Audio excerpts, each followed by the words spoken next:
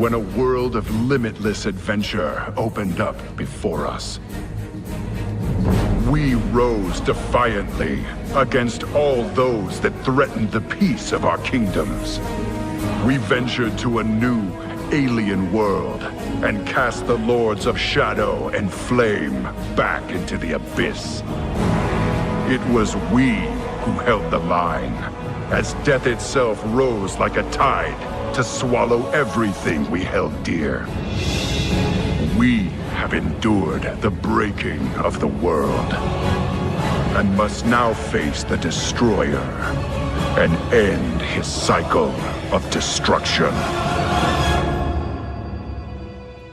But soon, we will face a new chapter. An adventure unlike any we've known thus far. A mystery shrouded by superstition. A land of forgotten power and ancient magics. And a people that may well change the fate of us all.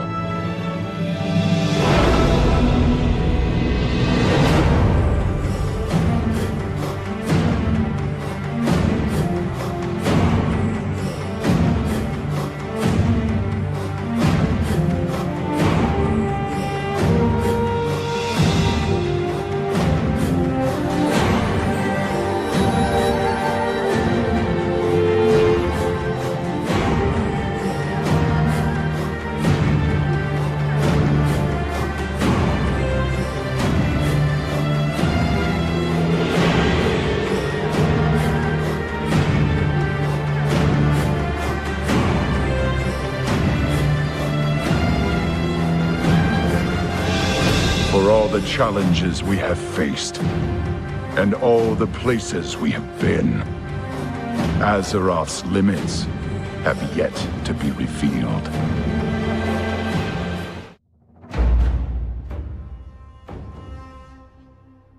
To ask why we fight is to ask why the leaves fall. It is in their nature. Perhaps there is a better question.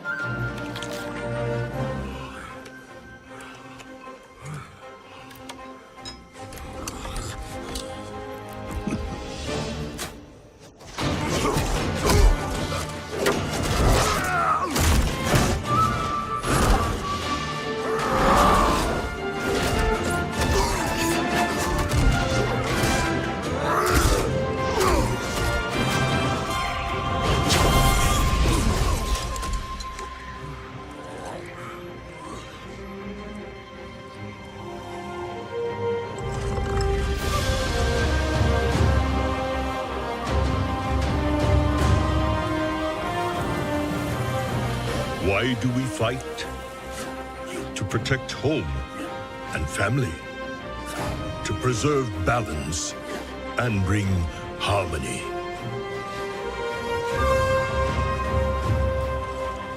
For my kind, the true question is, What is worth fighting for?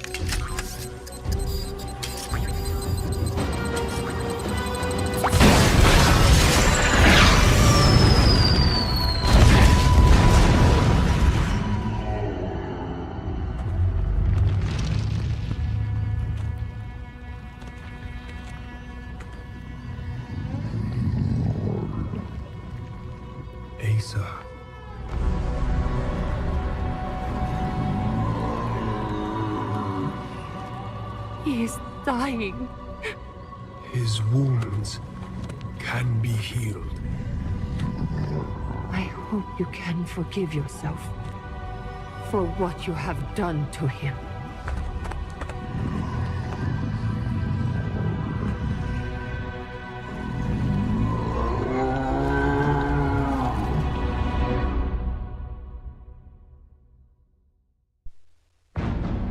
I am pleased to report that the battle at sea goes well, War Chief. Our forces report decisive victories off the coasts of Daenerys and Tol Barad. Alliance blood spills. This pleases me, Yo, General. boys, are we ready for launch or There's what? more. I received word that our southern fleet engaged an Alliance envoy. We chased the royal flagship until it ran aground. Aground? Where? Apparently, they found a massive, uncharted landmass, shrouded by No, dense what mists. do you mean, Charles? Come on, The man. Alliance get there No, I need to first! level herbalism, damn it. Redirect the invasion fleet. General, you and your best veterans will pave our way. Storm the shore and paint this new continent red! Dude, these We've made a cinematics thorough are fucking inspection insane, of the man. wreckage, Your Majesty. They are. There is no sign of Admiral Taylor or his ship. 200 ships at my disposal, yet the one carrying my son goes missing. What of their last message? Show me whatever you have. We have been drawn off course. Horde air fleet. Many casualties. Shipwrecked on an uncharted isle. But the White Pawn is accounted for. Repeat, the White Pawn is safe. Anduin. Surprise attack! Requesting immediate, if anyone's received. Sir, the 7th Fleet has already been dispatched, but it could take weeks before it... There's no time to waste. We'll send a small elite force to secure this new land and bring back my son. I say it again, dude, these cinematics are amazing. And the music as well, absolutely stellar. We've been flying in this mist for hours, General. The crew grows uneasy. Back to your post, soldier. We'll find this land, or die trying.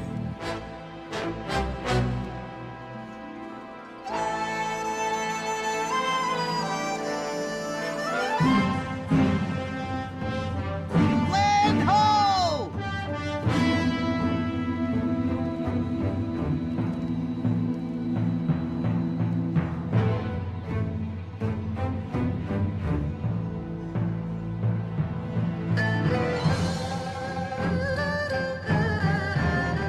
Alliance ship! Port side! Attack!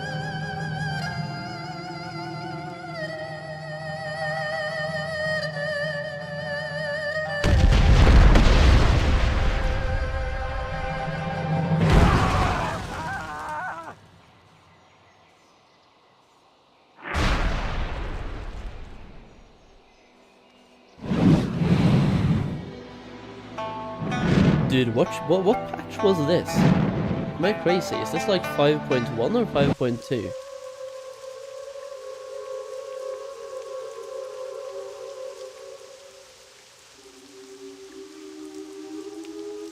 Or maybe it's even just like a quest scenario. Position was below.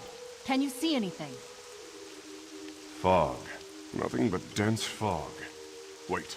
Land! Starboard! I see ships! Those are Horde vessels. General quarters, get our birds in the air. Clear the decks. Stations, people. Let's go to war.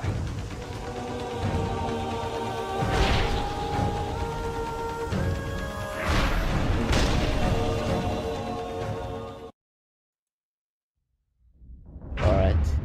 Is this a big one? Come on, man. Jade Forest, baby. I can't wait to just like quest, man. I can't wait to just go into the zone.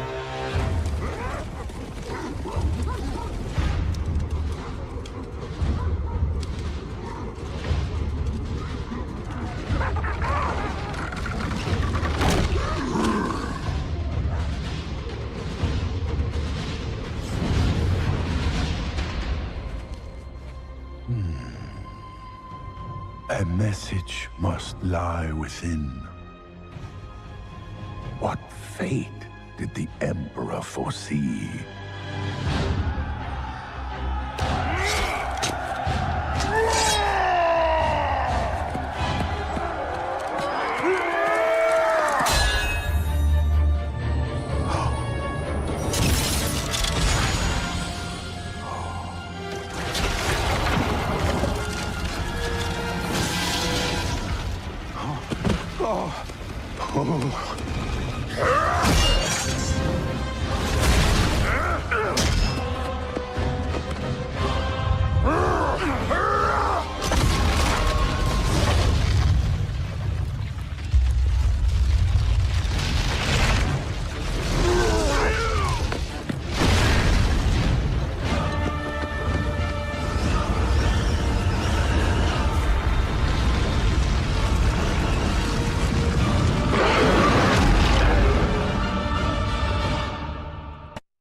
Holy, that is actually insane. Alright, yo, before we keep going with the trailer here, I think it's time to check out the actual launch trailer for Mists of Pandaria, yeah boys? Let me get the web camera going as well. Hello, hello, hello, what are we all doing today? Hello! I am ready for launch. I will say, this is it's kind of bad because I haven't had any sleep. Like, I woke up 8 hours ago, I was hoping to get a power nap after the gym, and I'm not able to. I had like 700 milligrams of caffeine at the gym, so I simply can't sleep. I literally can't. I was hoping for a power nap, but it's not happening. So, yeah, no sleep. Well, no power nap. I have had a good night's sleep, but it's been a long time. I woke up once again 8 hours ago. Either way, we're going to be reacting to a few things today before we actually get into it, right? Because we have 4 hours until the launch, and not really anything to do for those 4 hours. So I personally think it's react time. What do you think? Oh boy, our Solheim will be dead tomorrow. We'll see, we'll see. Typically it's been fine, but I'm getting old, right? I am getting old. I'm not able to pull those 70 hours that I used to before. Like, not 70, but the hardcore launch, for example, I stayed up for 40 hours straight and then only slept for like 4 hours per night for a week. That was terrible, by the way. It was absolutely horrible. But it was good times, but really horrible. Either way, yo. No sleep for me as well. I was eating and I hope I can sleep after for the launch. Yeah. Level the monk. That's probably what I'm gonna do here, yeah. I'm on the DK right now. Not sure why I took you guys to the DK scene. Let me take you back to... I'm on the monk right now, like level 12. I could get this guy to level 20 and start doing the daily quests, right? Solheim, I can't decide for MOP. The level 85 classes I have are Warrior, DK, Hunter, Druid, Shaman, Warlock. Shamans are good. Shamans are very good. But yo, launch trailer, yeah? The plan that I kind of had was to watch the launch trailer, then we have 3 different Blizzard interviews, and I have a couple of comments. Yeah, let's just watch the trailer first, shall we? And then we get into the developer interviews, yeah? It's kind of like good content to have on the side while I'm playing the game in the background, because like nobody wants to watch me level anyway. So window alt, let me bring you guys back. Here we go. Launch trailer Mists of Pandaria, yeah?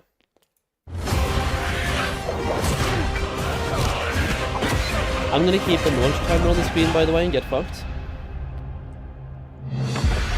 It is written, a true warrior chooses many paths on the scroll of life.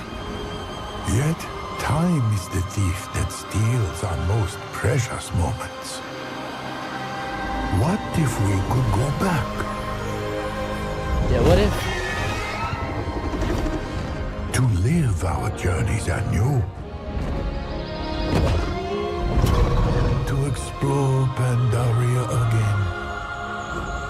But as we are now.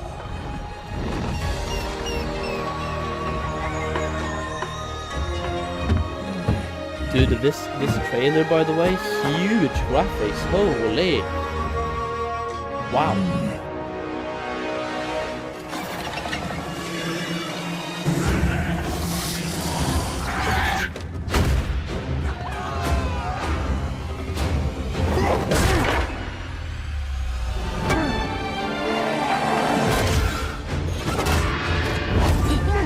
Mists of Pandaria hype? Hell yeah, Disney. I am so ready. Same. Oh, this is insane, bro.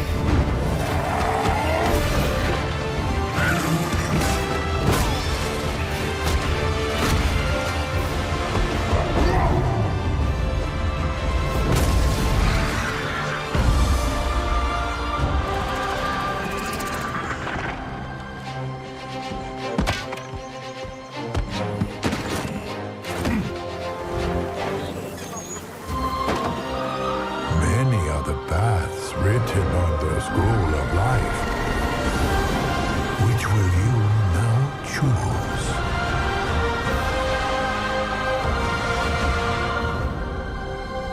Yo, play today? Yes. We know it's in 4 hours, dude. Oh my days. That was kind of hype. Great trailer, by the way. Great trailer. Wait, it's made by Hurricane. Why didn't I see the hurricane? Like, somewhere in the trailers, he usually has a hurricane camouflage. Like, there's a hurricane in there somewhere. I wonder where that was. I did not see.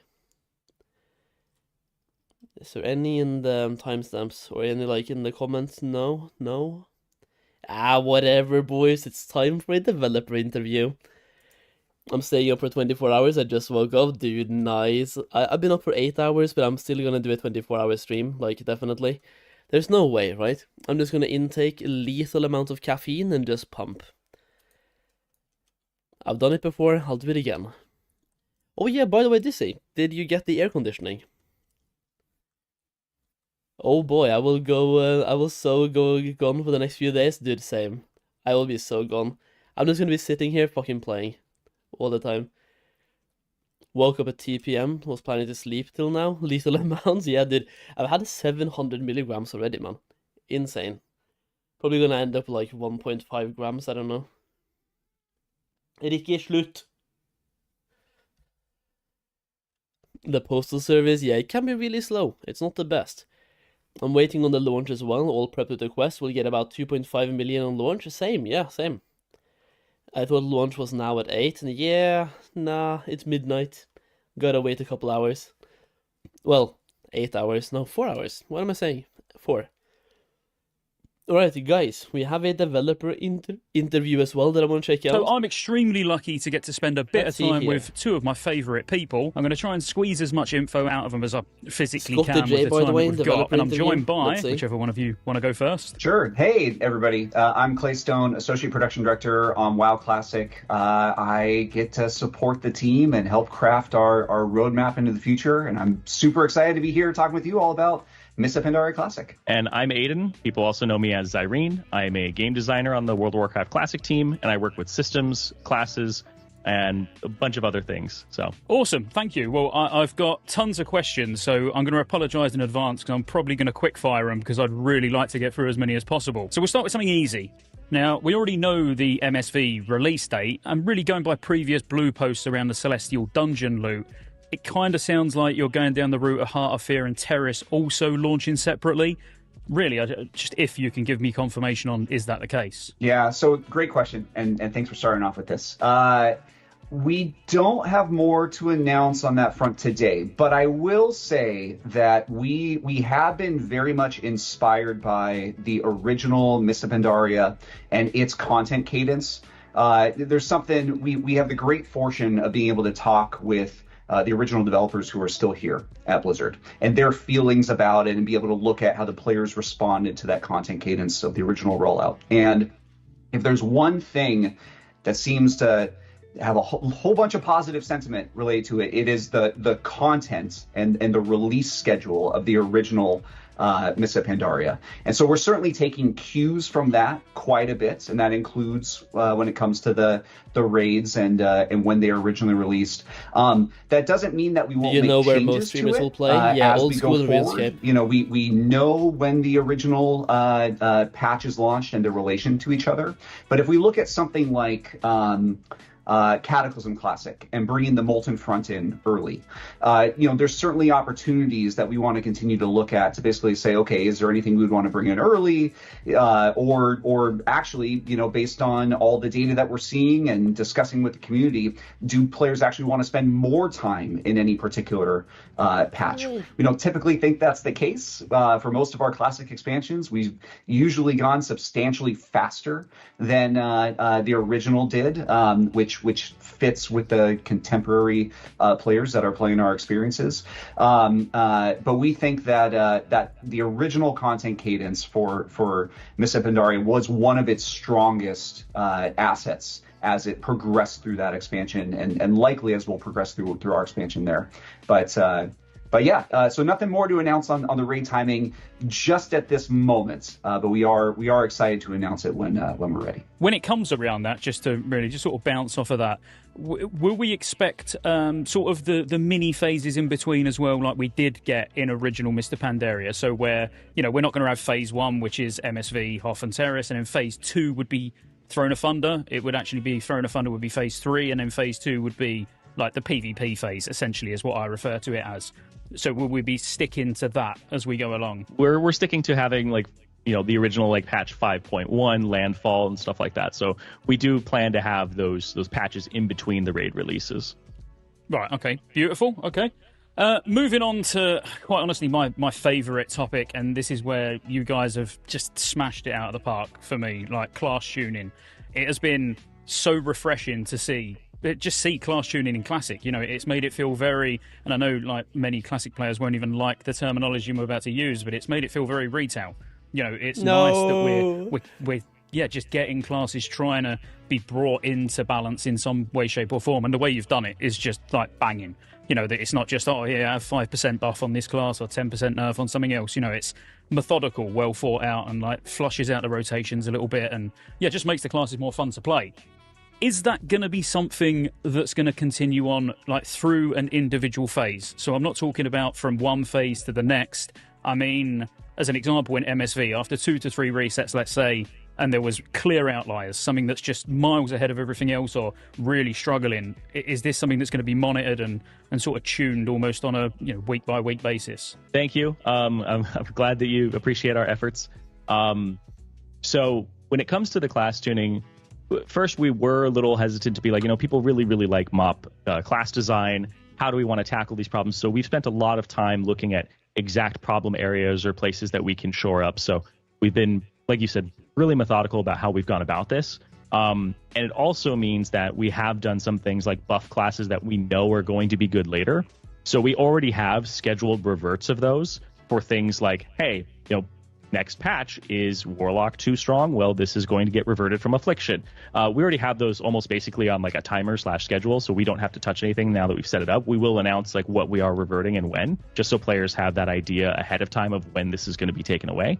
But when it comes to in the middle of the phase, what we're really dedicated to, and I want to kind of put an emphasis on this, is not so much balance. We're dedicated to every class and spec being playable by players that enjoy that, so that they don't feel like they're holding their raid back, that you can enjoy all of those specializations.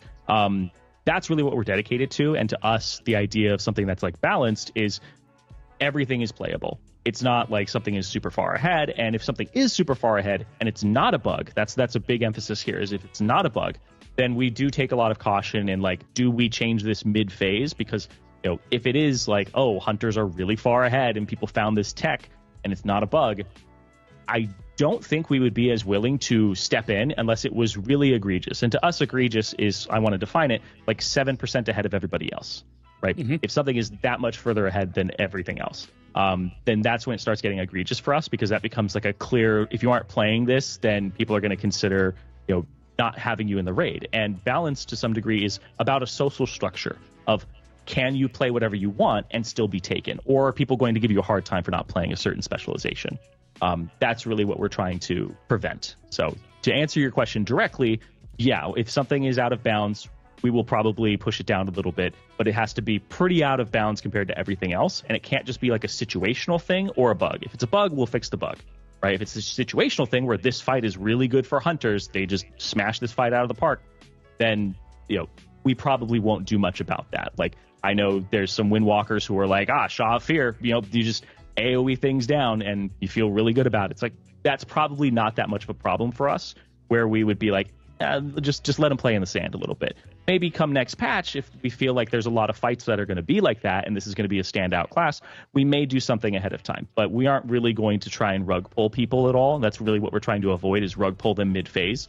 Because we want people to have fun at the end of the day. That's really what this is about. It's just people having fun, people not getting kicked from groups for playing a certain spec, and people really just enjoying Mists of Pandaria to its fullest. No, I appreciate that. Amazing answer. Just one thing, this is not even a question, I just want to say, I absolutely love the stuff you've done with the pre-pulls as well.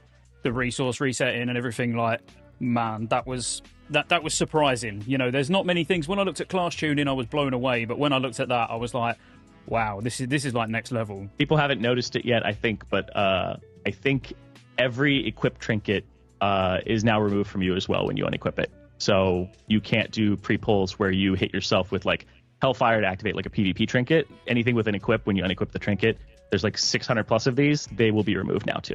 So lovely stuff. We want you to play the game. We don't want you to play a pull timer. That's really what we want you to do. We want you to fight bosses, not your raid leader for a longer pull timer. Yeah, no, honestly, yeah, that blew me away. As I say, I've got no questions around that. I just wanted to at least mention it while I've got you both. But I do have a follow-up question, really, to the tuning and stuff. And this, I hope you don't hate me for the rest of this conversation for bringing it up, but I want to mention it because this is the biggest worry with people. Everyone's been, like, really hyped about these class tuning and changes and everything, but the worry has been that everybody knows that you're working on something big. You know, we've seen surveys go out and stuff like that, whether we should or shouldn't know about them because they're meant to be confidential, but they never are. That you know, you're getting ideas for either the next seasonal server, Classic Plus, whatever you want to call it. And the concern is that with Season of Discovery, there was a lot of emphasis put on Season of Discovery during Cataclysm, which is completely understandable.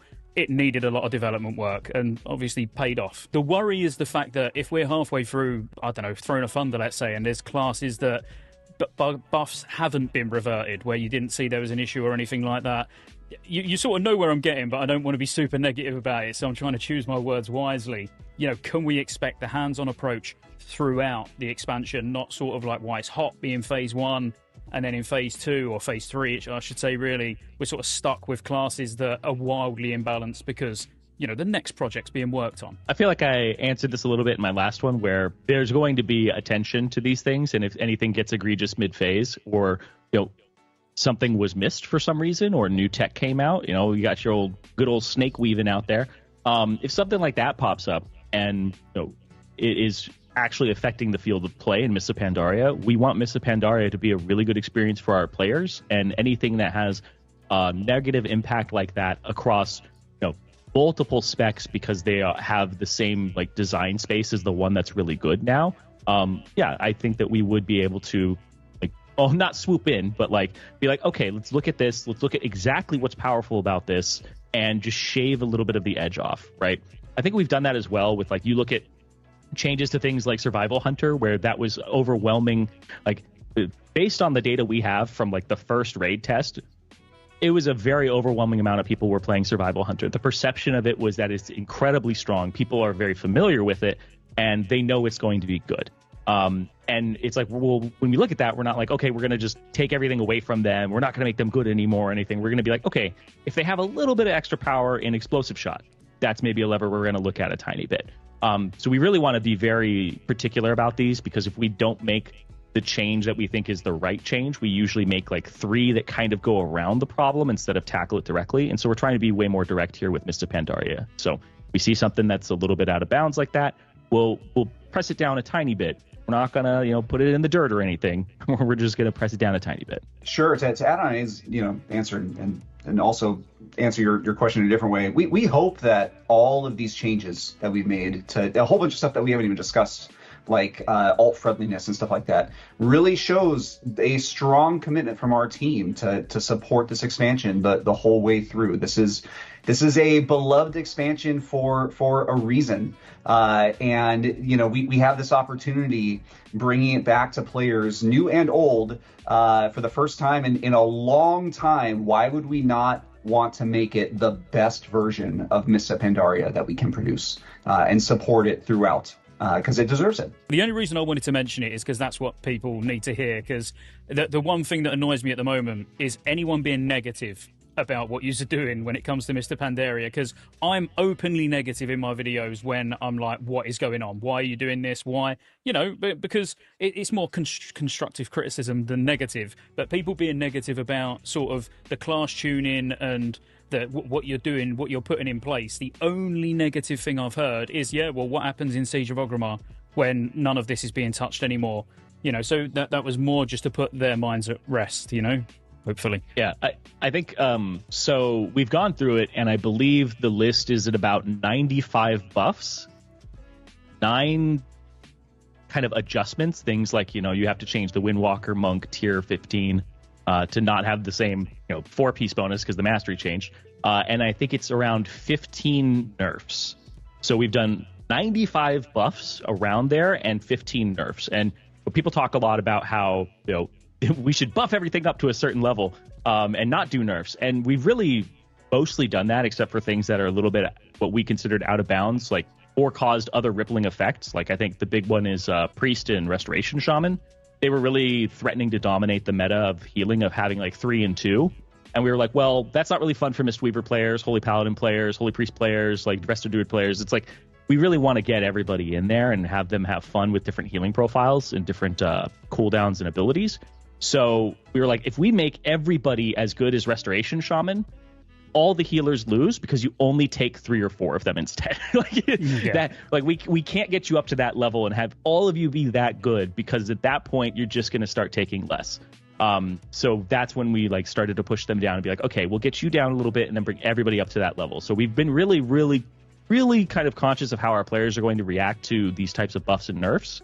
Because some of them look really, really, really strong at first. Like the Restoration Shaman change, it's like Healing Rain. Well, that was really the big outlier there. If you look at the first raid testing, Healing Rain is doing pretty much all of their healing. Nothing's really even close. And so we were being pretty precise about these changes. I think people are going to have criticism almost no matter how you slice it when it comes to balance. Like, if we had done other changes and we had done more nerfs, people would be like, well, you should have done more buffs and not nerfs. But if we do a bunch of buffs, people are like, well, those buffs have to go away sometime. So I think no matter what, we just want people to have fun in the moment, and we want them to really experience the game. And we know that there's going to be some type of concern, and we always want to listen to our players about their concerns. We are concerned about these exact same things, about what is it going to feel like when we take this away. We're very conscious of loss aversion, and we want to make sure that this feels good for players. Even when we're taking something away, we want it to feel like we aren't completely stripping the class of something that they were able to do. So we, even in some of these cases, we might not make the nerf to the character or the class that is just a reversion. We might actually take something a little bit different, because maybe you enjoy wild imps spawning more imps. Maybe you enjoy having more damage out of Chaos Wave or something. So we would want to take away from places that aren't really the key part of the rotation or the fun part of a rotation. So we're trying to be very, very conscious about class balance, especially because this is the one, the first time we're really, really diving into it with one of the classic expansions. And we know that players really like class design in Mists of Pandaria. So we're trying to preserve that feeling, and essentially, once again, just let people have fun with the class they want to play.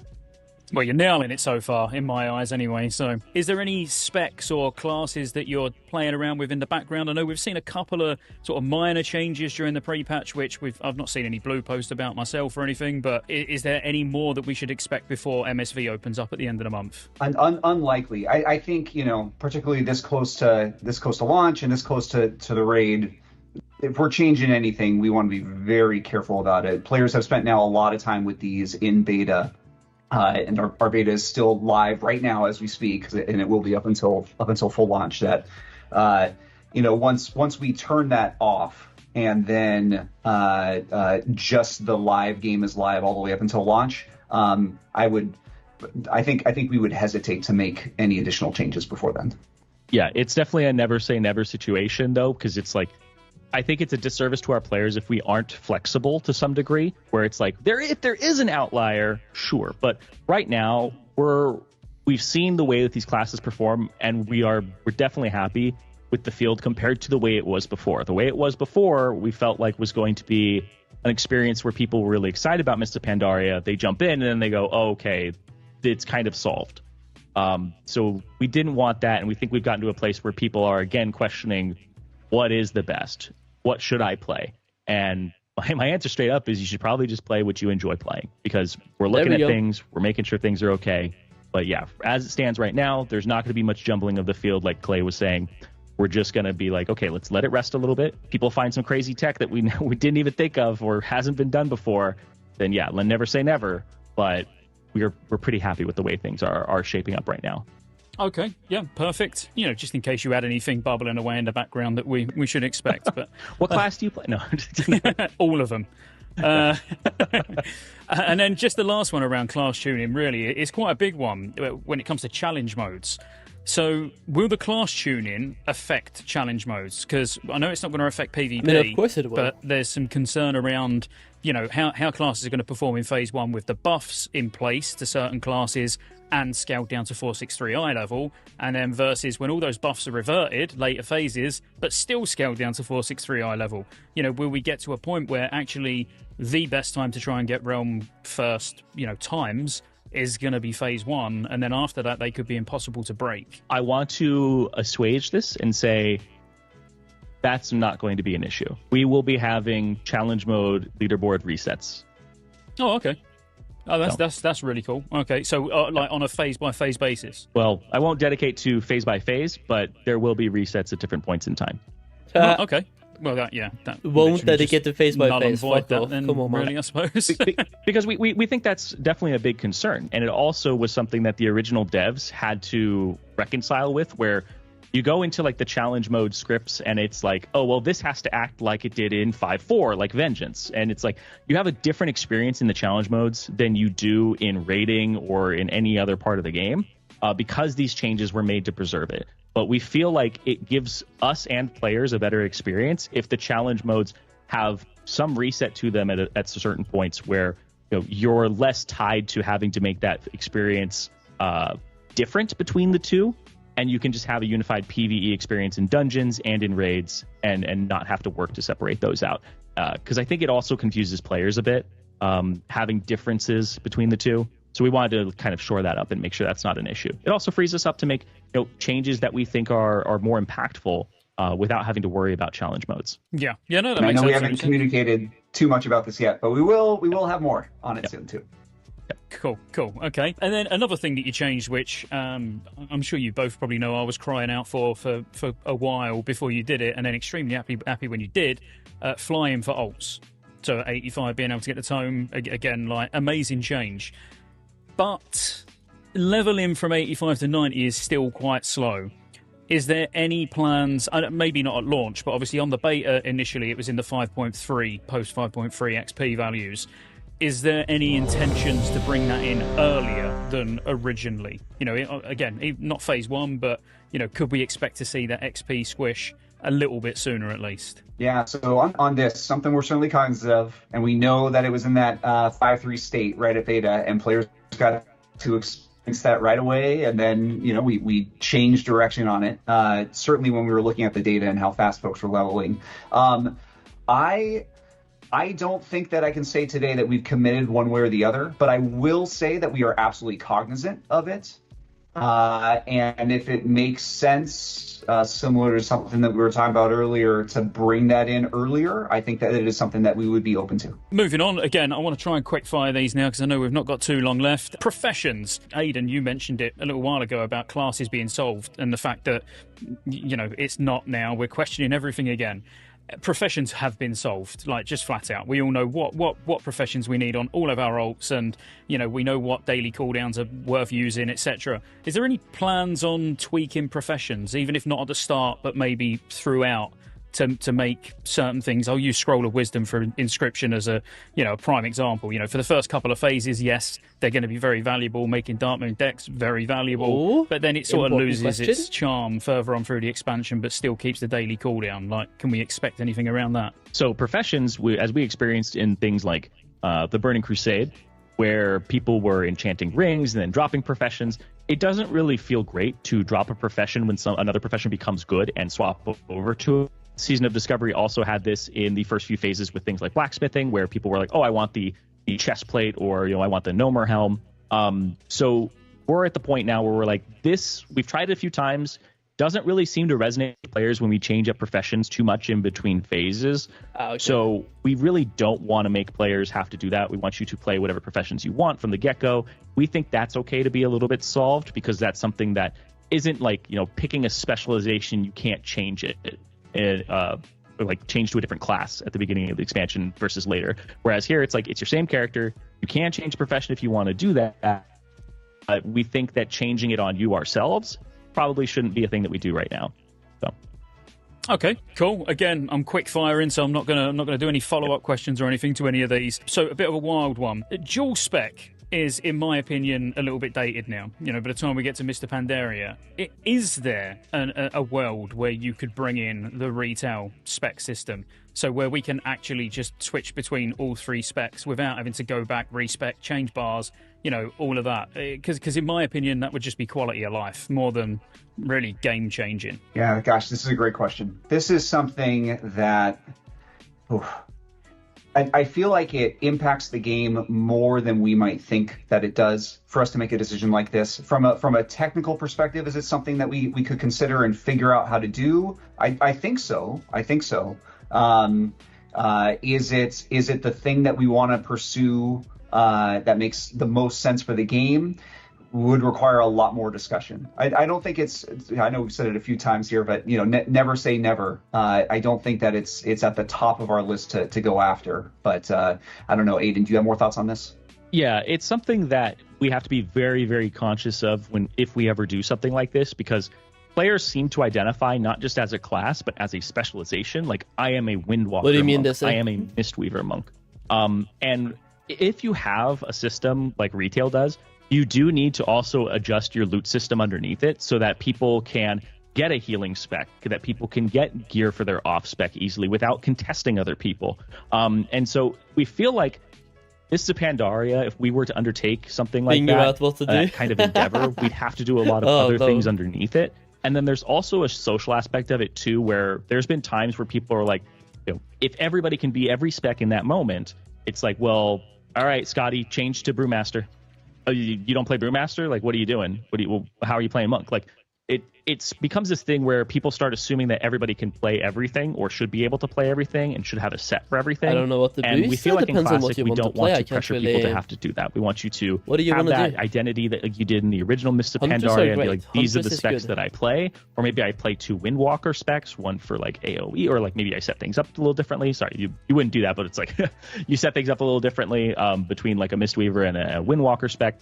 But yeah, we feel like it's something that we've wrestled with, but we just decided for at least the beginning here for Mists of Pandaria, we want to see how players play with just the two specs, especially with the changes to talents being a little more general, and people having more freedom to be two specs at once instead of being the same one with like different talents in different places. So yeah. Yeah, no, that's fair. Moving on. Bonus rolls. Yep.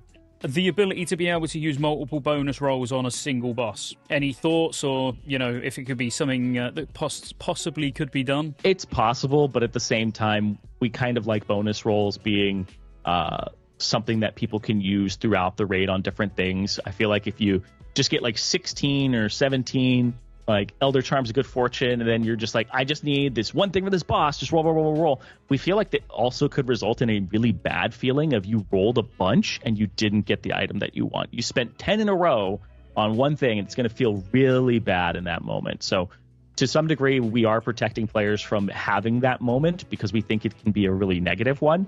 And there are systems that we could do, like having a bad luck protection for that, but then at that point it just becomes like spend 10 and then you automatically get the item kind of thing. And we really don't want to change the systems that much underneath Mists of Pandaria and the bonus rolls, as it's a new system to the expansion. We want people to experience it how it was, at least for right now. And like we've been saying, like never say never. If our players really, really want it and we feel that and it makes sense to do, then we may do something along those lines. But as it stands right now, we feel like bonus rolls have enough of the potential to be a negative impact that we're like, we shouldn't really go there just yet. Okay, that's fair. Flex raiding coming before Siege of Orgrimmar. Tough one. I would say unlikely, particularly given the way that flex rating was implemented in Mists of Pandaria Classic versus what it has evolved into. And I know you want to rapid fire through these, so we don't have to go more into that, but unlikely. Okay, and then really, because that is pretty much time up, is there anything either of you guys want to share around anything that maybe we just haven't touched on today that you like can't wait to just shout about, that maybe I haven't asked the right questions to lead you there? I would just say we didn't get to touch on it a lot. We've obviously put out a ton of blue posts in the lead up to pre-patch, especially. We hope that folks have seen, whether already interested in Mists of Pandaria or potentially curious about Mists of Pandaria, that the level of changes we have made to making it more alt-friendly, to PvP by bringing back Gladiator and Rank 1 titles to 2s and 5s, while making some PvE gearing changes in PvP, to attacking the pre-pull shenanigans that we talked about. There has been a little bit of a philosophy change when it comes to this, and an openness to doing more, hashtag some changes that we are really excited about. And again, I know I said earlier, but if we're going to bring Mists of Pandaria back, why not make it the absolute best version for the current contemporary player base and potentially new players as well? And we're just so excited for launch. I can't believe it's next week on the 21st, 3 p.m. Pacific time.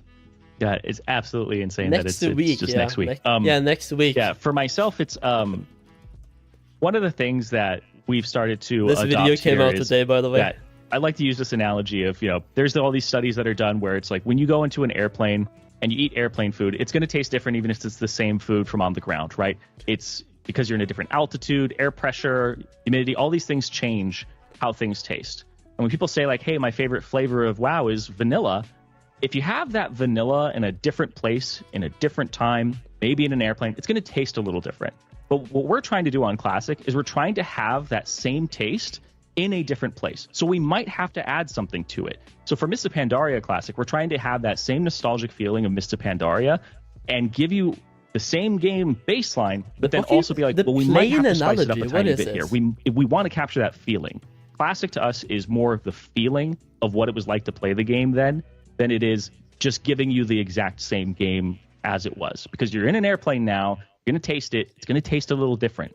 Might not taste as sweet. Again. Go away. And we have to sweeten it up for you. So that's really what we're looking at here for Classic, is how can we make changes that players want and that's going to make it taste better for them overall. What is this airplane thing? Honestly, I know I've said it a couple of times already, and probably I've done multiple interviews with Clay now, and I'm never normally just spending the entire 30 minutes saying you're doing amazing, except for because you really are. Honestly, like just keep doing these changes, keep sweetening it up for us, because everything is just working, and it is going to make what is personally my favourite expansion of all time even better. So I'm not going to eat an airplane.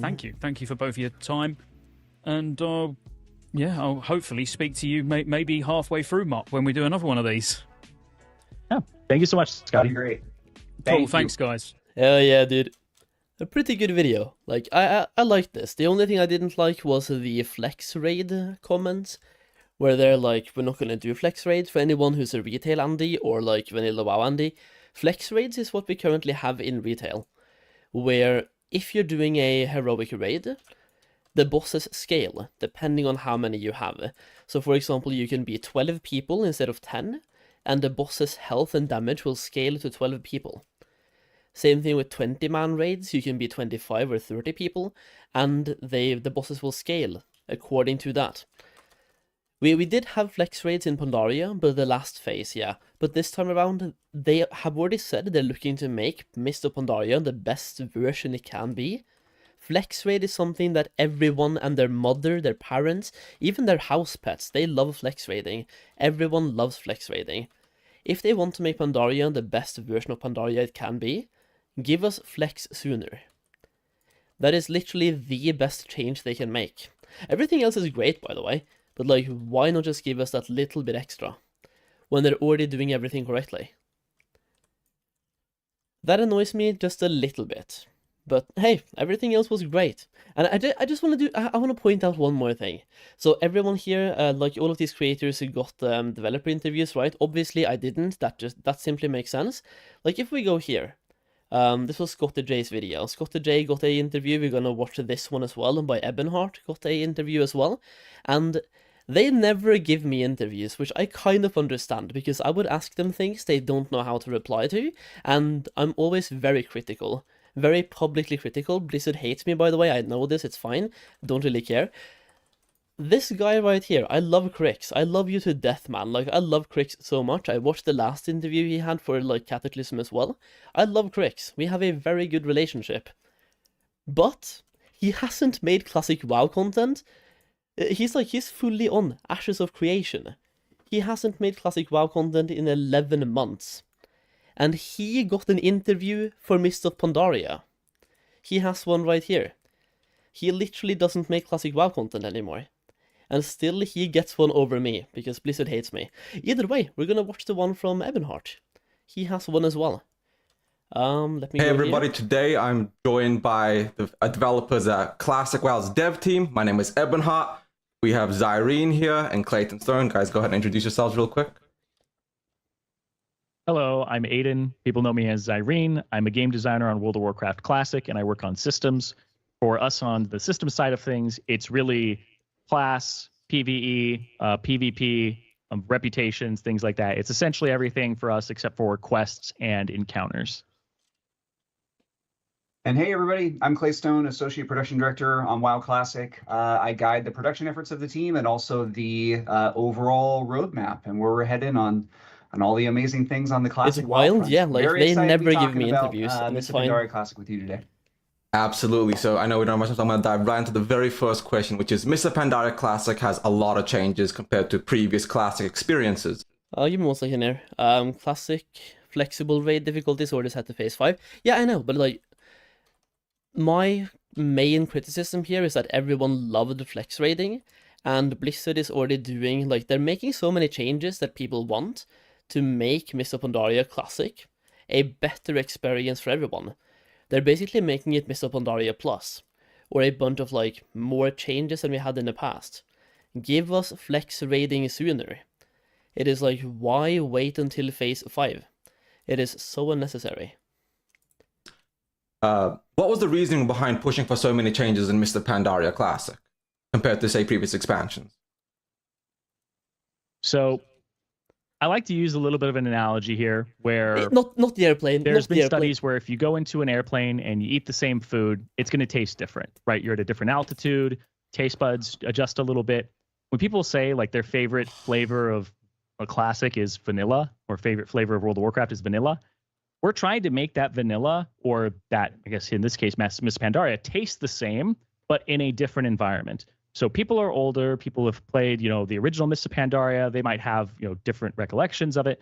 What we want to do is we're trying to get the feeling of original Mists of Pandaria back, and we know around our current players that they're going to taste things a little differently. So they might need a little extra spice. They might need some salt or some sugar in there to make it taste the same, but in a different environment. So that's really what we're trying to do here, is give the authentic Mists of Pandaria experience that you can get in this context of this is classic, we're playing on the final balance patch, and you're starting from the beginning. So classic in and of itself is I'm dying. Essentially never I had too much airplane. exact retelling of things. because we haven't done progressive servers like that. We want to give you this experience with all of the tuned up systems, all of the things they eventually came to as designers and developers back in the day of what a system should look like, and give you that from the start and try to polish that. So Mists of Oh yeah, by the way, just look at how perfectly Ebonheart made this video, by the way, to allow anyone to react. This is the perfect, like, video layout. That's insane. Pandaria, we felt, was a really great opportunity for diving in on something where people really was regarded for its PvP and PvE class design. So from a system side of things, we were like, this is a great opportunity to look at this thing that's really crafted in a way that people adore. And if there are some edges to it, that maybe there's some Mandela effect of this was remembered a little bit differently in class balance, we can actually shore that up and now be like, okay, well, all healers are playable. All tanks are playable. Different all airplanes. DPS should be playable. And we feel like that comes off better to our contemporary player base in 2025. 2025 there's so airplane. much, we're so fortunate that the base of Mists of Pandaria is so beloved as it is. Like, the guy up on the right here, you already know he loves airplanes. This is the Sheldon Cooper, but instead of trains, he loves airplanes. And as Aiden mentioned, typically with these, we start from that final patch and then work backwards to bring it into a state that it's like players remember it. But the base is so solid, and we have this wonderful ability to be able to look back at the original expansion and discuss with the original creators who are still here at Blizzard what they felt hit the mark, what their intentions were behind everything, and how well they felt it played out. And then from there, in conversation with the community, brings what we think are some really well-considered... Can't wait for Sheldon Cooper flag analogy. ...systems changes and also systems additions, thanks to... The guy up on the right here is like, Aiden Moon, fun with airplanes, instead of Sheldon Cooper, fun with flags. Somebody make that meme, bro. His name is apparently Aiden Moon, according to, like, the Discord tag here. Aiden Moon. Fun with airplanes. Aiden and the team damn it. that, really contribute to a sense of, hey, if we're going to bring back Mists of Pandaria, we're going to bring back one of the most beloved expansions. Let's make it the best version of Mists of Pandaria that we could bring to players. And that's what I hope we've accomplished. I believe we've accomplished with Mists of Pandaria Classic. I've been having a blast. Might be the angle to buy some gold pre-patch so far, so I do believe you guys have done an amazing job on that front. So the next question I actually have is, I've asked this in my previous video as well, is a lot of people didn't expect us to get all the way from Classic 2019 to Mists of Pandaria when Classic first got announced. And people are wondering, how long will the original Classic pipeline go on for? Because we went from Classic TBC... Yo, dude. Thank you for the sub, dude. Thank you. I appreciate that, Rob. How are you doing? Long time. Are you playing Mists of Pandaria as well, man? He likes a Delphine airplane. I don't know what it's called exactly. Oh, no. Please. When we're gonna bring back Mists of Pandaria, we'll include airplanes.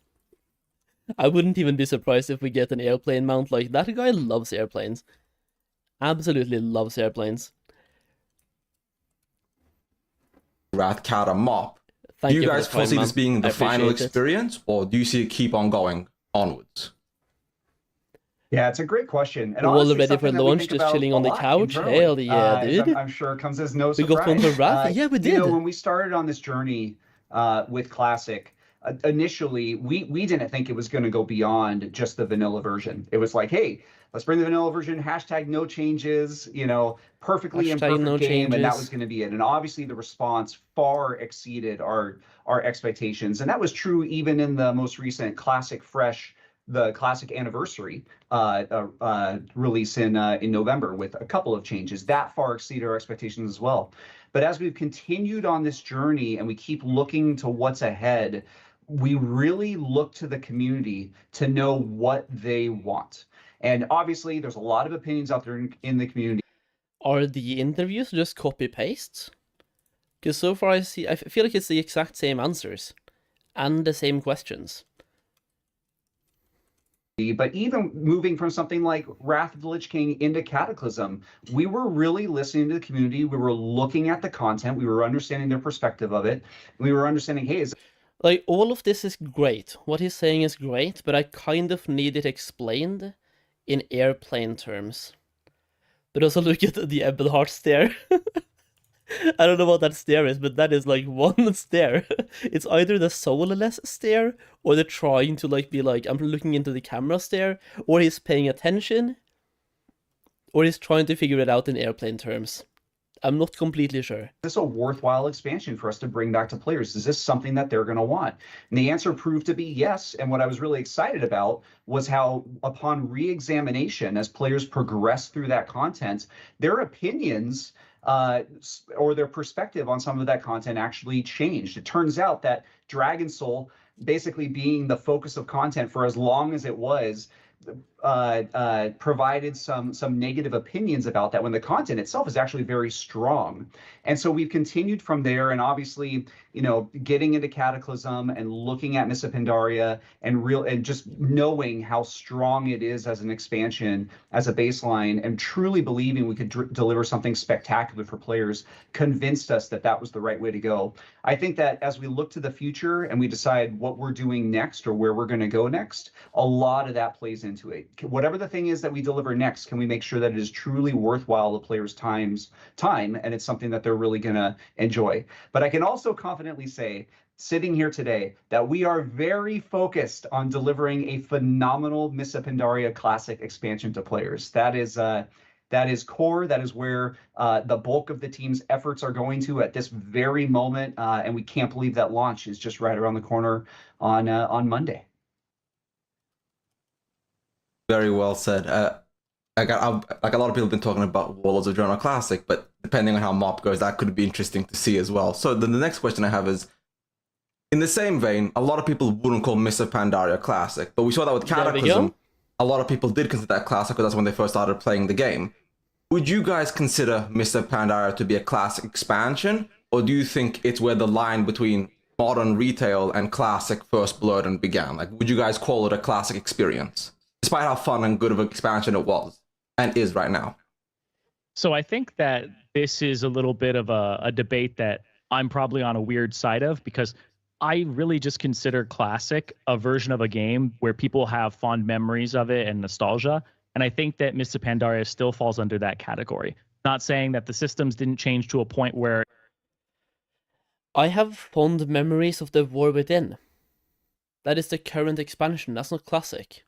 I have fond memories of Dragonflight, it's not classic. I don't know, like, he's allowed to have his opinion. To me, that's the wrong opinion. I don't know. Classic is not just based on nostalgia and fond memories. Am I wrong? Am I dumb here? I still have fond memories from Shadowlands. If we go to Shadowlands Classic, I'm gonna refuse to call it Classic. There's no way. Even calling this Mists of Pandaria Classic is a big stretch.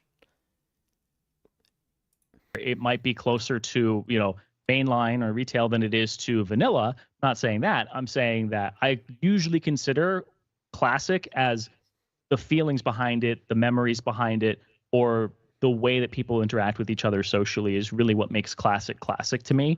The systems, in my opinion, they might be right in between, right in that middle area. And I think a lot of players focus on the systems, as this now gameplay-wise feels more like mainline than it does for vanilla or vice versa. But I do really feel like this still feels like a... Yeah, I feel like he has to say this because he works at Blizzard, and if he says anything else, they fire him. Ah, you wanna say Mists of Pandaria is not classic? Well, you are fired, get fucked, man. There's no way. Nostalgic experience to me and to a lot of players, so I still feel like this is a classic game. Very well put. So the next one is, this is something I've seen a lot online, is that people... Let me see here, I have fond memories of Solheim streams raging on PvP servers. I don't have fond memories of that. Holy, those bad times. But I did enjoy it for a while. Oh, dude, those great times and bad times at the same time. Living flame, bro. Good times and bad times. Classic is pretty much whatever you started with. Yeah, I mean, to a certain degree, but it just feels wrong to call certain expansions classic. Mists of Pandaria Classic, it's fine, but it's like not really classic. To me, it's like, I don't know, it's weird. Especially with all the changes we have as well. It's definitely not Classic, because now we have all the class changes. It's Mists of Pandaria reworked Classic-ish. Is kind of what this feels like. I have fun memories of Solheim and people take it. No! Dude, archaeology. Once again, mixed feelings. I don't know, mixed feelings. Both good times and bad times. May I ask what they mean by bringing back the rank 1 PvP titles when they said that? I have no idea, because I don't PvP. Yeah, I'm a big PvE noob. I might PvP in Mists of Pandaria though, because back in the day that was the one expansion where I was good at PvP. I got 2.4k in rest, what is it called? Rated Battlegrounds, there we go. The one time I got High Warlord was Mists of Pandaria. So I might again. Potato, it's just a name for it. Call it whatever, right? Okay, in that case, I'm gonna call it Mists of Pandaria do-do-but good. Do-do-but good. I can get R1 titles from 2s and 5s instead of just 3s. That's cool. That is a pretty nice change, if you ask me. People think going from an expansion to the next one is as simple as just pushing a button. Launch Mists of Pandaria, launch Cataclysm. Can you walk us through a bit of the back end on what, say, moving from Cataclysm to Mists of Pandaria is like? Because I don't think it's just hitting a button, launch expansion. Yeah, absolutely. And you are correct on that. There is something, I don't want to get too technical, but there is something called the data conversion process. And we actually talked about it in the BlizzCon talk back in, it's either 2017 or 2018. But it is this enormous effort by our classic engineers to take all of the original data as it existed in 5.4.8 in this case, and put it through a very lengthy, months-long process to repurpose it and make it workable and runnable on a more modern code base. And then even after all of that's done, then we essentially open this box and we're able to see, okay, here's where we're starting from. And most of the time, it's not anything near anything that we would ship. It requires then months and months of work on top of that to rework the game and rebuild the game into a state, not only where it's playable, but where we want it to be from the start of the expansion. The great news is that also gives us a lot of opportunity at that point to decide, okay, well, where do we want to make changes? Because by that point, it's able to work with our tools that we use once we've gone through this whole conversion process.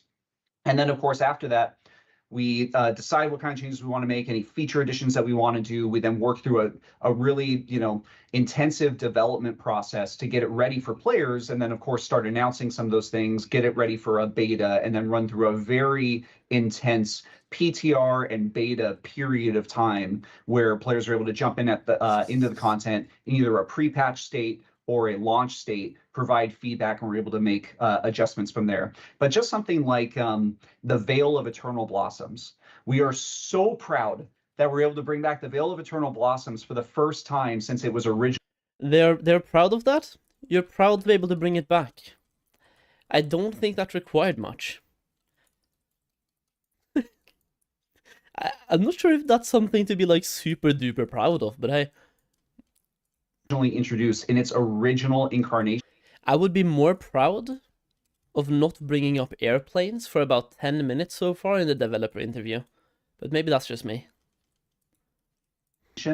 Because as folks know, the only version of it that currently exists in the modern game is the final destroyed state from Siege of Orgrimmar. Also, my cat is doing something weird. I need to BRB real quick. Original pristine state for the start of Mists of Pandaria Classic. That required almost like an additional few mini versions of this data conversion process, because we had to convert the data from each of the separate patches to then put it back into its original state and allow it to be able to progress over the life of the expansion. So I'm just very excited. One of the things I'm most excited for is to be able to go revisit the Veil back as it originally existed and see it progress throughout the expansion. That's kind of cool to see, but I'm surprised it takes that much effort. Like, I know as developers it takes a lot more time, but that much effort was kind of surprising.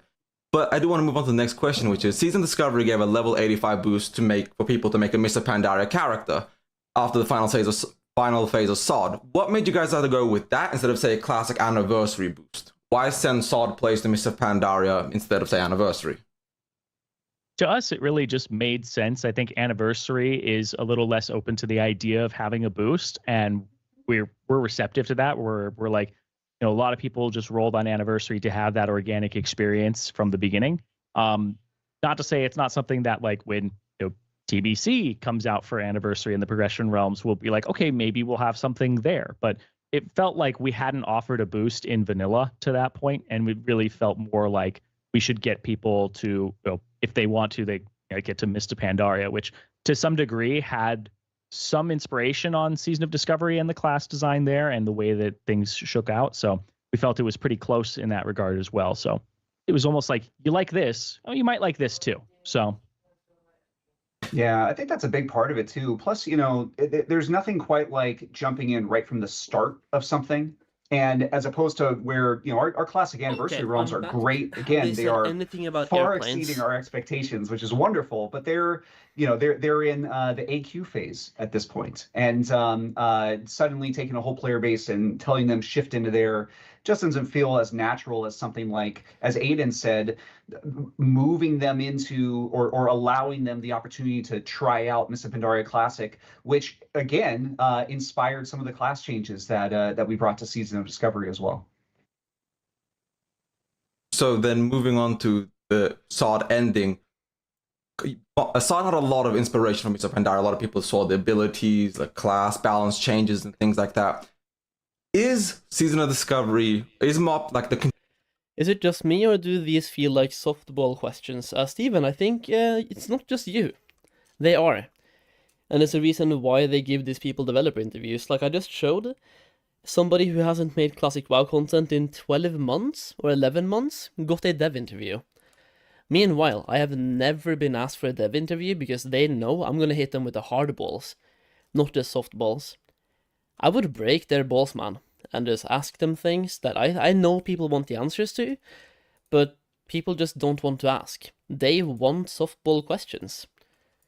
Like every interview, not just WoW by the way, but like developer interviews in general, they love softball questions. It might be the angle to buy some gold eventually, or buy gold, really buy gear. Oh, yo, no, Dizzy, don't ban me, bro. Don't ban me, man. Oh, we got him. Got him. Dizzy, thank you for this year 1, man, and for 12 months. That is insane. That is a full year of subs, dude. Thank you, I appreciate that. Relax, Solheim. I will try. I will try. But, yeah. Would be lovely to just get a full interview with Blizzard at some point where I can ask whatever I want, and it's completely unfiltered, unedited. They will never do it though, but it would be lovely. I got an ad that won't do for launch. Hell yeah, thanks. Thank you. I appreciate that. Alright, we have about, let's just see here, 10 minutes left of the interview. That's kind of perfect. And 3 hours until launch. Continuation of Sod in you guys' opinion, or is MOP like a side project where Sod was its own separate thing? Or would you guys consider Sod to be part of the pipeline to classic progression? Yeah, that's a good question. You know, when it comes to Season of Discovery, it has been a phenomenal opportunity for us to experiment with a whole bunch of things in the classic vanilla space and try things out. I think that similar to what we just mentioned, asking those players to then go back to a less changes version and go into Anniversary didn't feel super natural. And again, allowing them or giving them a great opportunity to jump in right from the start of MOP, particularly for any of those players who are extremely enthusiastic, let's say about vanilla, TBC, and Wrath, but maybe haven't experienced much of Cataclysm, or in this case, Mists of Pandaria. You know, it's amazing, again, going back and re-examining these expansions, just how much time can change your perspective of something or the flavor of something, as Addon hinted at in his analogy, that just encouraging Why those would they players pick a to be able hostile to do that, interview? we I think have is no a idea. great opportunity. When we think of Season of Discovery, the wonderful part about it is we have no plans on shutting down those realms. We want players to be able to continue to play their characters, and we're continuing to support those realms. We did mention that we are winding down on the new content development for them, but they will continue to exist.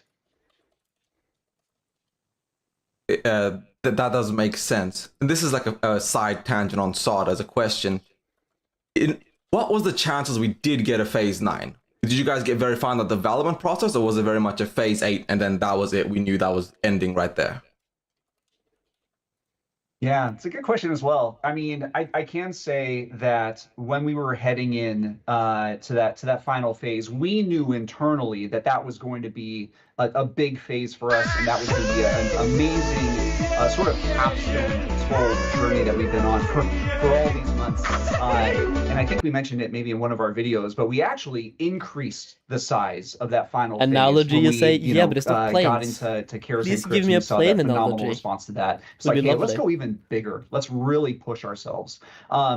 So I don't think we got much further beyond that as far as any general discussions about what something would look like beyond that. Although I will say we certainly had plenty of ideas of additional things that we could do or could have done or could potentially do one day in that space that that we may be holding on to for the future. But as far as actual development being done for it, we were pretty much focused on that being the final phase.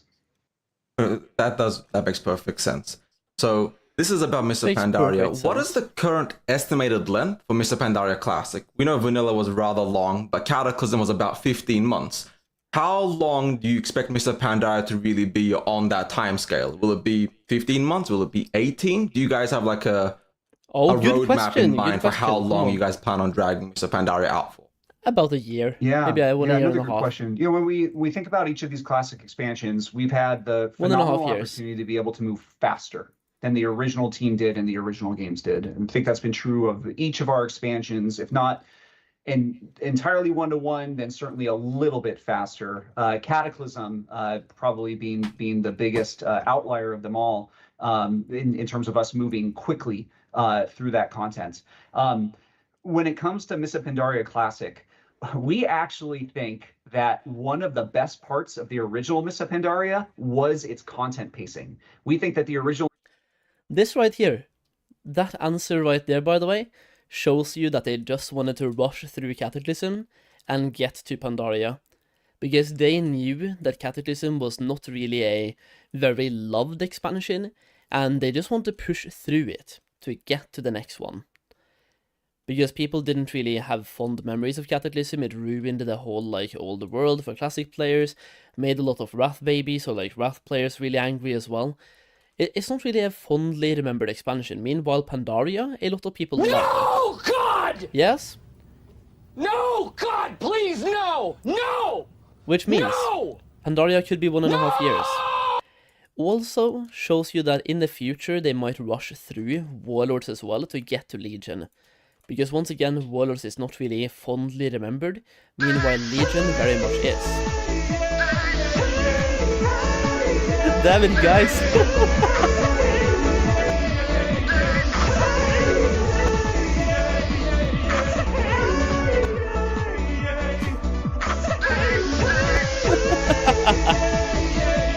Oh, damn it.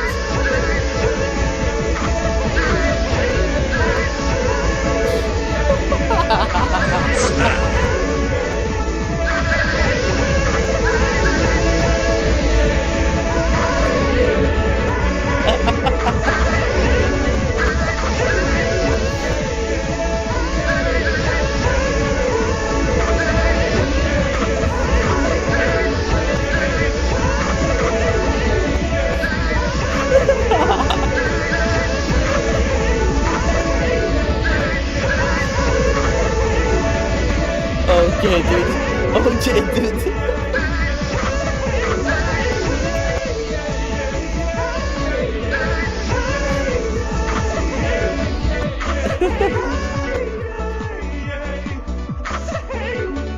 Oh, dude.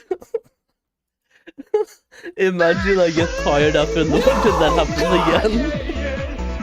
No! God, please, no! No! No! Yeah, I agree. Team nailed it. And I think a lot of players would agree with us. Damn it, I'm gonna play the video, dude. As far as when the patches came out in relation to each other, including the non-raid tier patches that happened between the start and Throne of Thunder and Siege of Orgrimmar, just to continuously provide great content to players. So much so to the point that I don't think there is any chance we can move any faster than that original team did. We might be able to find ways, but I think we'd want to be really careful about it and about overloading players with too much to do or moving too quickly. If we look at something like Cataclysm Classic, we did experiment a little bit in there about making some even more interesting pacing changes that we hadn't experimented with before. We brought the Molten Front in early into. Does anyone know or bother checking out how long did Mists of Pandaria last the first time? Assuming we have the same length now, we can kind of look back and see how long it lasted the first time. Was it like 2 years? 1.5? That before Firelands was released, and I thought that was very successful. I thought that provided a nice bridge to the Firelands content. It's tough for me to think of any one-off opportunities for us to be able to do that for Mists of Pandaria. So I guess just going back to your original question, as far as the way that the content will roll out and the way that the phases will roll out, I think that we are very much starting from the standpoint of what the original team did and how and when those phases came out in relation to each other. Well, that's good to hear. So long as we don't have a 13-month Siege of Orgrimmar, the rest of MOP's pacing was rather phenomenal. This next question is about, like, what is the team most excited about Mists of Pandaria Classic and what it adds to the Classic ecosystem? Like, what's the biggest change you guys did that's like, this is it. This is what makes MOP Classic a better experience than it would have been by default. So, honestly, there's actually so many things here, and I think the one that I would want to focus on is the alt friendliness that's been inserted into it, the rolling valor cap, the rolling conquest cap, the rolling elder charms of good fortune cap. We're allowing people to transfer August celestial stones or the August stone fragments from the dungeon, the currency from celestials, to their alts, get them lesser charms of good fortune. Okay. We're essentially allowing you to have as much alt friendliness as we possibly can, without making it that you're only playing your main to do that. So we really want people in this. Okay, but like, if I fly an airplane on my main, can I fly in the same airplane on my alt as well? Or do I need a new airplane? Day and age to be able to experience multiple characters if they want to. And the original Mists of Pandaria felt like it had some mechanics that were almost anti-late, where if you showed up late, you can't really catch up in Conquest, you can't really catch up in Valor. So we wanted to introduce ways so that we weren't punishing players for not hopping in right away.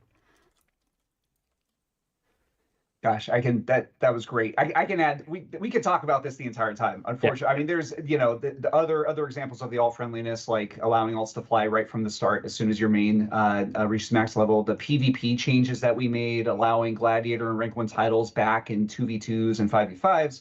Updating the reward recipient amounts for PvP seasons, capping PvE gear when you enter instance PvP content. All the work that Addon and the team did on attacking pre-pull shenanigans and stuff. I mean, there's really a lot to be excited about when it comes to the changes that we've been able to make in partnership with the community for Mists of Pandaria Classic. The alt friendliness is something that I'm looking forward to myself because I want to try out a bunch of different classes now that the meta's shifted. So this next question is, as somebody with 25 level 85s, by the way, I very much appreciate the alt friendliness. I do. Thank you, Blizzard. Thank you, Daddy. That's perfect. You guys added a bunch of really cool things like the alt friendliness. Was there something you guys wanted to add to the game but just couldn't fit into the development cycle? Like, is there something you wish you had more time that you could have added into Mists of Pandaria Classic? Yo, what's up? I do. Grayson, what's up, man? What's up, dude? So I want to preface this a little bit by saying, like, I think that one of the reasons that we didn't do this is because we want to do it right if we were going to do it, and that's finish Dark Apotheosis. the Warlock tanking spec, it was not completed in original Mists of Pandaria. And it felt like it was just right out of reach of what we were comfortable with, because we could do it where we just make the taunt work on bosses and like insert a few things here or there. But it really felt like to do it right, we would have to introduce a 4th Warlock spec with a 4th selection, add all of that backend that is involved in having a tank selection there. Because having a DPS be able to queue as a tank is like a completely different thing too. So in Mists of Pandaria, it really is like whatever spec you have, you're locked into. This is a damage spec. This is a healing spec. This is a tank one. And the game does a lot of that for you. So we really wanted to, if we were going to tackle Dark Apotheosis, do it in a way that felt right for players and felt like we weren't just doing it halfway. Because I think we got a little bit of that in Season of Discovery when we touched things like Shockedin, and we didn't really have the way to do it right at the time. And we felt like doing it halfway for our players just created almost as many problems as actually solve or not touching it at all. So here we're like, we're going to bide our time. We're going to think about it. We're going to look at it. And Dark Apotheosis is just right outside of where we're comfortable with working with right now, because we want it to be good if we do touch it. This is a slight question, like a quick answer. How close was Warlock tank to be finished in Mists of Pandaria? Like, how much work was left? Are you asking like a day estimate or like a like just regards, how much did the original devs get done? So there are things that exist, like I believe there is a Vengeance that is spell power that is in the files and does work like the original Vengeance, and I believe it was on the Siege of Orgrimmar beta for a little bit of time, but then it just wasn't finished, and it got pulled. So there are small things like that are like scattered here and there, but it looks like it had a few more leaps to go. And like I was saying, I think one of the other complications was, how do you get this to actually be able to... Is it just me, or does this guy seem completely uninterested? Which one? Me, the bottom guy, the one top left, or the one top right?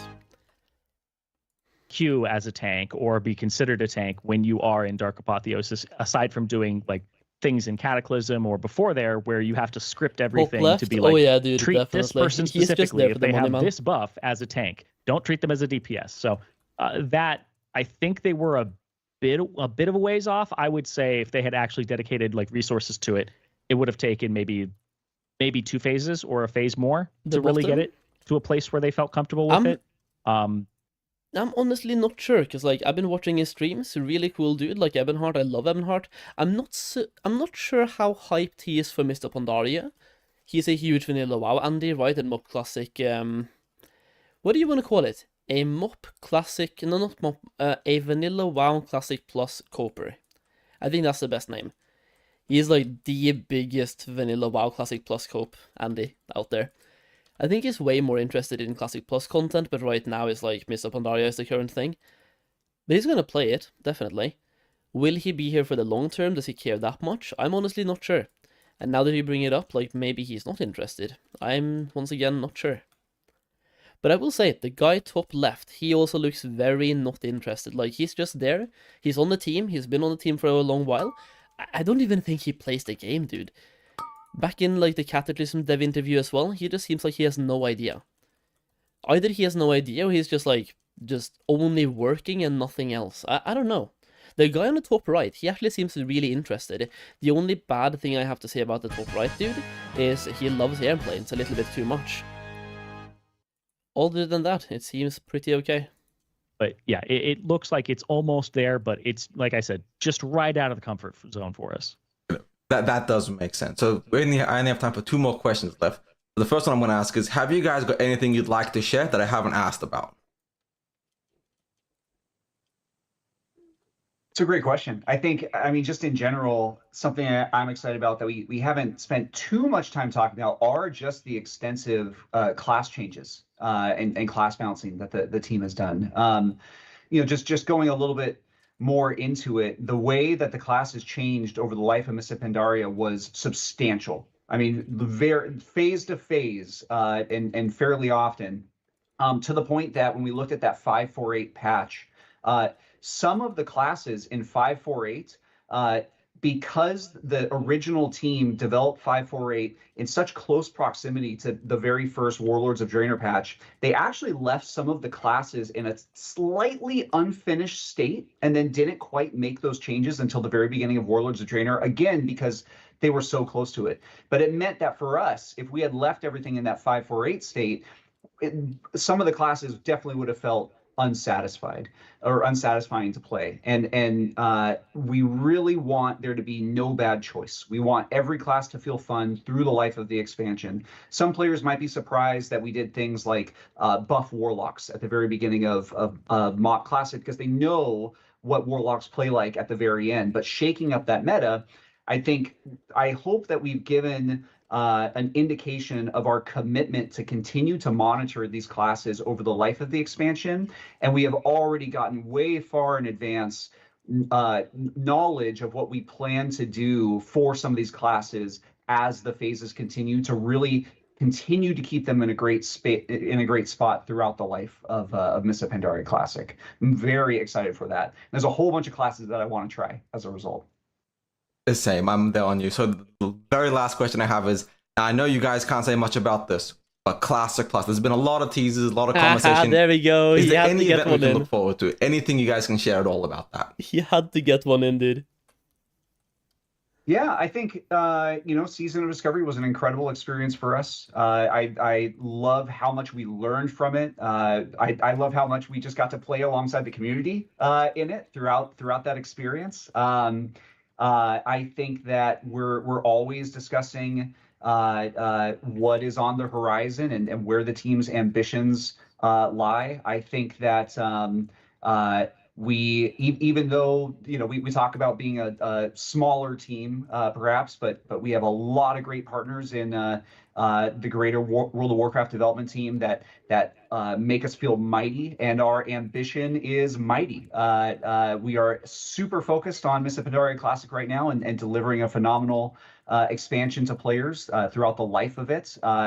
And we are looking forward to the future and all that's going to come as well. So basically, thank you guys very much for coming on and letting me have this interview. This was amazing. I can't wait to play Mists of Pandaria, and thank you guys for the amazing work you guys have done. Thank you. Absolutely. Okay. So he asked about Classic Plus, and they answered nothing about Classic Plus. I mean, they probably can't say much, can they? It's just like a way to avoid the answer while still answering. That's kind of what it is. I think that was the last dev interview that we were gonna watch, right? Yeah, it was. That was the last one. That was the last dev interview, and now it's back to actually playing the game as well. I've been doing that in the background, but here we are. So while watching these dev interviews, I've gotten this monk from level 12 to level 20. Nice. Sounded like Swedish politicians, yeah? Or just like any politicians, to be fair. Good interview though, I will say. Once again, these creators are kind of limited to what they can ask. I think they even have to send in most of their questions ahead of time. I've talked to them, I know a bunch of things. I believe for the most part they have to send in a bunch of questions ahead of time and get them approved. That is one of the reasons why I'm never getting an interview, by the way. Is the timer a bit off? It is off by 1 minute, so you are going to be prepared 1 minute before launch. That is intentional. It is off by 1 minute, yeah. I put the timer to 23:59.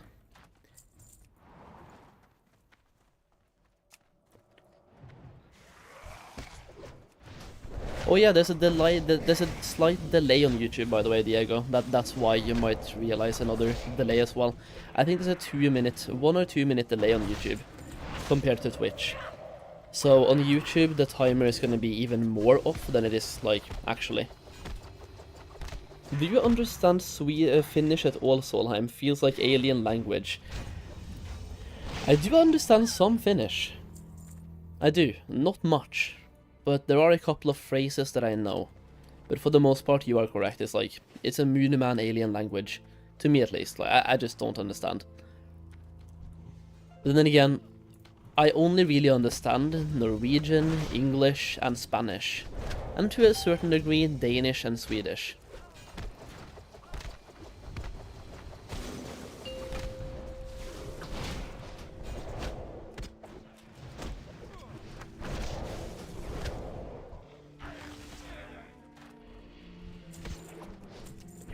What is the first thing you're going to do when MOP drops? Hand in 20 quests and get like probably 15% of a level, I think. Between 15 and 20%. That's gonna be the first thing that I'm doing.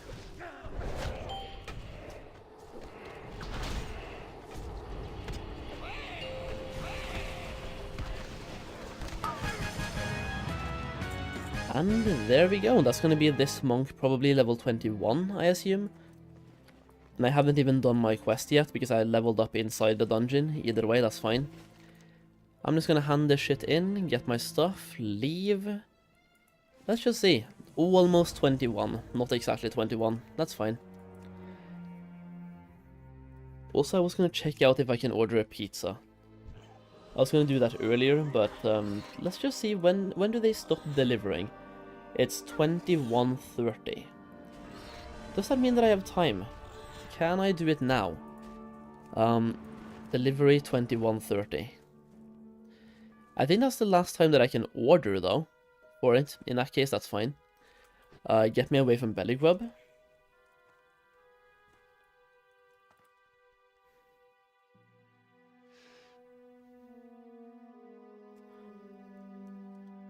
I was gonna buy pizza.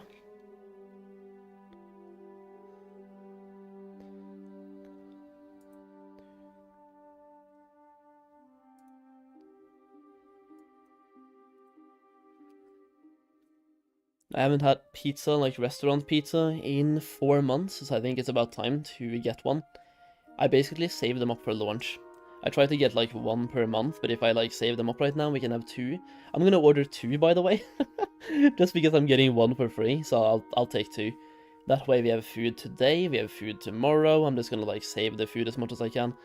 Either way, there we go. Should be here in about 1 hour from now. That's kind of perfect. Let's see, where are we? YouTube stream is okay. It's a little bit behind on the timer, so I guess that makes sense. Actually, if you're watching on YouTube, like the timer is okay. It's not perfect, but it's not super off either. But it's definitely okay.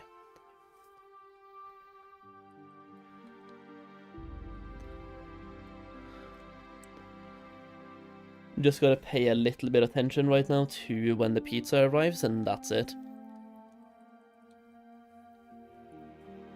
What kind of pizza places do you have up there? I ordered from Pizza Bakern.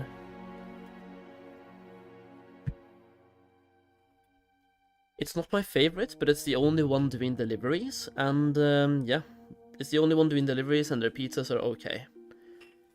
Plus, I'm getting 1 for free, so I guess that's okay. Slow. I need a new phone charger though, 100%, because like mine right now keeps only loading slow. I need like fast load. What the fuck? Fast charge. There we go. Do not clip. Thank you.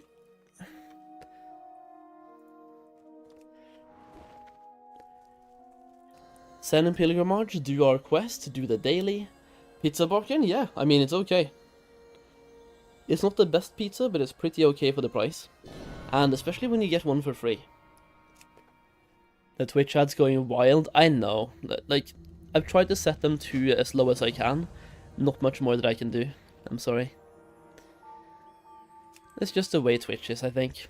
That's why I'm live on YouTube and Twitch, because on YouTube there should be way less ads.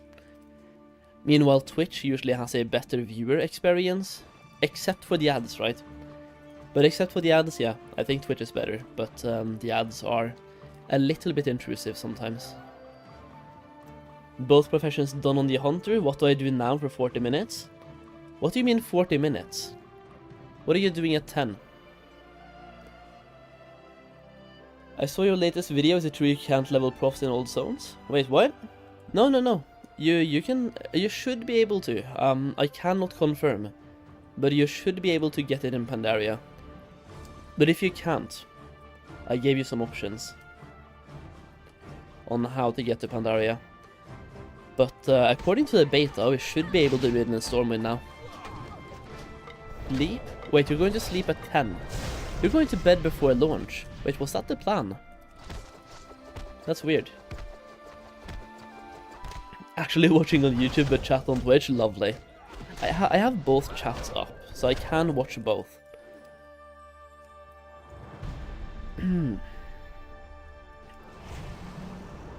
Sleep at 10, wake up at 5, then go train at 9:50. Train? Well, you were doing some train stuff tomorrow. YouTube is also easier for me to play on my phone while at work, since I can lock my screen. Yeah.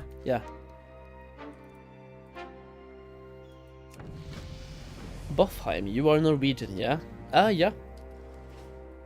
I heard you got a sub on Twitch for 12 months. How are you affiliate on Twitch? But also multi-platform streaming. That is a new thing. Like, not new, like 1.5 years ago. You can now multi-stream as an affiliate, partner, anything.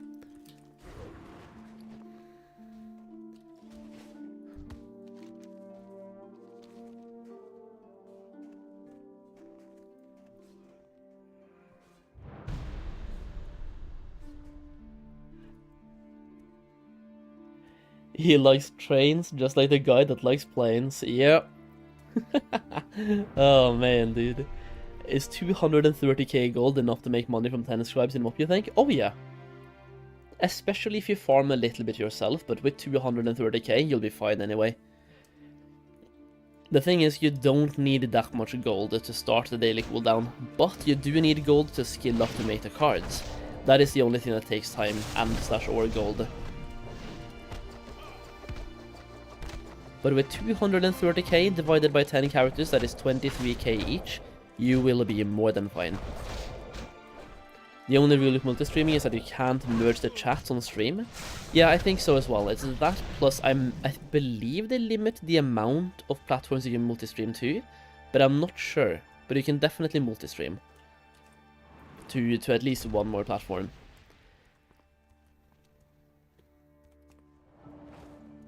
I haven't really like fully paid attention to it because I'm not really big enough on Twitch for them to do anything. Why would they do anything? I'm not even a fish in the ocean. I'm a small stone. I'm a small speck of sand in a beach underneath the ocean. That's what I am. Like, they wouldn't pay attention. You're gonna send Tom to my druid as soon as I hit 90 so I can start herbing? Then you are more than fine. For me, for example, I have 110k gold, and I think I'll be fine as well. Because I'm gonna farm most of it, right? Not gonna farm everything, but I'm gonna farm most.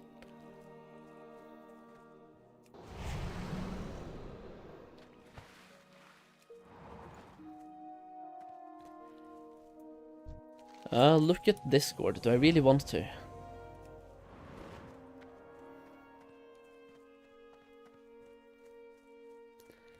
$5.15. Nice. Have you seen the Danish movie trilogy called Pusher? No idea what that is. No.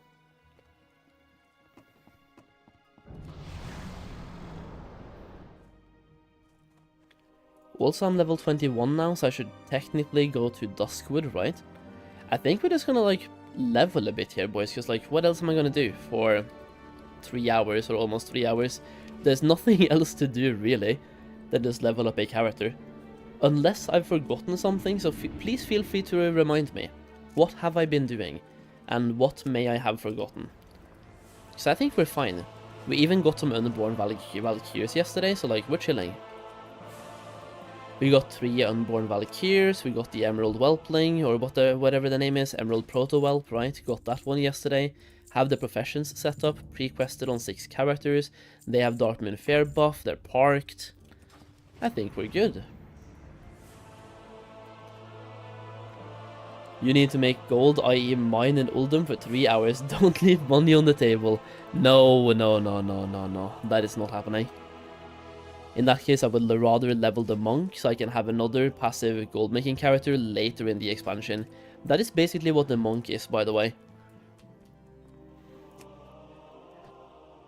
It's gonna be a character that I might level throughout the expansion and eventually set up alchemy and tailoring on or whatever and make passive gold. And then maybe go into whatever the name is, like warlords with the character. If we end up getting warlords, of course.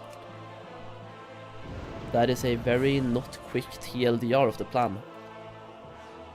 It's also gonna be my selling character. It's called MOP. It's Mists of Pandaria. So my banking character. I'm leveling my bank. which I also did in Cataclysm. My Cataclysm bank is level 85. Or have a start your next professions alt, never have too many. That is basically what I'm doing now, yeah. We have a heat wave coming here, definitely not sitting in front of PC leveling on launch. Wait, where are you in Norway, Caminos? Where is it heat wave in Norway right now? I'm trying to think. Because over here, like, it's warm, sure, but not heat wave levels. And also it's midnight launch. I'm just gonna put on the air condition and have a time. Putting on the air condition, I have it on the lowest amount of degrees possible, and just like spewing cold air at me. You reached 50 character limit leveling the bank? Yeah, probably. But also, I'm just gonna delete low level characters. It's in Greece, okay, yeah.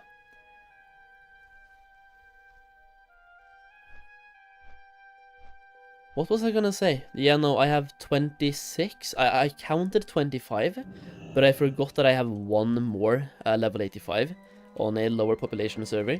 So I technically have 26 level 85s at the moment. But those are spread across 2 accounts. So I can technically have 100 level 85s. So when you think about that, I'm kind of a casual gamer. I only have 26. I can have 100. Or more, if they have increased the cap. Because I believe at some point they did increase the cap, but I'm not sure if it counts on Mists of Pandaria. But in retail, the cap is like, what, 70 or 65? Hello and hi, do you recommend going straight to 90? Yes, that's what I'm doing. You can also farm on the way, like killing mobs and farming while leveling, of course, but just focus on getting to 90. 10 gold per herb, predictions on the over-under for day 1. I'm gonna say day 1, definitely over. Yeah, it's 65 on retail, so I'm thinking, is it the same in Classic? Because in that case, I have 2 accounts and I can have 130. And I only have 26. So I'm kind of bad. I'm a casual.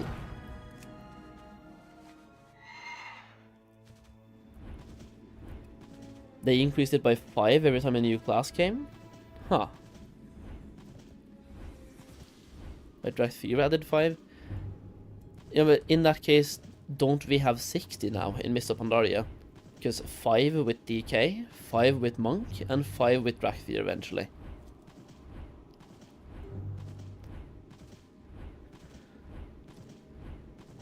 Yeah, I'm planning to buy herbs day 1 for much more than 10 gold per. Yeah, exactly.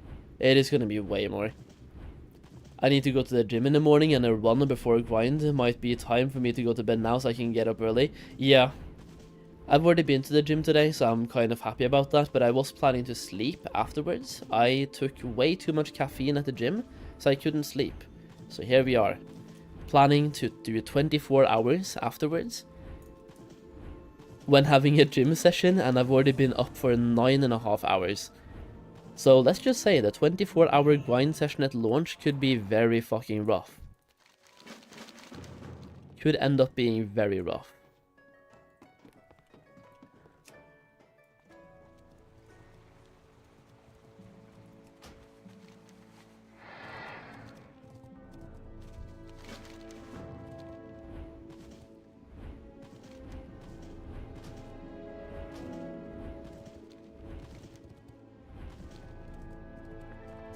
It's gonna be okay. I'm glad you have confidence in me. You have faith. That is great. I'm not sure I have the same levels of confidence, but hey. If you're really hype, you can stay up until next night easy. Yeah, exactly. That's usually how WoW expansion launches are for me. Even if I'm slightly tired when they launch, like the adrenaline and also just the hype that I get for the expansions, it carries. It absolutely carries. Yo, Bolstrom, what's up, man? I believe in the 2000 milligram caffeine dream. I have not gone over 1500 in a long while. Because when I did, I thought I was gonna die. So I'm trying never to reach that number again, but hey. Yo, Bolstrom, are you planning on leveling Mists of Pandaria, bro? Are you joining the 24-hour grind at launch? Good luck on MOP launch, have fun. Yo, Drayson, thank you. And good luck on the Epoch launch in 5 days if I don't see you before then. And if I do see you, I'll tell you again. Hell no, you're too casual? Okay, but are you playing Pandaria? Or are you too casual for that as well? How much is a normal cup of coffee? It really depends on the actual cup, the size of it, and like how much coffee you take. But I think it's about 100 if I'm not mistaken, between 50 and 100. I think last time I googled it told me 100, but I think it's less, like 75, let's say. If we go by the number 75, that means I've had 10 cups of coffee.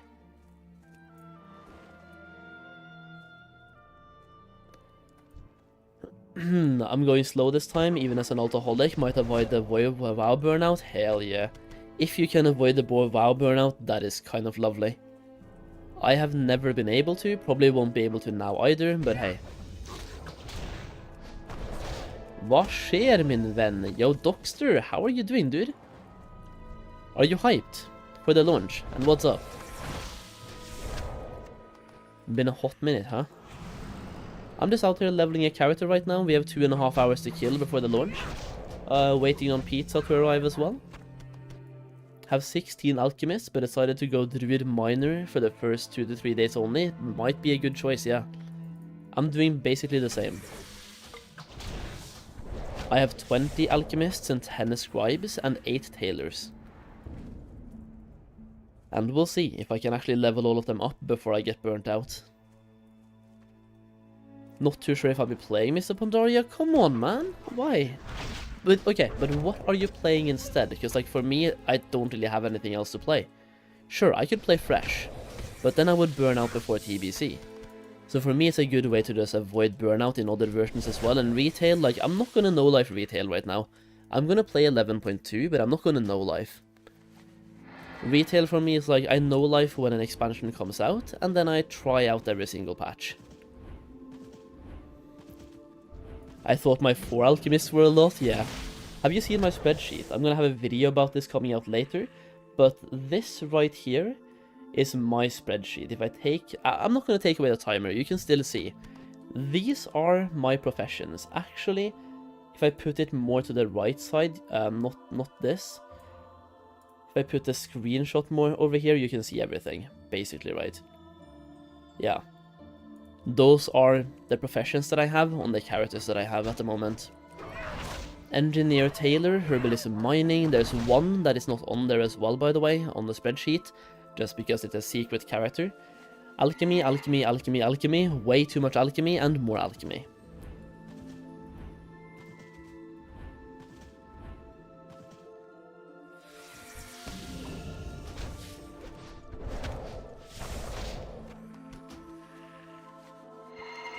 The collector's event, trying to farm those pesky mounts I haven't gotten after all those years, that is pretty good.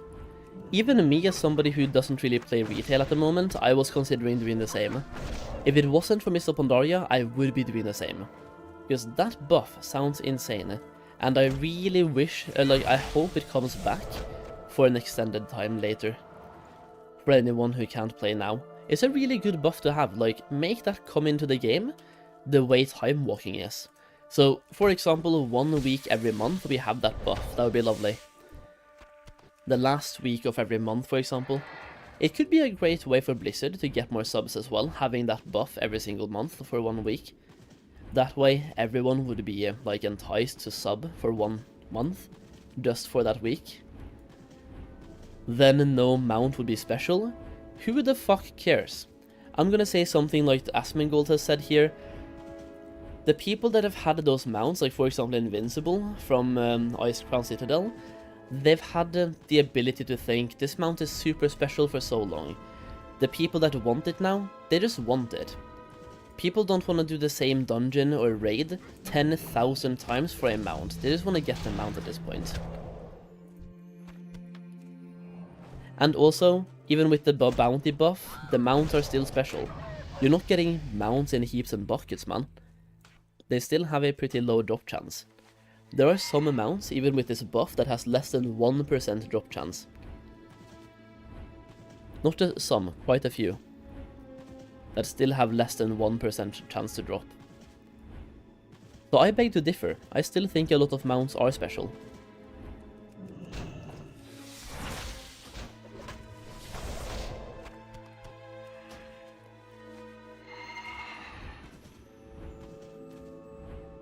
Do I need to level gathering professions in classic zones first or Pandaria?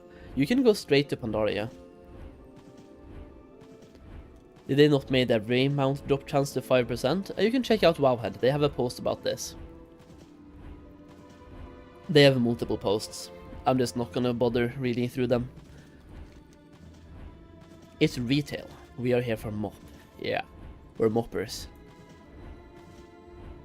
They still have the achievement date usually, and besides, in my opinion, half the people that got them don't even play anymore. Yeah, exactly. A lot of people at this point just wanna get the mounts. Usually not even because they're special, it's just like a collector's thing. Collecting everything.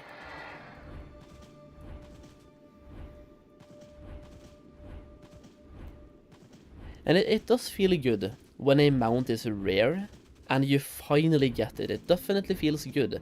But at some point, you're wasting your time, right? And yeah, to answer your question, Birkin, I don't know if I did. Like, I don't know. I'm way too hyped right now. But you don't have to. You can level them in Pandaria. From level 1, or skill 1. The only thing is, the lower skill you have, if you have one skill, for example, you will only get shards. So instead of a full herb, you will get a fragment of an herb, and instead of a mining ore, you will get a nugget. And nugget is basically 10% of an ore, so you can combine those into ores. So you can level up, or skill up, from skill 1 to 500 or 600, only in Pandaria, but you will get way less materials, right? But it's a good way to like skill up, and get the current content materials at the same time. Exactly, Mighty. Yeah, thank you. They're bringing back the mount that dropped in Legion to kill the last boss on Heroic as well. They are? No way. Yeah, so like, that really just shows you how non-special special mounts are now. When they bring back mounts that you had to kill during a certain time. Like Cutting Edge or Head of the Curve. But they're not bringing back transmog from challenge modes or the mage tower. I know, and that's stupid as fuck, by the way. It really is. At least bring us recolors. Even for Mists of Pandaria remix, give us recolors. Give people the chance to get those items, the transmog. And if you really want to preserve how, like, prestigious the challenge mode transmog is or whatever, just give us recolors.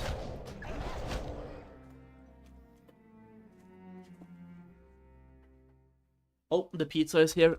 If I die now, I'm gonna be sad. Can I go somewhere where I have less chance of dying? Like here? This could be fine. I'll BRB.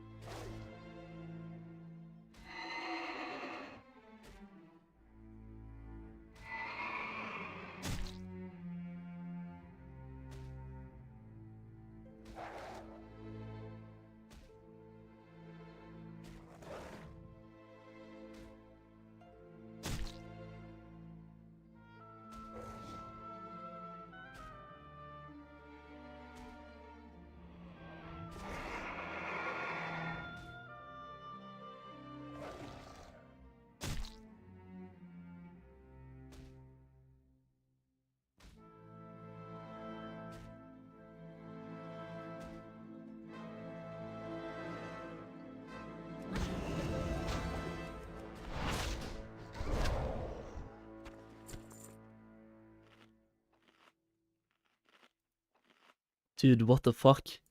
I went here for safety, and that mob was like, you are not safe. You are not safe here. Oh. Came back just in time, dude. Yeah. You're not killing me. These are my world buffs. Okay? Let's just be fast here, get this quest complete, and then eat some pizza, yeah? Might try to get a video to watch while eating as well. Like, I need food. I haven't had food since breakfast, and I'm hungry. Blizzard is just fucking with you, they are. As always. What is first to level 90? Warlock? For me, yeah. I'm gonna main a Warlock. Warlock will be my first level 90. What pizza did I get? I got one with chicken and one with meat.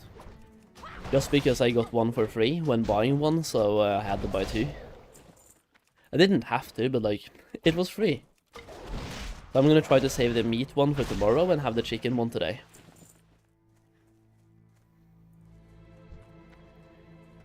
Can I queue and finish a dungeon for JP before 10? Yeah, I mean 20 minutes. You are fine. It really depends on which dungeon you get though. But I think you're fine.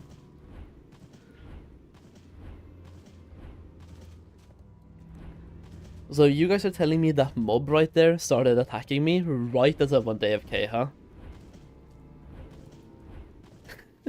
Watching the stream and was like, I'm going to get him. I bet Blizzard spawned that Worgen on me as I went AFK. They listened to my comments during the developer interviews, and they just like, this guy? No, no, no, no, no, no. I still don't know what I'm going to main. Hey. Just anything you want, right?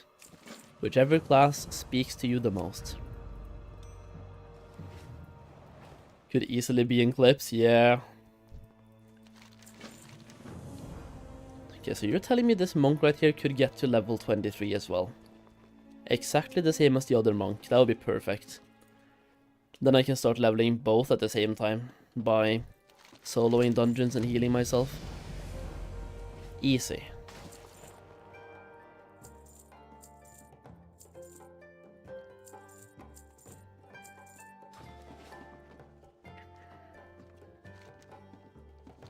Okay, I'm gonna log out right here for now. I'm gonna get my pizza. We're gonna watch something, okay? Give me 1 second and I'll be back. I think I'm going to go DK, but I also want to get challenge mode for every class. Challenge mode for every... Yeah, I'm doing the same. My plan is also to get challenge modes done for every class and get the challenge mode set. Just in case we actually, like, merge Classic WoW and Retail at some point, I would love to have the classes that I currently don't have. And in Retail I have Mage and Rogue, so I kind of need to have everything else than Mage and Rogue. But I'm also gonna do Mage and Rogue, just to do everything. What consumes are worth using while leveling to 90? I mean, flasks are always good, potions if you want to. For the most part you don't need anything, but flasks, DPS increase? Why not, right? We also have to find something to watch. If anyone has any interesting videos about Mists of Pandaria we can see, that would be lovely. Either way, give me 1 second, or a little bit more, couple minutes. What is this? Stream Sniper War again. Oh no. You got a clip? You actually got a clip. I'll BRB 2 minutes, 1 minute, whatever.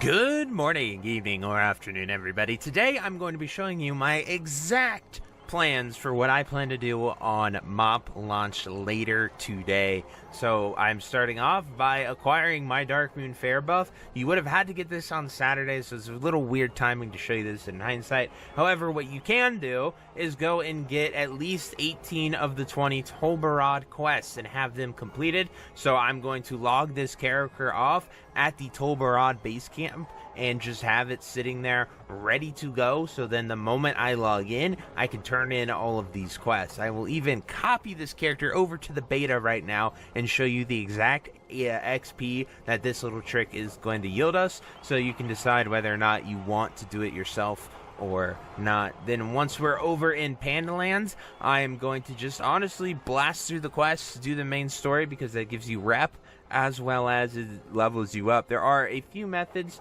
that are a bit lucrative. I will show you guys exactly what a monkey run is, because that is BIS XP as well, but all this requires me to go over to the beta and show you these fun, cool methods. Other than that, I'm gonna obviously get my well-rested buff, well-fed buff IRL before we head into Pandaland. That way I can maximize my game time. I'm going to be using Flasks of the Wind, Skewered Eels, just to have even more DPS and cranking. I already have a Tundra's Traveler Mammoth, which is a portable vendor, so you can sell everything there. But my personal goal is to get to level 90 as fast as possible, and then I will buy flying, and then I'm going to start leveling my druid, as well as leveling a few other characters passively just by doing pet battle dailies, the daily pet battle masters in Pandaria, because they give a lot of XP. But anyway, guys, that is my full plan, and I'm going to switch it over to the beta, and I'll see you then. Whoop. Alrighty, guys, so we're on a fresh copied character, and we're going to turn in all of these Tolbarad quests here on the beta.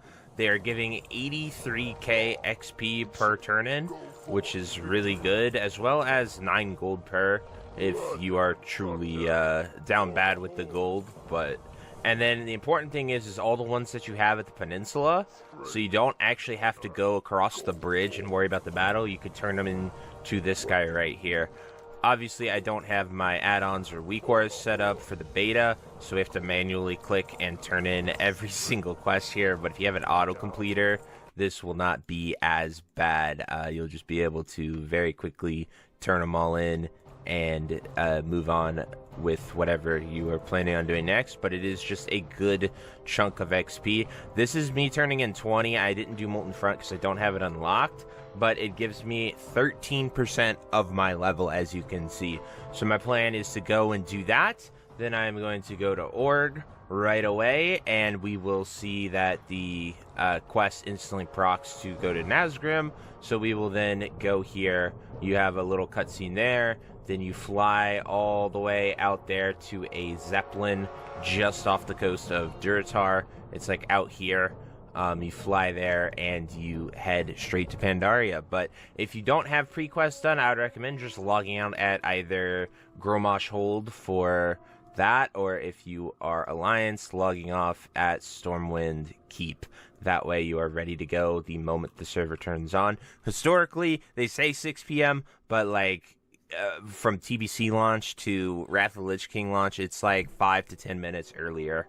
Most launches are early for whatever reason, but it's really cool, so you can definitely see that. You'll know because this quest will spam you. So like I abandoned this quest and now like I fly around.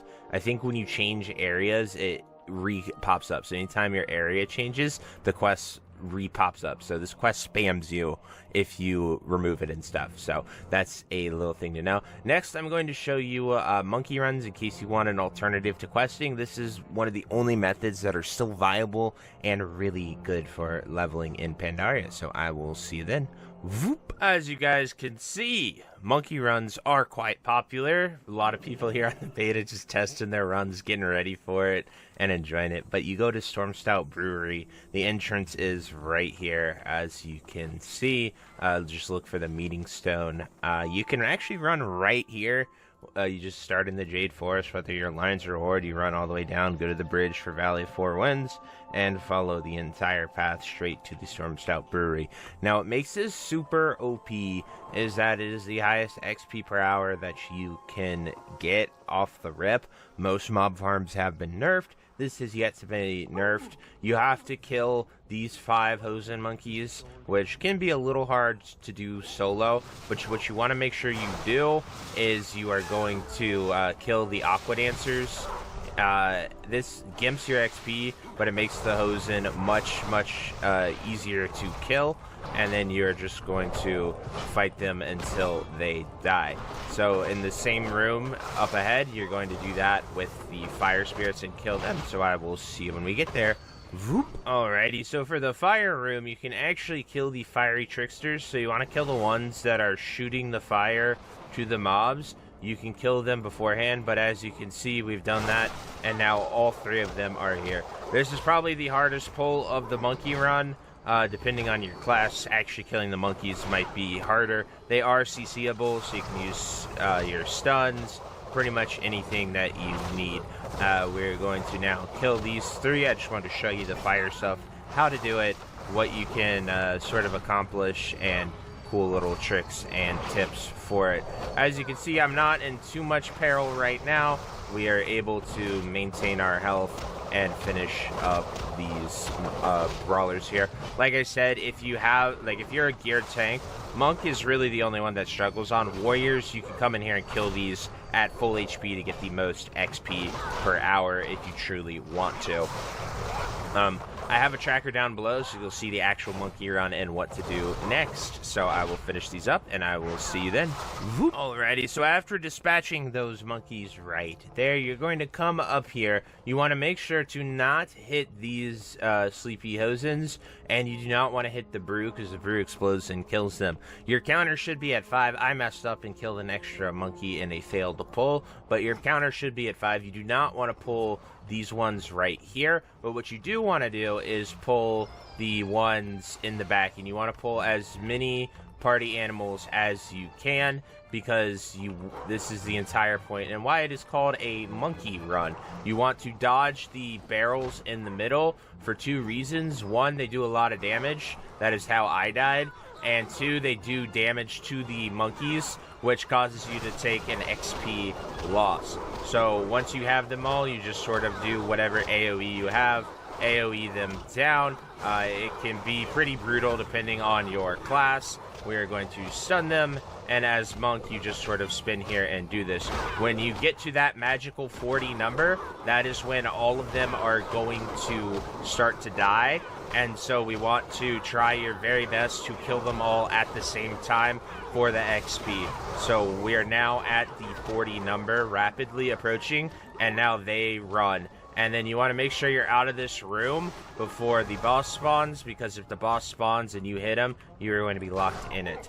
So that is an example of a monkey run. They retain their health, so I died. We did not get too much XP. This is a rested XP number, but you can get upwards of 5 mil XP per hour. But as you can see, you're running at about, you need 13 million to levels, so that is level 85 to that. And you want to be careful not to get ooped in the duker right there, because the boss hurts a lot, so just make sure you don't get ooped in the duker by him. He isn't too hard, and I actually was able to solo him. It just took 15 minutes, so he is not worth to solo or fight in any way at all. Yeah, monkey runs are a bit better, by the way. I don't think it's 5 million per hour. Like, when you're good at them, I think it's 10 million per hour. Because 5 million per hour, you need 90 million to level up. That would be 14 hours from level 85 to 90, only doing this. And monkey runs are faster than that. Like, I'm estimating 15 hours questing. Monkey runs are a bit faster. I think it's more like 10 million, maybe 7.5 or 8.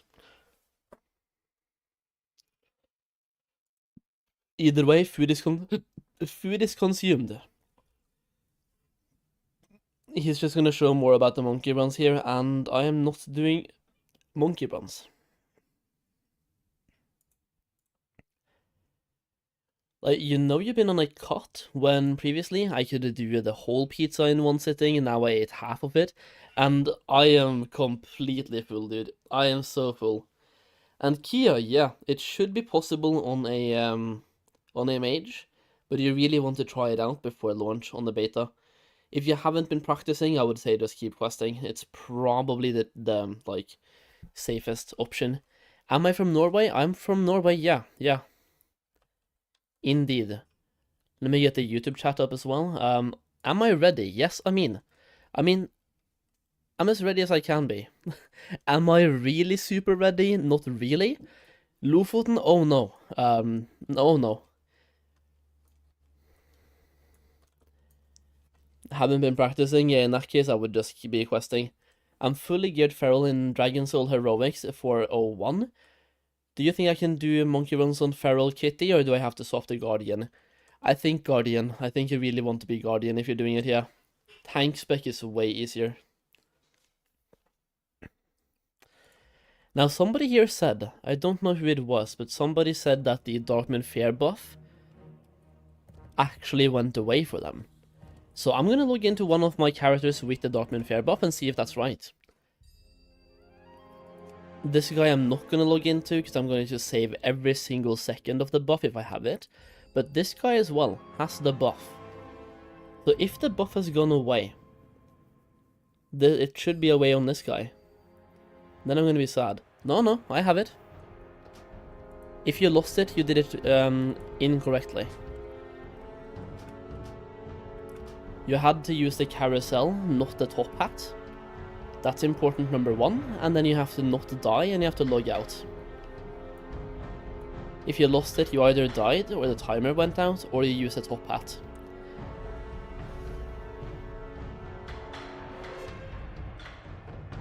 Don't get ahead of me too much, do the castle. I'm going to be level 90, man, when you get here. Hey, at least I'm gonna try, okay? At least I'm gonna try. Probably not gonna be level 90, but I'm gonna try. Do we keep leveling the monk? We're level 23. Oh yeah, dude. I'm gonna bring you guys over to the other account for a bit as well. We have a monk on the other account. And I have to do my daily. Server first level 90, me? Absolutely not. Let me bring you guys over. I'm gonna be server last. Well, not really. But I'm definitely not gonna be server first. Go on your warrior, let's swim together to Townlong and Bladestorm to 90 in 45 minutes. Hey Nord, if we can do that, I'm down. But there's no way. There's no way, right? How would we even do that?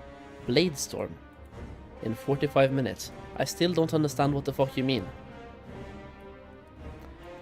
Yeah, so like this guy as well is exactly level 23. So, would you mind talking a bit about your battle plan? Rush to 90 with the Warlock and then get flying for the Druid, then just level every alt in Alk Taylor 6086 for farm. I'm gonna have a video coming out in 1 hour. Actually, not even 1 hour, 30 minutes, covering my battle plan, bugger. So, I'm just gonna save the information for the video, because that video goes through it step by step. Like step 1, day 1, day 2, and so on. So wait 30 minutes, then check out my YouTube channel, there should be a video out for you. My goal tonight is to get, wait, is the music playing here as well? No. My goal tonight is to get main to farm, then start to gather DK to feed my Alkin scribe. How are you gonna level so fast? You guys are absolute blasters. At Solheim bro, which character is good for dungeon boosting? Do we have a dungeon boosting on Panda? I have the exclusive guide, but you don't talk about it there.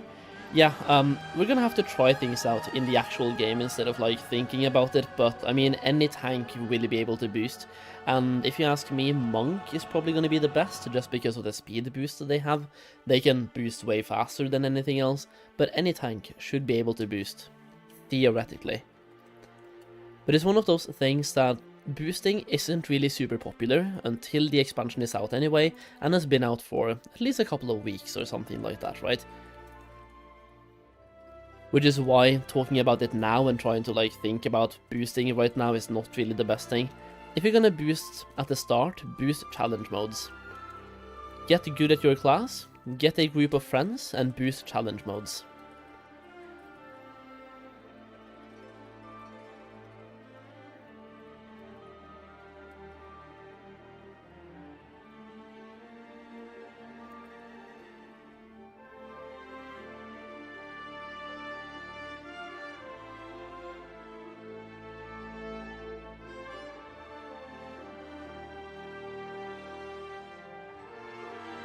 The thing is, I was going to solo dungeons, but I'm not really sure if I want to at the moment. I could do something like stockades. Is soloing stockades even remotely viable? I'm level 23. But when I say solo, like, I can heal on the other monk. I can be a healer monk on monk number 2, and tank on this guy. That way I'm keeping myself alive at the same time. I'm not sure if that's viable, but if it is, that would be lovely. Maybe in 1 or 2 levels. Do I get anything super good in 1 or 2 levels? Is it like, is that why? Provoke, passive, fortifying brew. I'm guessing maybe I want to have guard before I start solo farming, is that why?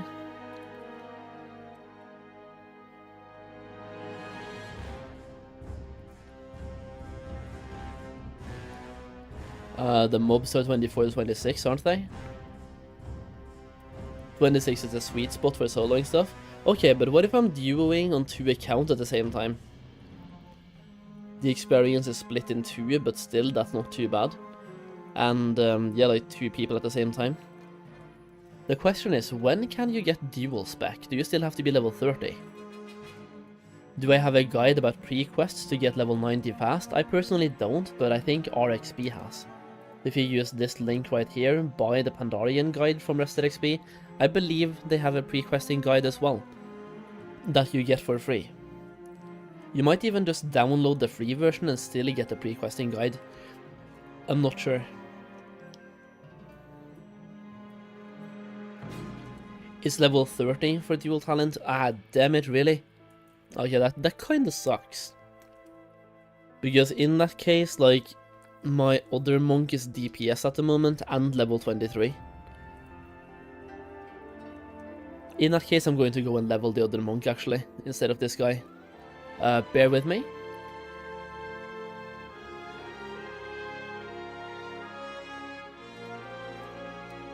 Let me bring you guys over. We go back to the other monk that we were leveling previously, and we level this guy a little bit to like level 30 or something. If I can get both monks to level 30, then they meet at 30 and start soloing or doing stuff, that could be insane. The only thing is, this guy is DPS. The Qs are gonna be Sag. Guys, Pandaria is out in less than 2 hours. I simply can't wait. Tolbarad quests are really good for experience really on. Yeah, I have a couple of videos about those. Like, Tolbarad is basically all you have to do. The Rested XP has a better pre-questing route, but it takes way more time. But I believe that one gives you about half a level in like 10 minutes, right? Meanwhile, Tolbarad is 15%, and it takes like half an hour to do at the moment. So if you're starting now, I think Tolbarad is the best thing you can do. Because the launch is in 2 hours, or less than 2 hours, so you don't really have the most amount of time to pre-quest.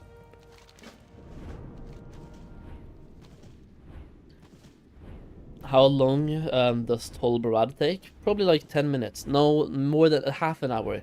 It takes half an hour to do the quest, takes 1 minute to hand them in. So half an hour now and you are good. If you're a good class with good gear, it goes even faster, but half an hour. How much cloth do you think you will need to get your tailor crafter to max? Quite a lot, but I'm not going to bother about it, because tailors don't really make gold until level 90 anyway.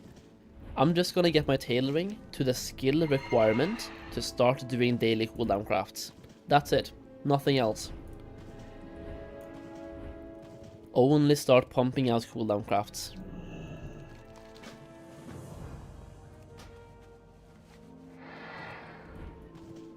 I might focus like a couple of tailors to get to max skill as well to get recipes, but for the most part just cooldown crafting.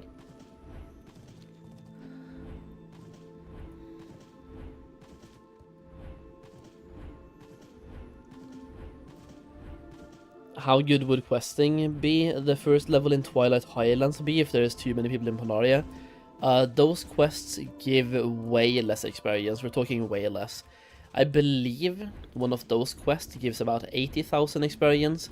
Meanwhile, a panda quest gives 240. If I'm not mistaken. I could be mistaken, but I think so. TLDR, don't do it.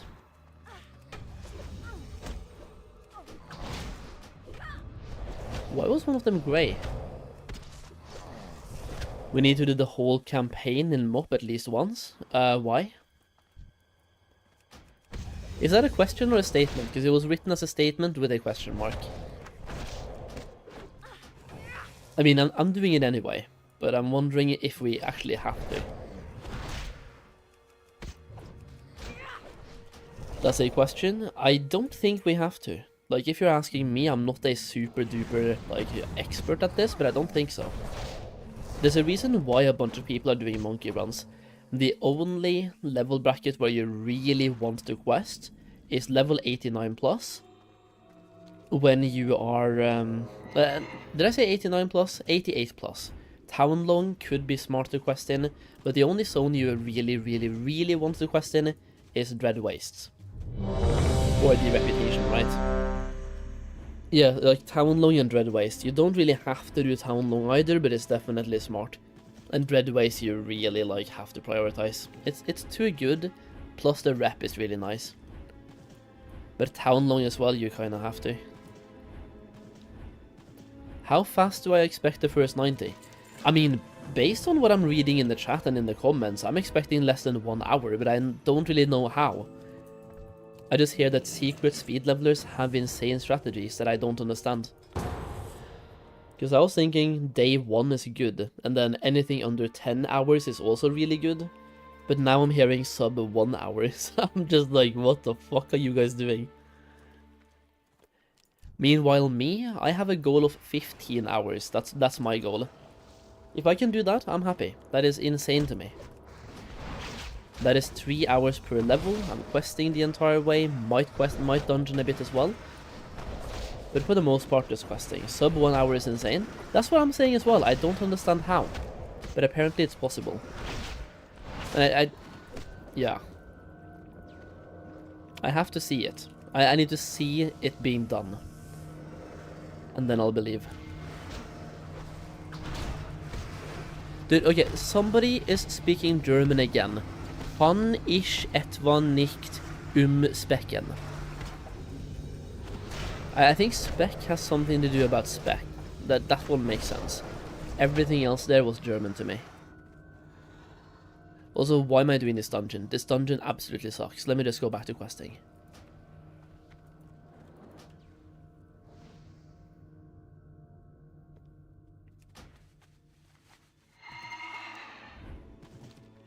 Crawl is only 38 6-hour spawn time run release, so the potion won't be available.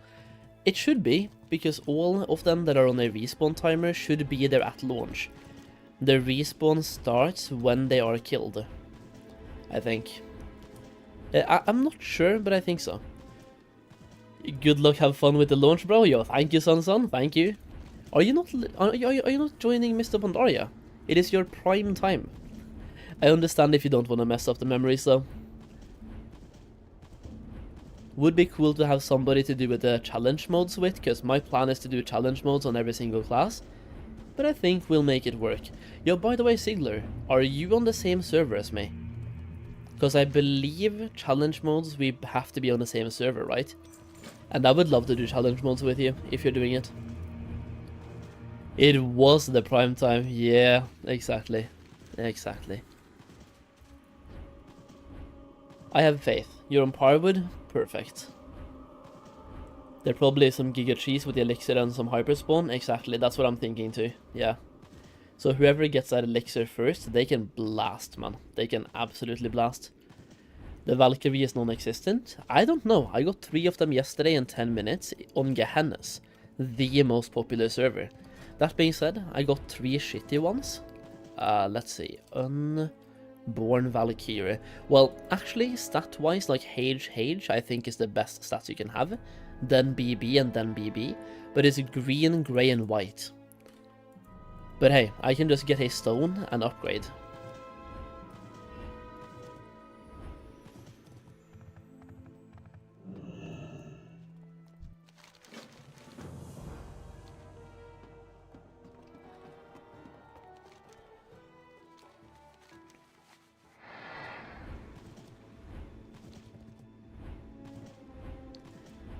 I'm gonna sow no life tonight, dude, same. I bought 2 pizzas. They just arrived, and I have 100 energy drinks. I'm ready. The only bad thing here is that I've been to the gym today. I took 700 milligram caffeine at the gym. I haven't slept since. I've been awake for 10 hours. I'm gonna be popping energy drinks. Like, I might die. I'm not gonna lie. If I have 700 now, it's 150 per energy drink. We're gonna get to a gram of caffeine in a 12-hour window. I don't think it's good for your health, dude. Or my health, there we go. If you die, can I have the account? Sure, yeah. No worries. I will give you the password from the grave.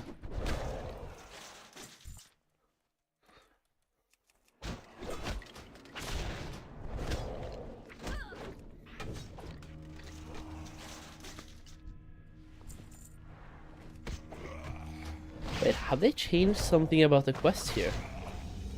How are you supposed to loot rot blossoms? Am I dumb? Oh, they are here. I'm just like not seeing them. They're somewhat hidden. Not really hidden, I'm just blind, but same thing.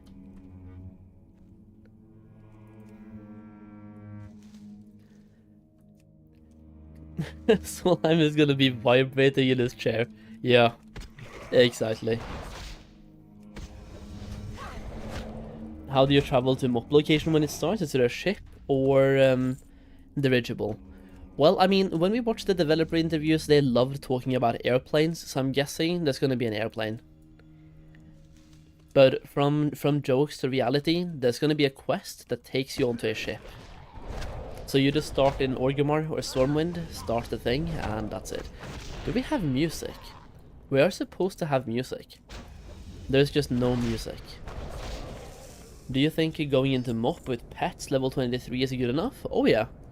It's not optimal. I would level them now if I was you, but it's definitely good enough.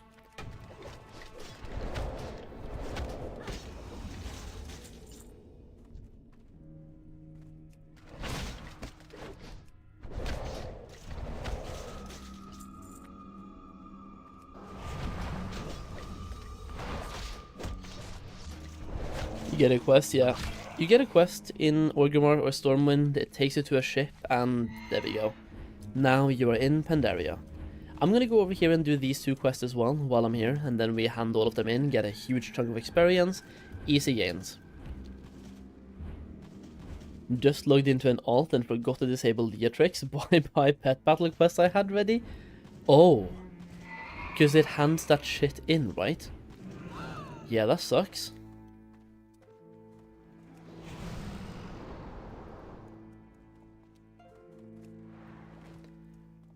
Where can I climb up here?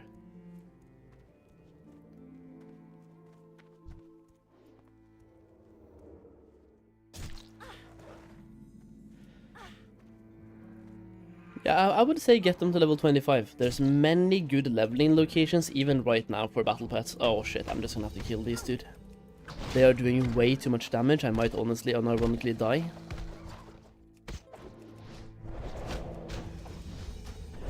There is Wintergrasp at start. How are we going to hand in that pre-quest?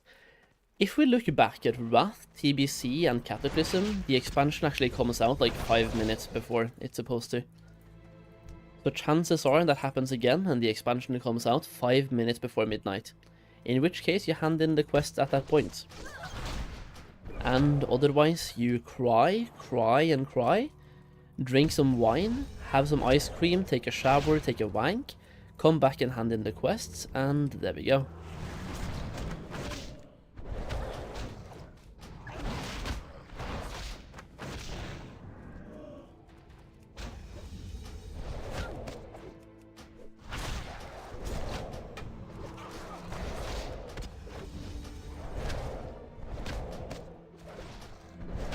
So funny, I had to do like 1 Tolbrad and 1 Warzone Gulch, and I was capped on my Warlock as well. Yeah. Yeah, like if you do 1 Winter Grasp, it's like, what, 2,000 honor points right there from 1. It's pretty insane.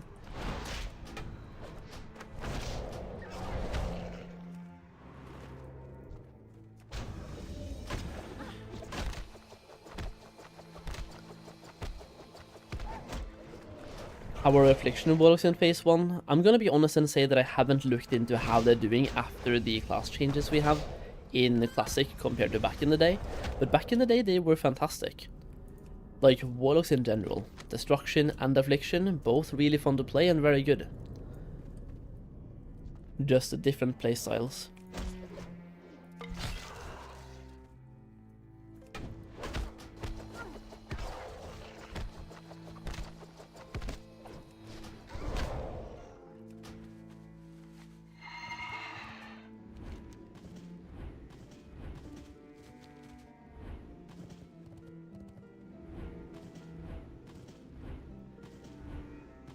The crit at the end of Siege at the Destro Warlock is insane, yeah.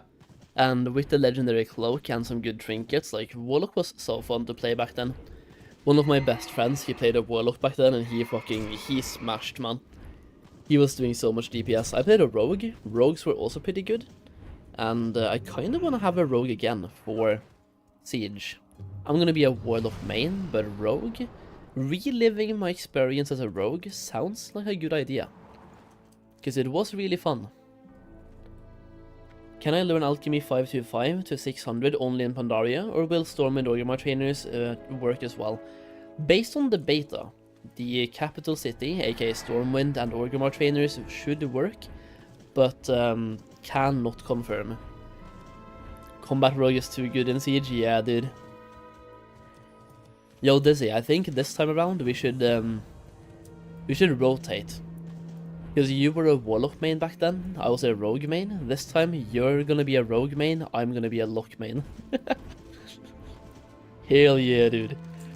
Oh yeah, you talked about which class to boost. Have you decided on one, or do you still need output?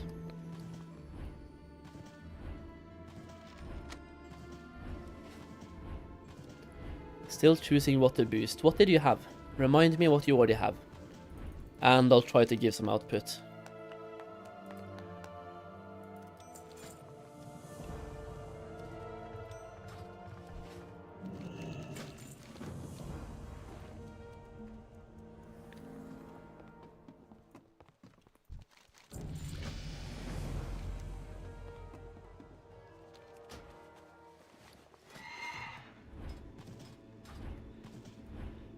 You have a level 85 Hunter, 84 Druid, 80 Paladin, and 80 Rogue. So the Paladin and Rogue you can easily level up, don't have to boost those. Druid is nice.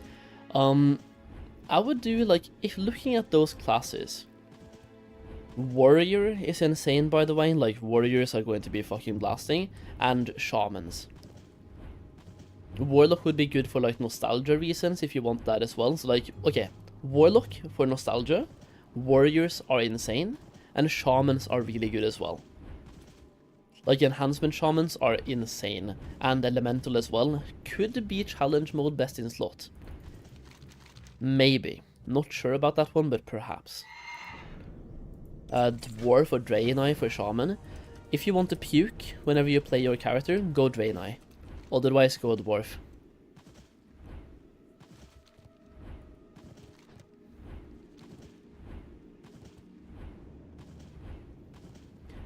Make a straw poll for Dizzy with Enhancement Shaman as the only option.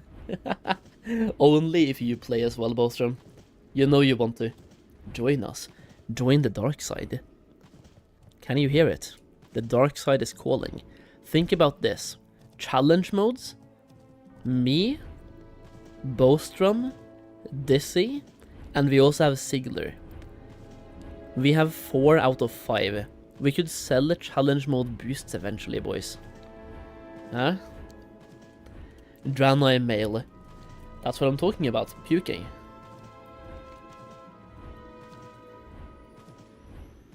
My scuffed 85 DK ain't going nowhere. Man, dude. Would love to do challenge mode though, exactly. See? We're like reeling you in. Exactly like I did to Dizzy. We go from never gonna play Mists of Pandaria to maybe gonna play to MOP hype, baby.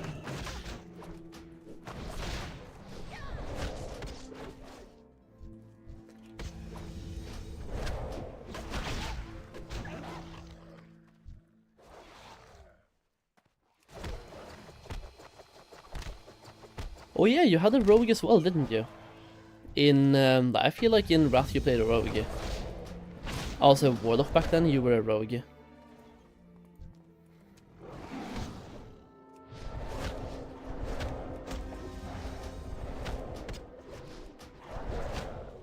Female is okay. No, but Draenei is never okay. It's just not. I think it's 84. Oh man, dude. Hey, level up. You have 2 hours to level up. Well, 1.5 now.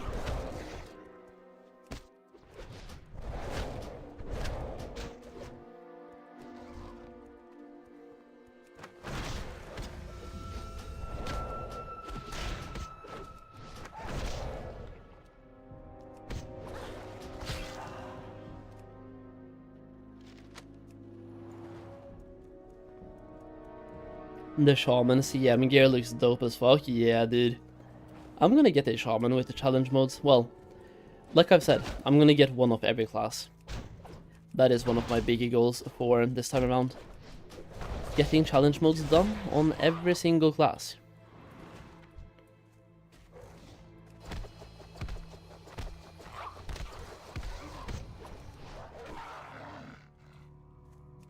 Also, why am I a war again? This looks dumb.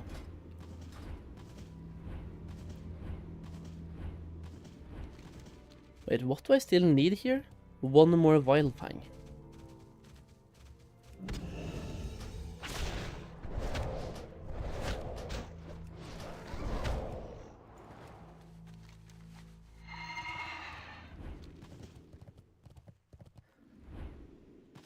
Imagine you get a girlfriend and she says the best expansion is Wrath and not Shadowlands. I just kind of had to let it sink in the first half.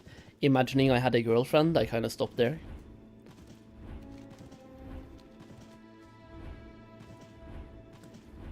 My favorite to level are Uldum and Twilight Highlands for battle bets. Oh yeah, definitely. Uldum is great, and I also like Deepholm. At the moment, my favorites are Deepholm and Uldum. But when Pandaria comes out, the full expansion, it's a Vale or... Vale? No, not Valley. Valley of the Four Winds. How much gold per CM run? I mean gold/dungeon? I have no idea. It depends on like supply and demand, right? The more people on the server do it, the more cheap it's gonna be, because we have to reduce the price to meet the market. It's very hard to predict.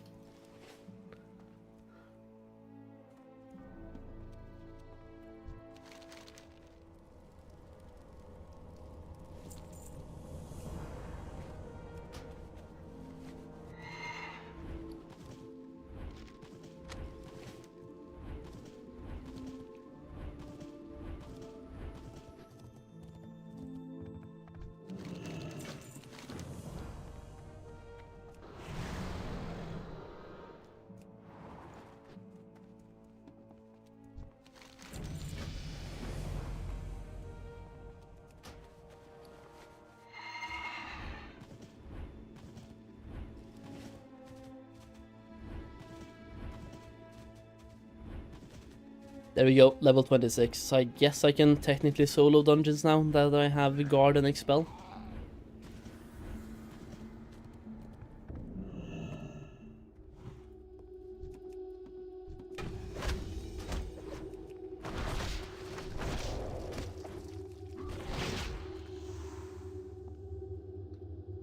Come on, Stalvin.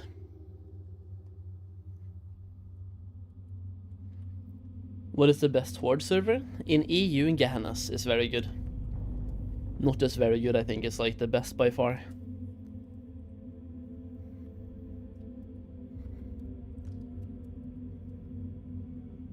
Come on, Stalvin, fuck off.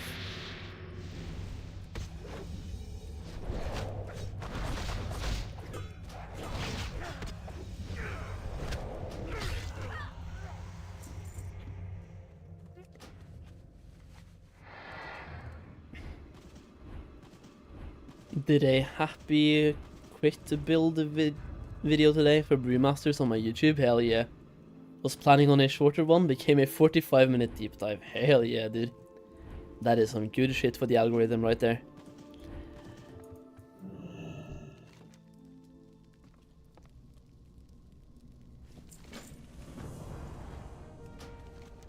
What is this? Part of the pack. I have to go all the way over there? I mean, sure. Also, can't I just go to a different place now? I'm level 26.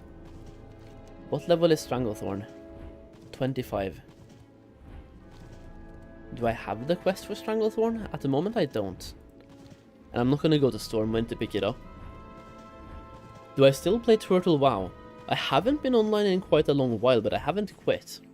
I'm probably gonna go back and play, like whenever I get bored of Classic, or I don't have anything to play, Turtle WoW is my go-to every single time. I will check out Epoch though at some point, so maybe I'll just like check out Epoch for a while, go back to Turtle. Turtle is a good time. Always a good time. Whenever I'm looking to just sit down and play and just have a good time, that's always gonna be there. We can't fly in a new zone until say 90, not on the first character, no.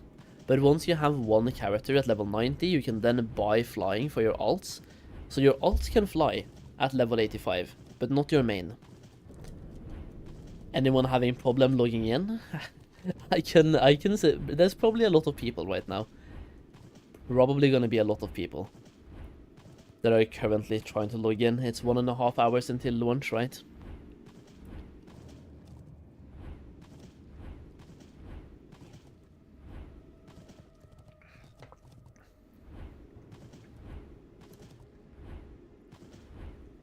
I am in Goldmaking and Org is absolutely jam-packed. You. OG is so laggy. I'm happy that I'm playing on a slightly lower population server at the moment, but even here, I think it's going to be a little bit laggy. I mean, I can go and check. There are quite a few people in Stormwind, not like super crowded here though, but I kind of like that. It is lagging though, on the other account that is currently in Stormwind, absolutely. What is this quest though? Kill 15 Splinter Fist Ogres of any kind. But can't I just go down here? 2000 experience per quest.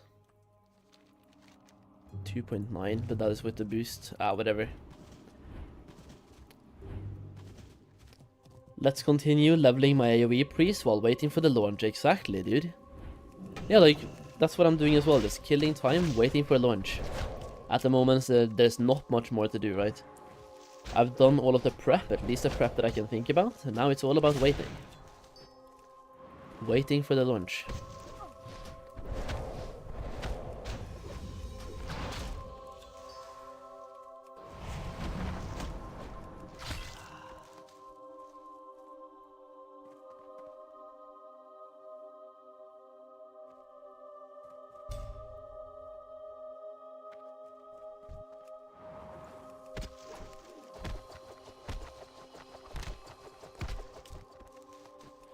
Farming leather from a monk at the same time, since I've picked leatherworking for the main monk alongside skinning. Hell yeah, let's go.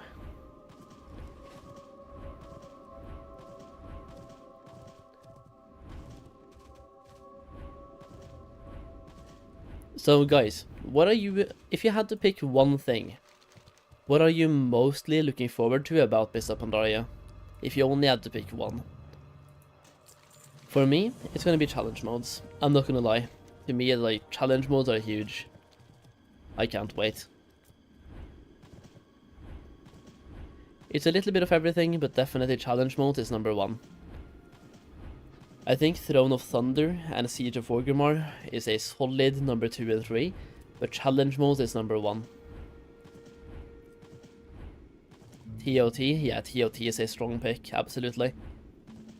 I never played, so I'm happy to raid with a guild in Mists of Pandaria. Hell yeah, challenge mode as a warlock, let's go, same. That's gonna be the first one that I'm doing it on as well. It's my main, right? The zones, I'm a big raider and all of that, but the zones are just so good. You are absolutely correct. The only zone that I personally don't like is Kunlun Lai Summit. And I think I'm like on the weird side there, because a lot of people love that place. I don't like it. What exactly is challenge mode? So level 10 noob, do you play retail?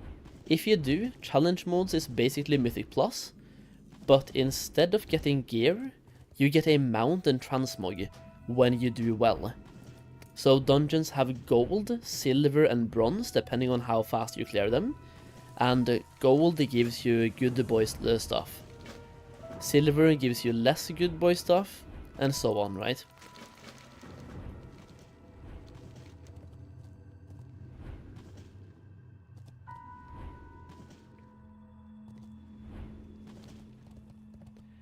You know, I'm gonna go down to Northern Stranglethorn, bro. I'm just not gonna be doing lower level quests, there's no point. You're looking forward to gold cap? Hell yeah, brother. What is the gold cap in Pandaria again? Is it like 230 something K? The fastest team on the server gets a lit title while they are the fastest. That's true. Back in actual Pandaria, I actually had that title for a very short while. Not on your server though, this was when I was playing Horde still, on Stormscale.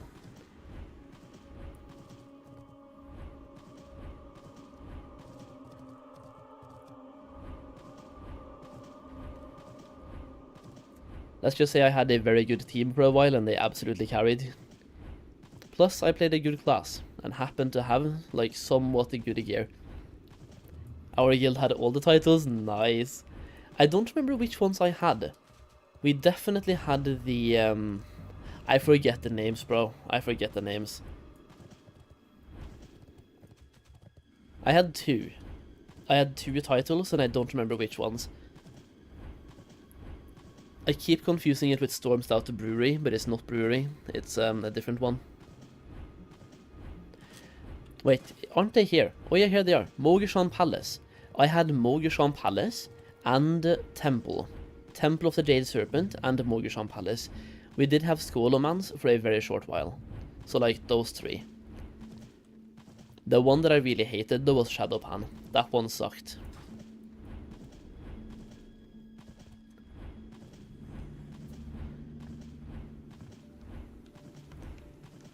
I bought WoW token game time from now until 2027 recently. Nice. Yeah, that's gonna be like Warlords of Draenor if we go there, which I think we are. According to Google, the gold cap is 1 million gold. Okay, I'm gonna get that, easy. I mean, I already have like 10 mil if we count the value of items. The only thing is, selling many of those items will take a long while, but for me I would rather have assets than having actual gold anyway, so it's fine. I don't need the gold ASAP. When does CM come? Is it SOO patch? It comes out at launch, bro. CM is out at launch.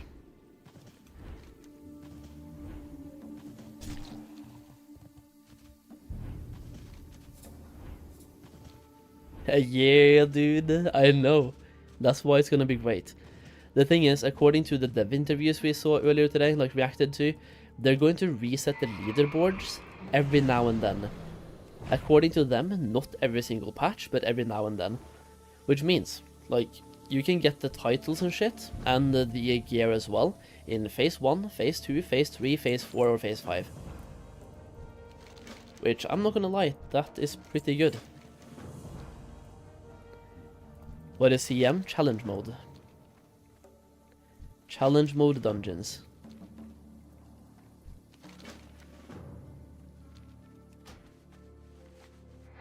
Am I really gonna go and do all these quests? I mean, I guess. What else am I gonna do?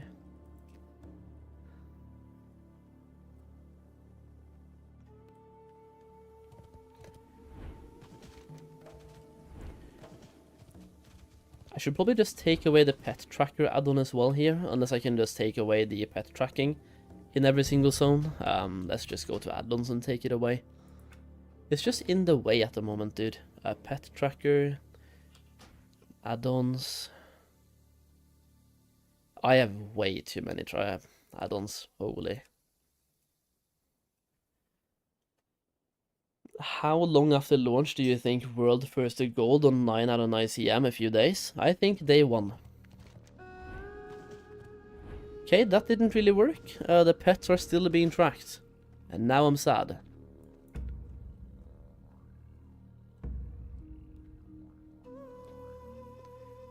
Pet battle chat. Not pet tracker. Where the fuck is pet tracker? Have they, like, hidden it under a different name? Up here. There we go.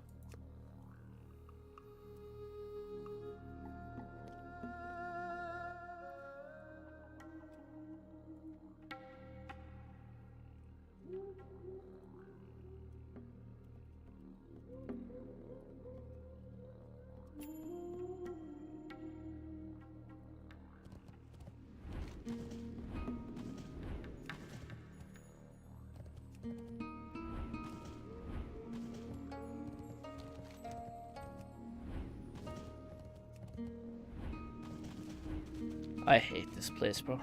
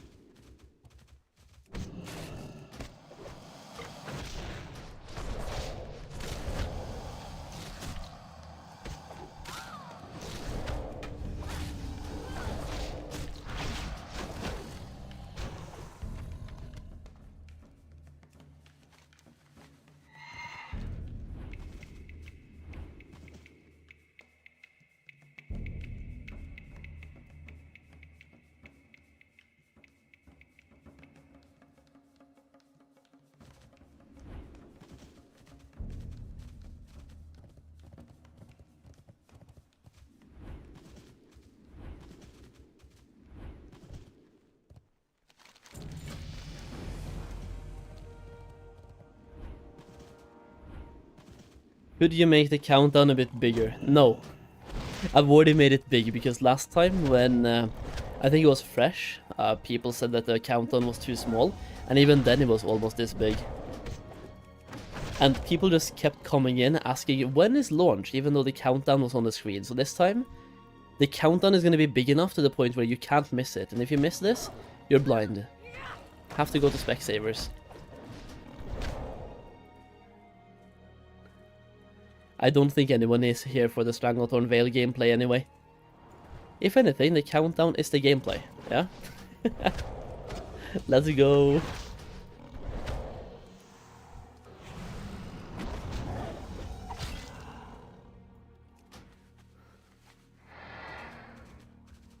My cat is snoring so loud in the background, dude. That guy is snoring.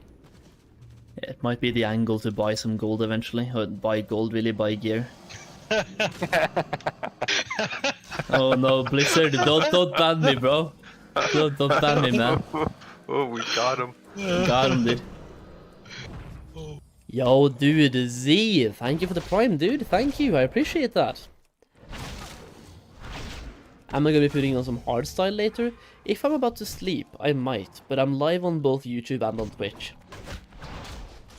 So at the moment I pretty much can't, due to being live on YouTube as well. Copyright reasons and stuff. I don't really want my YouTube to get shadow banned for playing hardstyle on a stream. And that's what's gonna happen. It happened for a while. It sucked. No split audio in 2025? Yeah.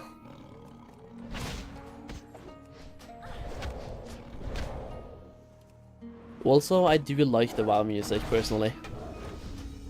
But if I'm doing, like, if I'm ever switching to Twitch only after a stream or something, or about to fall asleep, it's hardstyle bangers time.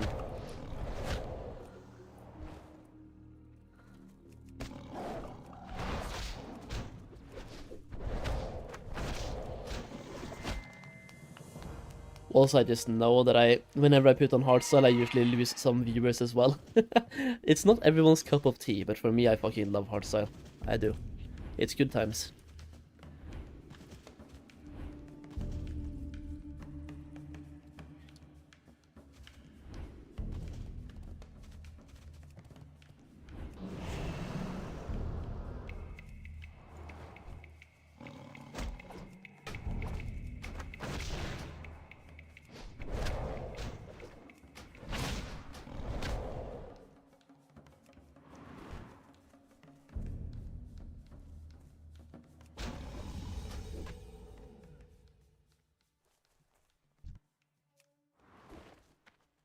I pull the tiger from down here, like, somehow? There we go. Perfect.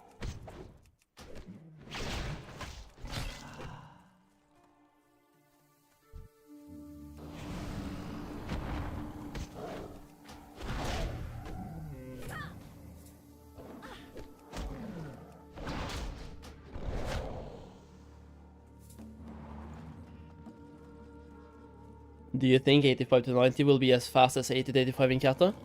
For some people, yes. For some people, no. But it should be about the same, because like in Cataclysm as well, if you're requesting, it took some time.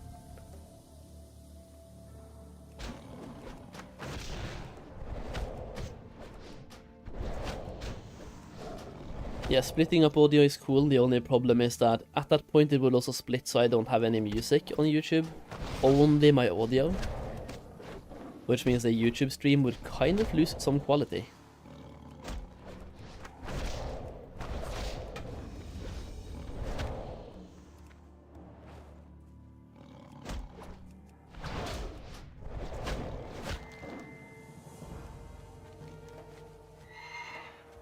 Green Hills of Stranglethorn, that is not happening. I am not doing that quest, bro.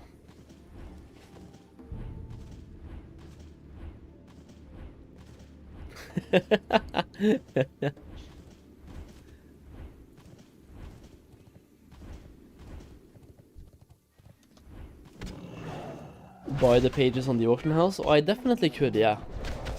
It's like free 20k experience. As a monk, that is a full level of experience. I mean, it's not a bad idea. Definitely not a bad idea. And we'll see. I'm not really super focused on the monk anyway. I'm gonna be playing launch in 1 hour. Just having some pastime.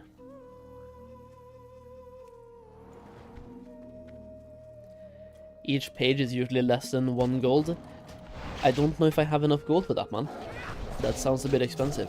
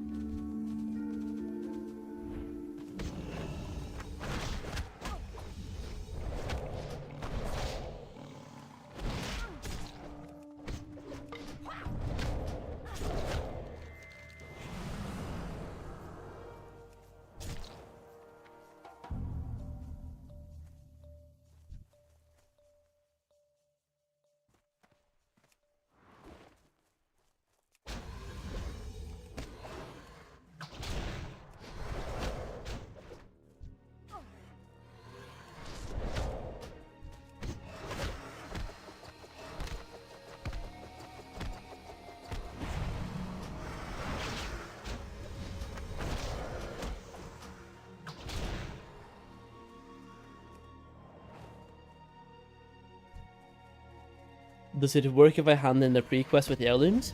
The experience gains on heirlooms stop working at level 85. I'm probably the only monk-less viewer. Yeah. I mean, guys, anyone here... Okay, let's just check. Does anyone here not have a monk? Truthfully. Actually, I think I know about at least one person who doesn't have one. Yeah, there we go. I got him. I don't, but I'm about to. Oh no. Are you doing the same as me? Just gonna start leveling a monk right now while waiting. Oh yeah, Dizzy. You get a mount in retail, by the way, if you do the panda starting zone. So you might want to do that starting zone, like for the retail mount. Ah, you're boosting, man, dude. I use my free boost on one, same. You have done it? Ah, there we go.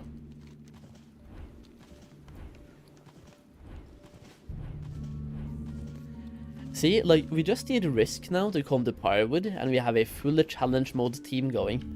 That could be lovely. Archaeology realm first. Solve. Are you doing that? I'm not doing it. Fuck archaeology. Never again. I still have PTSD from Cataclysm pre-patch. And even more so, that Cataclysm launched a little bit ahead of time, so I even lost out on Realm First Archaeology.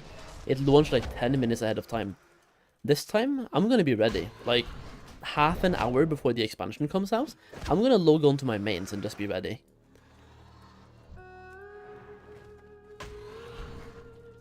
Those streams were insane. They were. We were doing like 14-15 hours a day of archaeology for the whole pre-patch. It brought you a lot of viewers though, those streams. Oh yeah, they were good times. It was a mix of good and bad times. We also had some good times with the AI music, like Agren got me working and all of that stuff.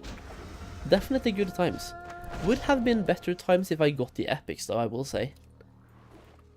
200 total. There's a picture on my Twitter somewhere of how many hours. I think we reached 300 plus. I'm pretty sure.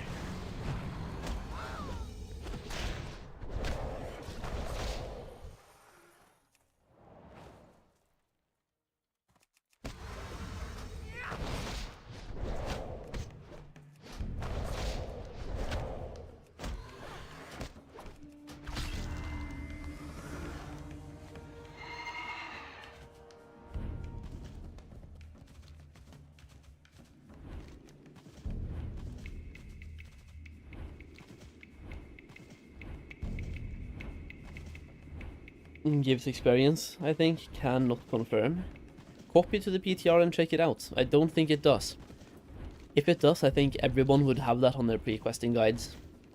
And if it does and people don't, well, that's a big mistake from people.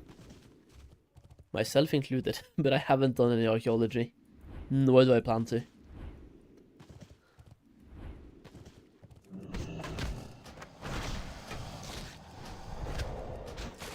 Do I need to max out urban mining for Pandaria? You don't need to. I would recommend, but you don't need to. Because the thing is, you can skill those up in Pandaria all the way from one skill. You will just get way less materials. You will get fragments, right? All the way. So you don't need to, but you kind of want to.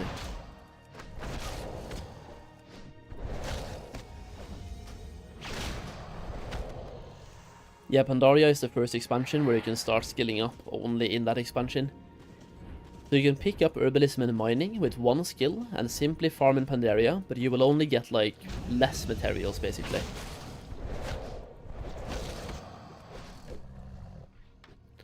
Okay, this quest kinda sucks, even on retail. And here as well.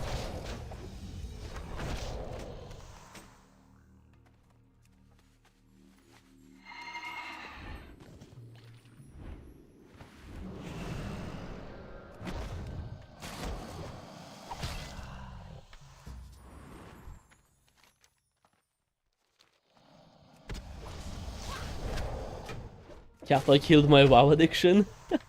I mean, hey, at least you got out, right?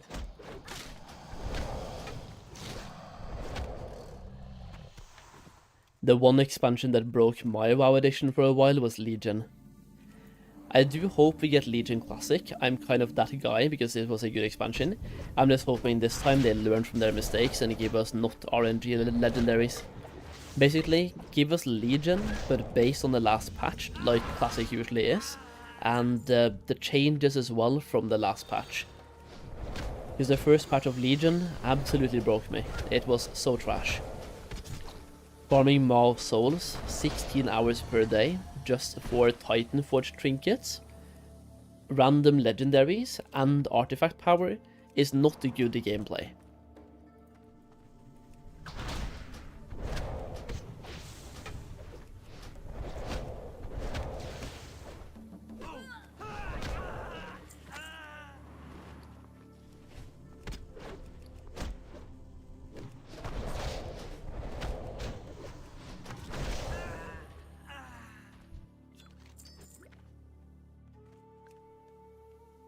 Oh, find the page 14, so you can just find that as well, like, naturally.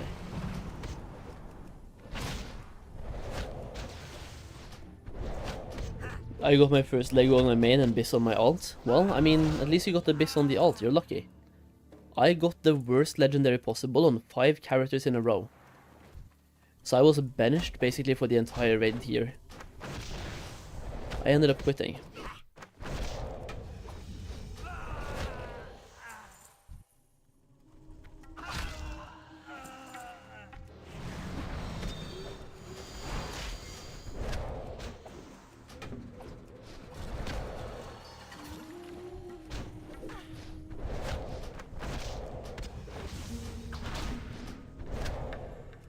Dude, I've almost used up the entire buff as well. I'm gonna get a new one at level 30, so it's not a problem, but... Huh.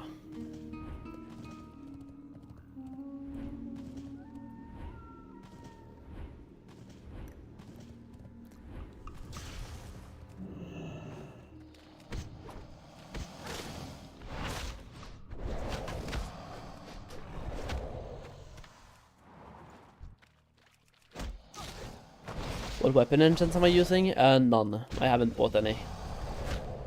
No enchants.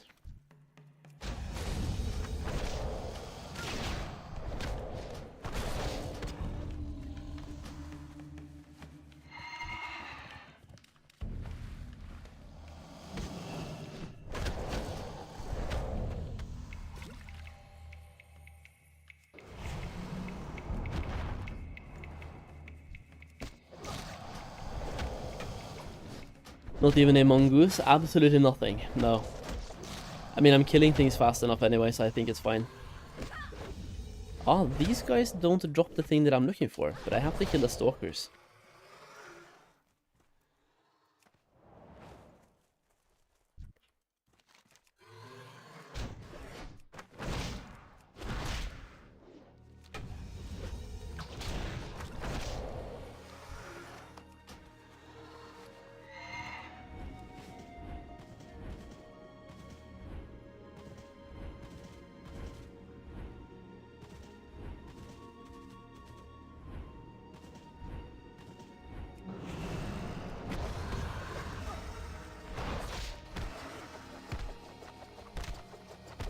Oh, yo, Zygor, did you actually get the Battle Master?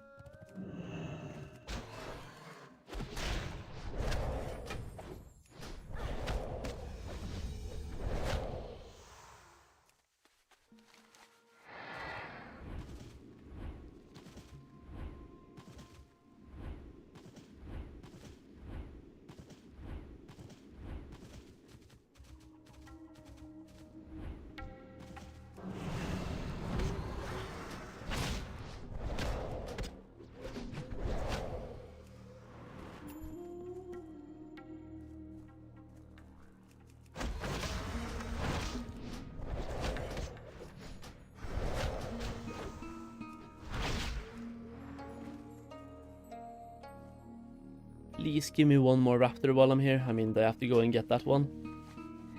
Yeah.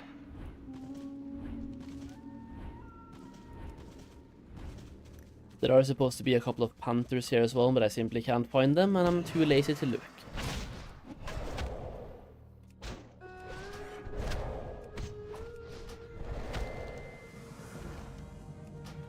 Oh, Talon of Tethys, boys. He should be right up here. Somewhere.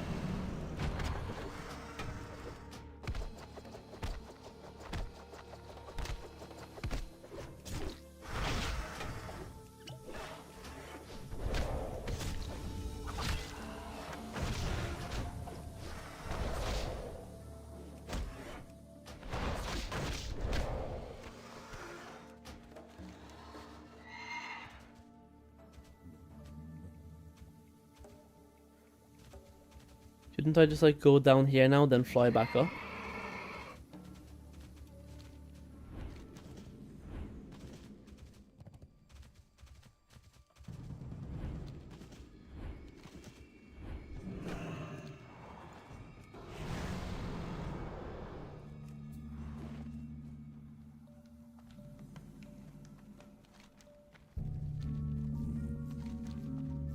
Could also check for a wait, what is this? Shadow Maw Panther. I do need 5 of them, kind of, if I can be bothered. There's also one that is supposed to be like over here.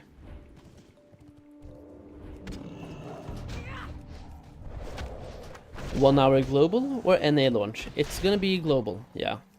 It launches at the same time, basically 3 PM PDT, Pacific Daylight Time, and midnight for us.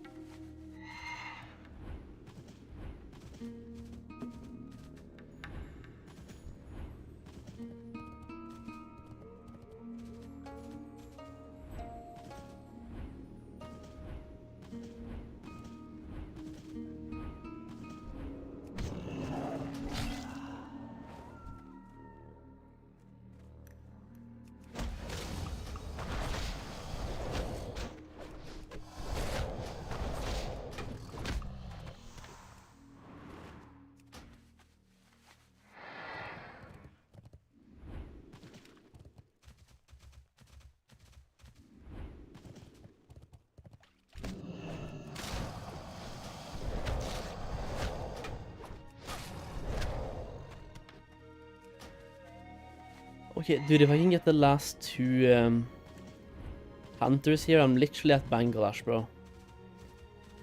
But they're not gonna be here, it's only tigers. Fuck's sake. Whatever.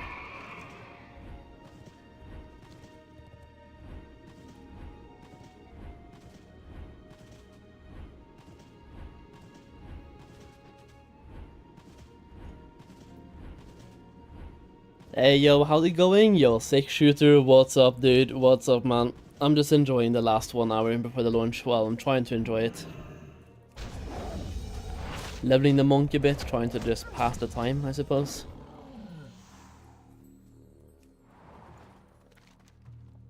The only thing is I'm doing this quest and right now there's none of them up over here. Kinda sucks. I think it's time to just like go north and hand in, bro.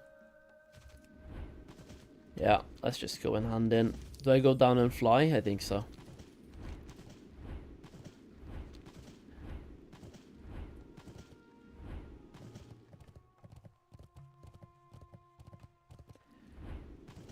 The in-game lag right now is insane. Yeah, I'm staying away from Stormwind as much as I can, for as long as I can. I think Stormwind is gonna be, well, Orgrimmar for Horde, Alliance otherwise. It's a bit of a shit show. I have never played MOP, is it worth it? I would be starting from 1, is it worth? I would say so. Yeah, it's a good expansion to start.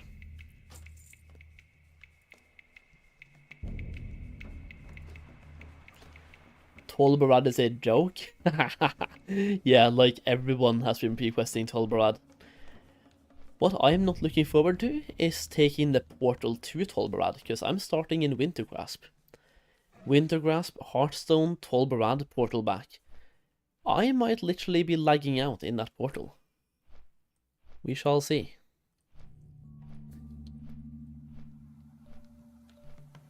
Kekanas, yeah. How many flasks are you getting for the Warlock while leveling? I only have 3.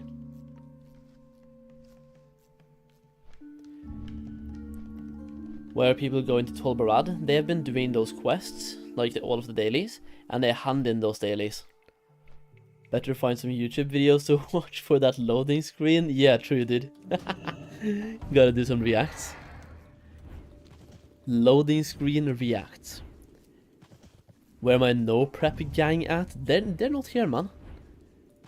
We are big time preppers. There's probably some Non-preppers here. Is Project Epoch good? Haven't checked it. Same, haven't checked it. It launches 5 days after Mists of Pandaria, so I'm just like, I'm gonna check it out when I check it out. Definitely not for launch. What world bosses are active on release? Is it Shaw of Anger and Salius' Warband? I think they come out 10 days after release with the raid. I don't think they're gonna be there on release.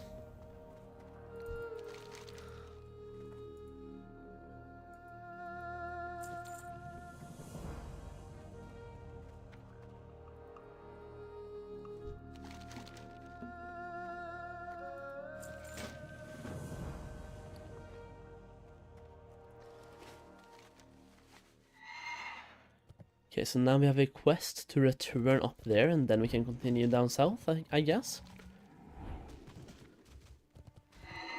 Because right now I'm kind of out-leveling the northern part already. Do you still need old materials for enchanting and tailor? Yes. I just died a bit, but yes. Yeah. I've been appreciating the lead-up videos the MOP made returning and getting prepped really easy. Thank you, Legend. Thank you for watching. You are the legend. I appreciate that. If I start MOP at level 1, is the leveling faster to get to max compared to older expansions? Very much so, yes. Like, by a mile.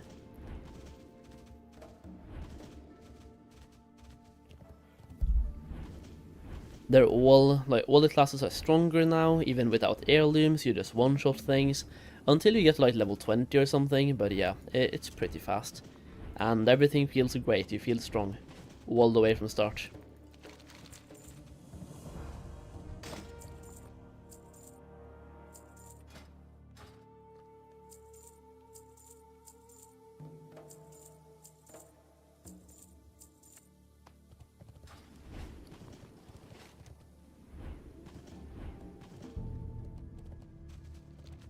Yeah, let's just fly down south and start those quests, man.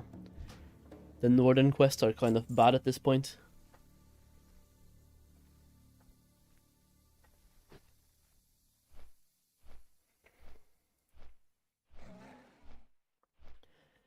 Oh yeah, by the way guys, for anyone who's looking for my plan for the launch when it comes to gold making, I made a video kind of highlighting everything and going through it step by step, which should be live right now on the YouTube channel. Like step 1, step 2, what I'm doing on day 1, day 2 and so on. Yeah, it's live right now apparently. Perfect. Just in time.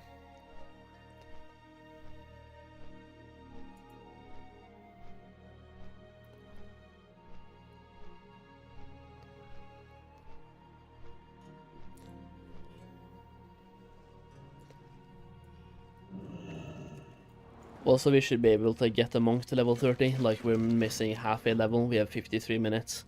We're chilling. I'm probably gonna log over to the main. Well, the main, I'm saving the buff as much as I can, by the way. I'm gonna save that buff as absolute much as I can. Wait, where did all of my quests, like we have one here and one here. Other than that, are they down south? Yeah, I have to go down here, basically, apparently. Okay, let's go and do those two first, and we might be able to get the last 2 Shadow Mob Hunters as well at the same time. That's kind of lovely.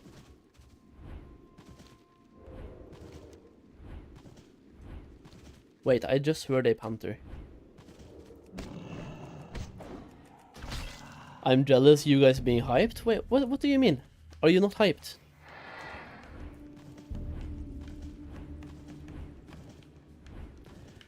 So my main has a 1 hour 10% experience buff that I'm trying to preserve literally every single minute that I can.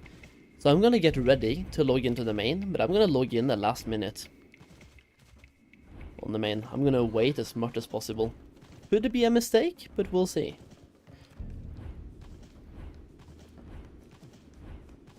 The main important thing is having that buff when handing in the pre-quests. But the more I have it into Pandaria, the better.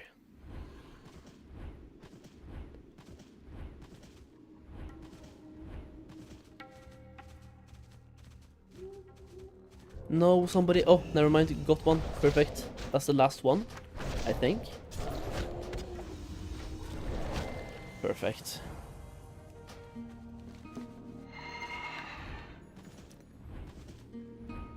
Hang of a Bagathera.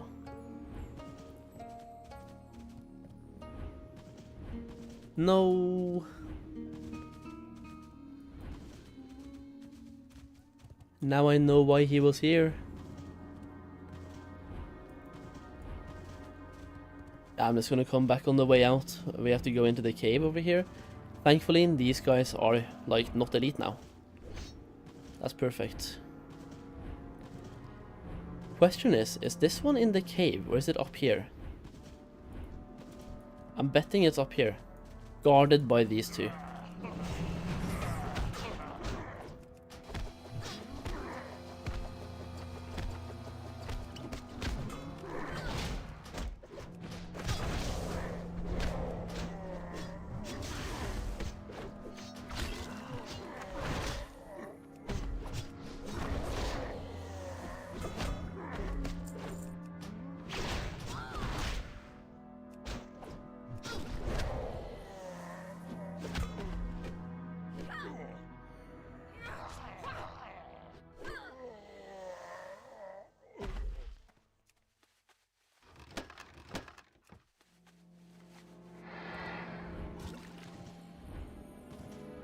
Oh, wait, he can spawn on that side as well now. Fuck's sake.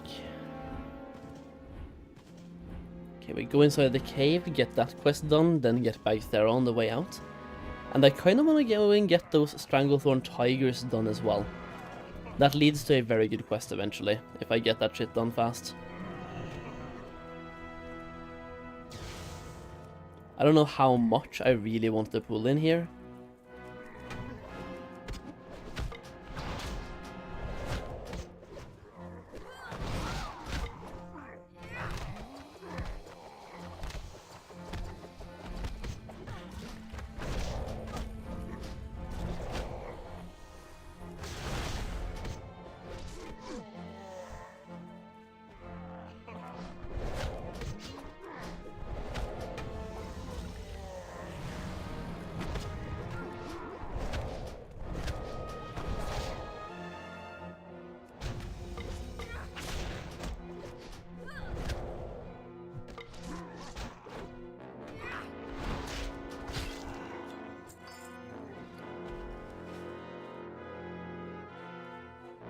The one thing I didn't prep for was the DM trinkets, as I only just got them back.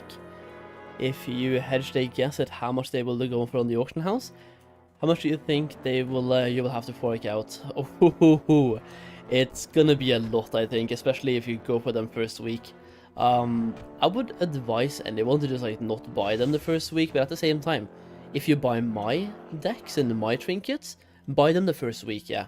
But anyone else, just don't buy them. But if you buy them from me, buy them, 100%. But first week, I would say 100k plus. Anything less, I will be very surprised. Because the crafting of them is gated behind a daily craft, which, like, that limits the supply. And the demand will be pretty huge. Capitalist time, always. Always. Please tell me Bagathera is up on this side. I don't really want to wait for the spawn. It does have a couple of spawn points here though, so might not be at this location, could be further up.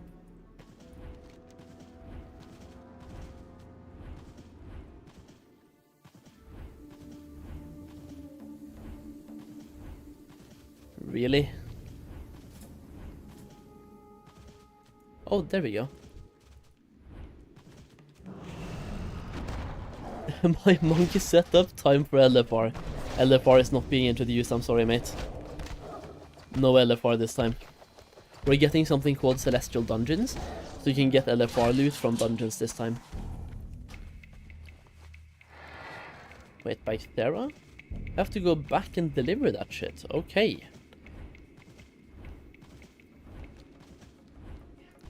Ja, ikke... Oh.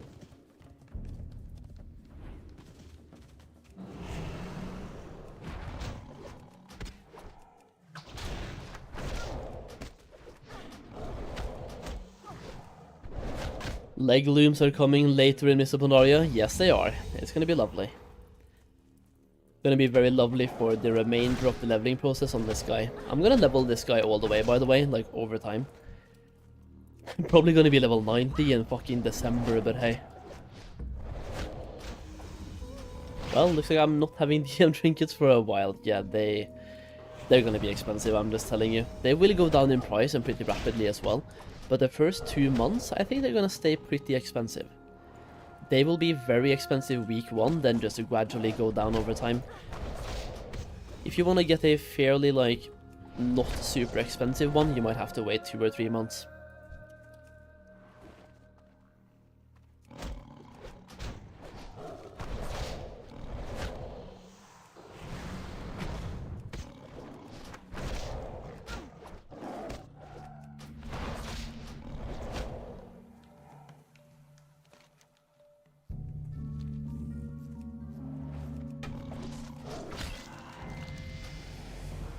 There we go, boys. Level 30. Nice. Gonna go for the Sense Fair ability as well.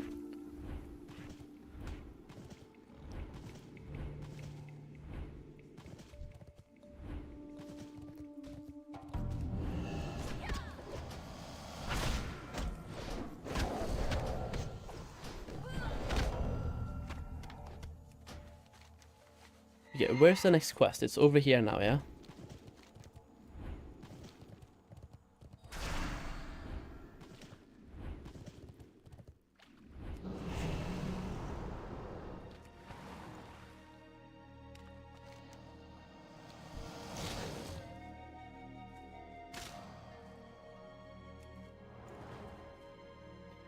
Might try to get the Lumer ring on a deadlocked server. Yeah. You should have done it yesterday. Or like, yeah, yesterday. Everyone got the ring yesterday. Everyone who did the thing got the ring. I should have done it myself. I just didn't know about it in time. But apparently everyone who did the fishing yesterday got the ring. I'm just gonna hand this in case I get a follow-up. Guys, we have 44 minutes left until launch. Technically 45.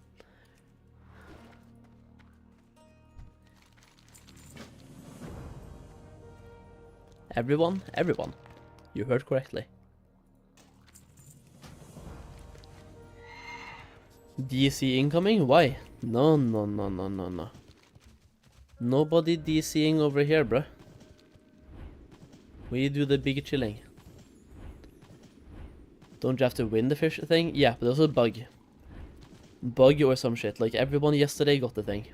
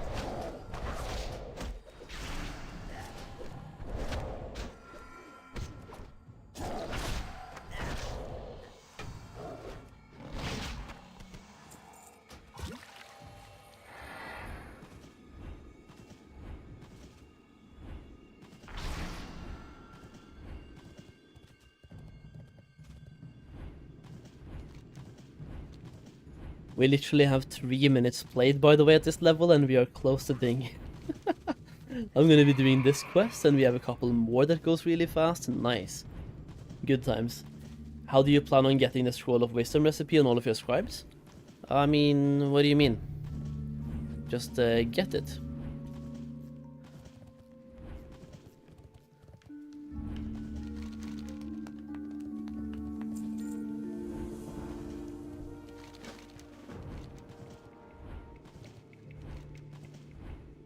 Not like you have to do a raid to get the recipe. Too bad they nerfed the gold drops on bosses. Back in the days it dropped 500 gold a boss in TBC raids, yeah. I mean, that's super overpowered. Yeah, just get it. No magic needed. Just get the recipe.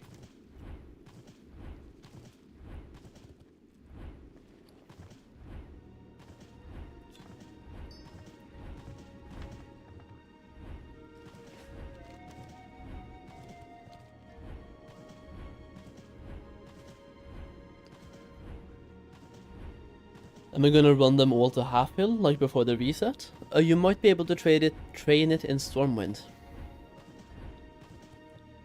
For my main, do you think I go for tailoring or inscription for gold making? I like tailoring on the main. Because you're gonna be doing dungeons anyway, so you get more cloth from the dungeons you're doing, and also you need rep in order to convert the daily crafts to gold, and your main will get the rep first. So tailoring on main is pretty good choice.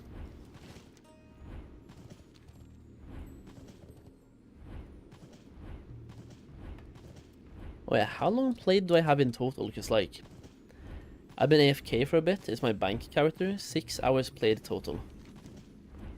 Not good.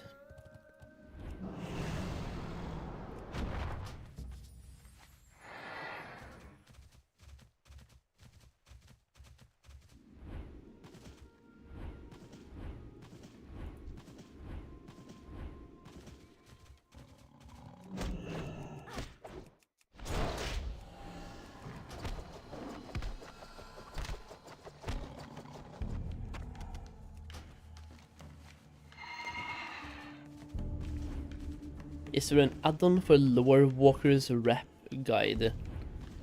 No. Well, there might be. I'm just using the Wowhead page.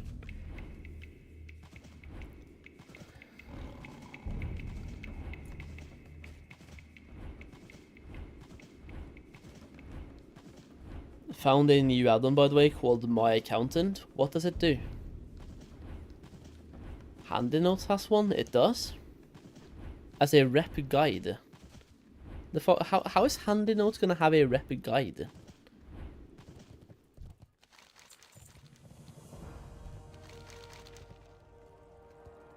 My brain is struggling to comprehend how that works.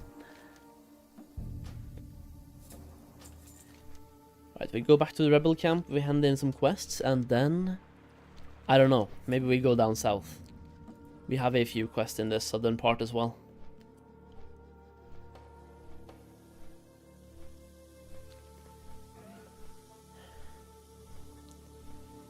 For the lore walkers, that's the one where you just click on stuff? Ah, maybe. Let me go into CurseForge and check it out. CurseForge.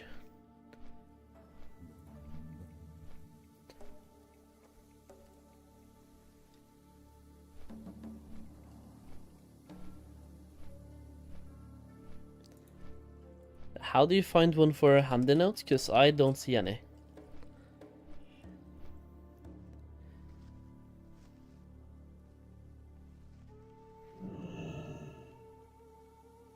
What is the name?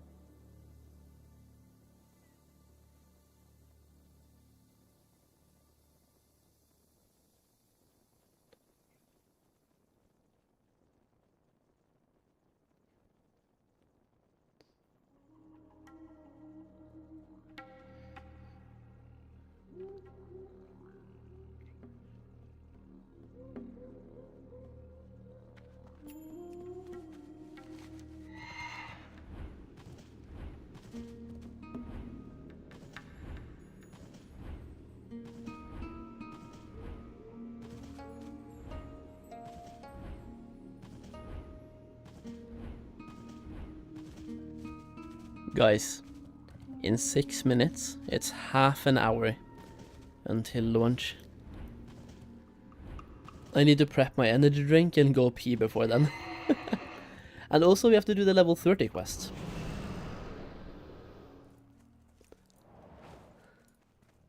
And maybe eat one more slice of pizza.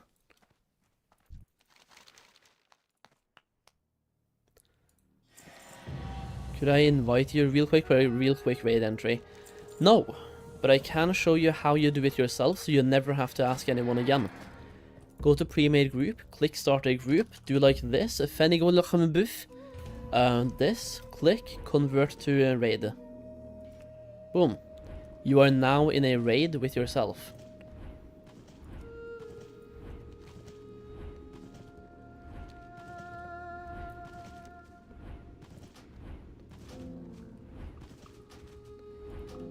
It's a pretty good trick, I'm not gonna lie. It's pretty good when you're solo farming things.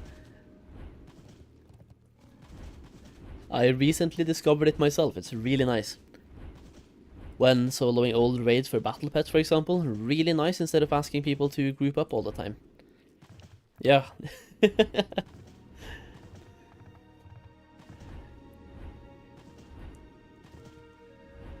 Need to prep your nerves if Jade Forest lags like Stormwind, dude. Yeah, it's not going to lag that much though. I have faith. There might even be layers. How much experience per hour is possible with pet battles? Roughly the same as questing, to be fair. Pet battling gives you one pet battle is usually one quest. It's definitely not going to be great, but it's going to be okay.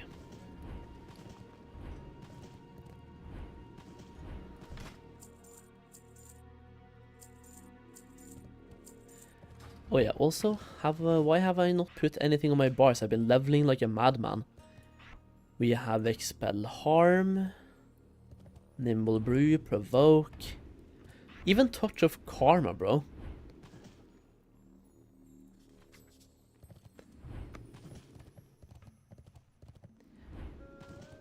Did I play the stress test? Me, for Mists of Pandaria? Has there been one? Do you need a recipe to learn to make Scroll of Wisdom? You just speak to your trainer, I believe. I need someone to phone my wife, pretend you're my boss, and tell her there is an emergency at work, and I am needed for the next 24 hours. Hey, I'll help you out, easy.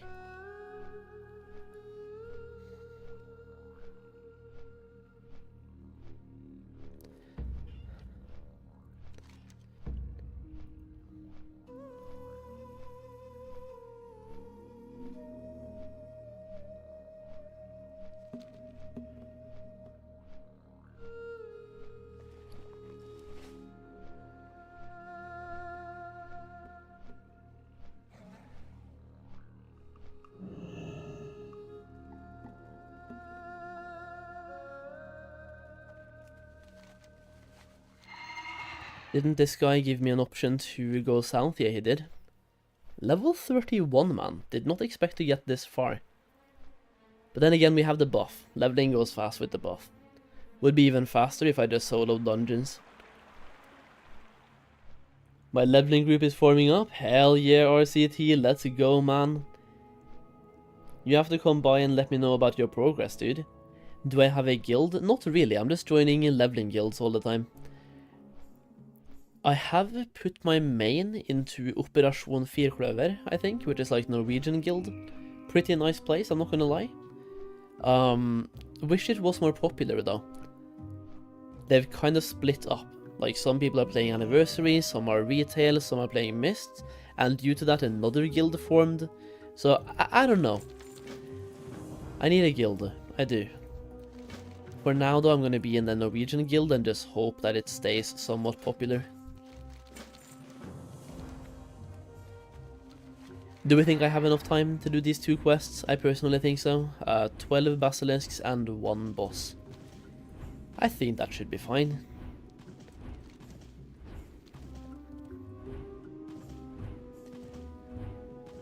Yeah, yo RCT, come by every now and then and update me on your progress. Every time you level, okay? Every time. Maybe I should form my own guild from back in my old guild from back in MOP called Bakfylla. Yeah. That's a good guild name, by the way.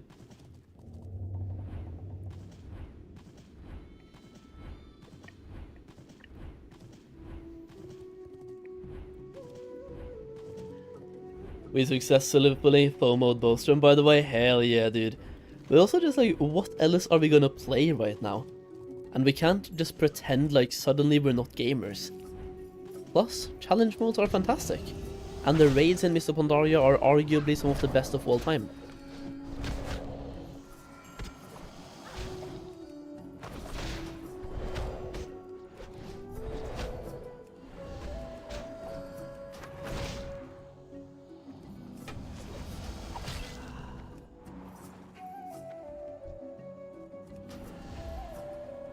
Hype, just finished eating and prep my rogue. Yo, epics, how are you doing, man? Hell yeah, dude. Speaking of eating, I should eat a little bit more pizza myself before the launch. I'm just gonna do these 2 quests and then I'm basically done. Then we log out and wait. I think that's basically the plan. Finish these 2 quests, log out, wait, go pee, eat pizza, grab energy drinks, be ready. The thing is, for Cataclysm, the launch happened, what, 5 minutes before it was supposed to? So you always have to be ready, a little bit in advance.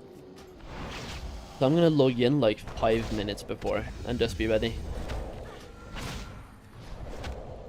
Maybe even 10 minutes, the only thing is I have Darkmoon Fear buff, 10% experience, I don't want to waste.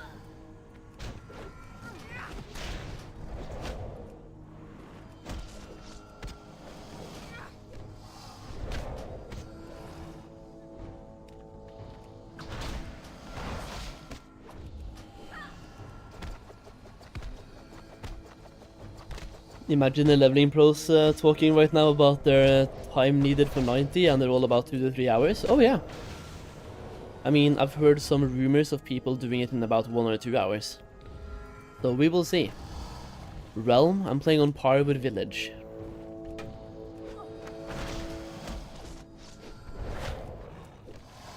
I personally have a hard time believing in the 1 hour dream, but we will see.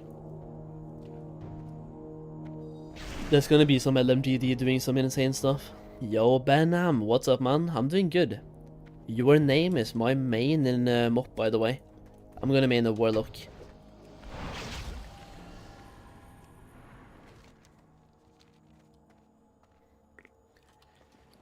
$85 to 90 in 3 hours. Apparently some people can do that. Yeah, I'm not going to. I'm gonna quest, take my time, enjoy the game. Well, I say take my time, I'm gonna try to be fast, but I'm just questing.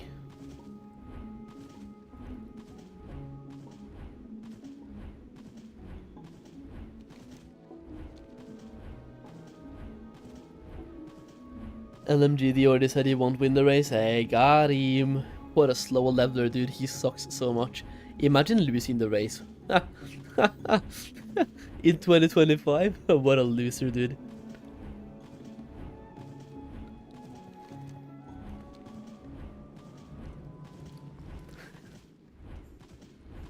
Three to 4 hours. I have no idea, Benham. I am going to be spending way more time. I'm not really invested in the speed leveling thing at all.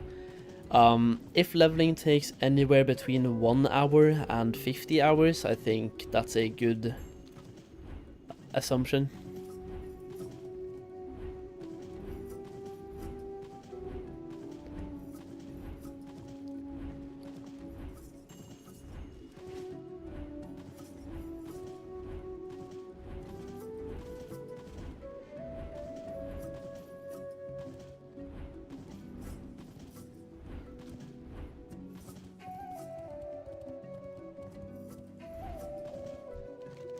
It's always somebody finding an exploit. Oh yeah, but also we already know about the exploits. We're not really finding them. They've already been found. For the most part, they've already been found. We are just like repeating them.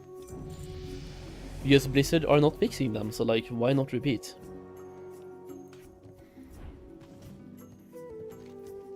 Alright, time to get the level 30 quest done, and then go pee and just get ready, right?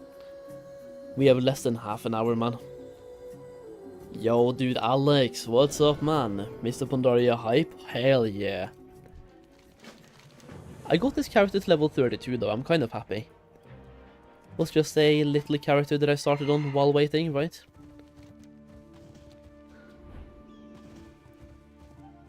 I also have to give the cat some snacks because then they are not shutting up.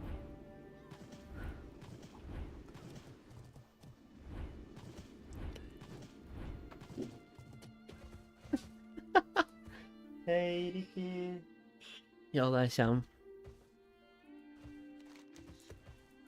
Vent da.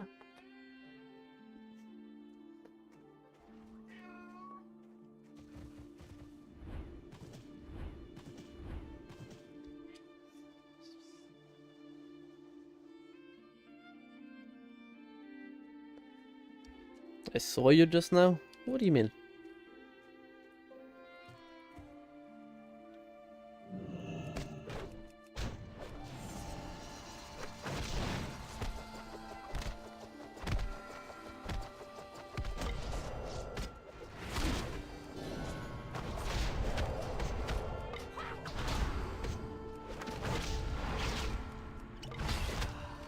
Got him.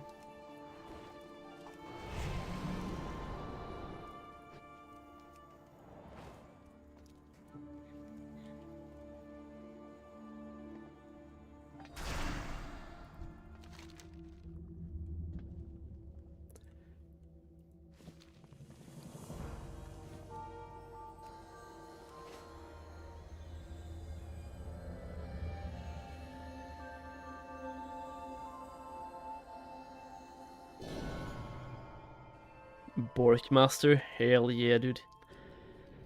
Have the Heartstone, get a Stormwind, get ready.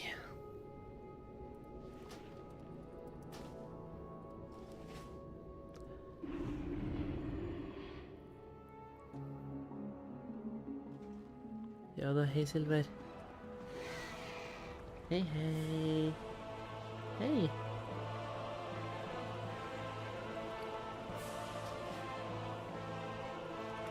Alright, time to go back to the login screen for a second here, boys.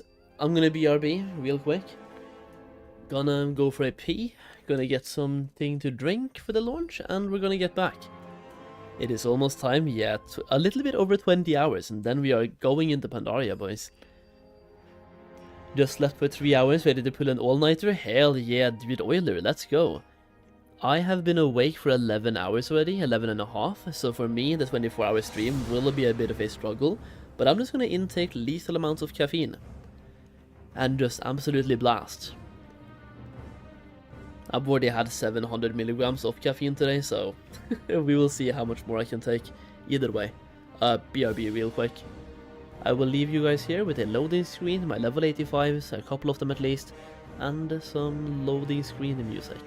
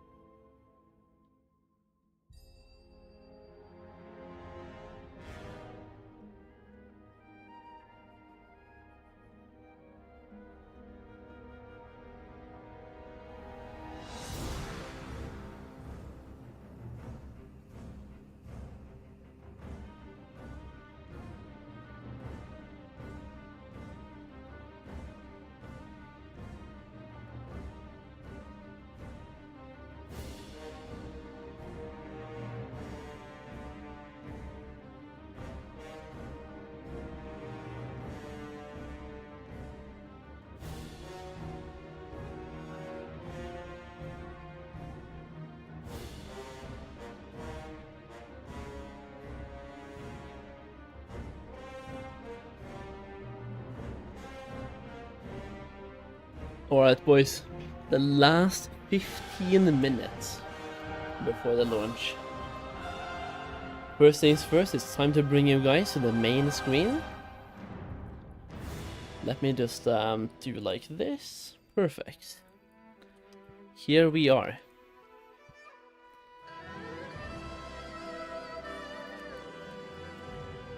Even had time for a shower? I mean, yeah. I'm gonna be ready in the last 5 minutes, because, like, Cataclysm came out 5 minutes before time. Same thing could happen here as well. That being said, I have my first energy drink ready, and I feel like we are being thematic here. We have a Celsius, and it's called a dragon fruit. I mean, come on. Dragon fruit. It's Pandaria. It's dragon fruit. My first is DK? No. Warlock. But I'm not gonna log on to the Warlock, because we have a buff, a very important buff.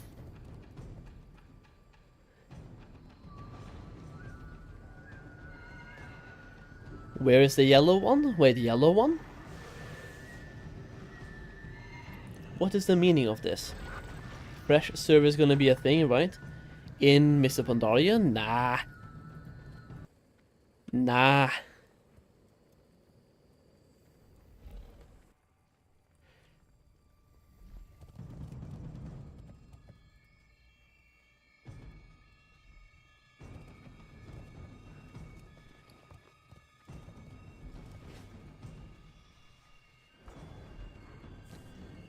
No more yellow monsters? Oh, do you mean Mango Loco or Hamis Llewellyn? Either way, I do have monsters. We have a bunch of Lando Norris. These bad boys, you mean? Yeah, the green ones. I have a bunch of those. Yeah, but I'm doing a Celsius for launch. But Hamis Llewellyn is definitely up there. Yeah, buddy. What the fuck did I say again? Where's the starting quest? It will be at this thing, the board. Where you can see everyone is standing right now, dude. What does the Lando Norris one taste like? Nice, good job. It pretty much tastes like that sound, and how you think that sound would taste.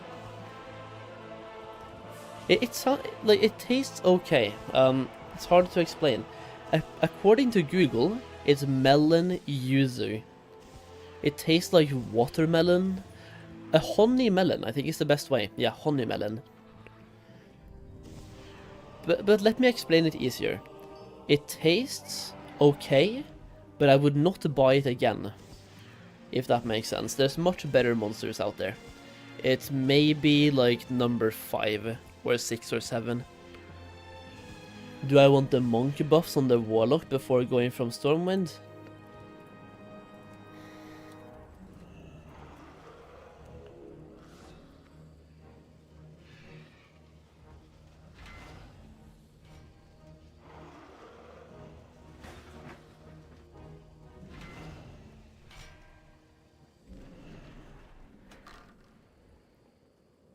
Does my guild banner increase experience from quest turn-ins? I believe so, not sure. The new Viking berry is fire, by the way, a monster. It is. Oh, I haven't tried.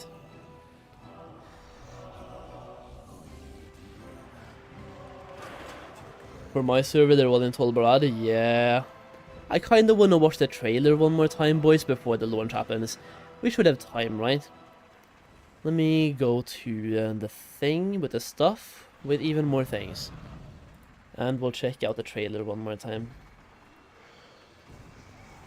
Mists of Pandaria Classic trailer.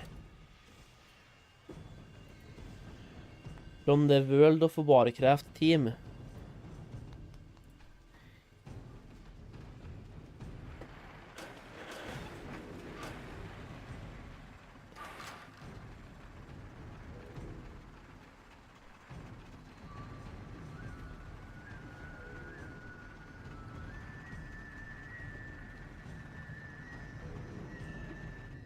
Okay, right now it's being really bad. Firefox, launch trailer.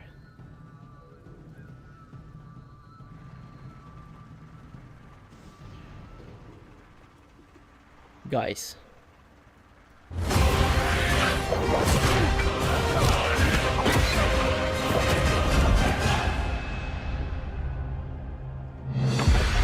It is written, a true warrior chooses many paths on the scroll of life. Yet, time is the thief that steals our most precious moments. What if we could go back?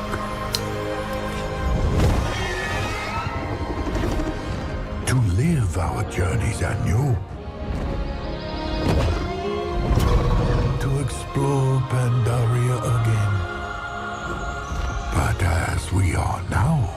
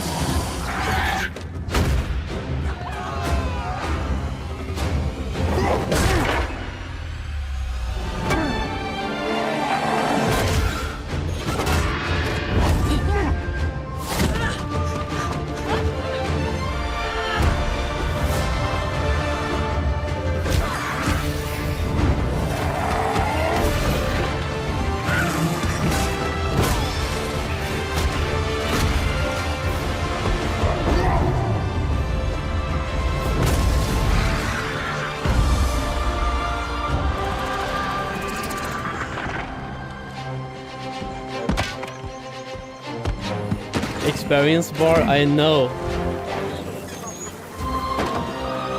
Many are the paths written on the scroll of life. It's time, boys. It's time, dude. Yeah, I just have to like shut that down. Guys, has anyone handed in a quest? So you know that we get experience now? The experience bar is up. I'm logging in. Well, if I can, of course. I am in. Instantly DC'd. I'm gonna do the same. Never mind.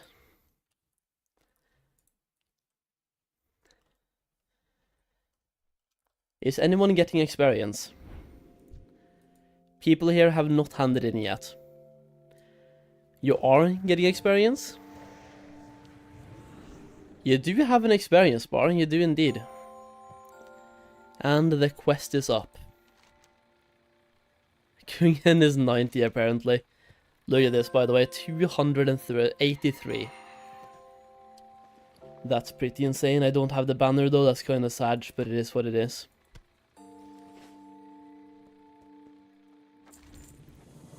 You do indeed get experience, let's go boys.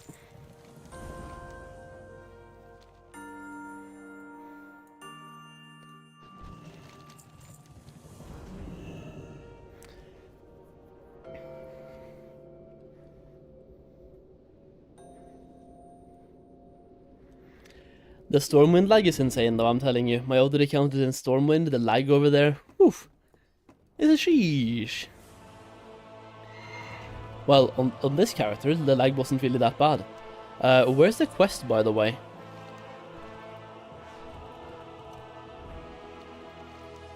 Oh, it's already here. Is it this? It's level 86, so that would make sense. You just pick it up for free. Fly into the castle? No thank you. But soon.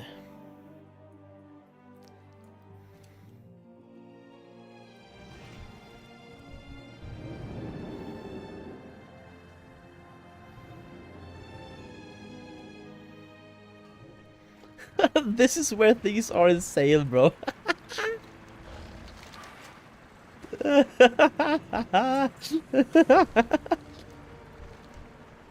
Look at all the people, bro. Oh no.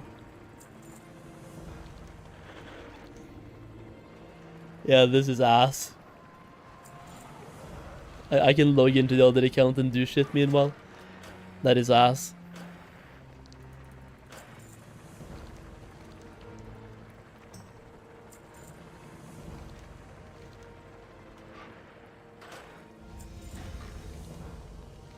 But it's like I said, anyone who did Winter Grasp, they would have time to hand in the quest because it came up earlier than people were expecting. Pretty much exactly as I thought it would be. Here it is. Yeah, this is where things take time.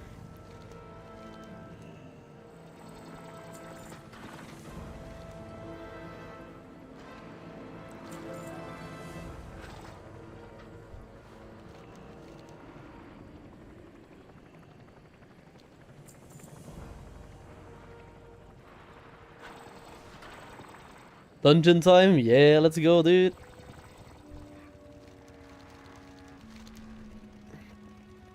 Honestly, if it's gonna lag this much, I might join this healer.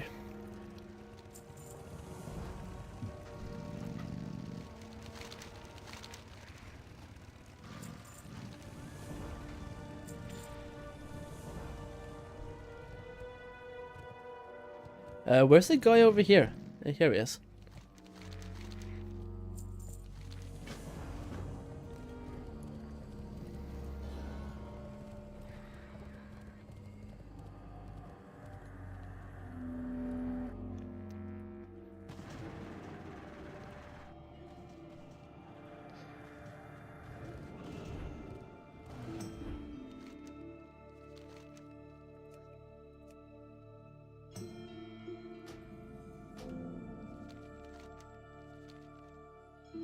Why are people saying it's up in the air?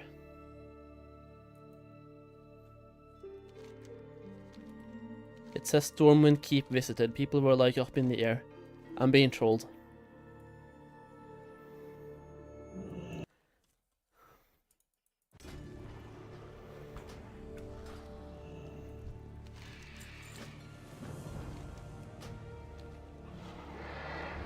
Now it's up in the air somewhere.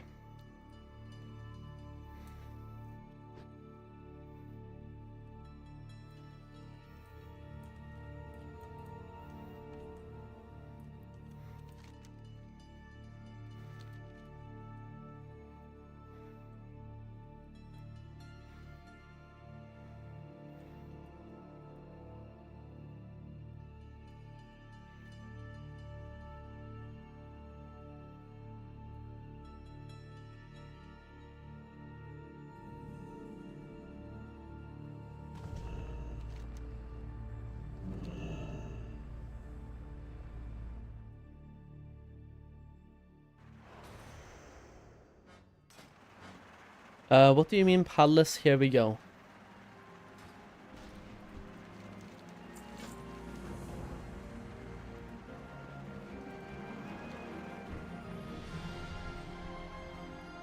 Oh, dungeon. Palace? There's no palace. There's temple and Stormsouth Brewery.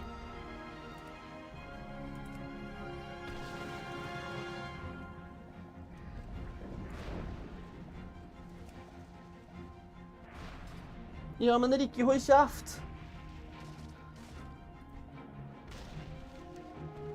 Oh shit. Okay, where do I turn those things off? The battle path species and stables. Turn all of those off. Holy shit, that was taking up space.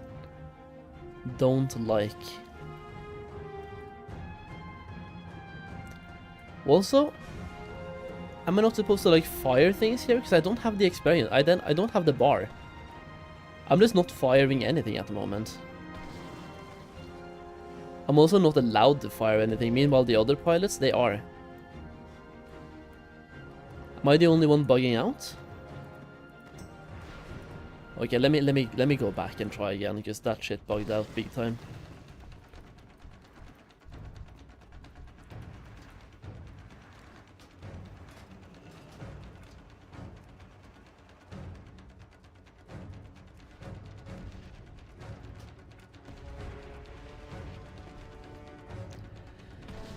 My own whole airplane army. I finally understand what the whole developer interview about airplanes was about. It was basically about this. But again, I can't shoot. Well, why are they all allowed to do things and I'm not?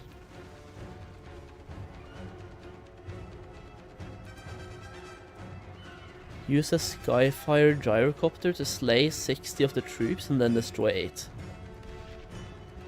Ugh.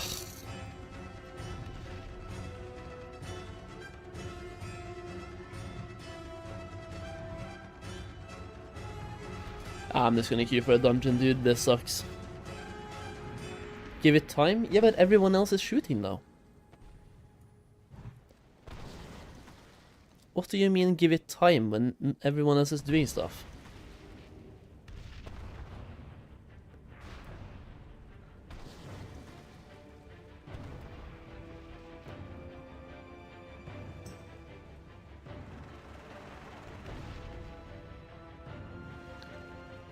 The quest is bugged, yep. But it also seems like it's bugged only for a few people. You have to get lucky or you don't get lucky. This is just a waste of time. You say give it time, is a waste. I'm gonna try again though. I'm gonna go over here, try again, see if it worked.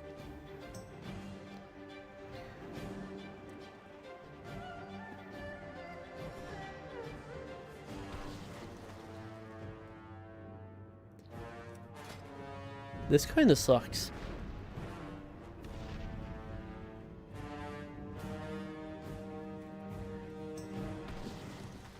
How does Blizzard... How do they fuck up another release, man? How do they keep fucking up releases by having quests being bugged?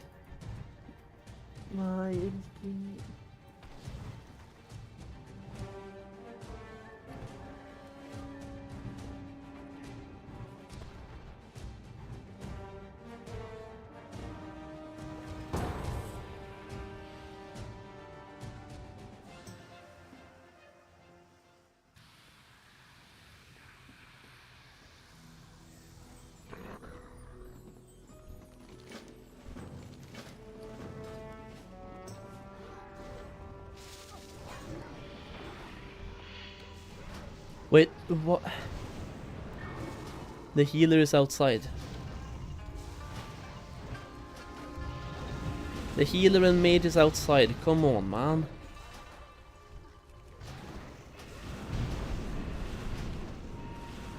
Get in.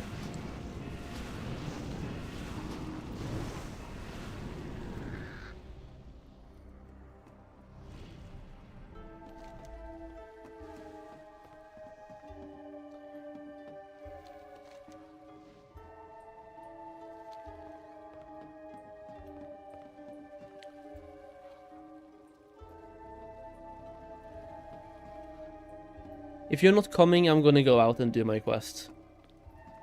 Okay, if you're doing just a sec, then I'm doing the quest as well. Cool.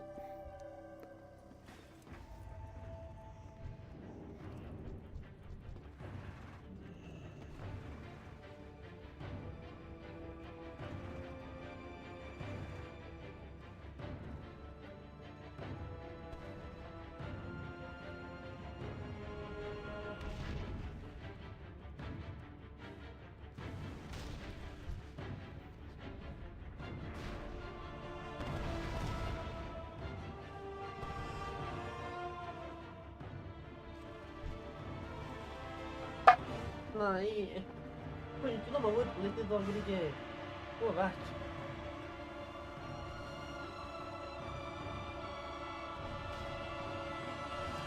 Oh, I have the thing. I have the thing. I have the thing in now when I'm in the dungeon and the healer finally went in. That kinda sucks. But also this thing is lagging like never before.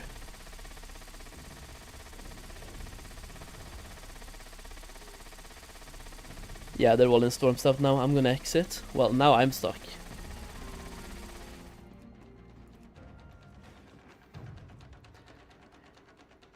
Wow, so lagging, got with the panda launch, yeah.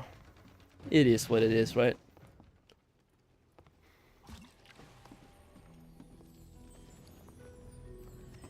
I should probably have taken more while I was here, but it's okay.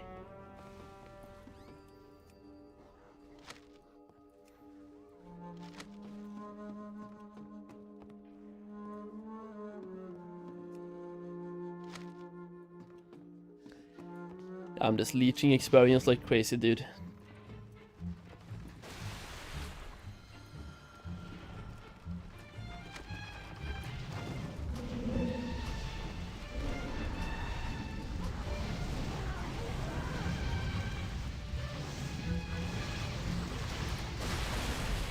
Oh shit.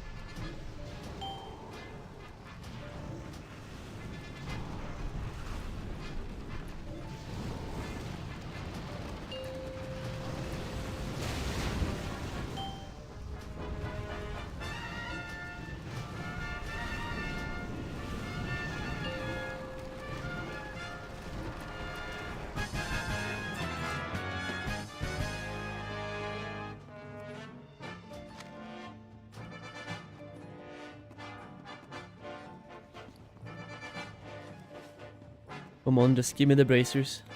No! Shitty mage, bro!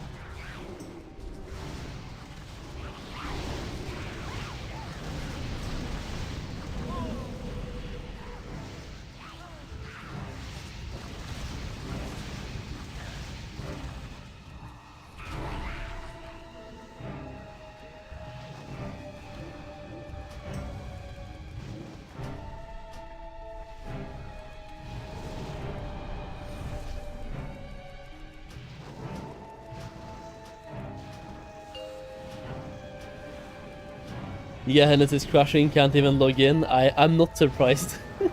Even my server is like almost crashing and I'm on a very low pop 1 compared to Gehenna's.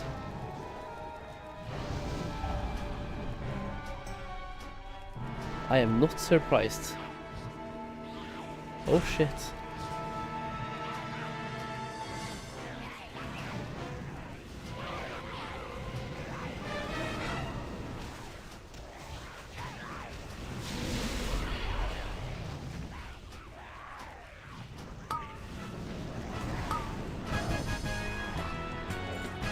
Let me get some more. Oh yeah, offhand, nice. Can the mage like pass this one to me? Come on, bruh. He's not gonna pass. But is he gonna win?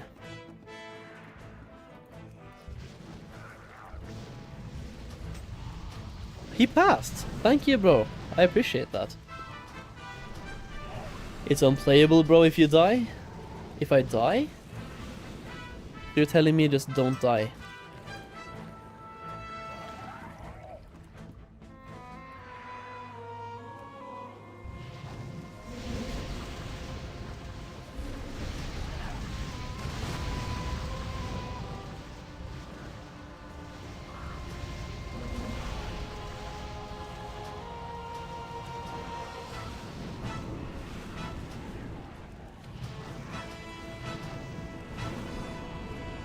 And if you do, don't release. Okay. So I'm gonna soulstone myself next time then. Because I soulstoned the tank the first time. Next time it's me. Wait, how good geared is this guy? Fully heroic dragon soul. Okay, bro. Okay, dude. If you guys are dungeon farming, just count me in, yeah?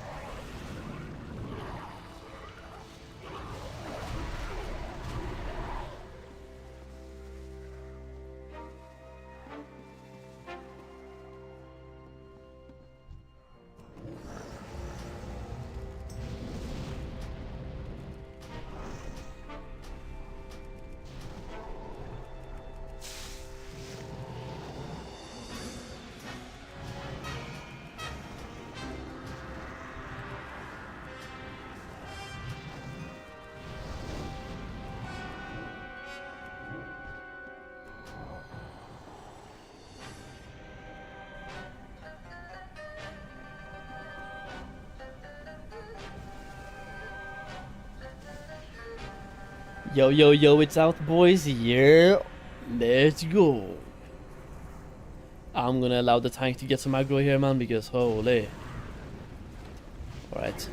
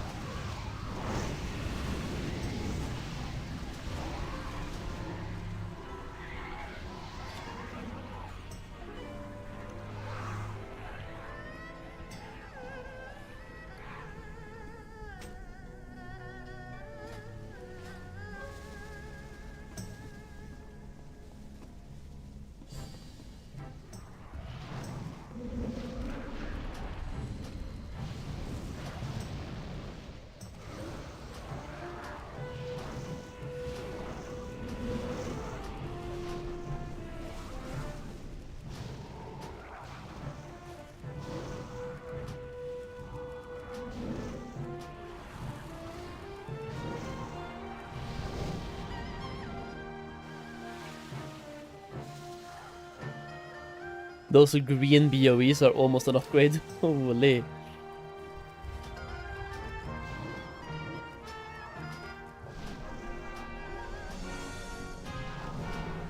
Alright, let's blast.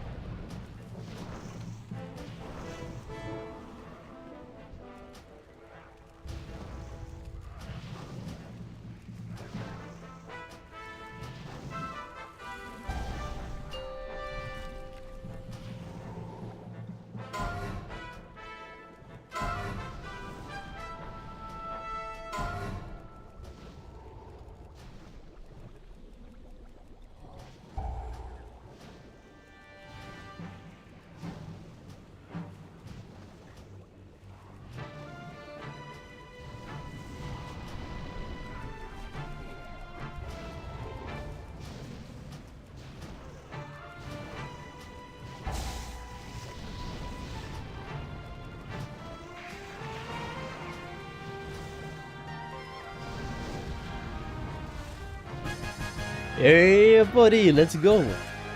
Give me some of the loot. The gun I can't use, it's 410 though, that's pretty insane. The belt would be amazing. Now the question is the panda guy coming to us so we can just stand here and deliver? Yeah, he does. Cloak 410. And the other guy is also here. Are they leaving or are they queuing again?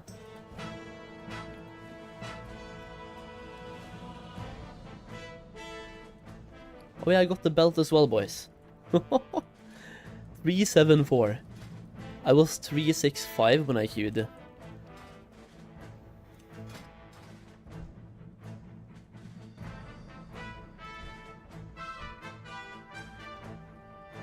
Doing more question mark?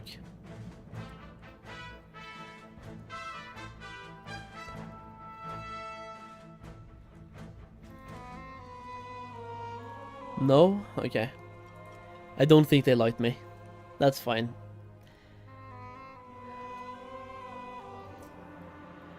Okay, I'm solo. Let me know if dungeons. Yo, Sigler, are you doing dungeons? I'm gonna try to do this quest, but I don't really have any faith. Yeah, it's still bugged. It's so bugged. There's so many people here. Even now I go onto the ship, I can't try. It doesn't take away. It doesn't go off. Ever. Everyone is doing monkey runs, yeah, but like for me I don't care about monkey runs. I simply like just don't care. I would rather do the regular dungeons in that case. You can't quest? Yeah, apparently. I'm just gonna keep solo queuing for now. Hope that I get into some groups that are absolutely banging, like Heroic Dragon Soul.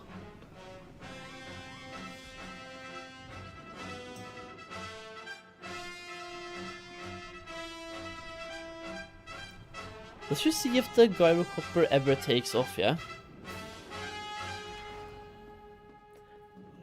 So apparently there's nothing. Look at all of these gyrocopters. It's not taking off. Well, right now maybe something is happening.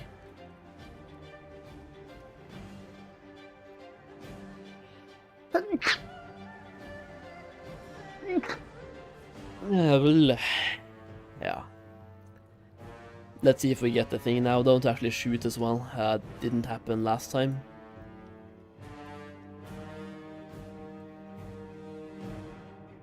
Maybe we get lucky.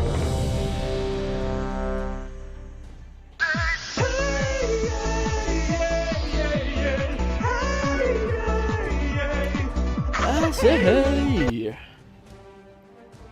What's going on?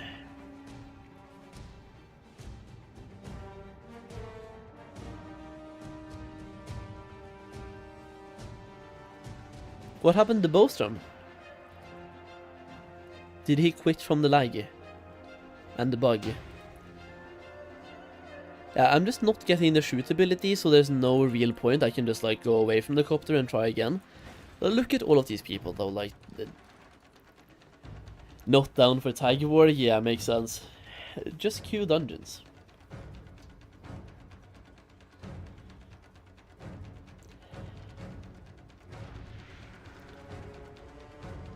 I'm ahead of you and I still have half a quest to turn in. That's okay. To me it's not a race. I could not care less, but grats. But also, do dungeons together, man. I wanna queue dungeons.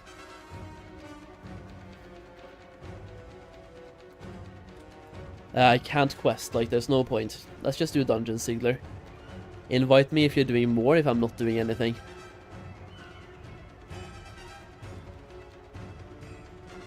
You're on last boss of Bree? Okay, perfect.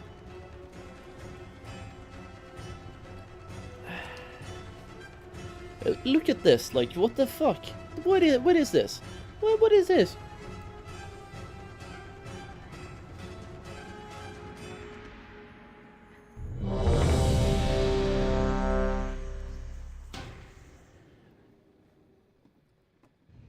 Can't deliver quests. I can't even start the quest, man.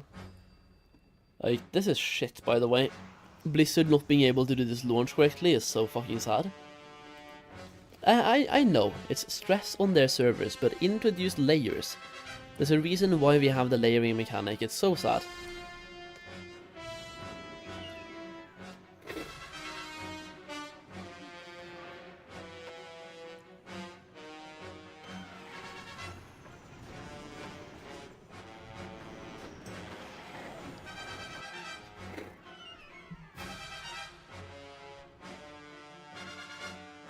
After a long time we finally got on the chopper, but the thing is, it's RNG here as well.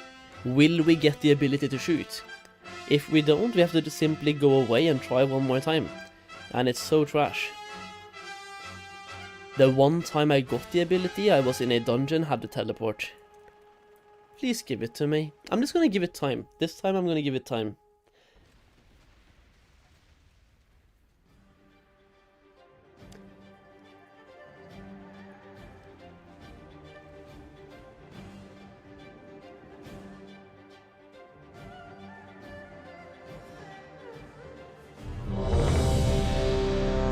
Yo, Zygor, where are you at in the dungeon? Do I just leave the queue here and wait for you?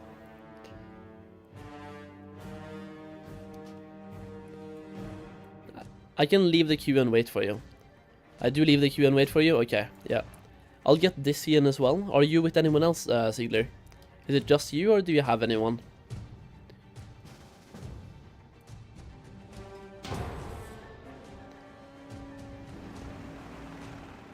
You're solo? Okay, I'll invite you then. Dizzy, get in here. And Zygor, get in here.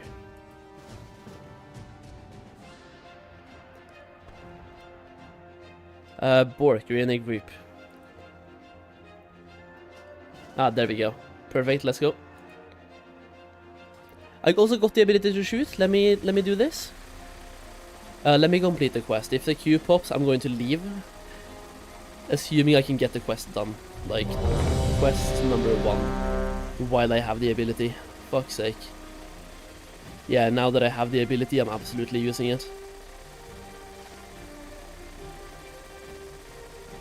Takes 10 billion years to get the ability anyway.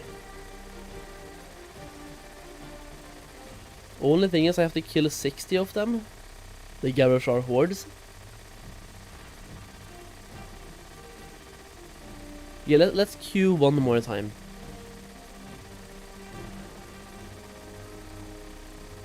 Let's queue one more time. Because during that time, let's see. Wait, what? Oh, you guys got in. Okay, fuck's sake. I'm gonna let you guys do a dungeon then, and I'll join next time. Wait, am I here? In progress. I can teleport to it. What the fuck? This is so weird. I did not accept. I'm in. I didn't accept them and I'm still in. Okay. Which dungeon is it? Yeah, I need to enter. I'll be there. It's temple. I'll be there. We are 2 people. Wait for the healer. The healer's on a Skyfire as well. So get the healer in there. And when the healer comes in, I'll come in as well. The healer just DC'd. Just let me keep going until the healer is there. You can do whatever until then. We need a healer anyway.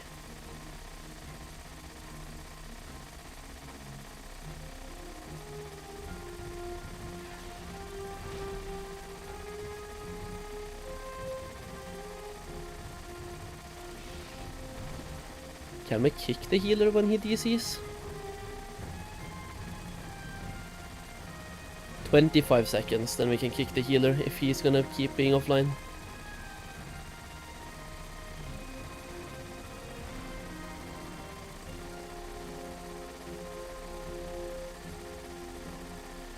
Look at the queue behind us. Oh my days. Yeah, no, I would rather not.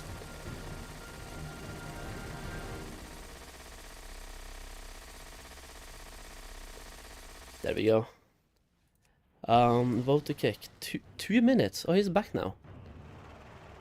I am stuck on the ship. There is no button to, like, take me off it. I need to go through the RP here to get teleported back, and then I can come in. Ah, okay. I'll be there in, like, 1 second.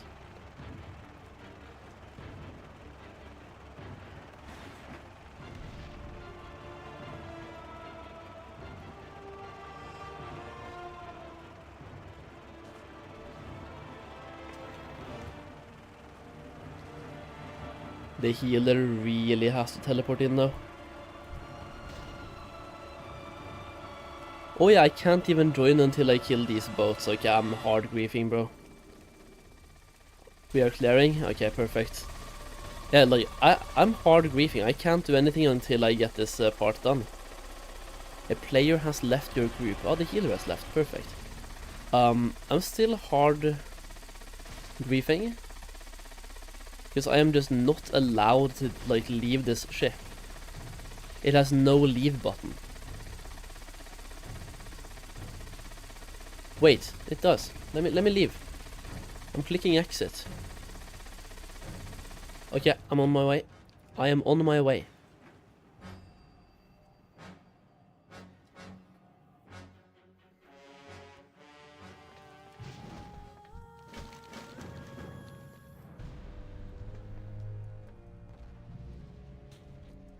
I'm probably gonna be locked out for that boss, but it's fine.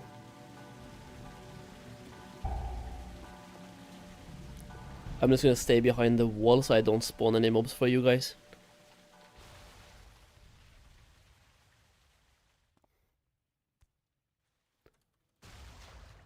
Because if they spawn on me, that's hard grief.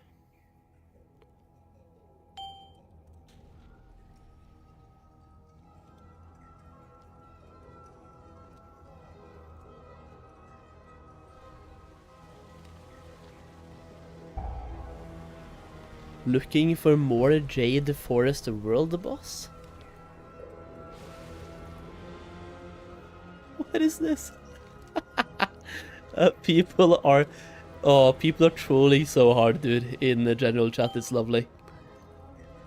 I'm not going to be able to enter, by the way, so you're killing this boss without me, and I'm joining after. There's like a waterfall between us.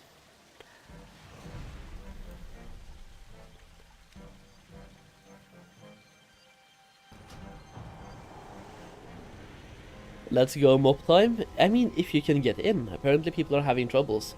Especially the big servers are having troubles. Even my alt actually got disconnected, so my main is really lucky.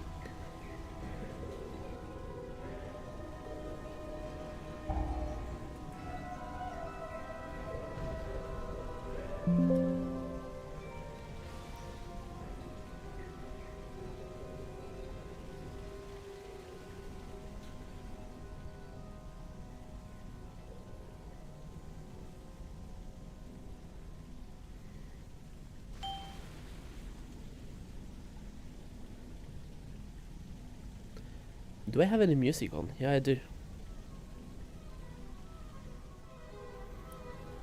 I do feel bad for anyone in Stormwind right now because my second account is in Stormwind and I literally cannot log in while it's in Stormwind. Yeah, I literally cannot pass the waterfall, by the way, so I'm stuck. I'm just here looking at the point.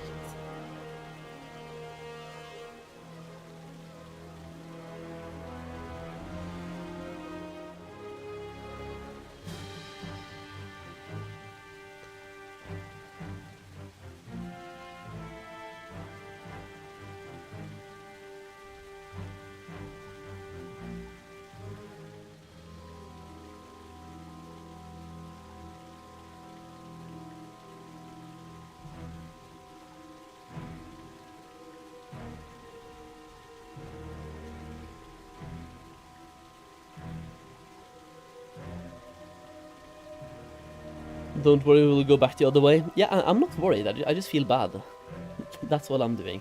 Also, Realm First Zen-Master Skinner was just taken on my server, by the way. What a nerd! Stuck on the damn ship, fantastic launch. Dude, the launch is fantastic, I'm telling you.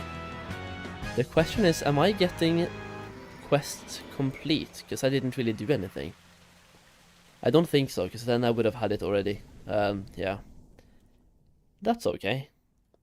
I'm probably gonna get this dungeon more than once. Never mind, I did get,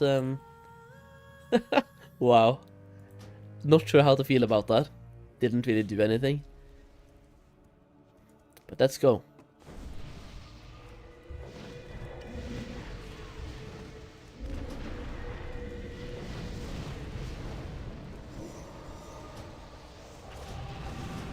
You were in combat though? Yeah, I guess I was, yeah. So in that sense it makes sense.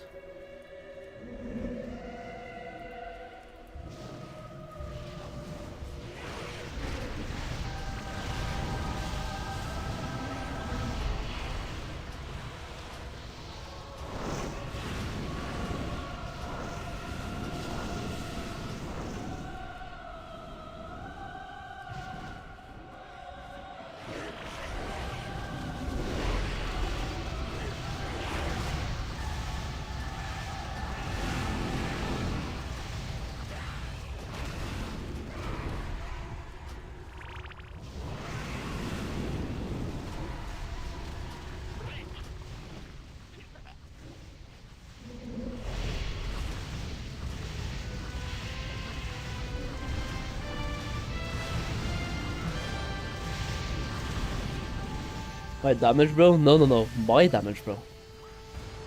You're a tank, you get the vengeance buff.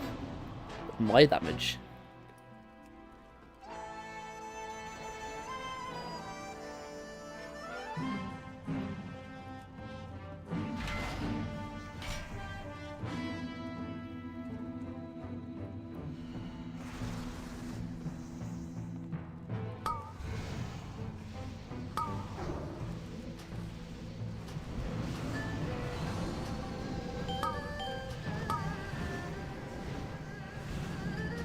It's like, which one are we attacking? I'm just gonna do both.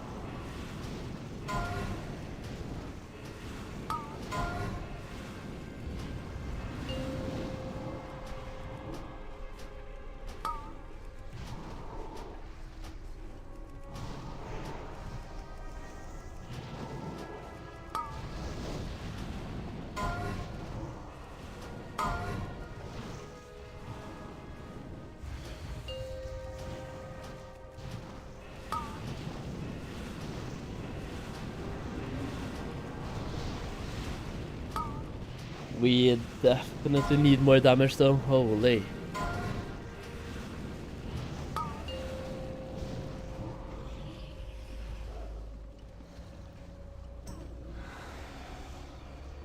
Yo, out control, what's up, dude?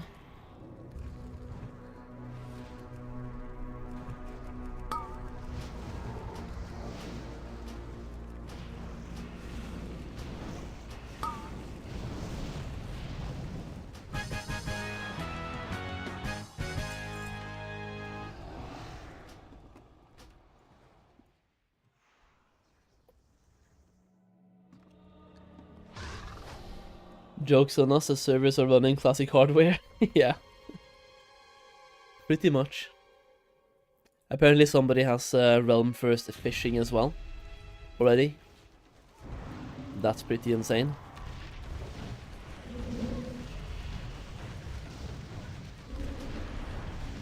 Oh no, dude.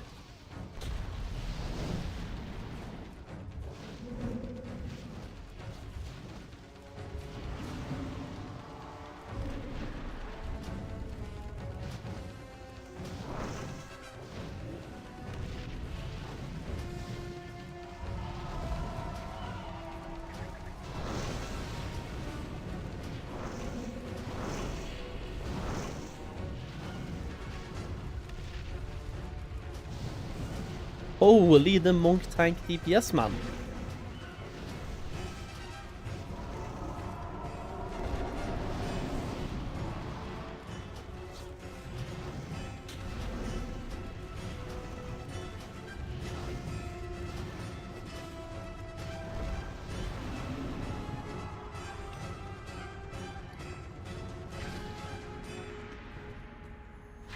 I even tried to pop some cooldowns.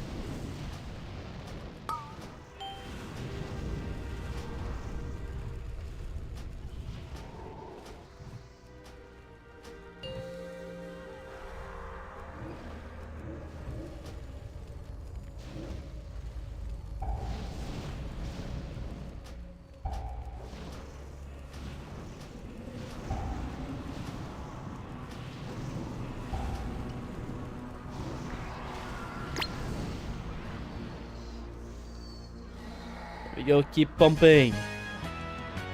Loot and keep pumping.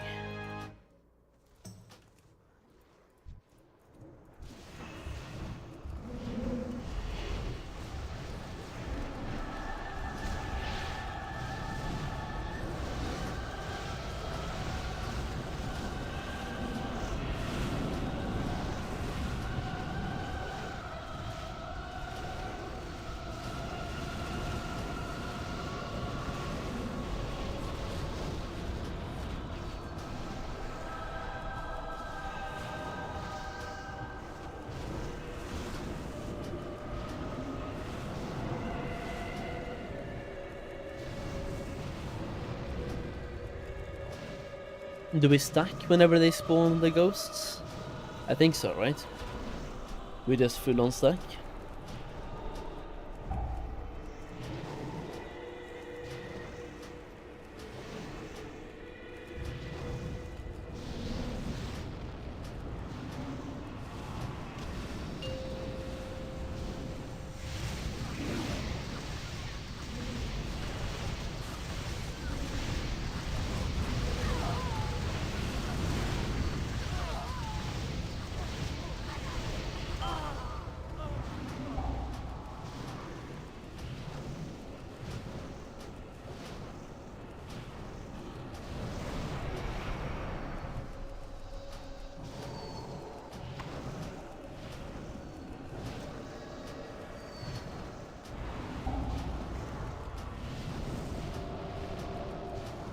1 hour in the gunship, that is way too much, yeah. Hasn't been an hour yet though, I get your point. I'm trying to be difficult, my bad. Yeah, the gunship is ass, and why Blizzard like doesn't anticipate this and give us layers for launch is fucking crazy. You should do dungeons, that is what I'm doing.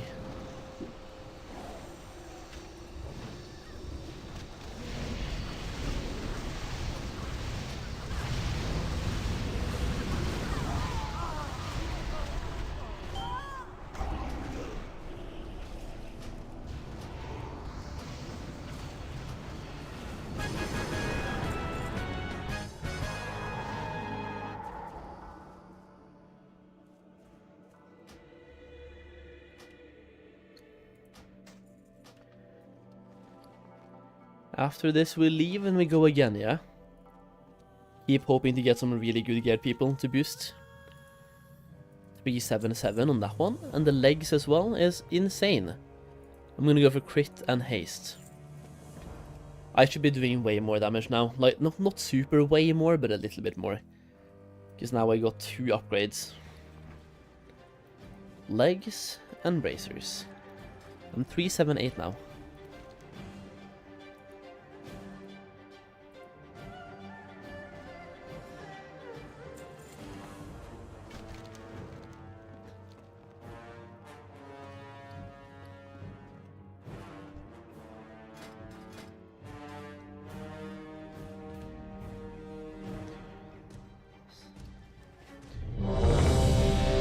Apparently I have to do this before I accept, but I think this goes fast, right? It's a small roleplay of me flying down. I will get the queue this time.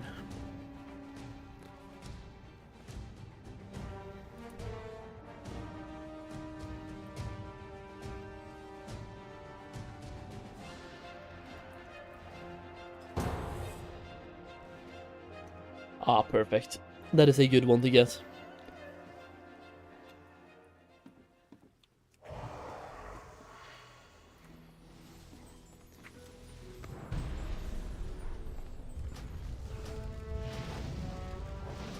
Kan jeg ikke holde litt kjeft?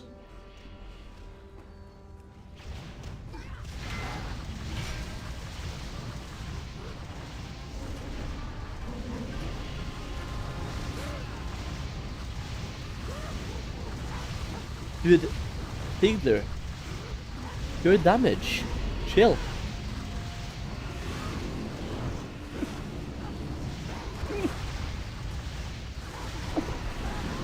Also, I'm dying. Fucking allergies, bro. Sheesh.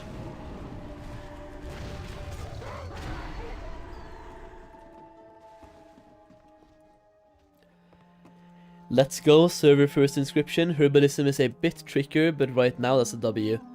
Wait, what? Server first inscription tease so fast? 38 or 40 minutes? No way. What did you do?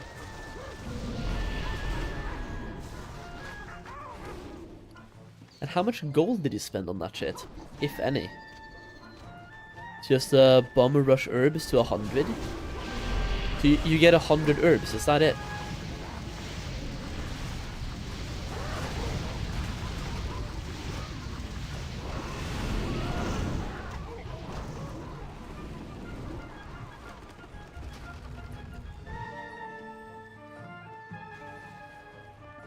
I did quite okay damage there for me needing a build-up, right, Zygor?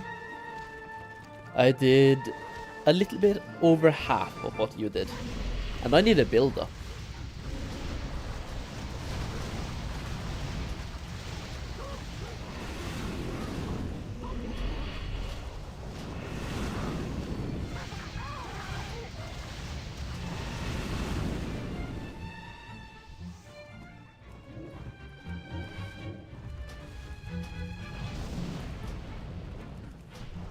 Solheim going hard, Giga Chad? I'm trying, cunt. Yeah, I'm trying.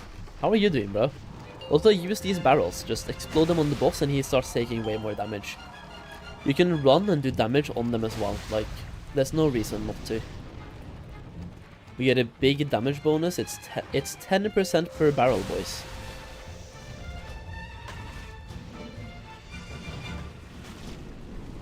I'm just gonna save all of my Chaos Bolts until we have even more barrels, and then I'm gonna fucking pump. If we end up getting more barrels, which we should. Yeah, there we go.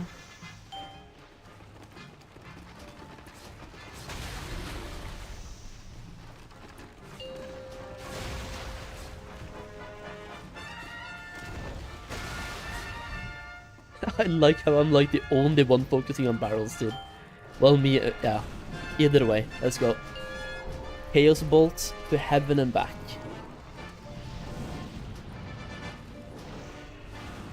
The Paladin thought he was going to be top DPS, but I did the smart thing.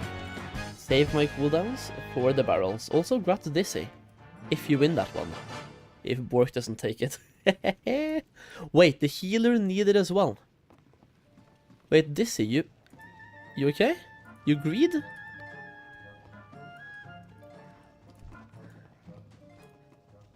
They made the helicopter quest autocomplete? No way. After everyone tried. After everyone spent so much time. Fuck's sake. Dude, Blizzard sucks. Because, like, they should have anticipated that quest being bad and just done that from the start, man. Every single launch, same thing happened Wrath as well. And Cataclysm. Like, Wrath, for example, we couldn't take the boats. And then they spent an hour to just give you a teleport. You could just speak to the guy and teleport instead. It's a good thing they did it, right? It's good, but like, why not from the start?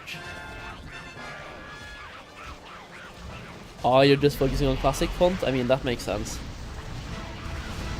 Classic is in a good spot right now. We have Mists of Pandaria, we have Anniversary, we get TBC eventually, might get Classic Plus. Looking like a good time.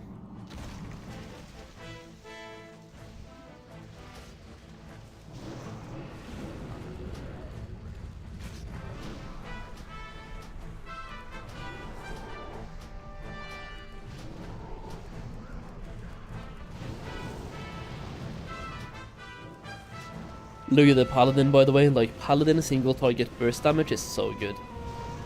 I've been saying this ever since the Mists of Pandaria pre-patch. It's so good. 1.1 million damage already, 1.2. I'm gonna catch up eventually, but it's gonna take a little bit of time. I also would need better gear to catch up, because he has better gear than me, it looks like, but hey.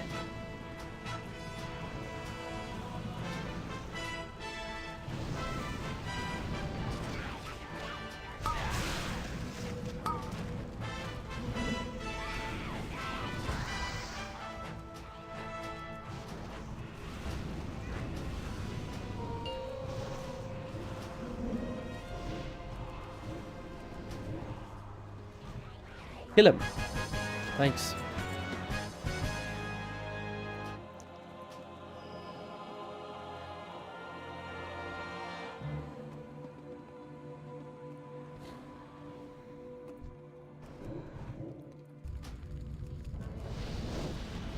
I will say spamming dungeons is not the optimal way for me to play the expansion at the moment, but hey, it works out. We pretty much had to.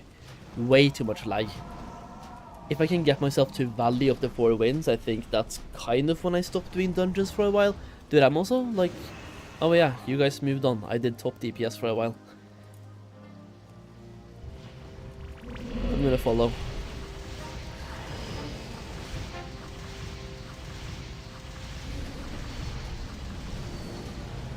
$90 is the cap, right? Yeah.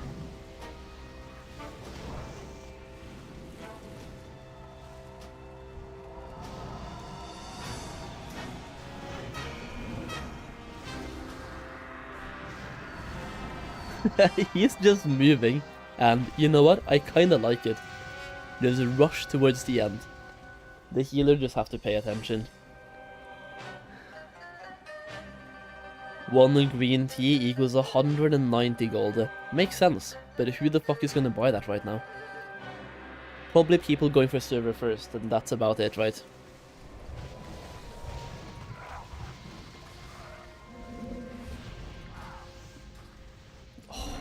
That is good the BOEs to have for alts.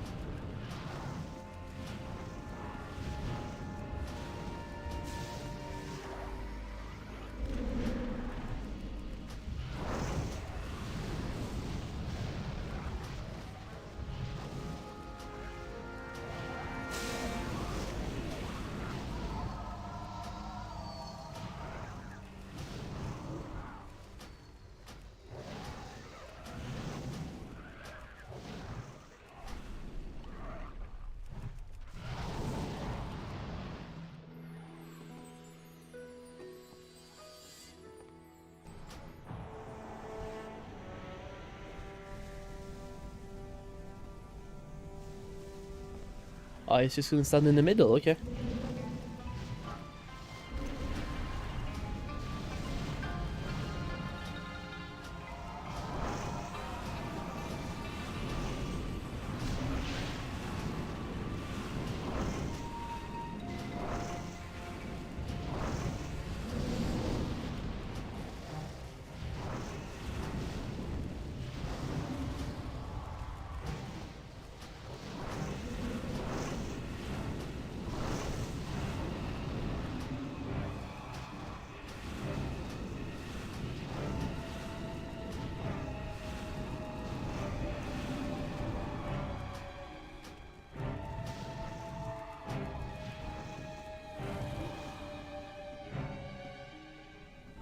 That is an upgrade.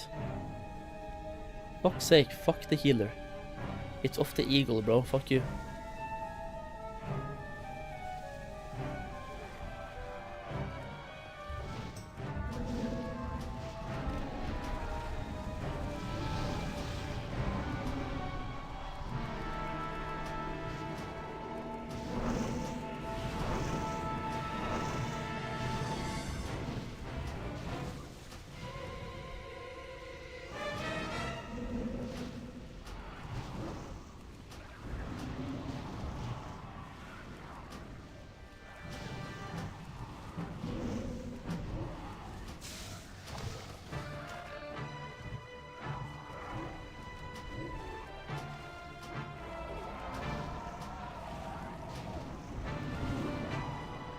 Do they have hardcore like Classic WoW? I mean, anyone can have a hardcore, just don't die.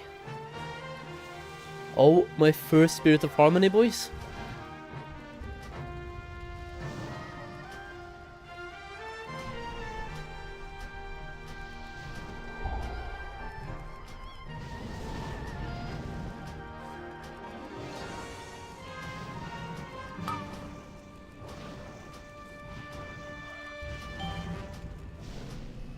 If only we had more DPS, could have killed the boss and gotten the Darkmoon Fear buff for the finishing.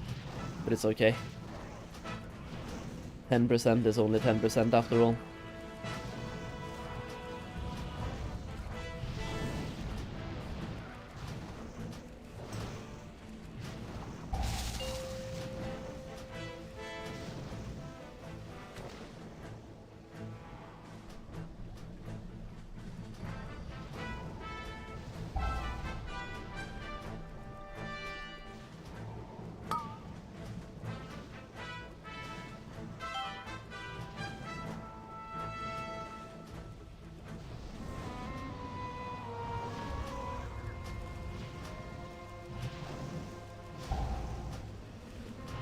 Okay, let's see what we can do, boys. DPS wise, popping the one cooldown that I have. I don't have any unused trinkets, so I know it's only equip.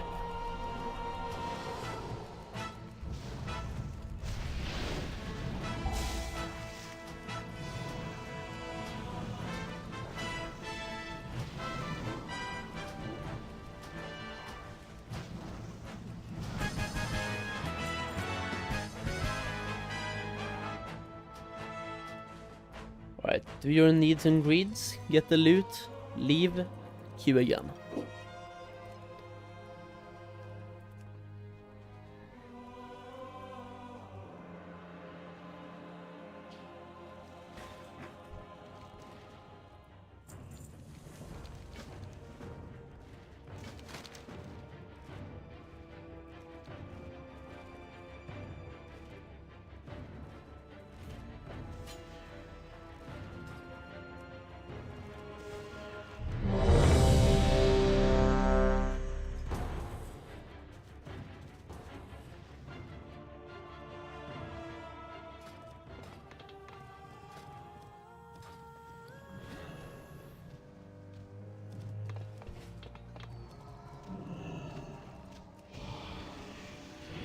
Oh, this warlock looks like he has better gear than me. That could be insane.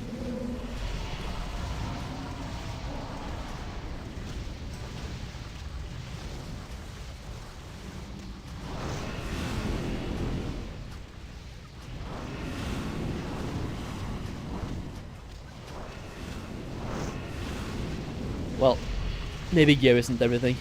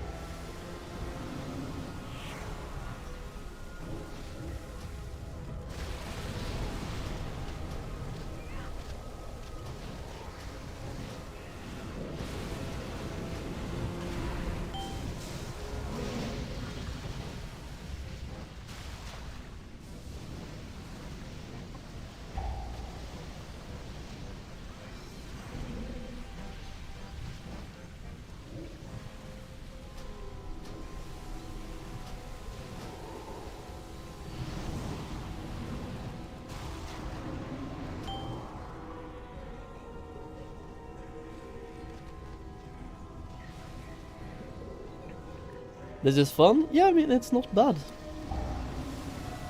2 warlocks as well. 2 warlocks, 2 monk, and a healer. Nice. I love this. The only bad part is right now, if any mail or plate drops, literally nobody needs. That is the only bad part.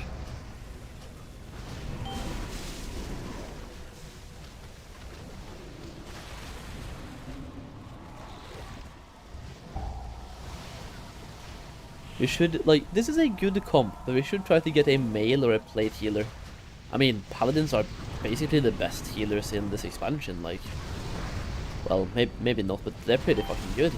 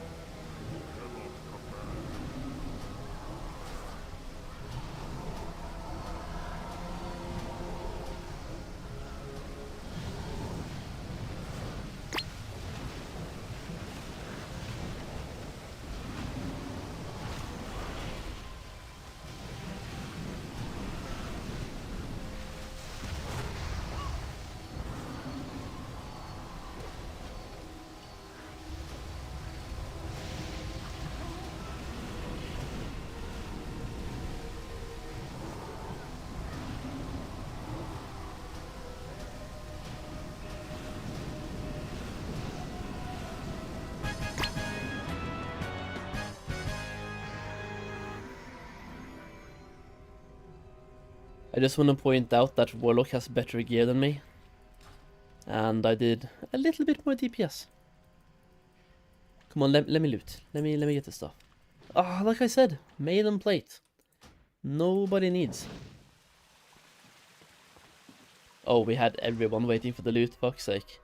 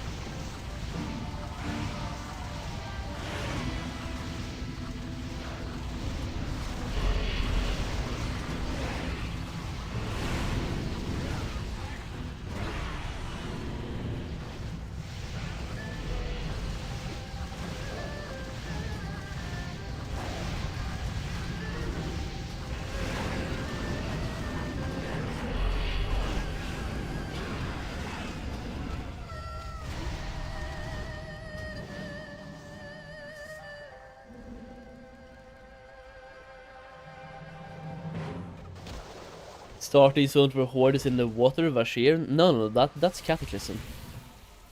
Jade Forest.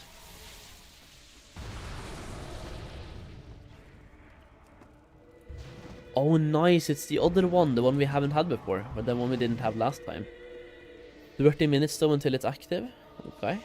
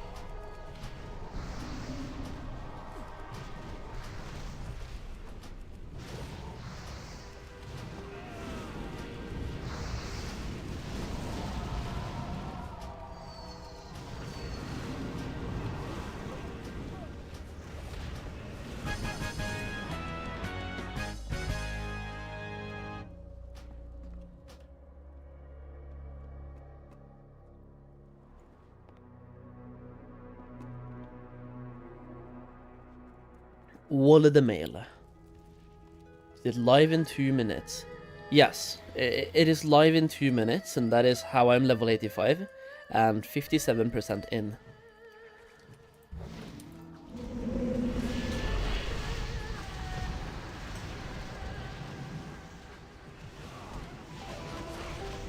Oh. The healer is having a bad time healing Bork, dude.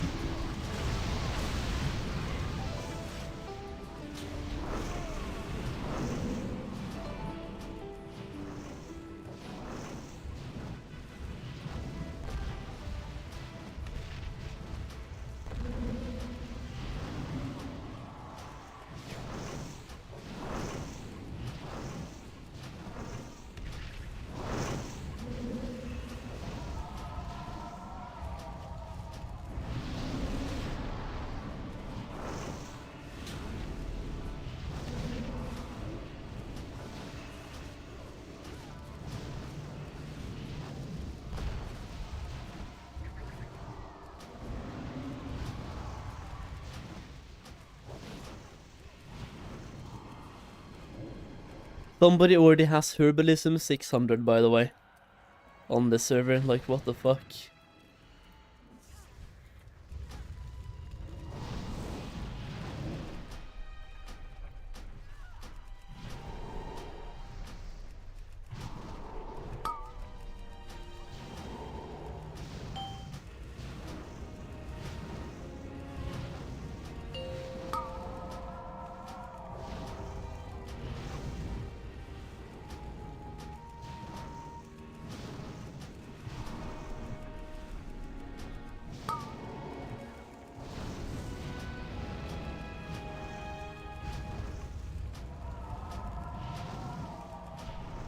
Dude, I am DPS racing this other Warlock, bro. Fuck it. You do 1 DPS, I'll race you 1 DPS, yeah. I did end slightly higher than him on that part of the boss fight.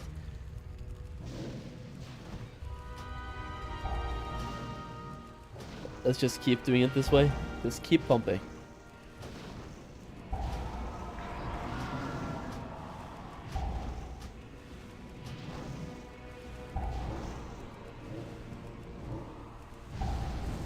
Got him.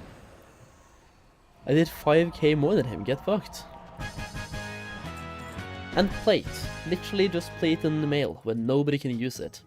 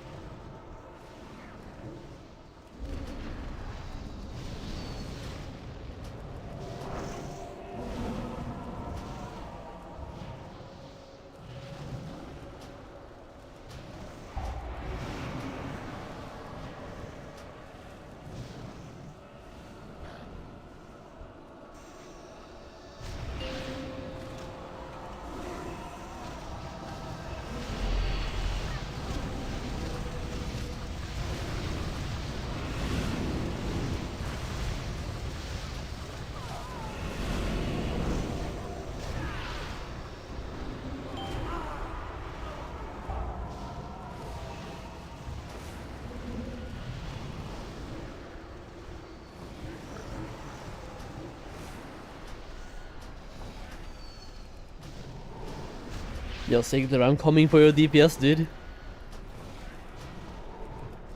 I am coming for your DPS. Look at the other Warlock, he has no chance. Better geared Warlock than me? My ass. Skill over gear. Any day of the week. Oh, he's catching up though, he is. Yeah, he's catching up. And now we have the bonds of reality again. I'm not gonna beat Zygor, that's for sure, because he does insane AoE right about now. Meanwhile, I can't really do the same amount.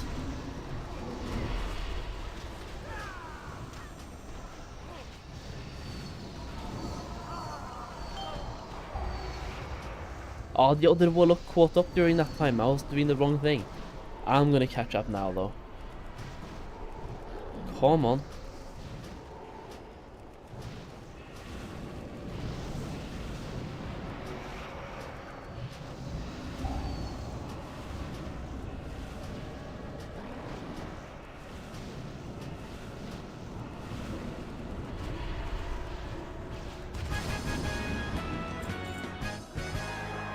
Close? A mail and a staff. The staff could be insane. Please give me the staff. Fuck's sake. Right, let's leave.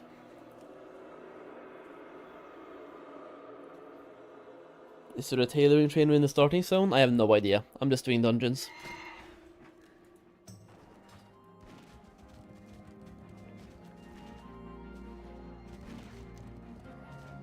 Doing dungeons and trying to quest a bit when I can.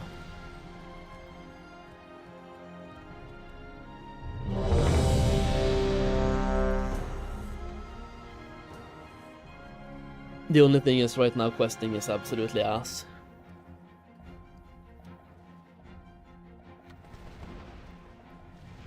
Okay, healer, you want to accept at some point? I'm gonna take pizza.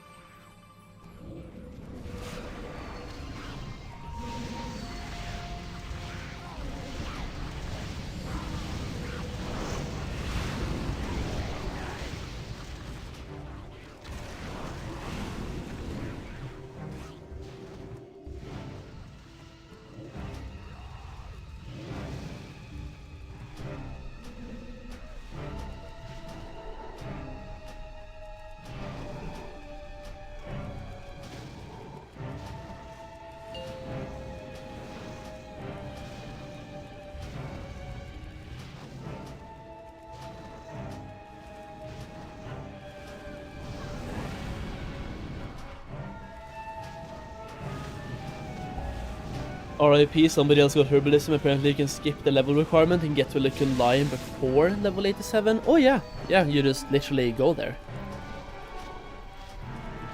Somebody on my server as well got herbalism like 15 minutes ago, I want to say, like something like that, right? Give or take.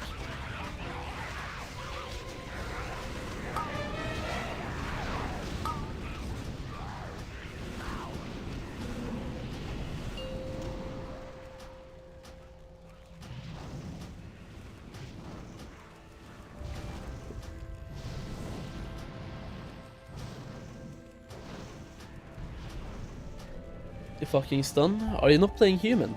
If you are, remember to put your racial on a bar. It's pretty good sometimes. Unless it was on CD. Heirloom work on 85? Nope. I want to play on which WoW servers do you recommend that have people? I mean, Firemaw is pretty good for Alliance, and Gehenna is good for Horde. I'm playing on Pyrewood, but it's not like the most popular. For some reason I got aggro there, I don't know why. I guess he just attacks anyone.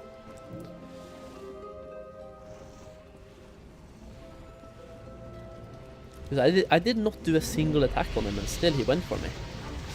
He just ignored the tank. I guess it's a smart NPC. Maybe they're using AI.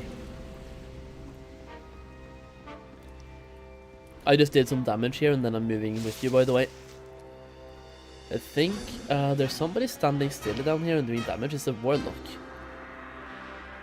Don't AoE, just get here.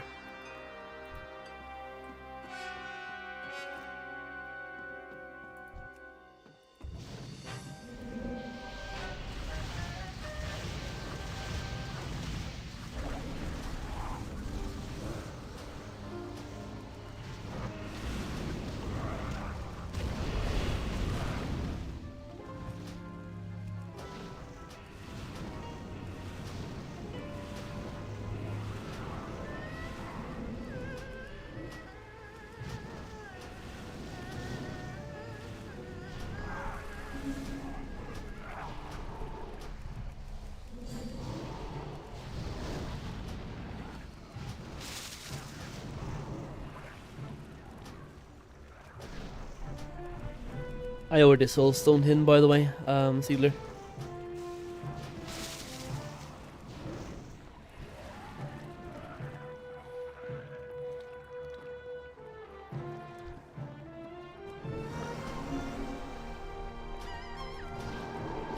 I'm just gonna pop some CDs here.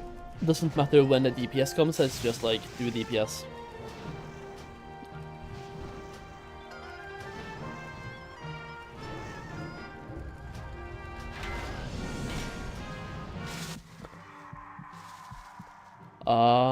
I'm big time sleep.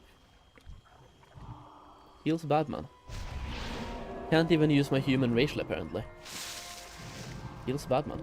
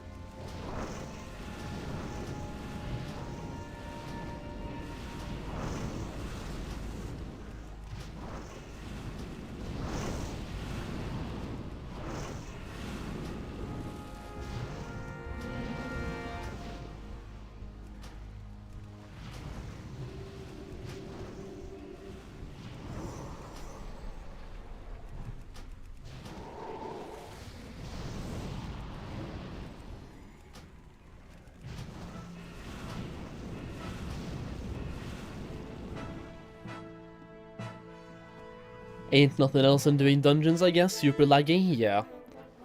Yeah, like questing right now looks terrible due to, well, the lag and everything just being fucked up.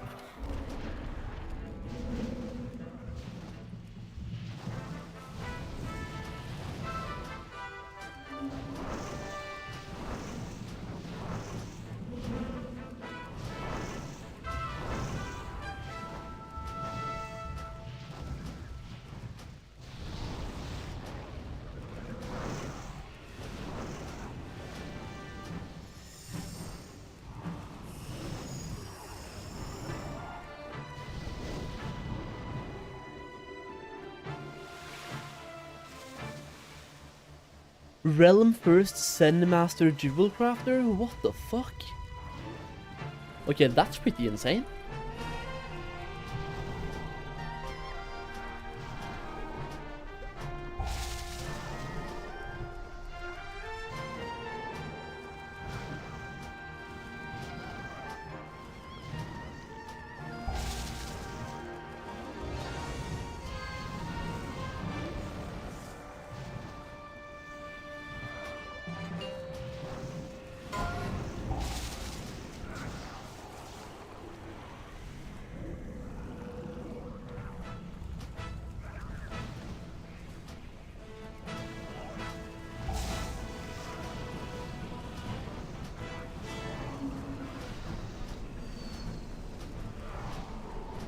Yeah, this other warlock is fucking slapping holy.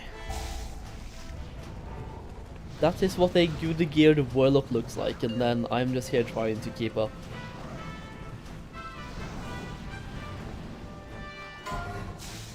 I'm just trying to jump over both of them at the same time if I can.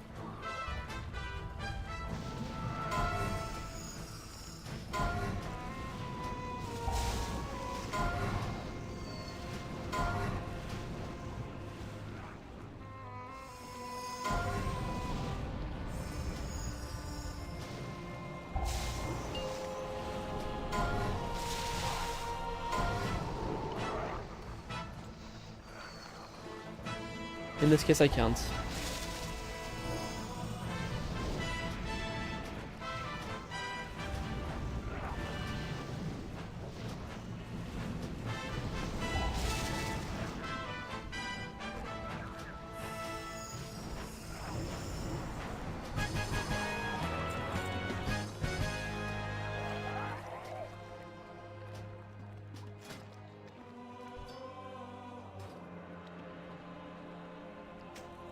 Get in here, boys. Wait a sec. For what? What is up, my dude?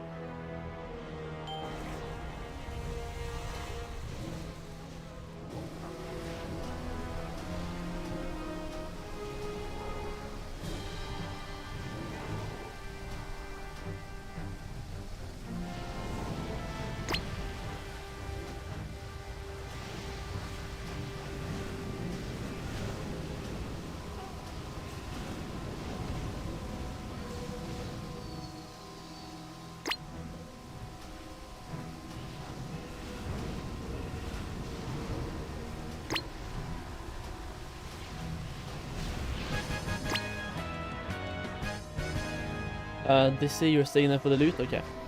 I'm gonna keep moving. Just need one person to stay there anyway.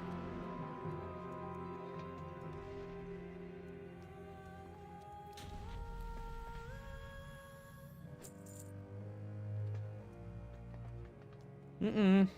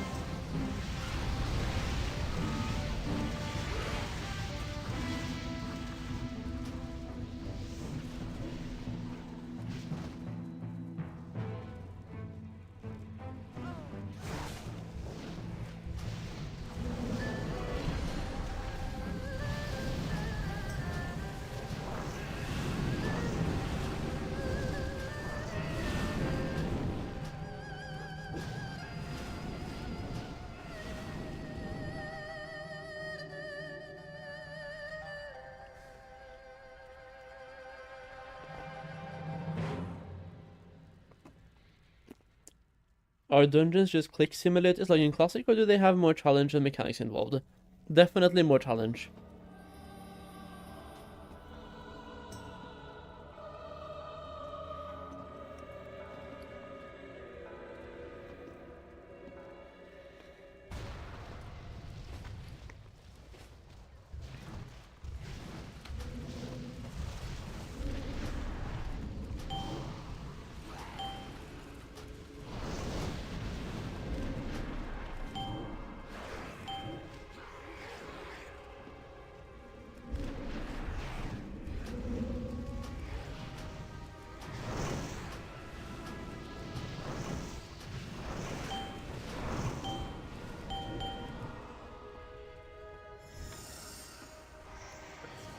Definitely a little bit more challenge, yeah.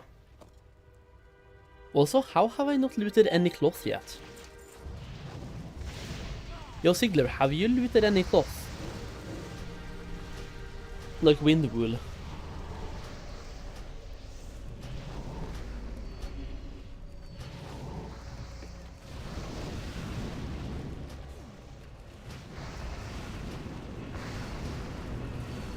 You have 2?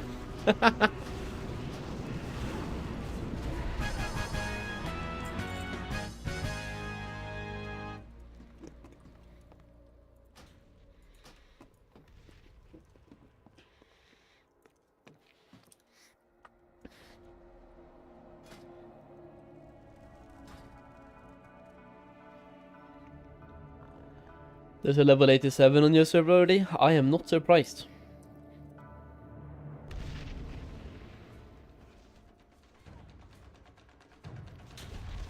If anything, I'm more surprised that that's the highest level right now.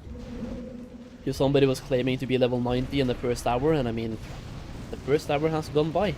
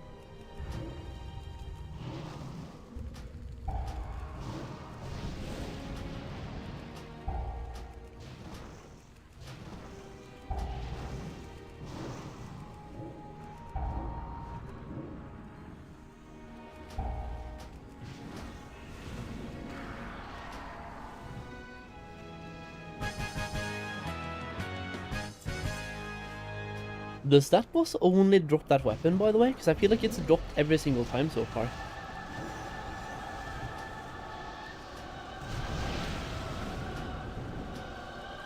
I even have 2 of them, just from greeting. Oh yeah, we need to get in. The boss is active.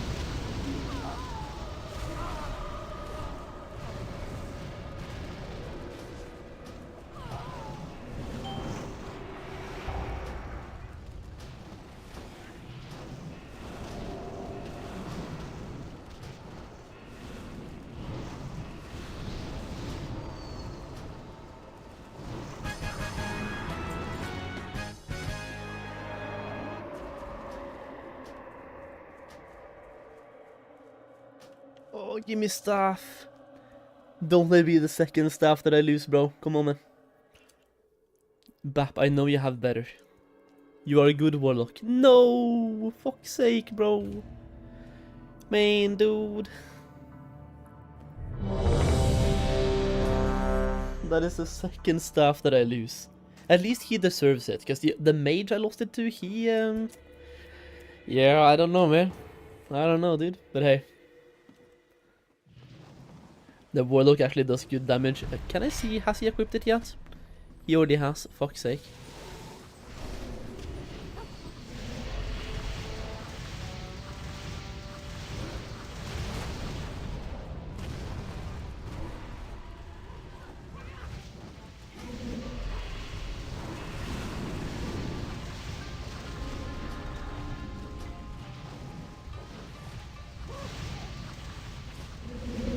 Oh right, just pulling absolutely everything. Hell yeah.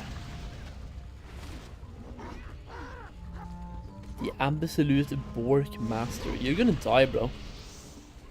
You know that, right? The pulls have limits.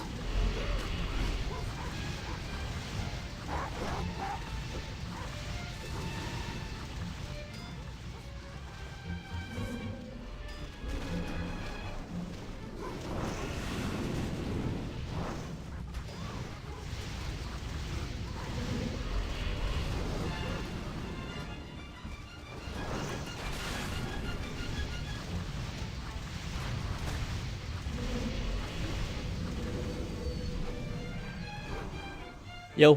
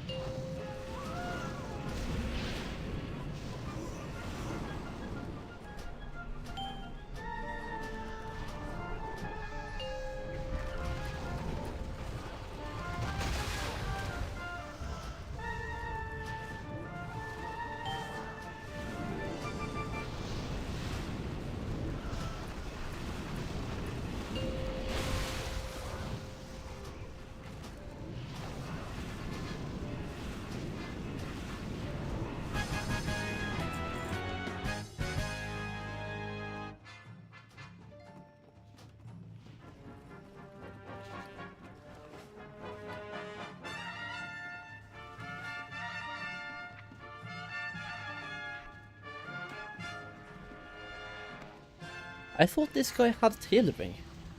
Apparently I have alchemy. I thought I had tailoring. Whatever. Just gonna have to update the spreadsheet.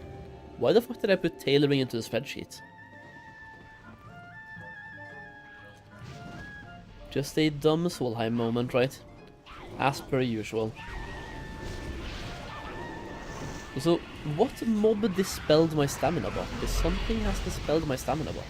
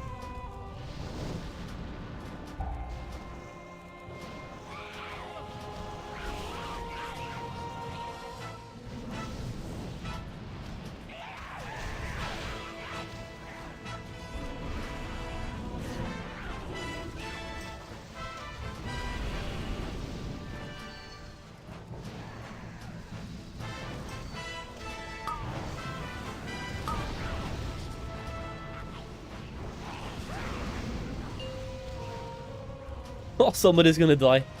A lot of people are gonna die, apparently. I'm going to soulstone the healer, and somebody else has to do something about the tank.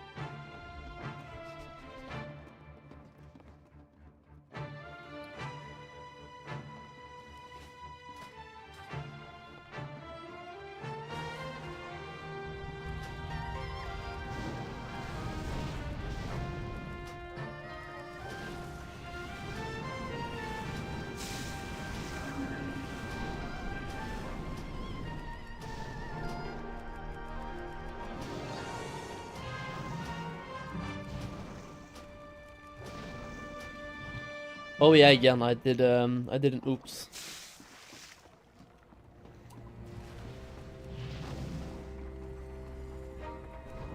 He's gonna die though, not the biggest oops.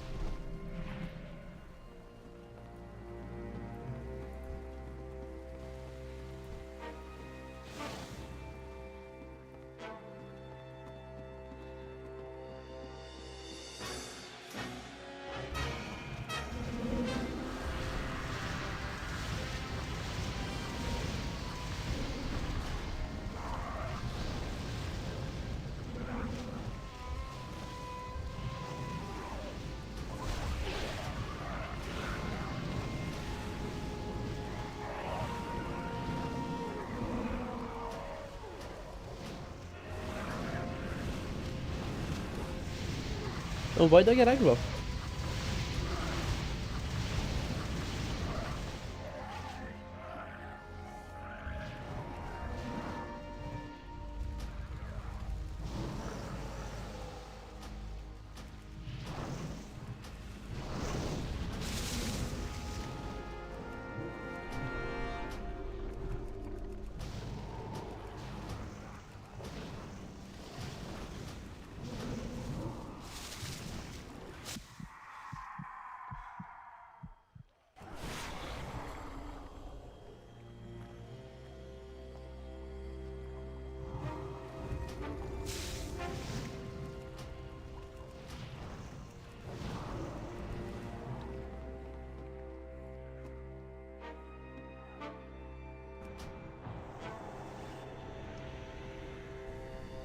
Need to move? Nah, never.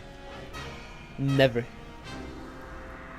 Didn't remember the leveling being so slow. I mean, what do you mean? It's supposed to be slow. It takes like I said, in the streams as well when I was prepping, I think it would take the average person probably about 17 hours to get to max level. I feel like anything more than that and you're going pretty fast.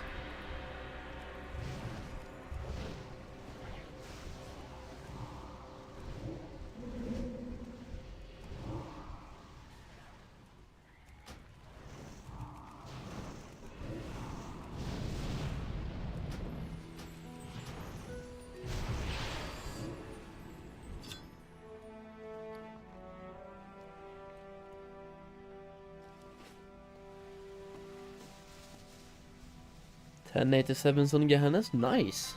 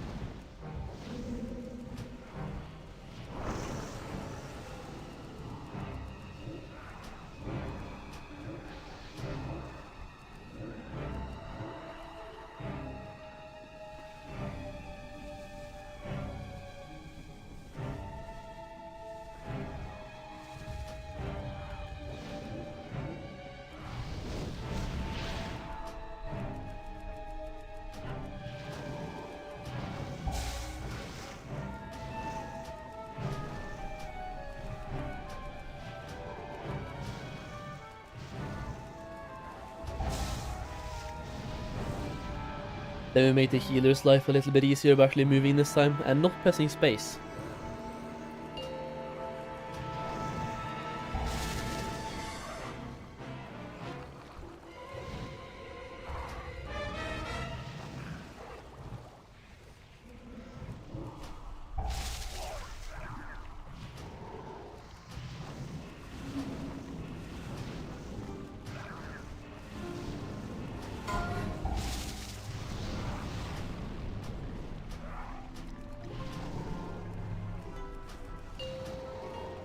Yo, how often am I gonna miss?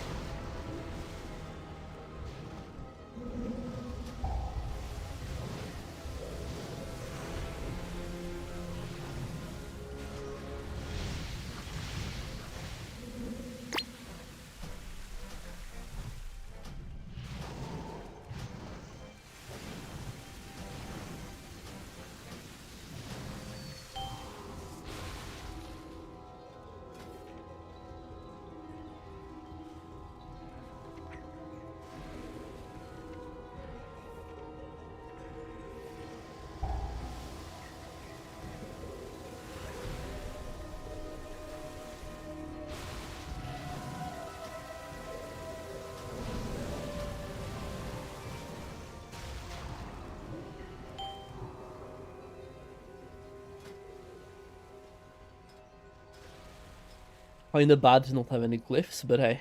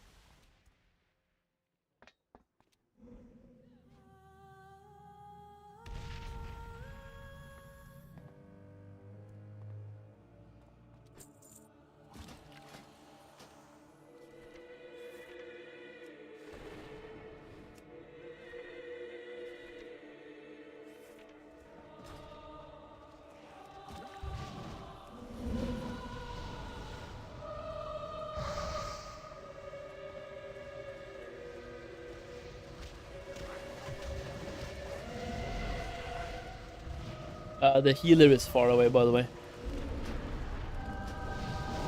He is on the way now. Just stay alert.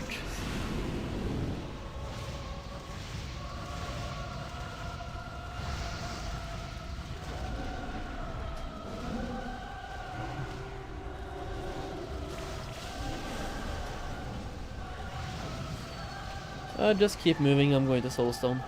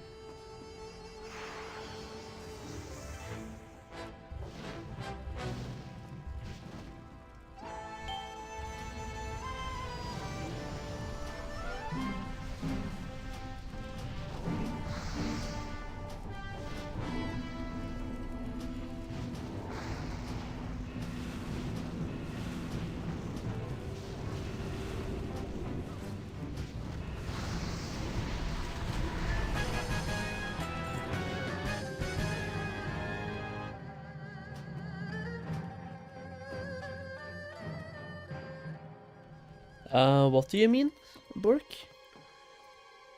Need to turn in WSG. Winter Grasp. But why before digging?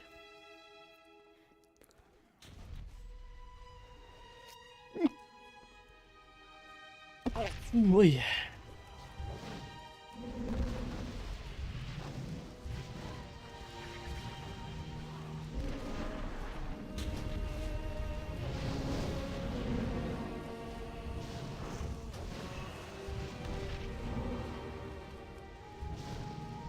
Yeah, I don't know about that one, dude.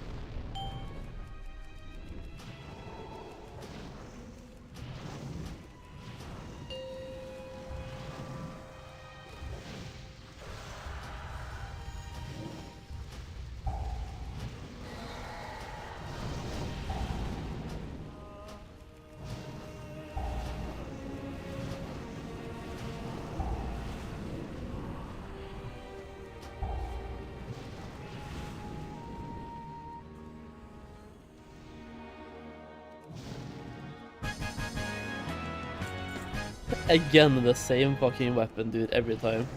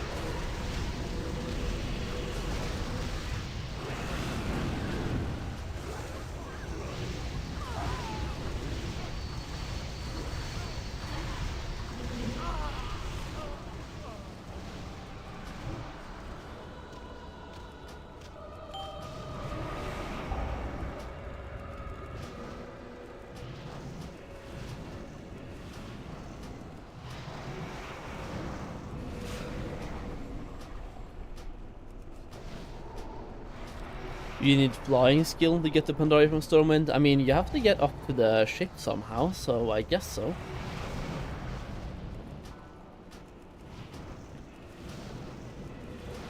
Is a healer like super low on mana or something? Because we are all slowly dying.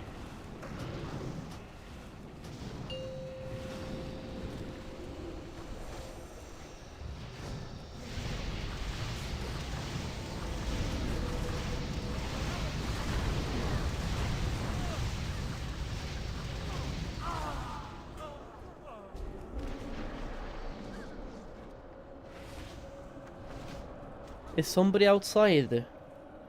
Oh, the healer is outside? Bro.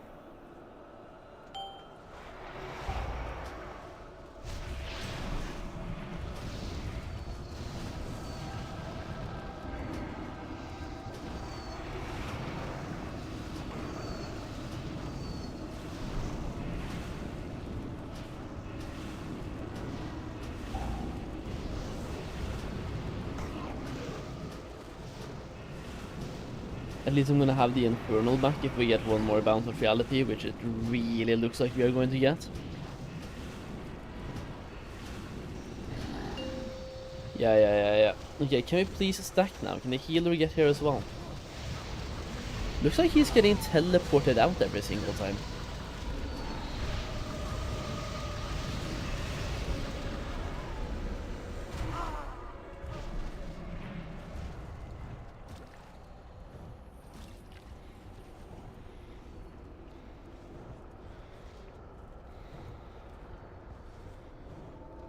Don't worry, I heal. Okay, heal me.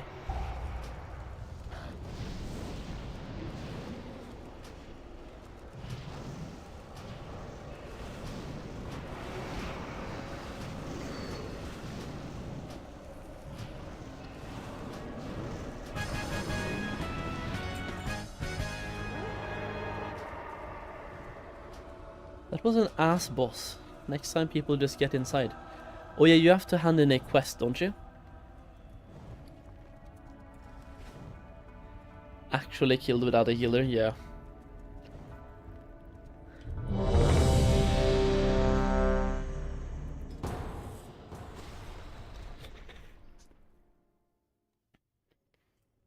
Yeah, we got it. Without a healer, boys. That was close though, like, I almost died like once or twice. Had to pop a couple of defensives.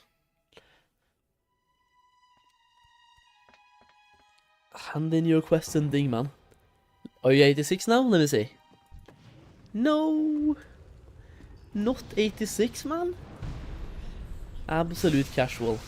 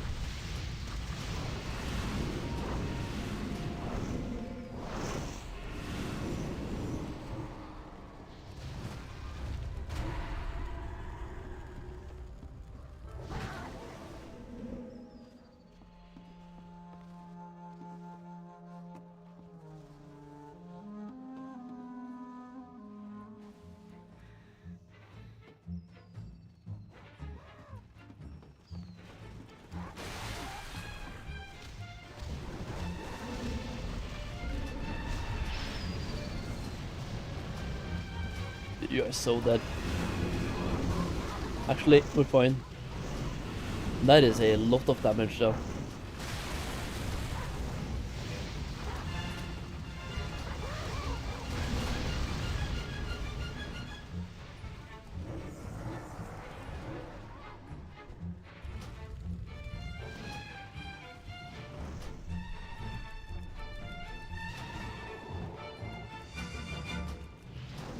I'm trying to look for barrels so we can get some more damage here. The other warlock does more damage than me anyway, so I'll just do barrels.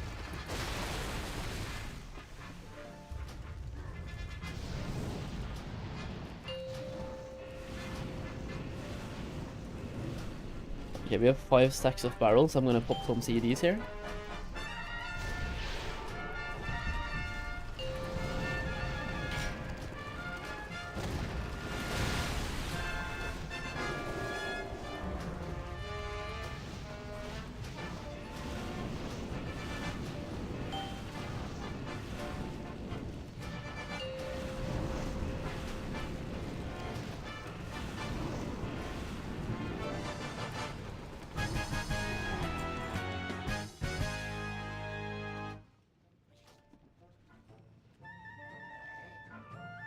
Made thousands of gold already, getting plants and ores while questing. Crazy shit. Hell yeah, Sam. Let's go, dude. I kinda just moved on. Where are you? Oh, you've already gone, yeah. Good. I'm gonna blaze ahead. Both the warlocks just blazing in the back.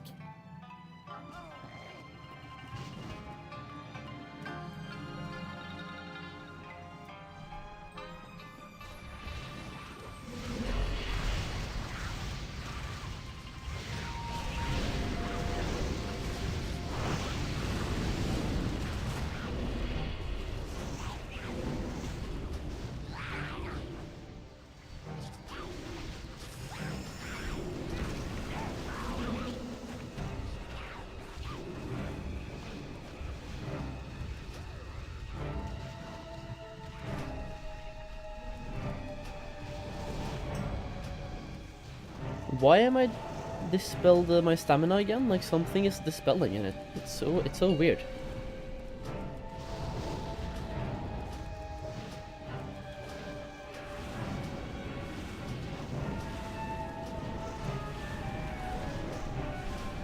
What is the best time to start leveling professions from auction house when prices get down a bit? I mean, the best time is always as late as possible because that's when the prices are cheap.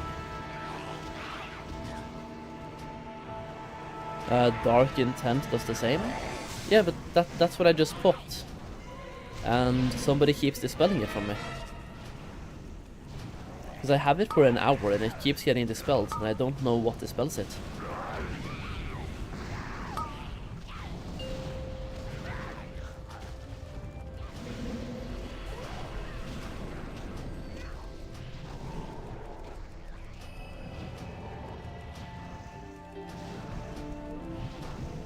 But if you want to make gold back from professions, I would say wait until day 2 or day 3.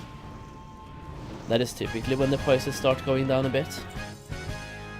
So day 2 would be tomorrow, day 3 would be the day after tomorrow. People are gonna get to level 90, right, buy the Book of Flying, start flying around and gather things. Prices go down quite rapidly when a lot of people have flying.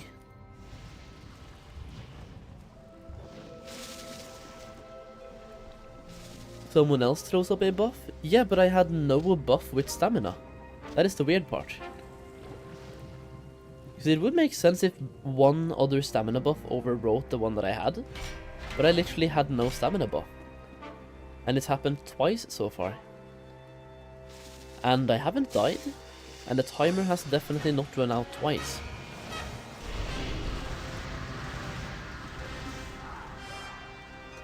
I'm just gonna start the boss thing here, man. You just go do whatever. I will start this to get the roleplay going.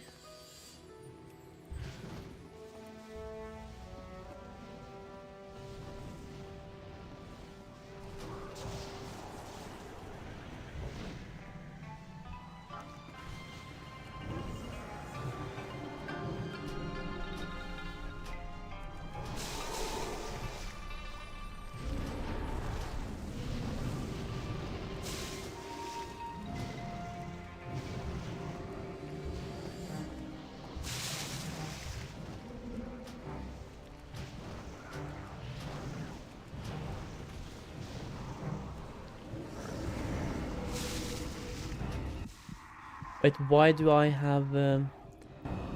Oh, the tank gets asleep. Okay, we're pulling too many elementals, which puts the tanks to sleep.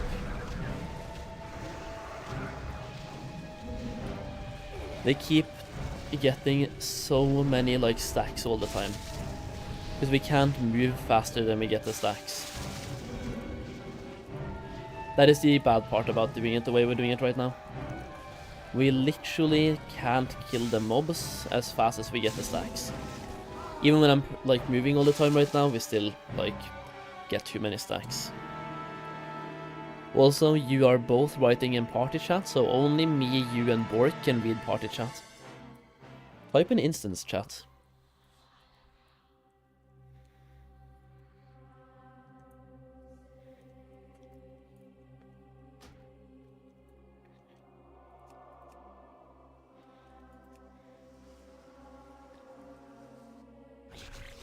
Like on the previous boss as well, when you keep saying people stack all and stack, it's only the 3 of us that can read that in party chat. They have hotfixed the intro quest, yeah. So from now, I think we just kill the elementals instead of pulling everything, because it's really risky the way we have done it the last 2 pulls. We get too many stacks too fast, and we can't outmove the stacks.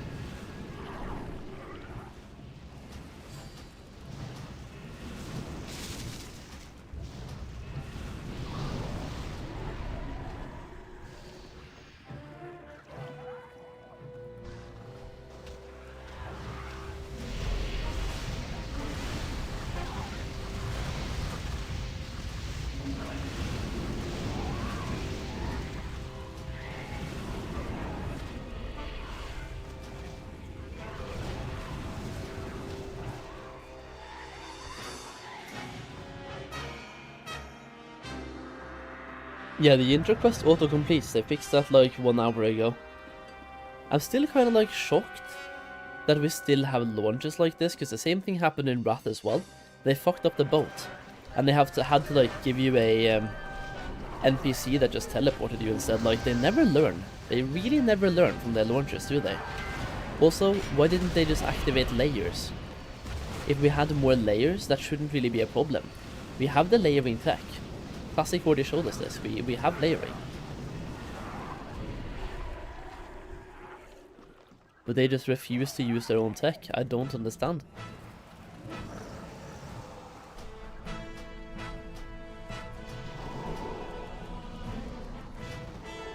Yeah, the TP NPC is still there for Northrend, I know. It's so insane. I don't understand, like, Blizzard never learns. Oh, also, Realm First Tailoring just got taken on my realm. Send Master Tailoring. Wow.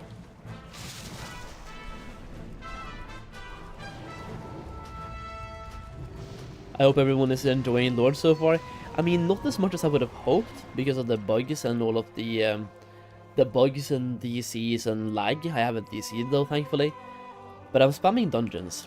I wanted to quest, but questing right now is impossible. Well, now it might be like somewhat okay.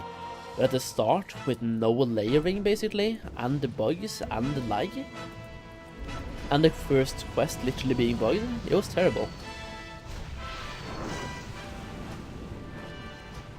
But I mean, I'm having a good time. I was just hoping to quest more.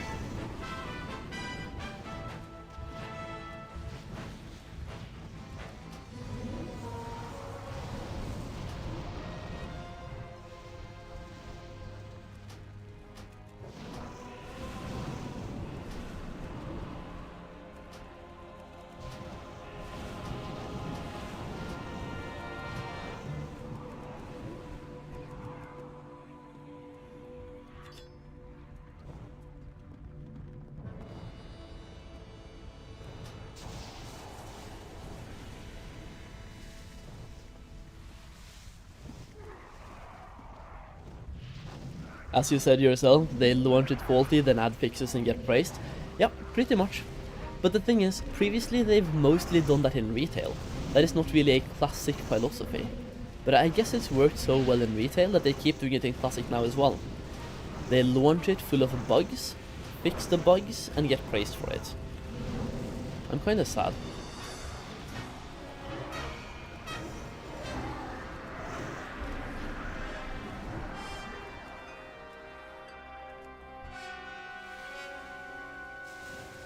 That being said though, I am 1 bar away from 86. Let's go, boys. Let's go.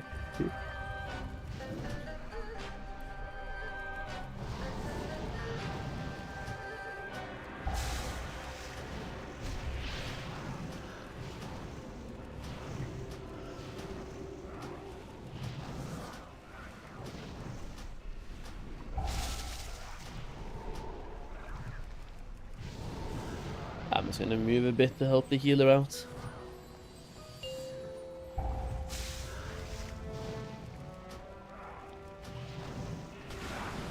No, no, no, no, no, no, no, no. I'm gonna have to pop the thing. Help my healer out a bit.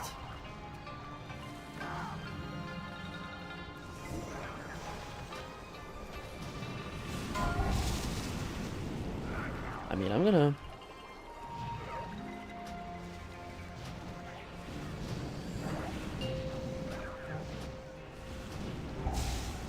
Okay, the wall is over here.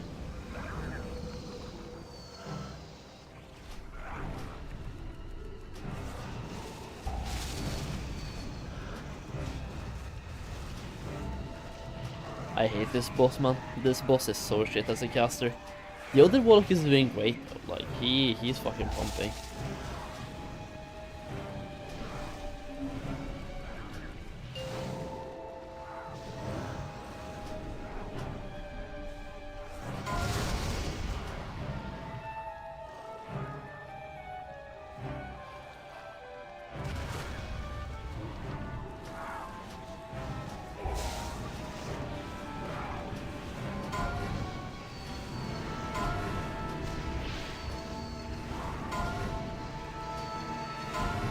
Yo, guys, kill the ads.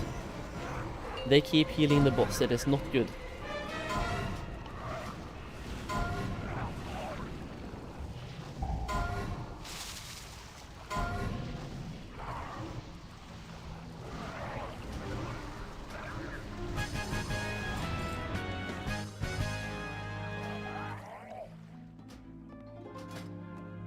Alright, one more Q and I'll be level 86.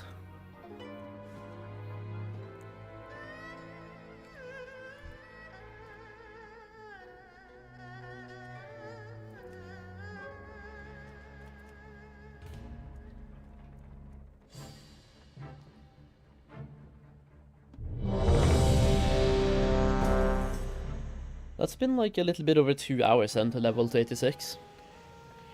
Not too bad, not too good either, but not too bad. I was hoping to get to level 90 in 17 hours, that is kind of my goal here. Well, 15 was the goal. We'll see how doable that is. Like 3 hours per level. If I'm spending 2 hours on the first level when I had pre-quested as well, might not be that doable. But also the experience gained, even from dungeon scales. A higher level equals more experience.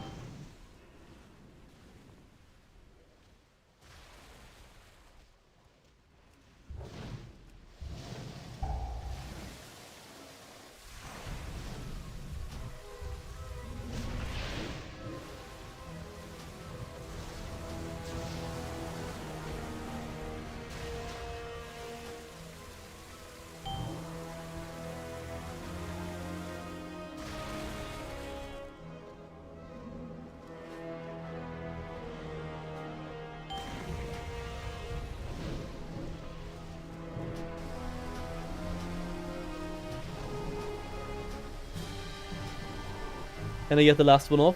Yeah, we can. How do I miss so many of them though? I need to get hit cap. Holy.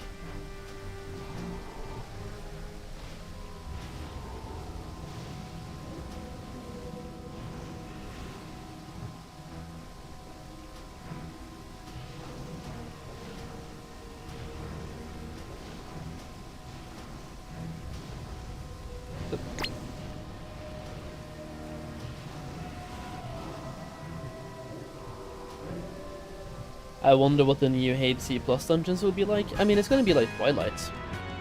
The exact same, just called something else this time. Realm first blacksmithing already is wild. I mean, kinda, but not really. Somebody took inscription over an hour ago, and also somebody took tailoring half an hour ago on this server. And I'm on a medium server, so like anything high pop sounds doable.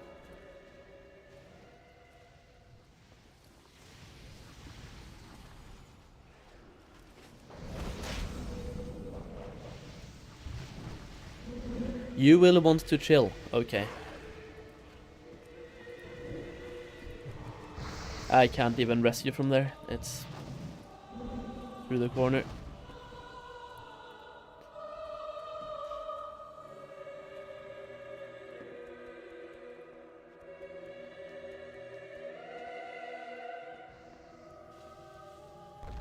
I mean, we are bringing them back, kind of.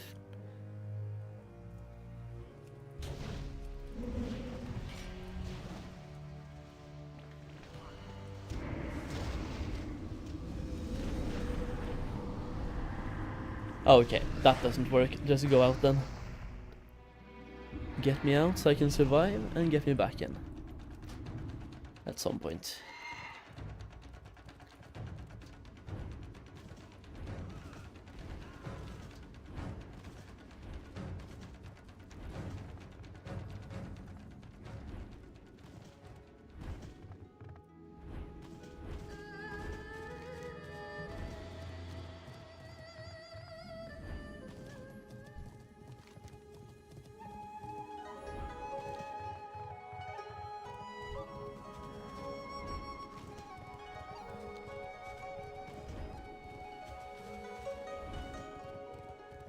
Oh shit.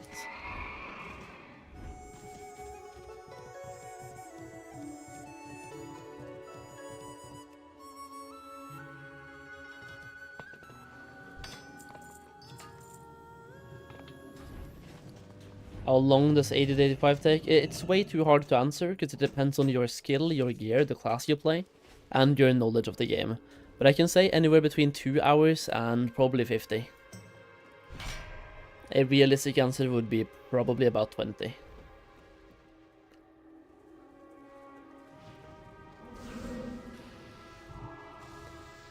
I'm just gonna summon the imp and then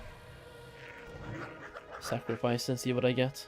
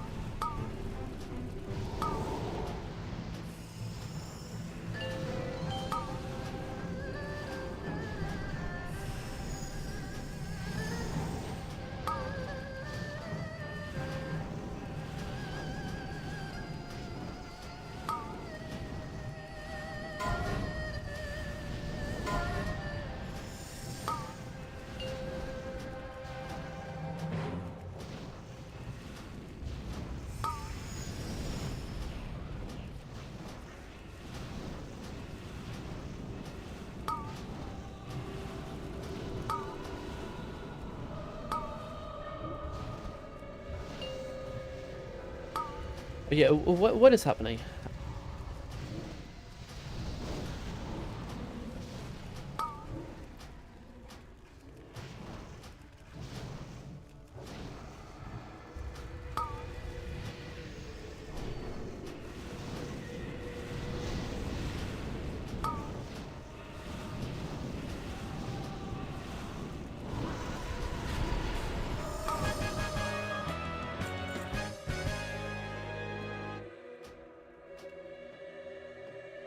$90 tomorrow? Yeah, my plan is to be 90 during the stream sometime.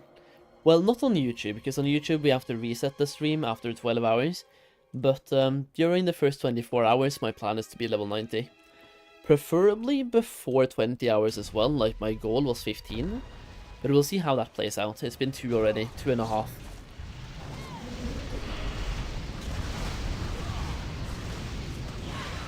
So following this timeline, if it's 2.5 hours per level, that is fine. If we can just keep that pace up. And I don't know, let me just see.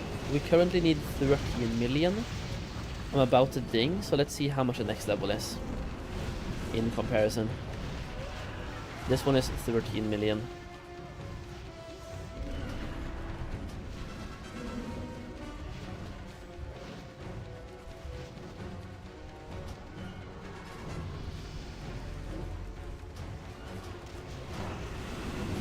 I did Soulstone the healer. He is just like not taking it.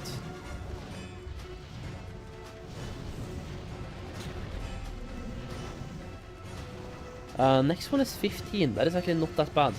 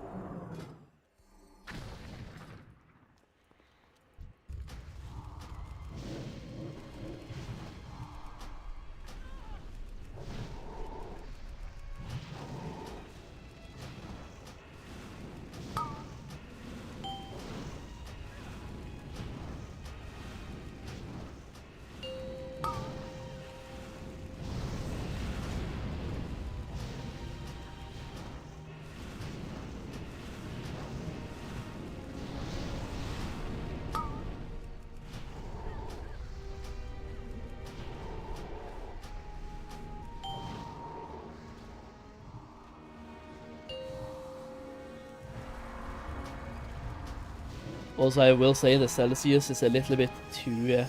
it tasted too much like alcohol for me. I don't know why. Maybe it's the high amount of caffeine in a very small can.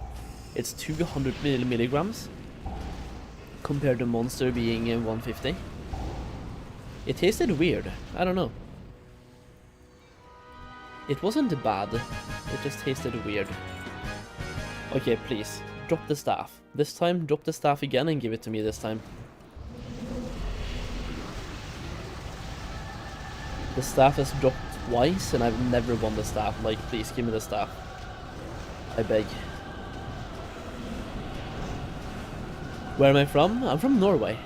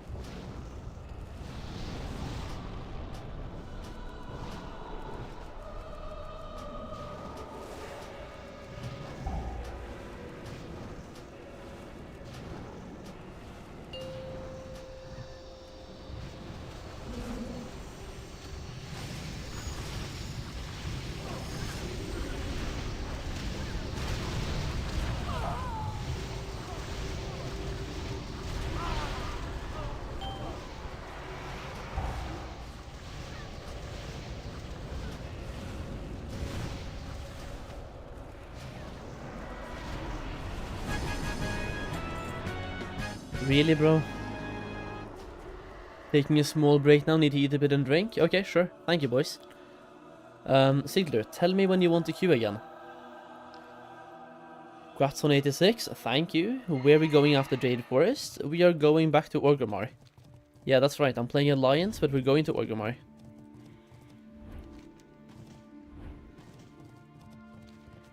I'm just wondering if I can skip straight into Valley. Even though I'm like not done the campaign. You should be able to, right?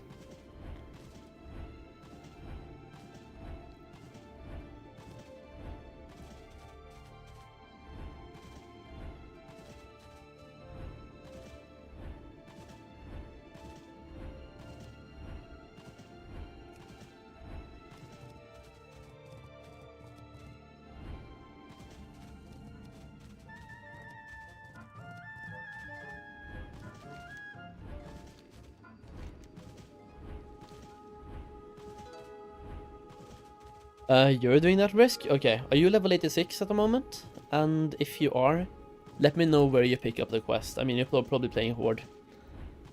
But it should be the same shit. Same shit, different faction.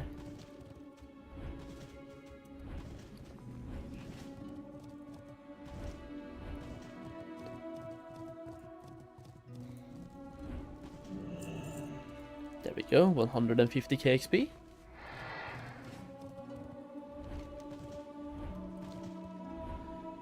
Just load up rested XP. I would have to import the guide. I'm not going to import the guide right now.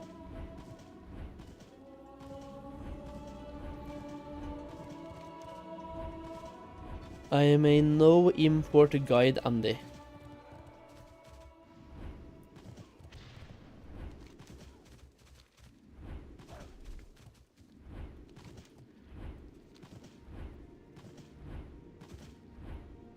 Just run into the valley then? Okay. Okay.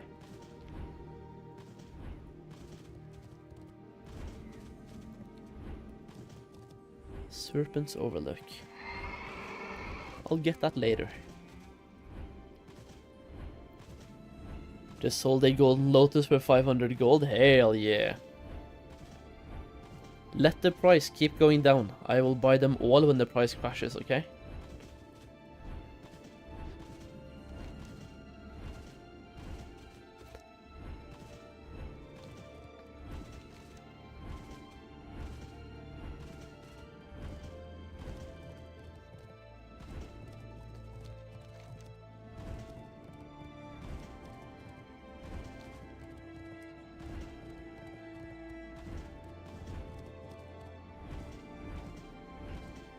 I'm not level 85 yet, I'm just 84. Hey, there's no rush, man. Stealing from the dead, shame on you, I'm chastised. Oh no.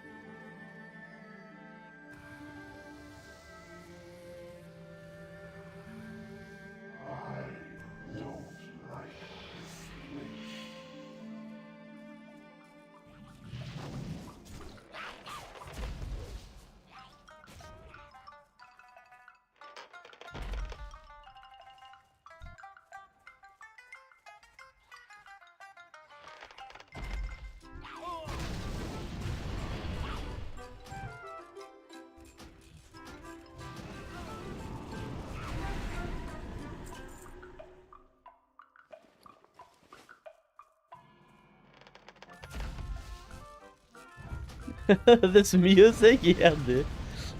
I know, right? It's fucking amazing, right?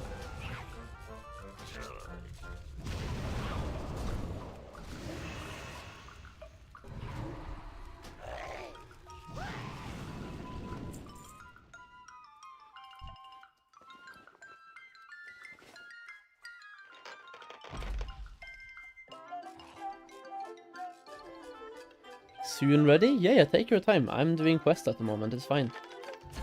I am big time chilling.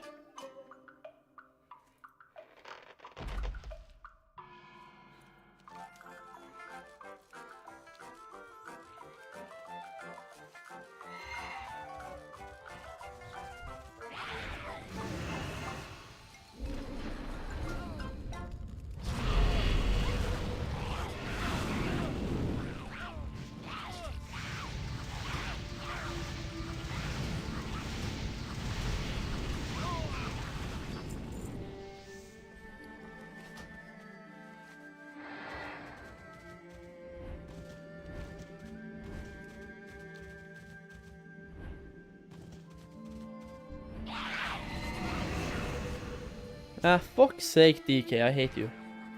I really do, I just want to point that out.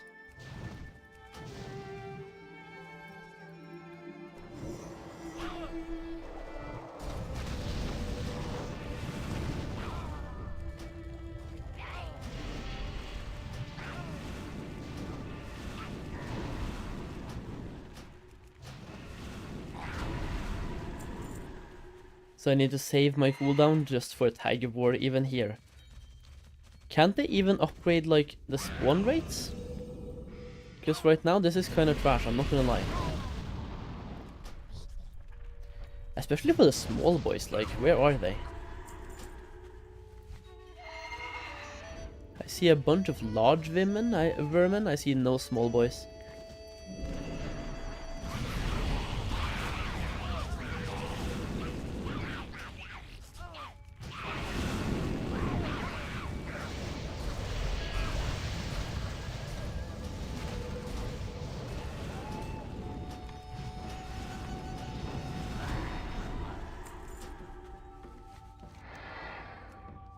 Still need 6 more small boys. Wherever they are. Whenever they spawn. I guess I can click on this and they could spawn. There we go.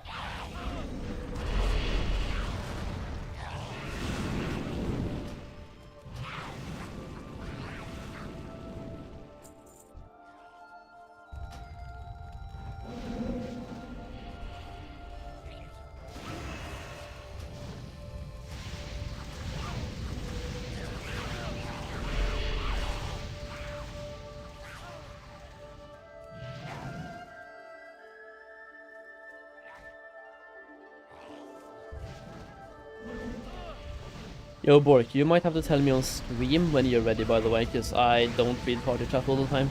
I could just put up party chat, I guess. Let me see here, can't link, 486, 476 item level head. Nice.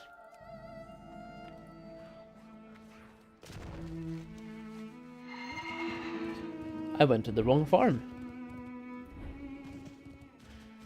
This is the time when having arrested XP would help, just following the arrow. But it's Mists of Pandaria, man. It's fine. Don't need no stupid arrow. This one I'm gonna keep for item level. Not gonna equip though. Ah, fuck's sake.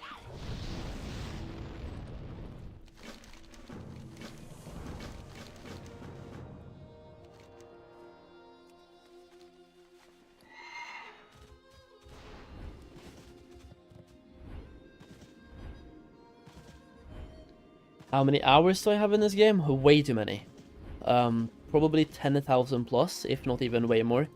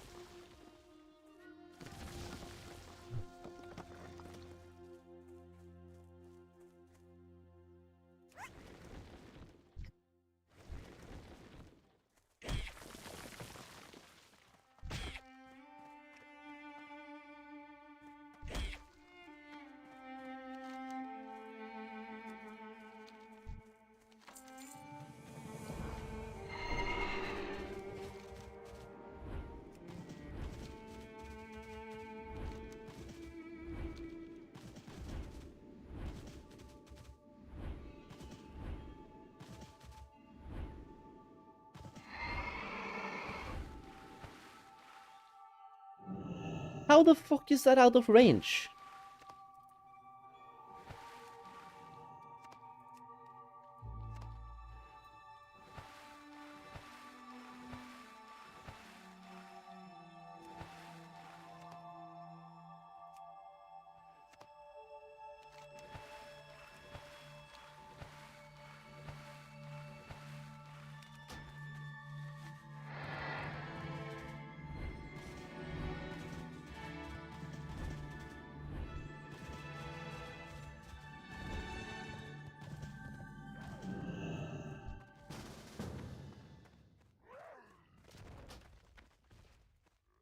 Who is this person?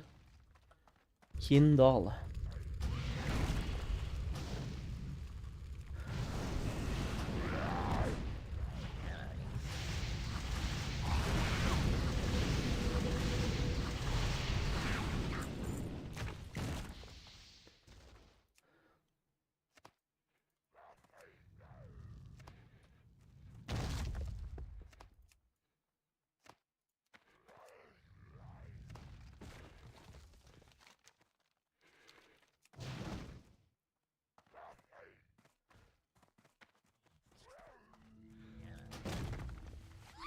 No, come on, man.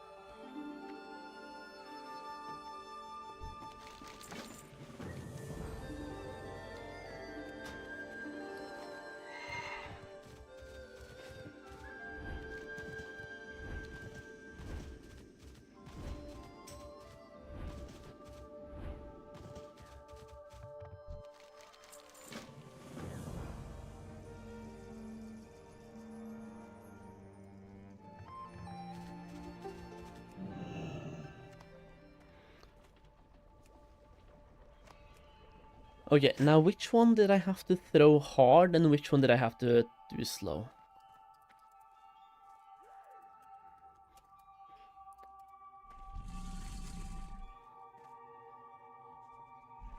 This one, hit it with average? Soft or hard? Let's just say soft.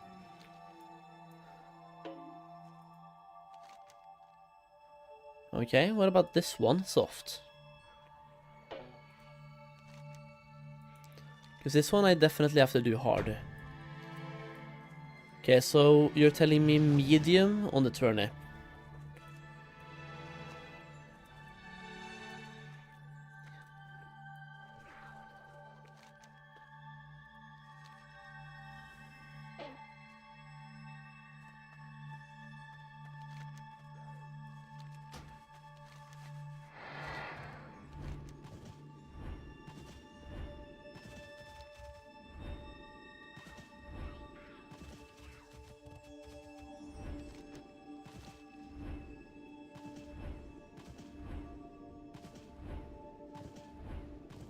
That is sus, Charles.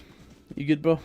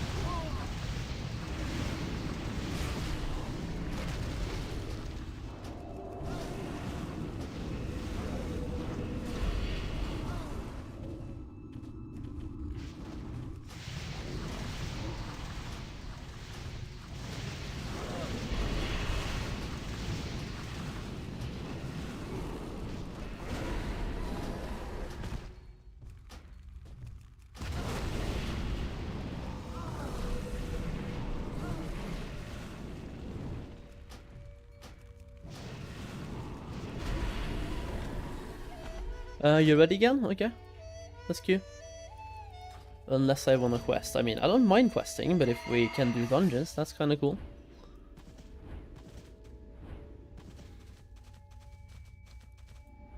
There is a lot of like competition for the quest mobs even now.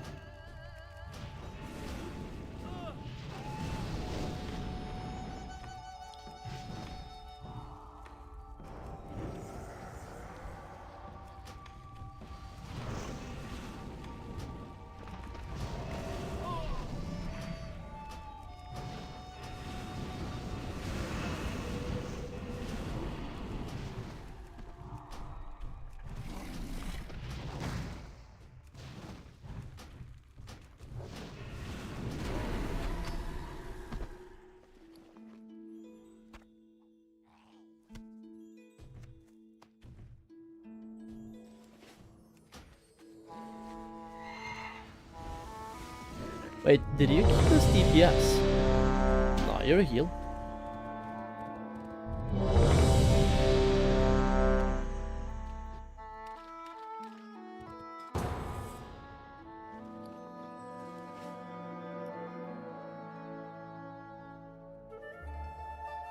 Just when I hovered over the cube it said 3 DPS, I'm like, wait, you're not a DPS?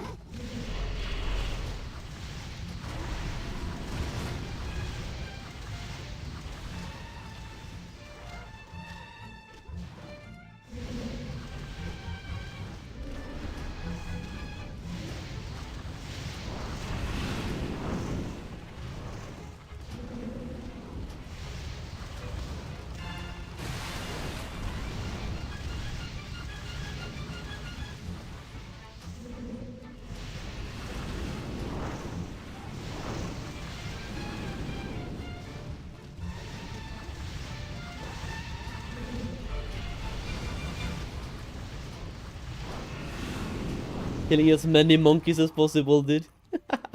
Just absolutely min-maxing, hell yeah. I'm gonna pop a Doomwalker here because I can, and then maybe we get another one for the last boss too. Depending on how good this group is. Looks like a decent group though. Dizzy might have gotten some upgrades as well, it looks like. And the Hunter, I mean, it's a Hunter. The Hunters are blasting. Doesn't even need to be a good geared Hunters. Hunters are just like actually hogging.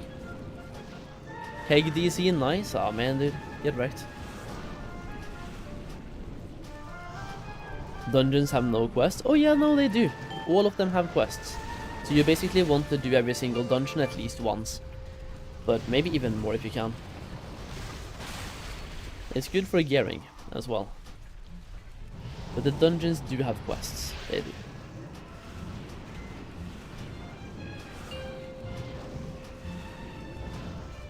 You literally just pick them up inside. That's it.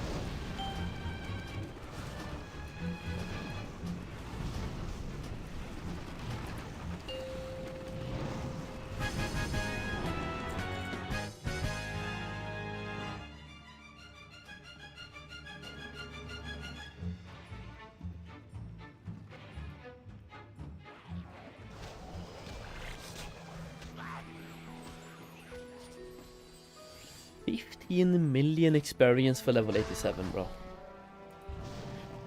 That's gonna be rough. So level 87 we go to Kun Lai, level 88 we go to Town Log. The thing is, Kun Lai is not my favorite, so I might stay in Valley depending on how many dungeons we end up doing.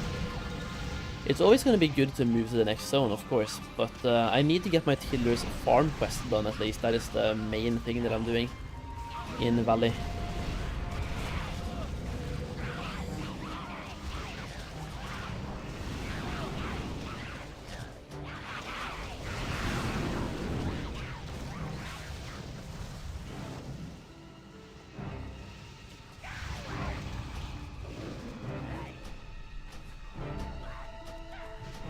You get 7,600 experience at the 85 for urban mining, so 1,710 urban or mining for level up.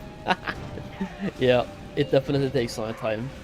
And the thing is, once this character is 90, we're gonna start leveling in the alt through gathering. So we will find out exactly how long that takes. I have a mob on me, by the way. Fuck it, dude. I'm blasting.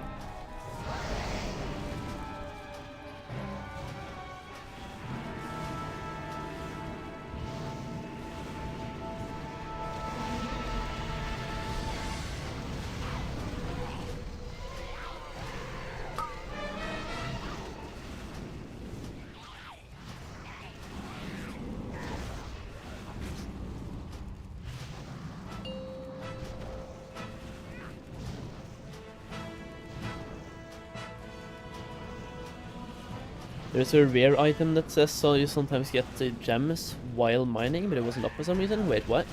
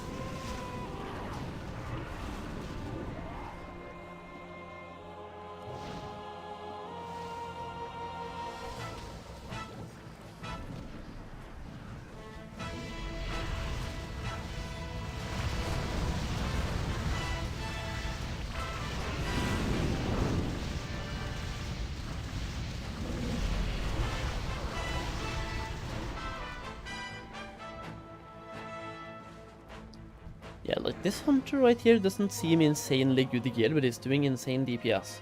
Hunters are just great, dude, after the buffs.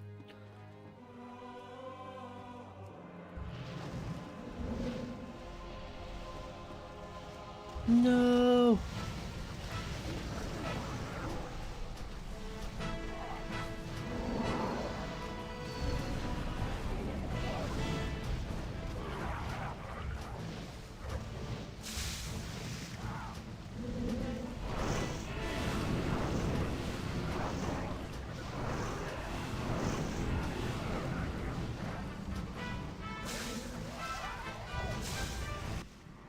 No, I fucked up. I got sleep. I did not want to get sleep.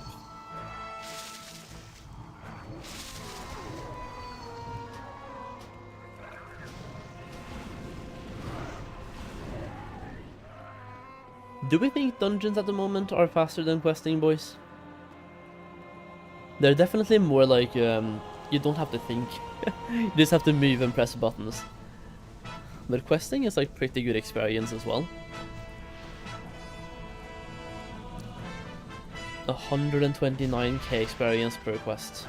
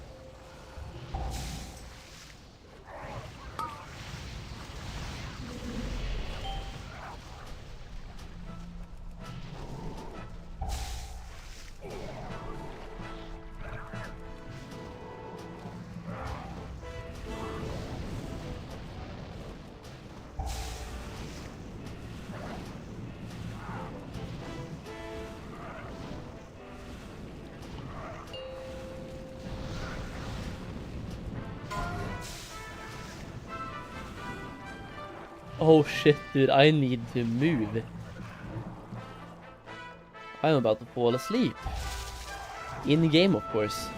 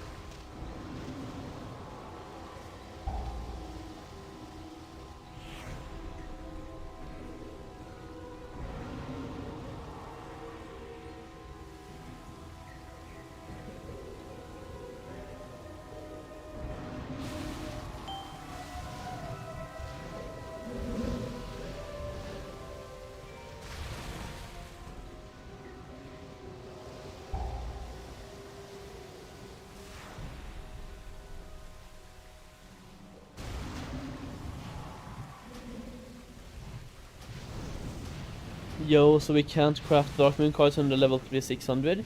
Yeah, I mean, I've been saying that much. But you can do the scroll beforehand. But you need to get to 600 to do the card itself, of course, yeah. But you should be able to do the scroll from 525 or 550 or some shit. But you do have to skill up for the Darkmoon card. That much we already knew from the beta.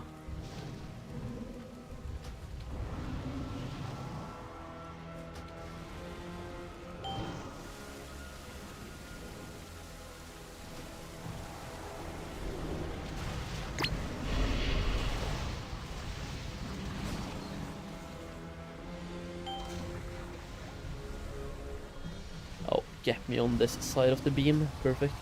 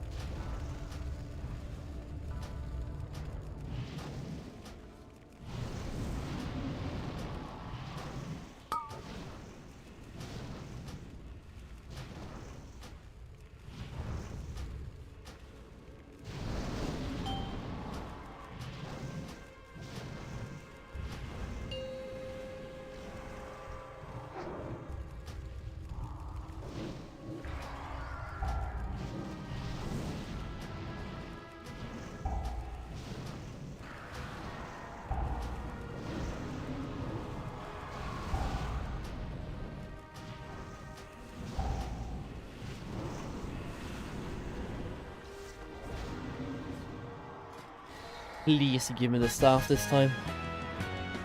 Staff would be absolutely lovely, I'm not gonna lie.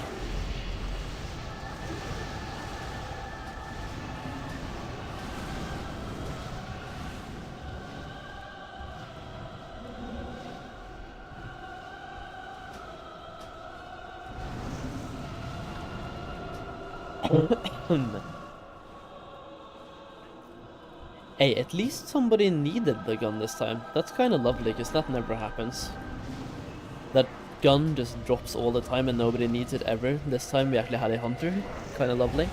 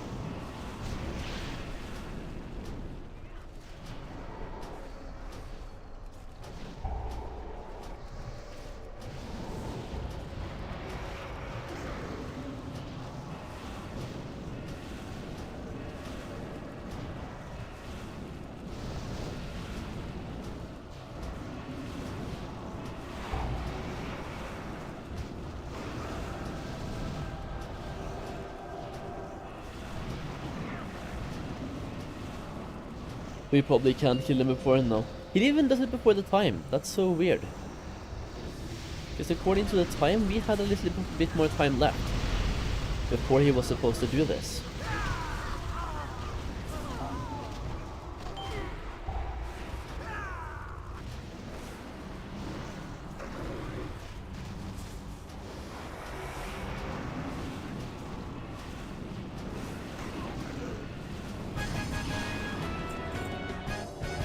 Oh, we got shoulders and we got the staff. The sad part is now we have a healer that hasn't needed on the staff before. He actually greeded. I think we're fine. The thing is, I'm gonna get prio on the staff anyway, no matter who needs right now. Yeah, Bork, just need if you want to. I get prio, get fucked. Got him. Nice. I'm gonna keep the offhand though, just in case we get a good one-hander. It's just us again, right? Yeah, let's queue.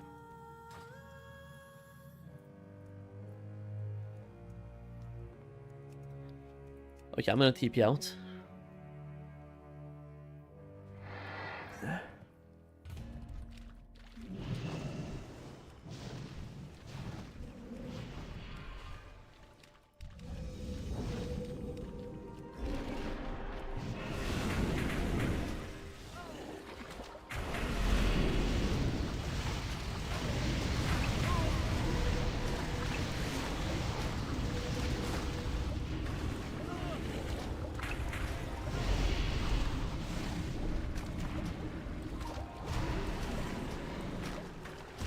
Wait, did you leave? Oh, yeah, okay. Everyone leave the instance group. And then we'll queue from here.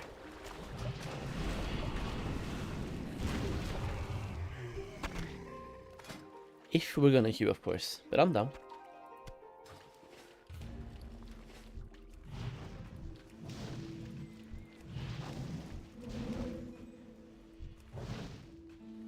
I'm just trying to get like one quest done in between the queues whenever I can.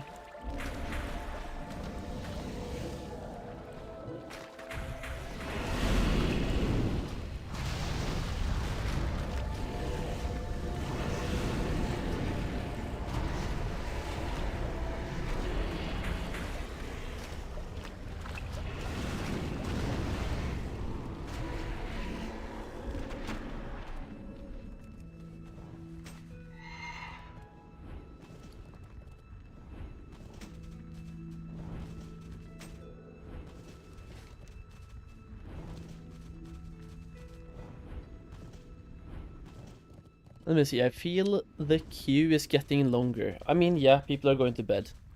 It's 3 in the morning, right?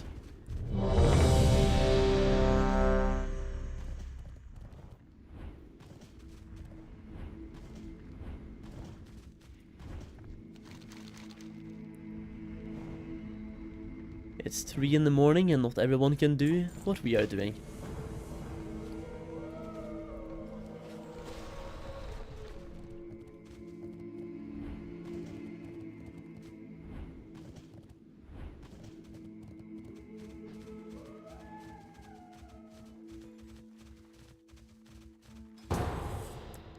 What did you write right now? True, this is my last one. Need to be human when the kids wake up? What do you mean, Zygor? Are you going to bed? Are you actually like a veg? No way you're vegging.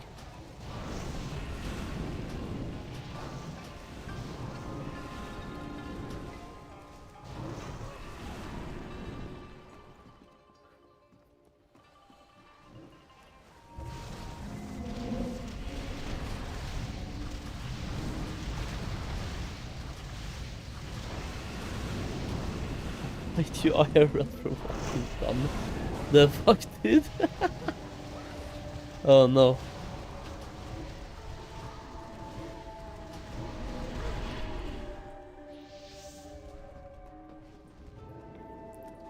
I have taken a staff. What are you up to, Fire?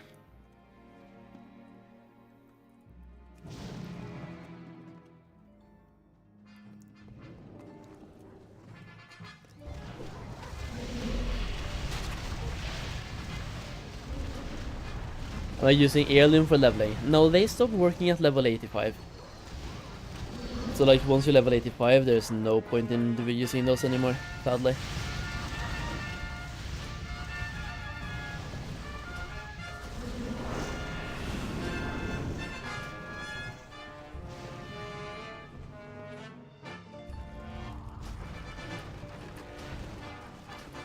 Am I gonna save my cooldowns again and just use barrels? I think so. I think that is the best play. I'll burn like 1 or 2 embers. And then start barreling for a bit. You want to get at least a little bit of experience, not experience but damage boost on the boss. Before we start pumping. Might just quest tomorrow TBH until 83. When we get the new dungeons. What do you mean 83? Do you mean 87?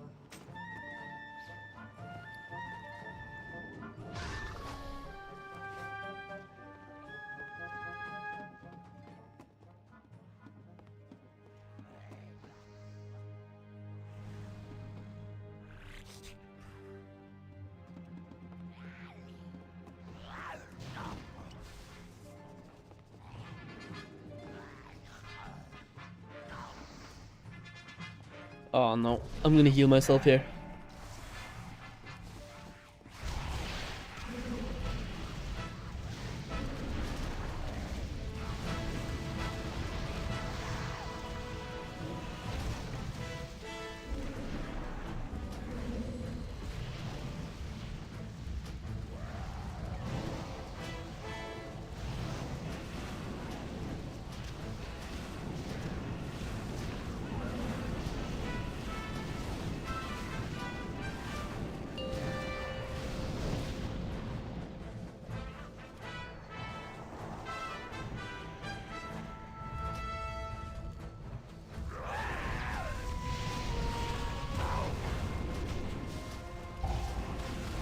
so far 2,500 gold from herbalism. Oh my days.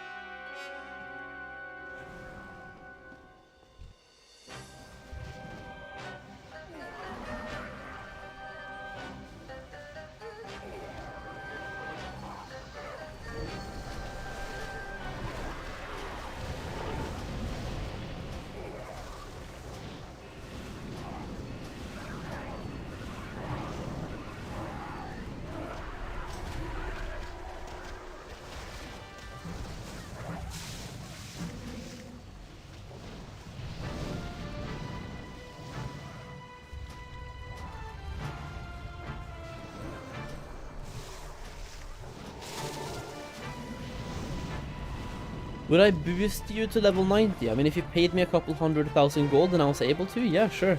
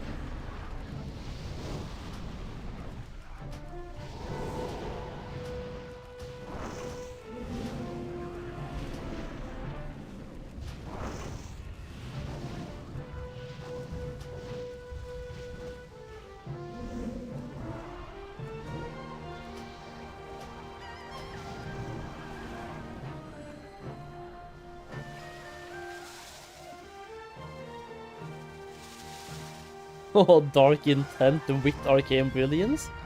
That is a pretty strong combo, I will say. Alright, let's blast and time warp. Okay, this is gonna be pretty huge. Or it could be at least just fucking blast.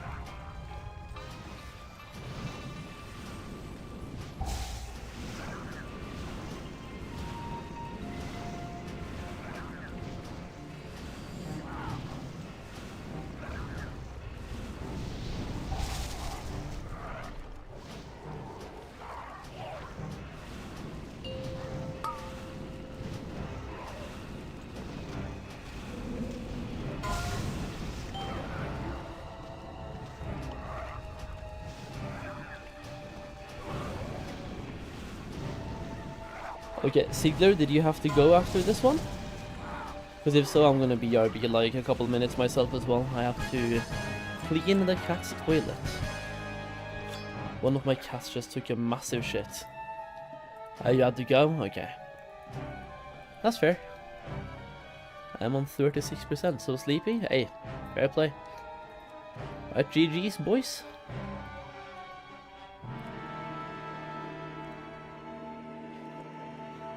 Just gotta get myself to a somewhat safe area, and then I will BRB like a couple minutes.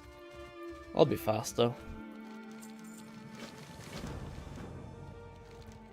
If I go inside the house, I guess I'm pretty safe. Alright, boys, I'm gonna leave the group and quest for a bit, okay? Been up since 5 in the morning. Okay, that's fair. I mean, in that case, I would be super sleepy as well. Thank you for the dungeons, man. Thank you, I really do appreciate that. I'll BRB real quick.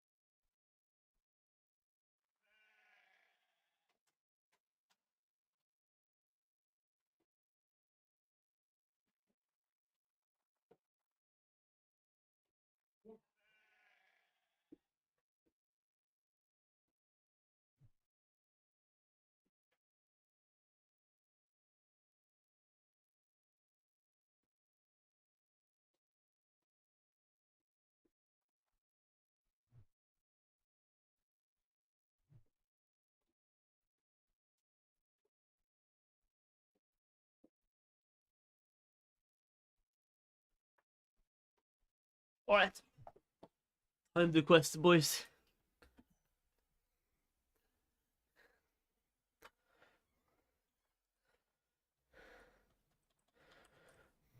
Time to quest, boys.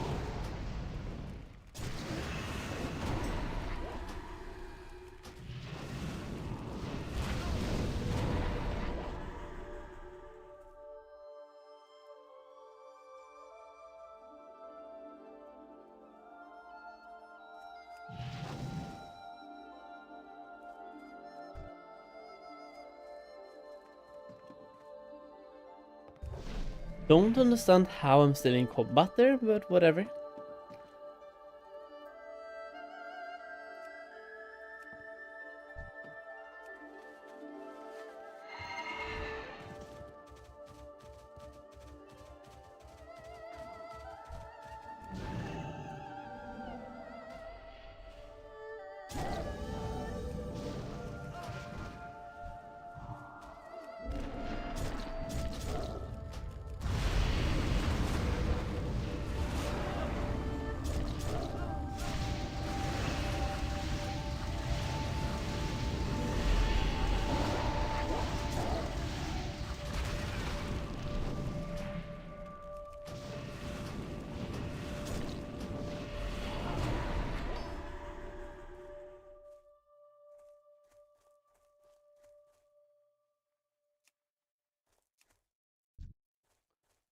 Yeah, I don't need any more thieving wolves now, even though there's one here.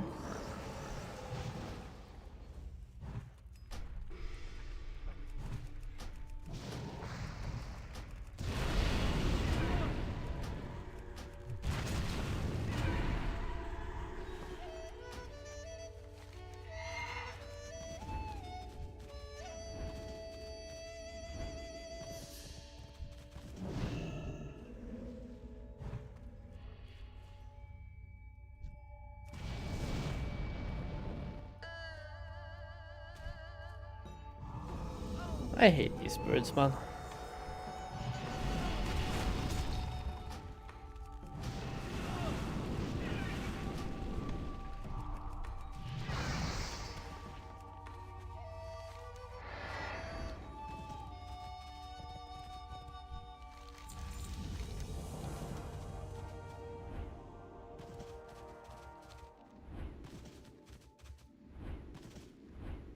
Am I not supposed to get another quest here now? Oh yeah, I am.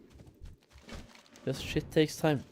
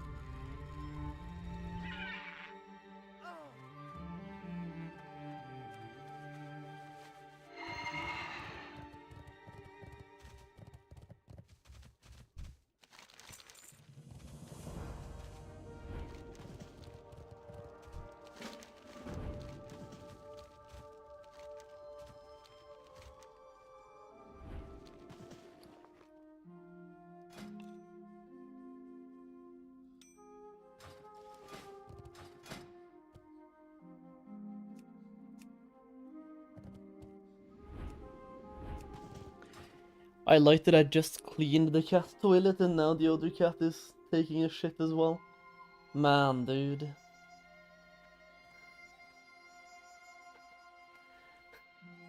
Gotta love it. Some Alliance just got 90 on Mirage, really? Nice. Perhaps it's Scotty J. Doing monkey run farming. Actually, no, he plays on North America now, right? He used to be on Mirage. But I don't think he is anymore. Either way, monkey farming is great.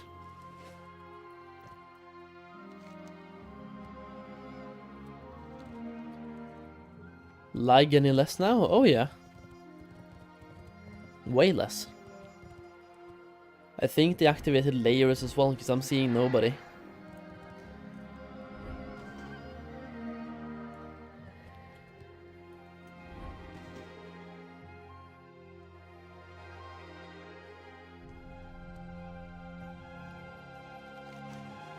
I hate this quest, by the way. Holy.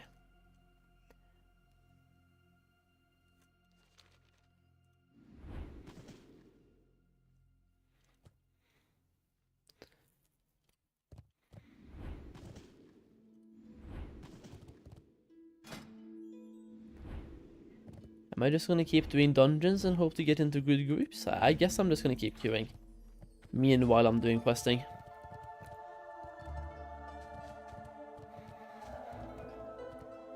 And then, if the queue pops at a bad time, I can simply not accept. Queue with me? Okay, sure.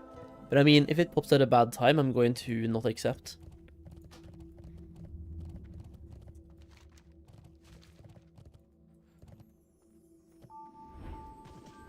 Did you join the thing? Yeah, it looks like it.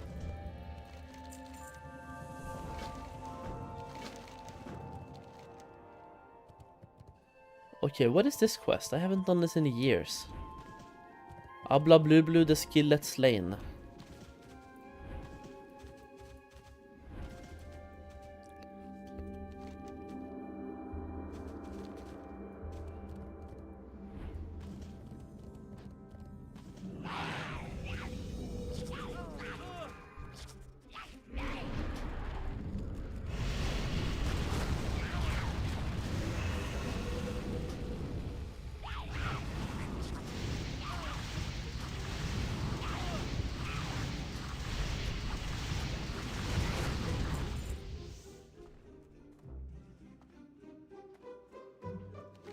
I might just skip this quest to BH. I don't even know where they are. If there is nothing here, is there?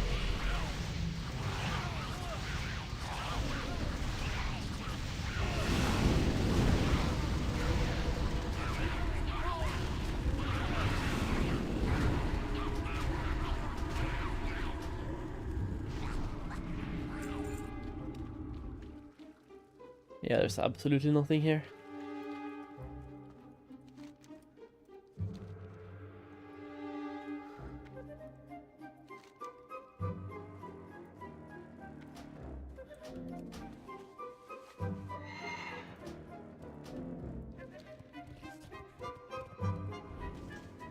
Oh, there he is.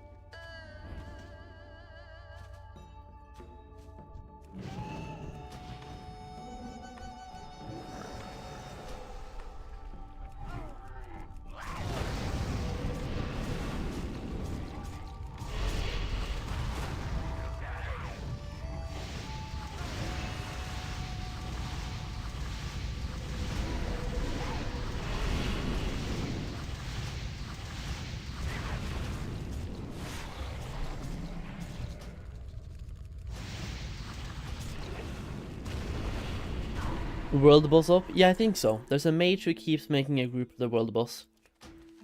So I think he's up.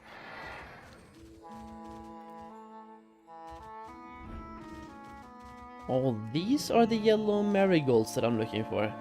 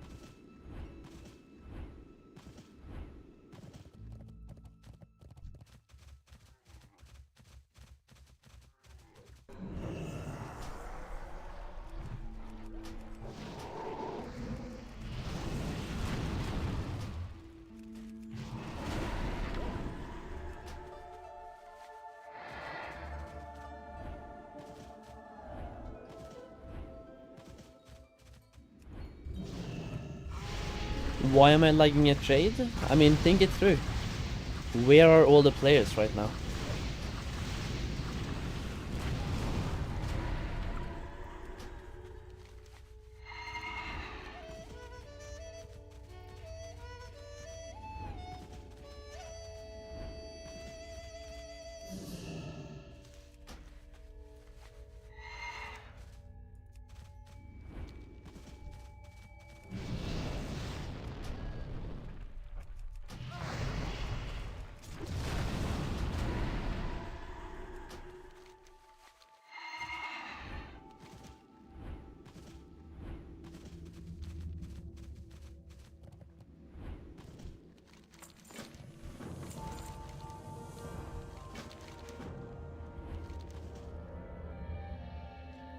Chufa vermin tricked with a orange painted turnip. The fuck?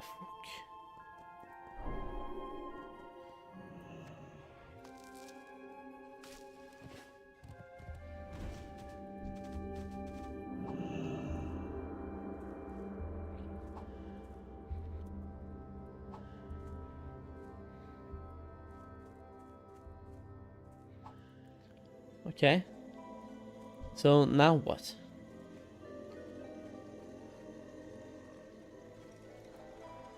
Oh, okay, it just takes time.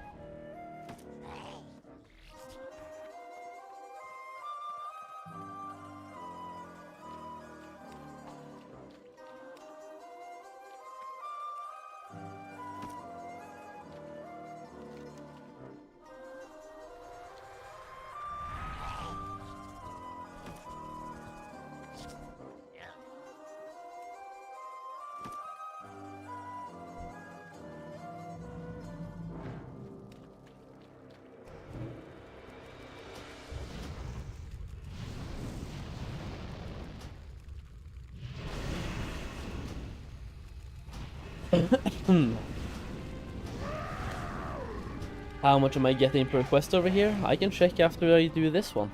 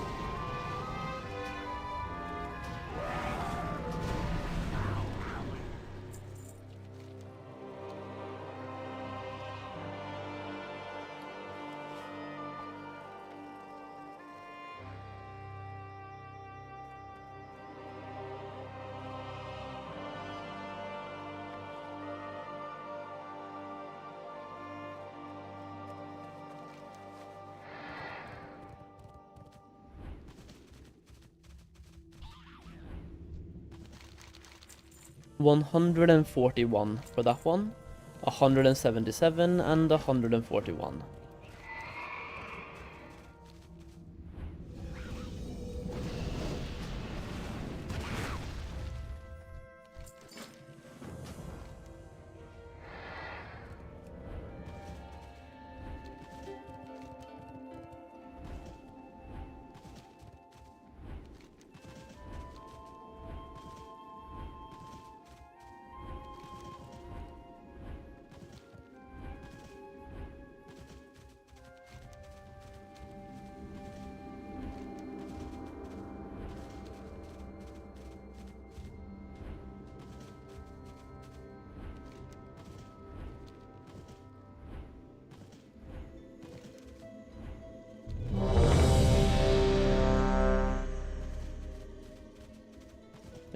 another quest here as well. Just took some RP to get there.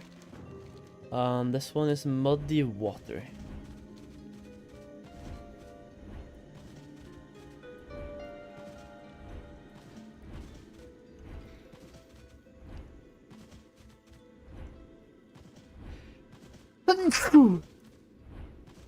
Nom nom nom.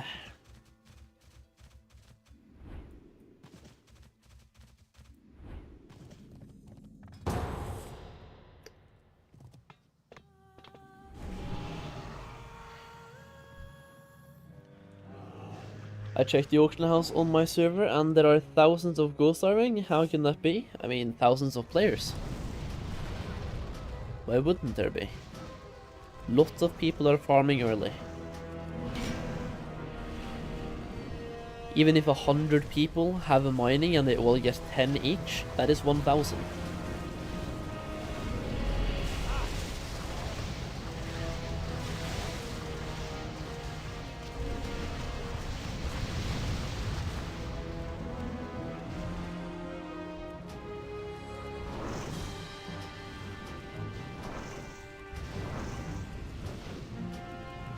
Bless you, thank you, thank you.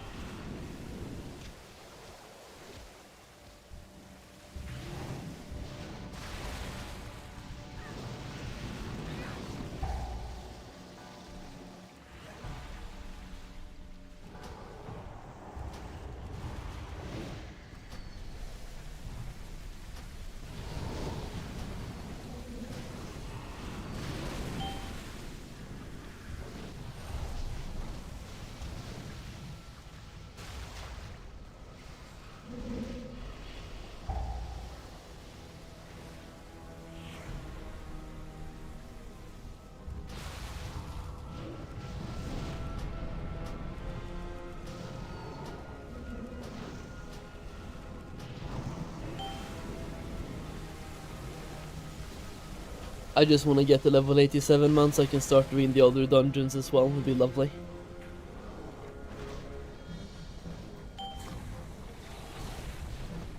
I think what I'm gonna do when I get to level 87 is queue for randoms. But if I get one of the bad ones, I'm simply going to leave. And then we keep that rotation going, because then I can quest, right? So at level 87, I'm gonna leave you unless you're 87 as well, Dizzy. Until you get to 87, of course.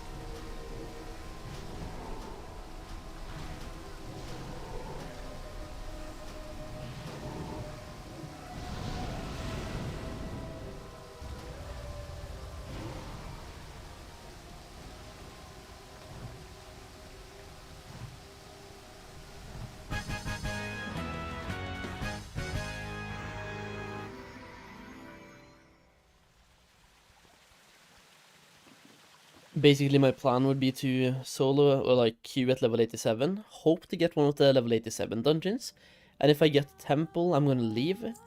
If I get a Brewery, I might complete. Like, Temple is not that good compared to Brewery. Brewery is like okay.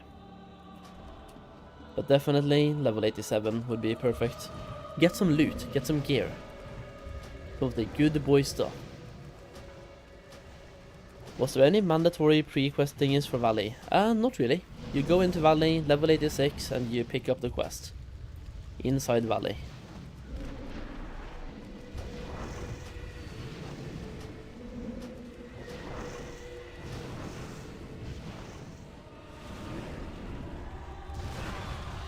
Your tank, you can probably pull more, by the way. You look like a good tank. You have 200k HP? Okay, you don't have the best gear. But still, you can pull. You can do big.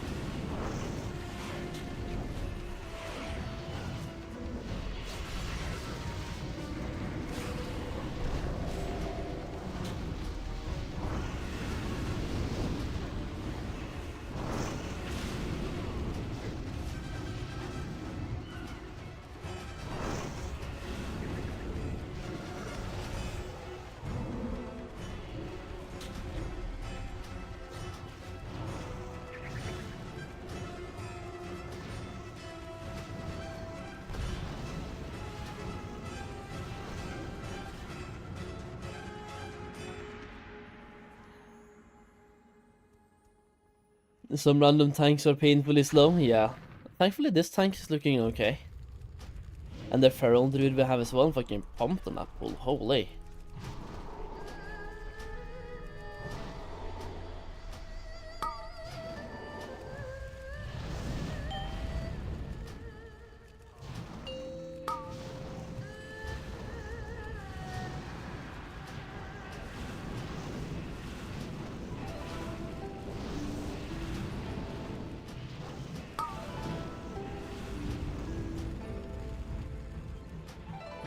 Does look like the healer is struggling a little bit though.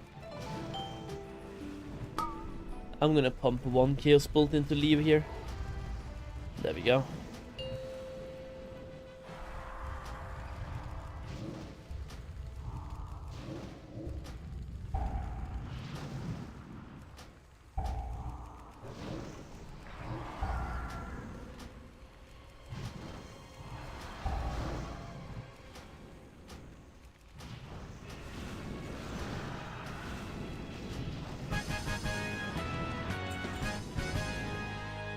Is it only the cannon dropping? Like, I swear. Drops all the time. And if I do this dungeon on my hunter, it's not gonna drop, right? That is just how it goes. Every single time.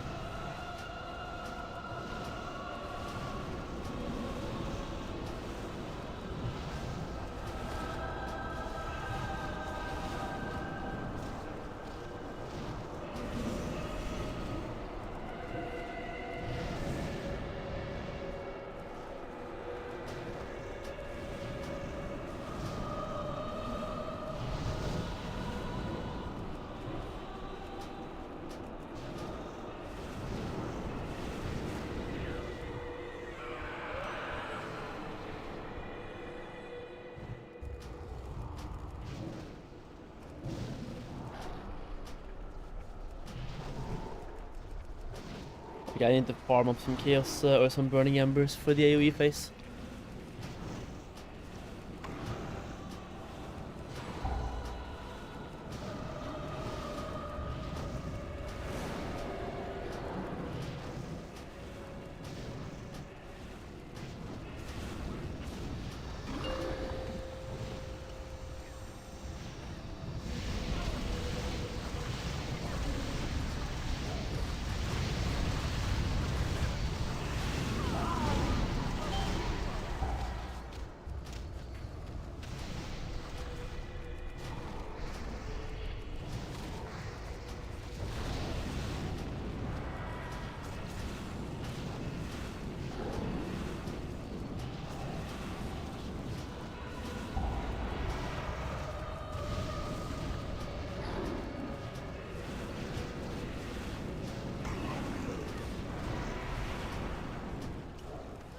Itchy.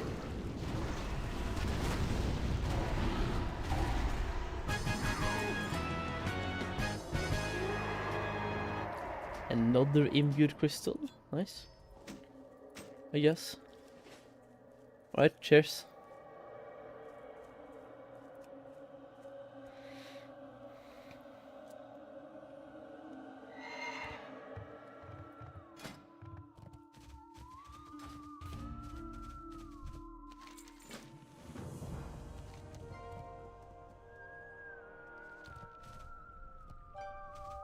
When do I get the credit for bringing Leo here? Where the fuck is Leo? Leo just left. Straight up just peaced out.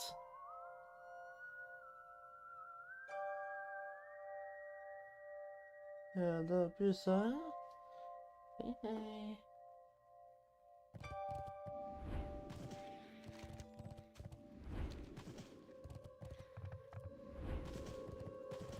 Yeah, in that case, fuck that quest, man.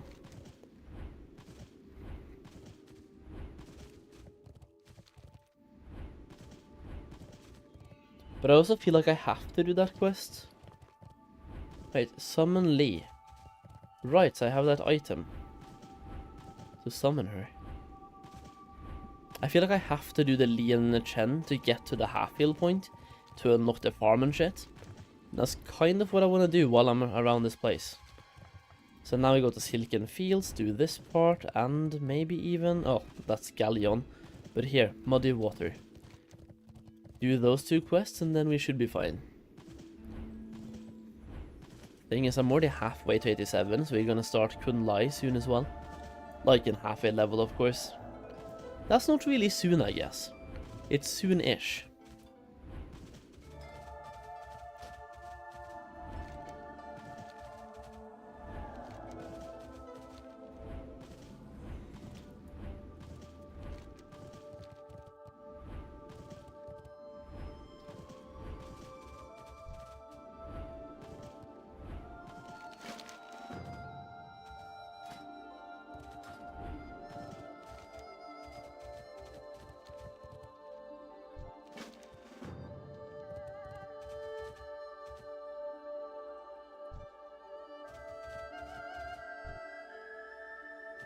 Can't I just like pull these?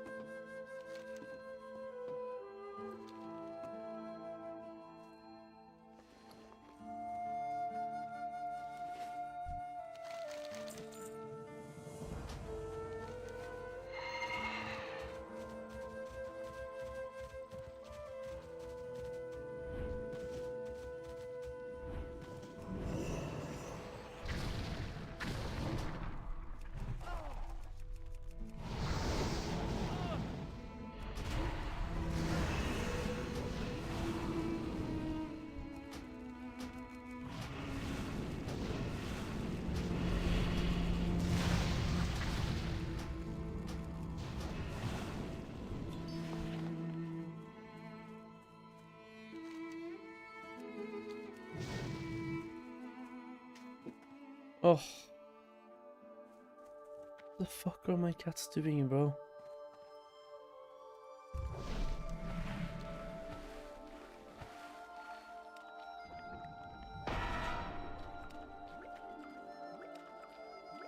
Wait, what? Where am I supposed to go? Stopper the vial of muddy water.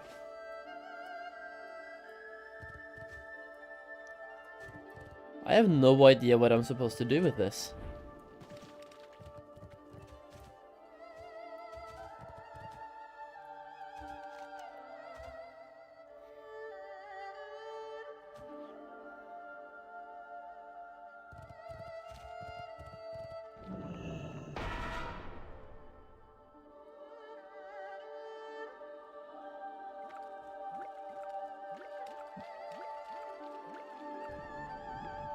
Yeah, I absolutely have no idea.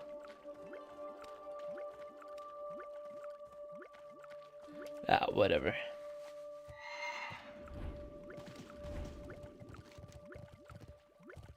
Muddy water. While you are just hanging around, might as well blah blah.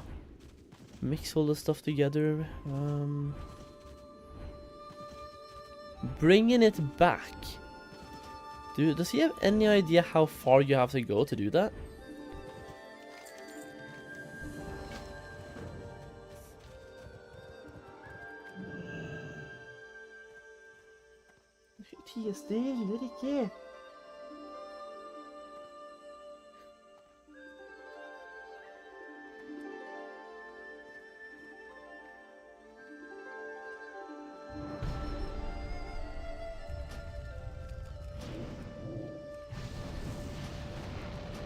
Oh, you just need to fill it. You won't spill it while bringing it back. Okay. Well, I already abandoned, so.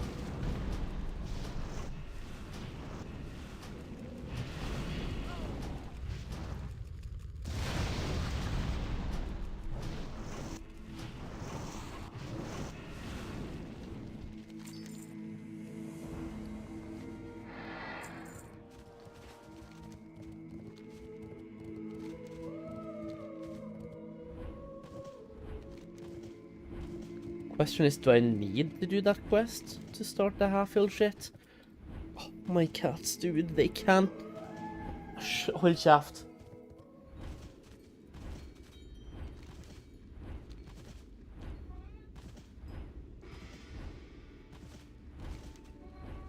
They don't know what to do when I'm awake at night. They don't understand. Alright, let's see.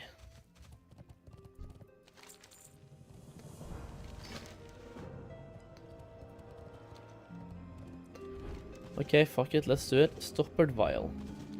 So we fill the whole vial, move as little as possible while filling the vial, and bring it back. Let's just see if anything cool happens from that quest. Actually don't hear them on stream anymore. Yeah, Ricky has like lowered his voice, so he doesn't yell as much as he used to.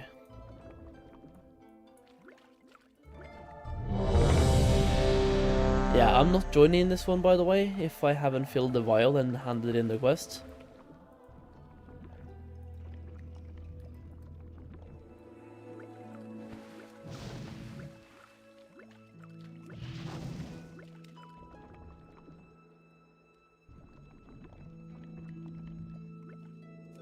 Yeah, okay, I can join.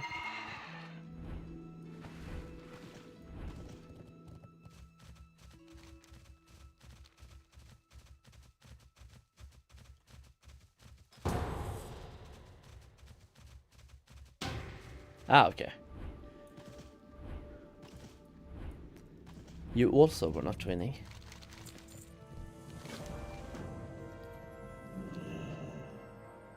Oh no. What the fuck is this?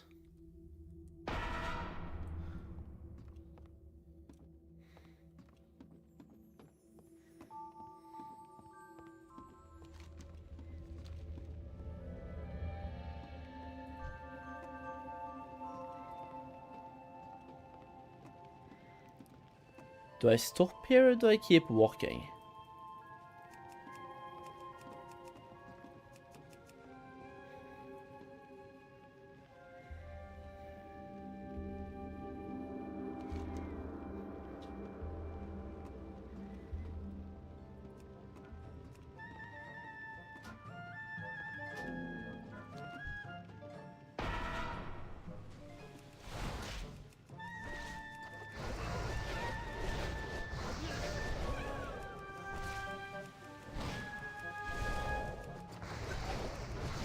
Some people abuse the mechanics, got level 90 1 hour ago, got world first on enchanting 30 minutes past release and more. Yeah, of course. And the thing is, Blizzard knew about this, they just CBA doing anything. The same mechanics that are abused now was abused back in 2000 and whenever Pandaria came out.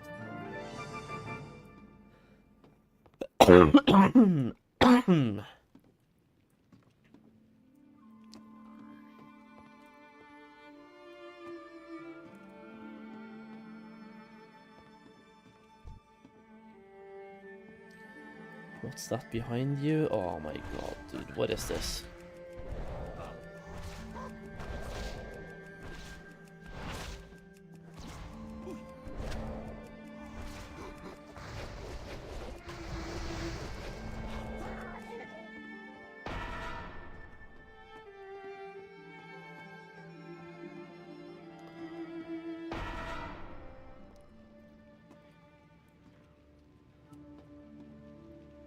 I decided to give him one more chance. I was not about to give up on family. Oh, here he is.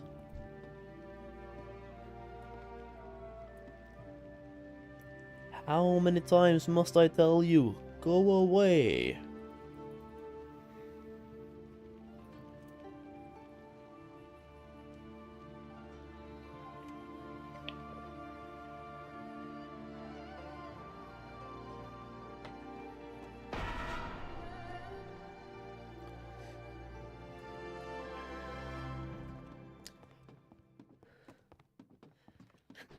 Family. Right, now what? There we go. We're now heading to half hill, man. Let's go.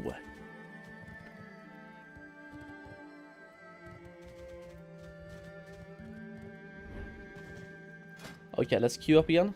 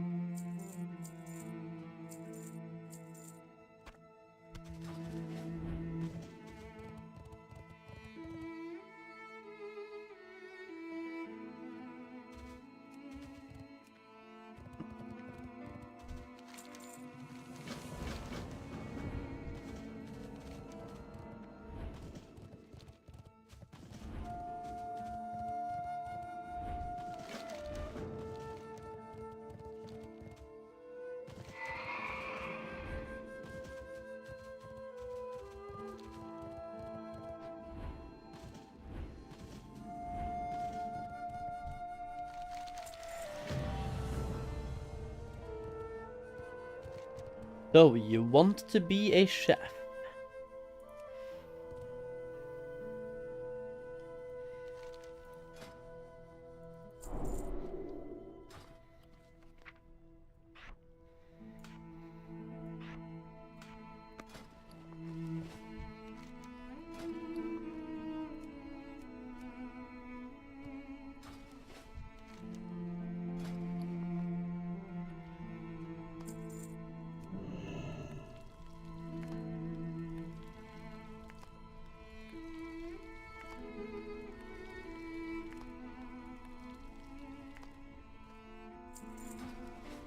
Wait, what was next?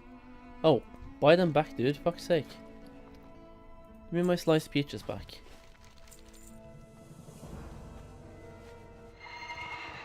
The SI7 queue, since if you want to queue solo, it's no problem. Yeah, sure.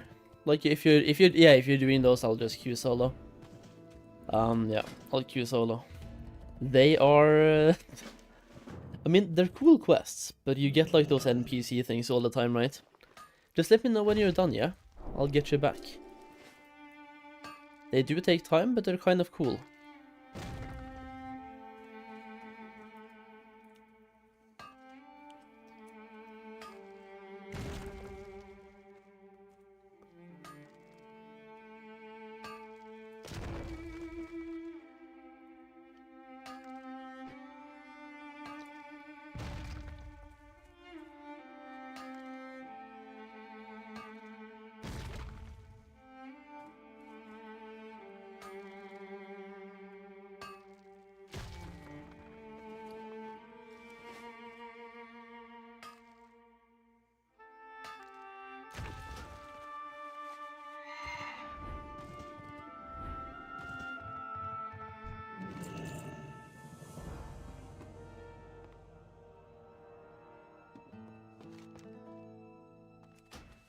I'm just gonna let this roleplay go by itself and I'll be back after this quest.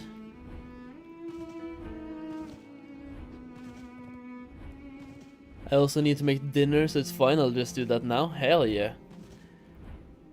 I bought myself pizza. Pizza Backyard, let's go, dude. What is this quest again? Let's head out into the glade. Oh yeah. Glade water gathered. Come this way. Gather this water. 3, Okay, now you come here.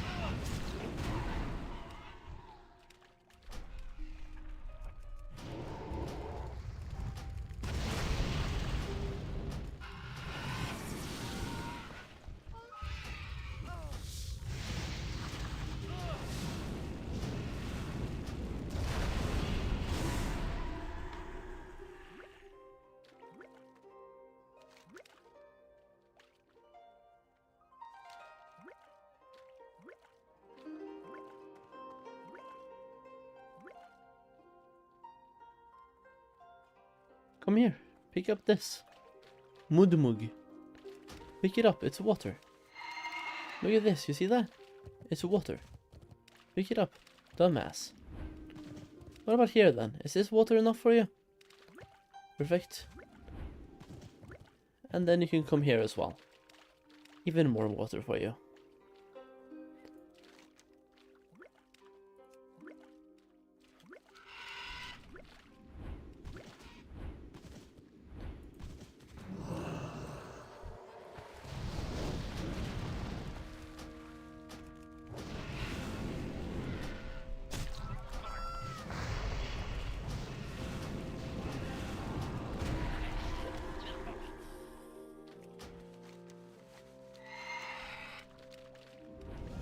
I'm betting he just killed Succula, right?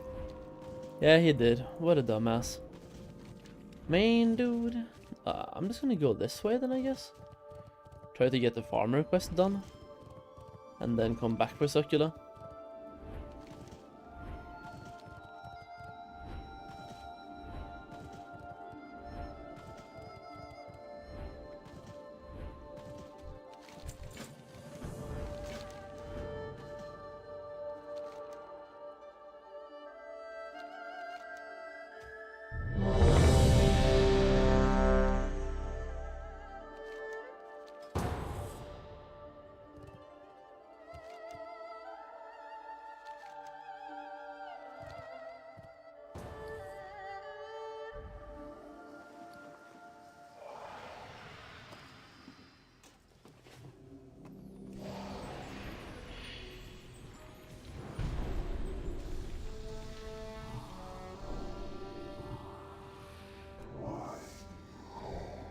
Oh my days, this guy has 300k HP.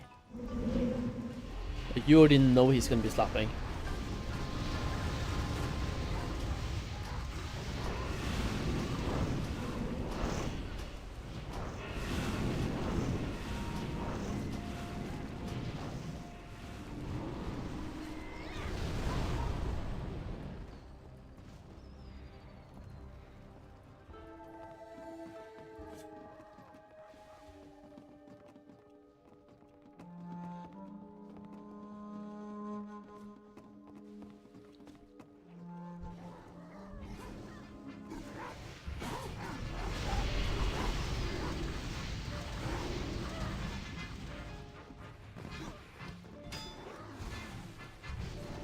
You need an active subscription to play MOP Classic? Yeah.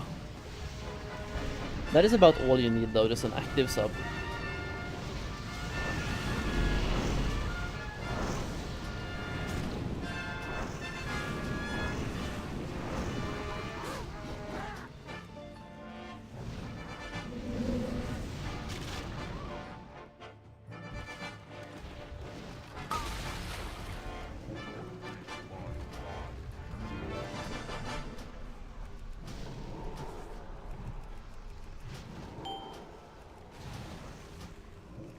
Any chance on a new realm coming? Nah.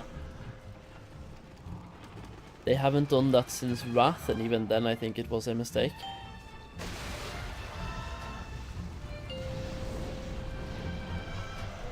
It was really good though, when the fresh service was here, but like they didn't really last well long term.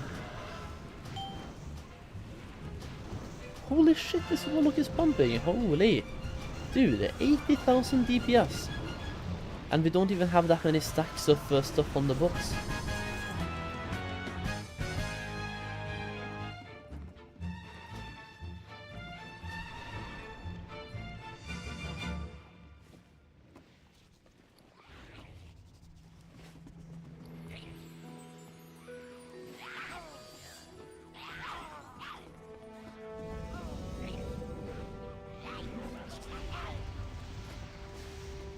Yeah, like they are fully heroic raid geared.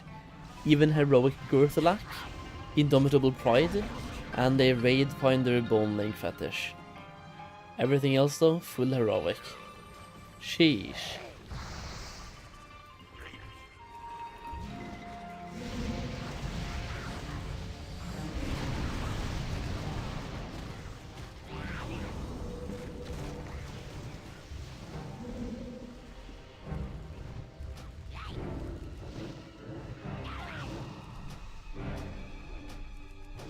I finished Raid Forest now, took 4 hours? Hell yeah.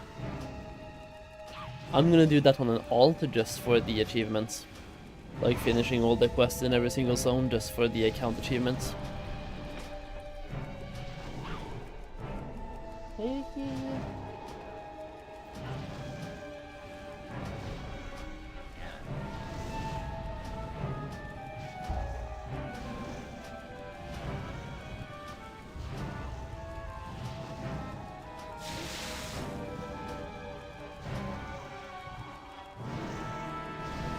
Pulling my weight on this boss, kinda.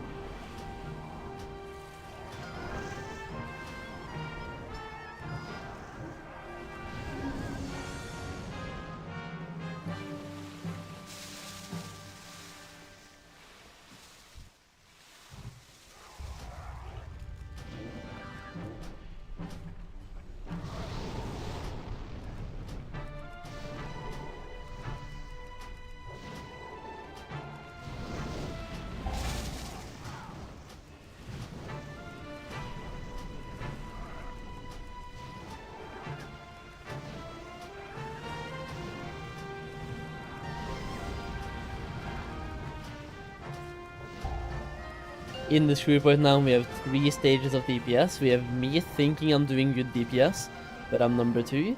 And then we have the Warlock doing insane DPS. Then we have the Red Paladin doing, well, probably average DPS. All the 3 stages right now.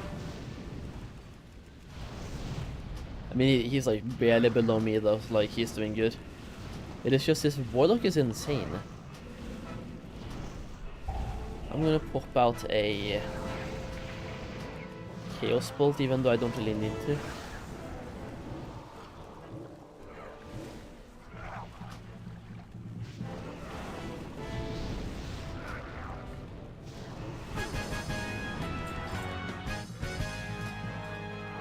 Q us again, man. Q. If the Warlock and tank stays, that would be insane. If they leave, I kind of understand. Yeah, they did. Well.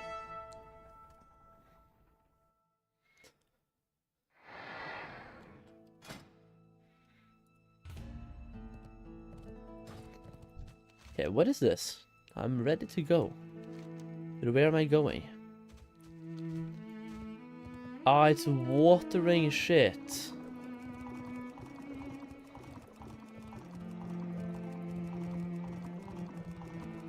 Nah, whatever. Just water the stuff.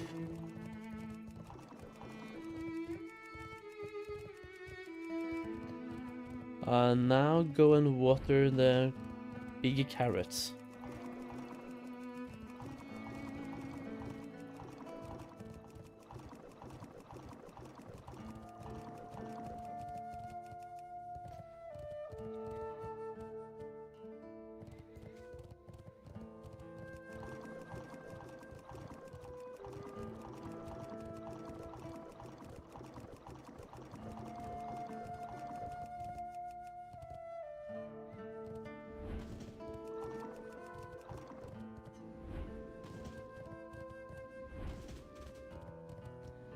I'm literally playing Farmville.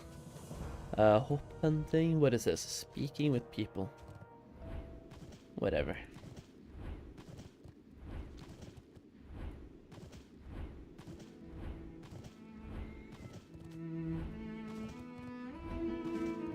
Again, it's dead? No? Where's Socula? Do I just have to wait for the spawn or some shit?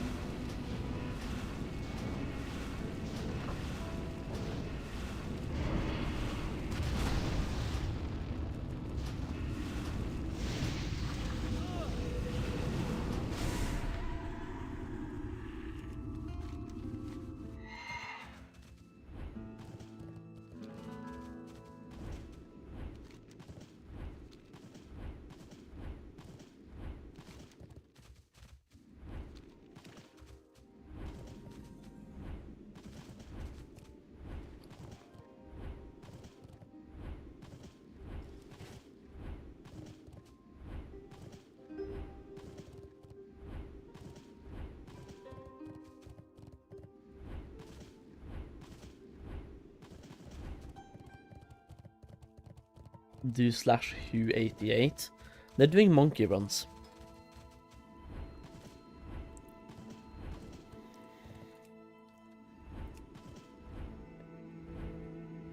Damn, dude, Bogger.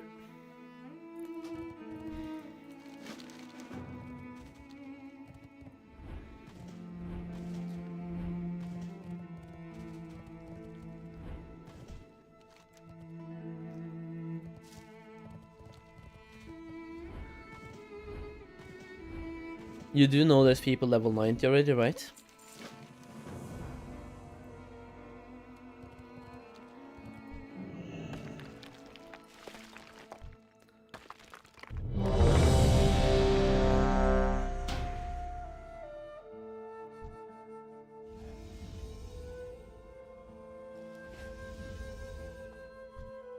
But on our realm? Yeah, but like... Yeah, okay, sure. I'm not impressed. When people are level 90, I'm not going to be impressed by level 88.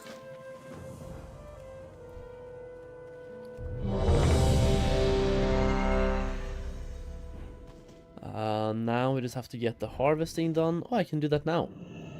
Because we had the achievement thing. To get them faster. Nice.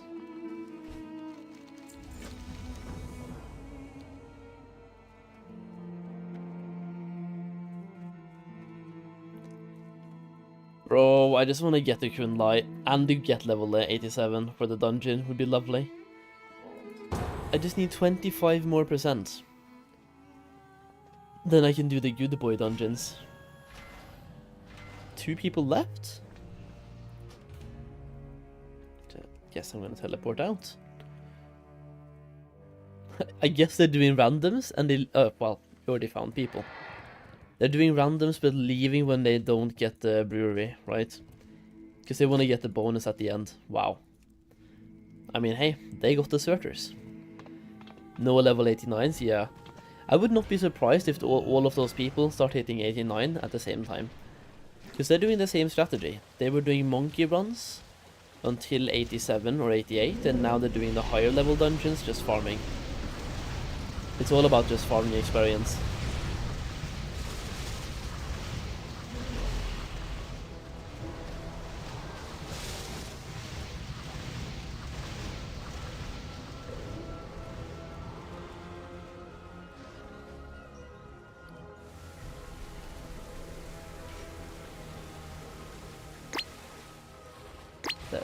The fuck? I was stuck.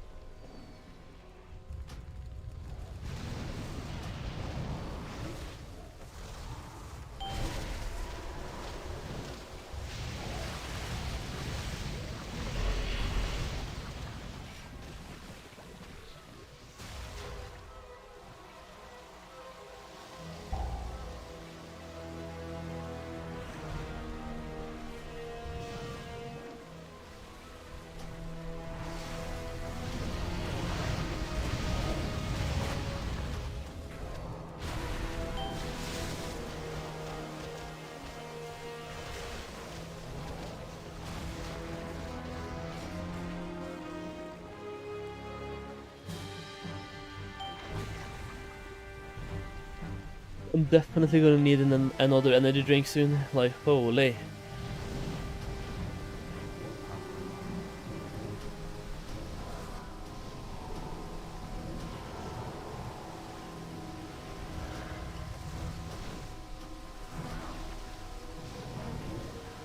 How the fuck did I get shot up in the air there? The water was like nowhere close. Oh, that sucks.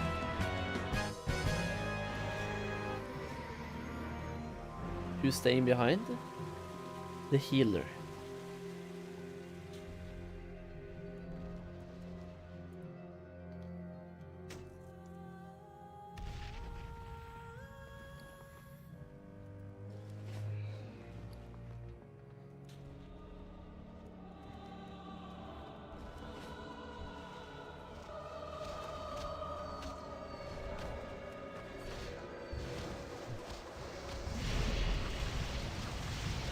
Is this guy gonna pull like Zygor?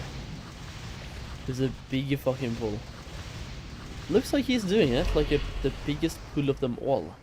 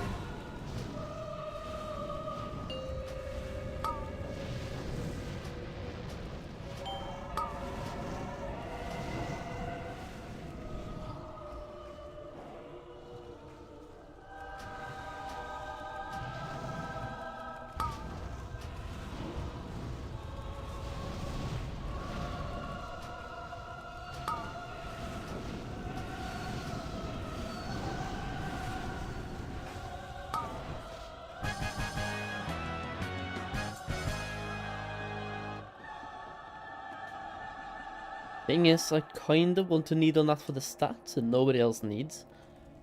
Yeah, sure, I'll need for the stats. Hit and critical strike is way better than Spirit and Mastery. Mastery is okay, but like... Wait, what is Mastery? Burning Embers consuming spells.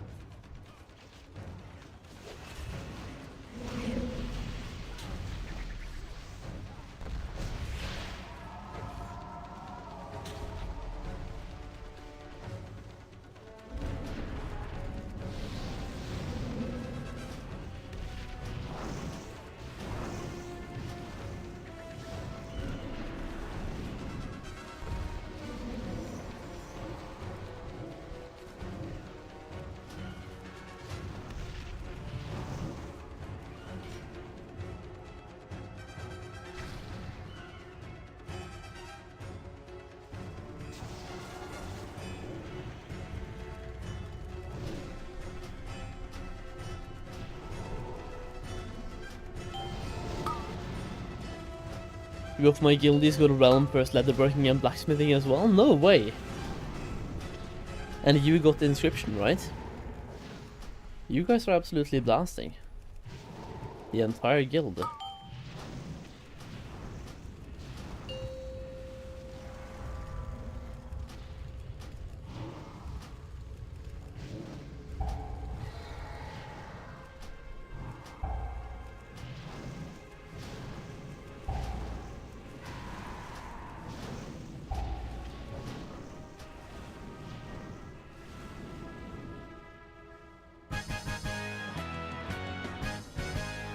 Come on, pull. Oh, dude. We actually got something new.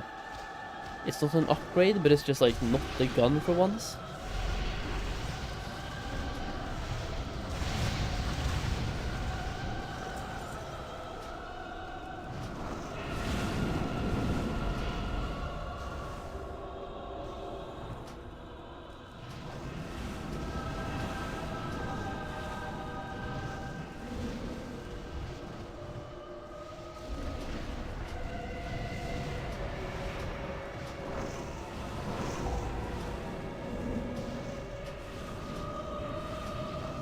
Yeah, we locked out the monk.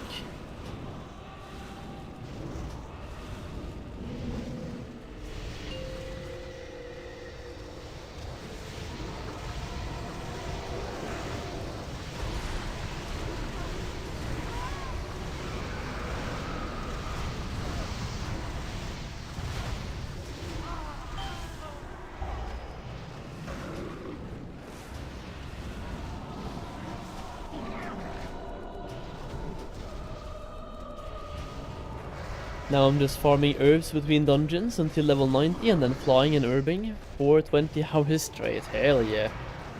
What level are you, Tease? What level are you and like how far into that level are you?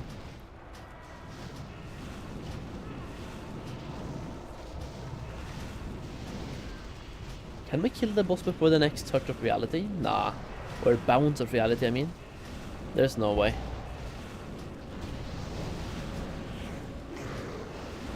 Actually, though.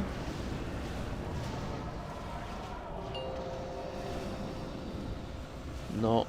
Was close.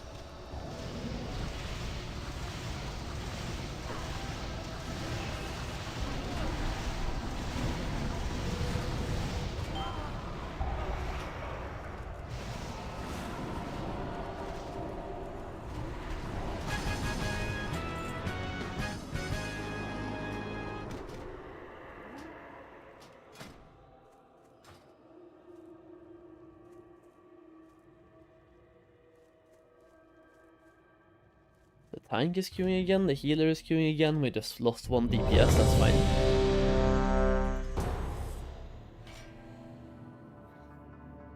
Warlock was so good in Mists of Pandaria, every spec felt amazing. I agree.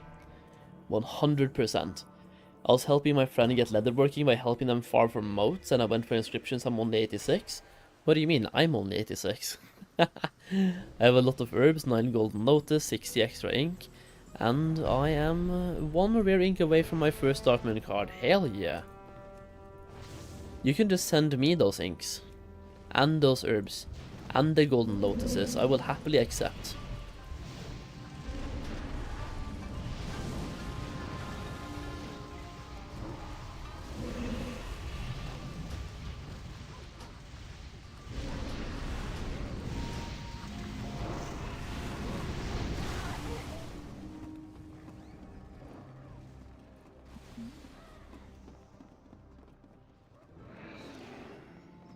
And next time though, for sure, yeah. I can't wait.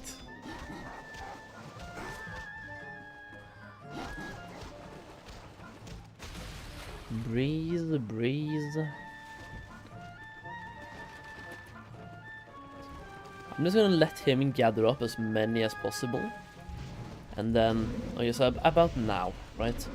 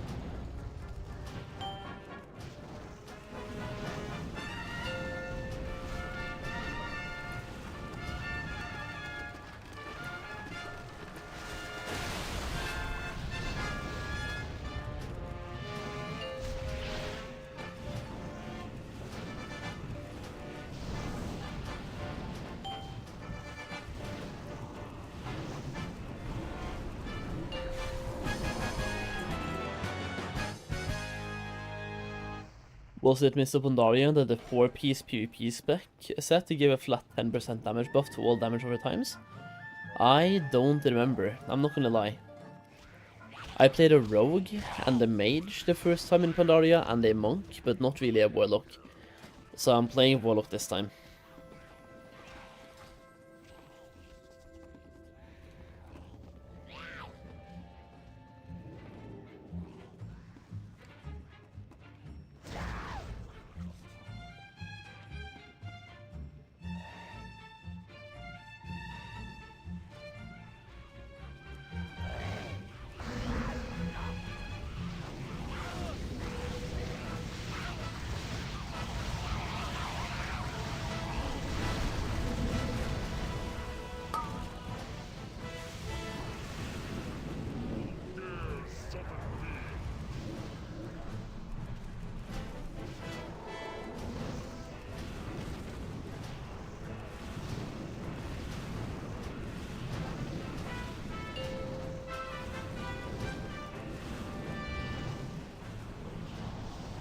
I should have some pretty big damage incoming very soon here.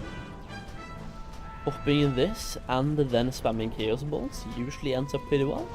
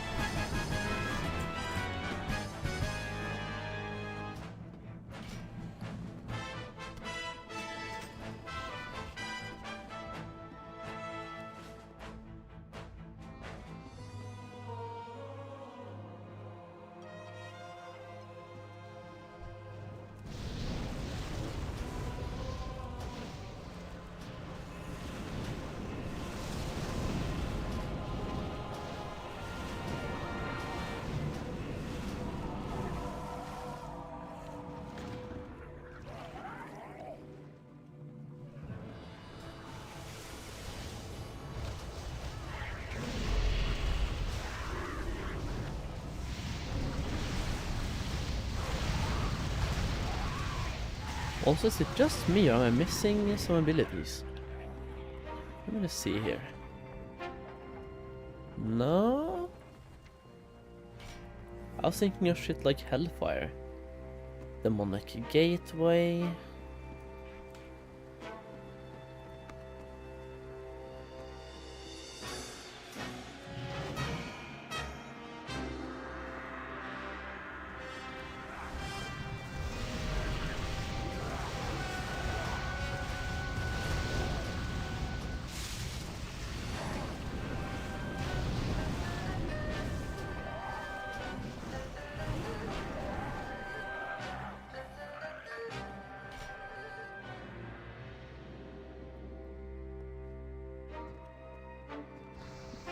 Just may experience hardcore nostalgia, because one of the guys I played with all the time in MOP just, oh no. Damn, Nightshade. My condolences.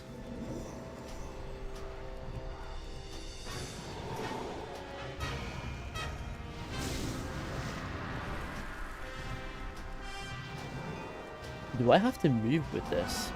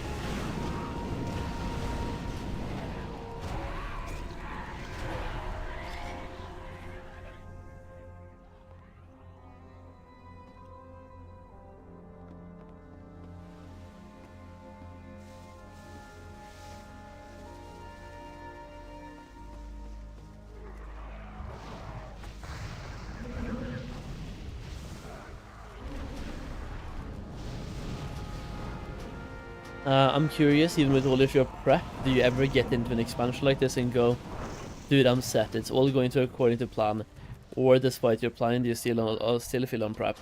I don't really do that much planning. Like, I mean I do, but not for the leveling. It's mostly just like professions stuff, leveling up characters. For the most part I feel like I'm prepped. But at the same time, I do feel what you just said. Sometimes, like, you enter the expansion and you're like, am I really that ready for this?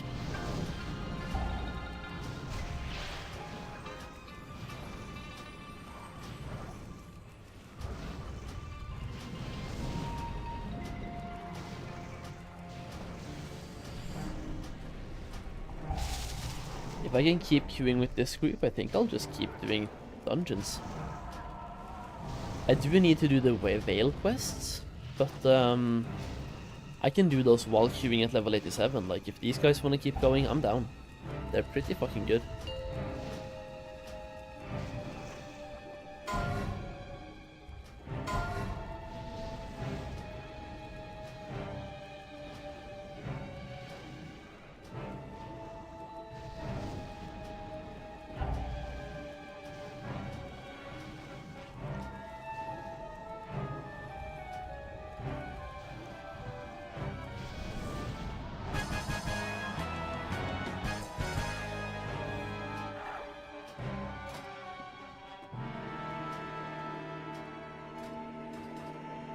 Especially if we get this one again. This one is really fast experience, but the tank left, fuck.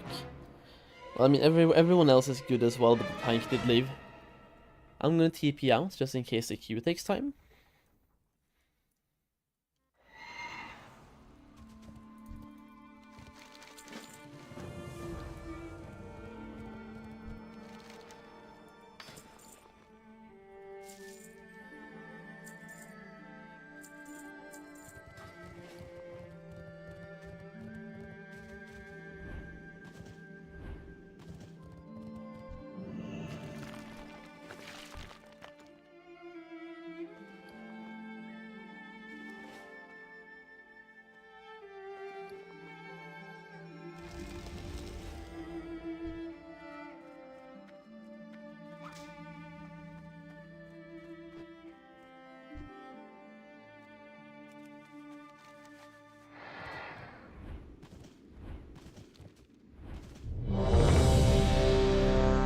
Wait, is it only me and the mage left?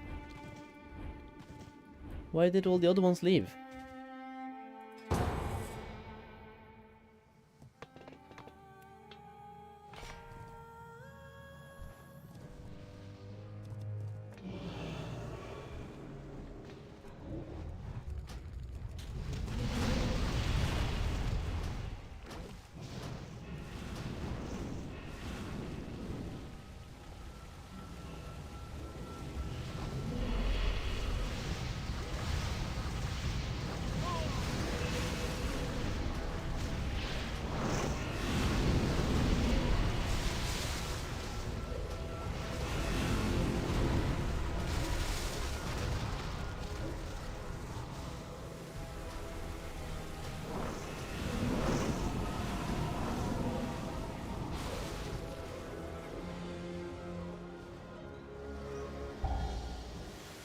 I never understood the importance of their growing plot back in MOP. I mean, it's not really... Is there any importance to it? I don't know. Like, is it really important? It's cool. I like it. It's like a mini-game. And the reputation you get is kind of cool, I suppose. And getting started on that in day 1, it has some slight benefits.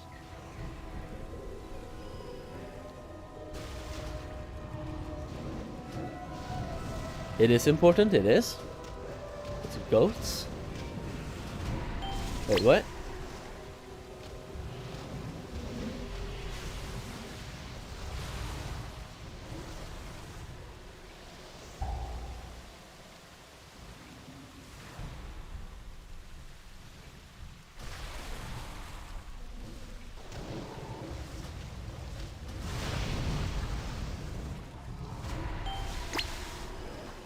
Tillers? Yeah, tillers.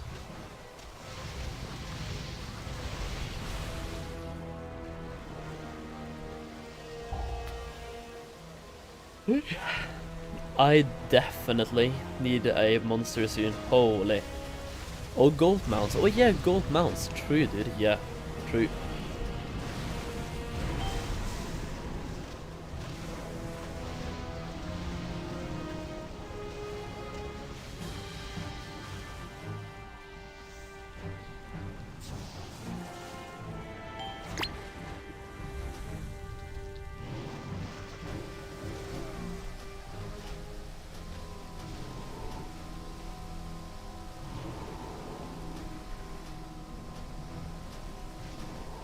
Okay, one of these mages are blasting right now, dude. He is fucking popping off. I'm gonna stand in the water burst this time, but I'm gonna use a defensive so I don't take damage. I'm still gonna get knocked up in the air, but that's fine. But won't you have to do all the story quests anyway? Even if you hit 90 with dungeons? Not really. The only quests you really care about doing are town-long steps and the Krasarang Wilds. For reputation. Also, this is for cooking, if I recall correctly. Yeah, I just don't think you need really, like, reputation with them. I'm not sure. Because you do the cooking daily. You get a cooking daily eventually, like you just have to skill up cooking and shit. And you get a cooking daily quest. I already have one iron paw token.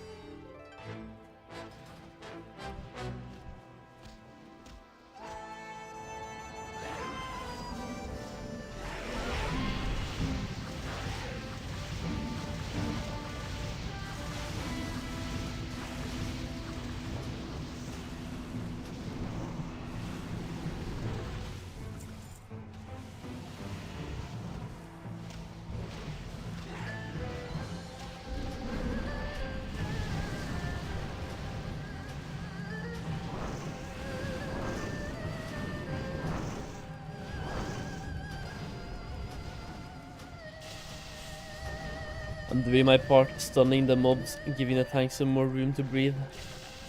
Perfect. I think that helped.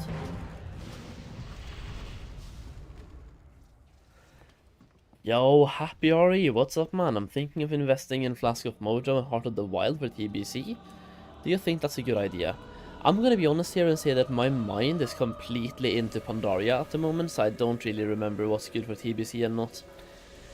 But check out some of my old TBC investments videos, and they might be in those videos. Because right now, like, all of my brain cells are focused on Pandaria.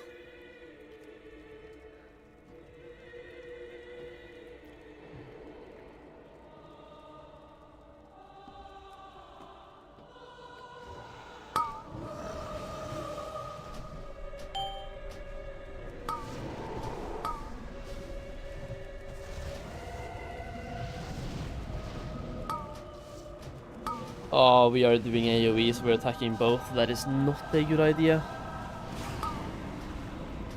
I'm just gonna heal myself here.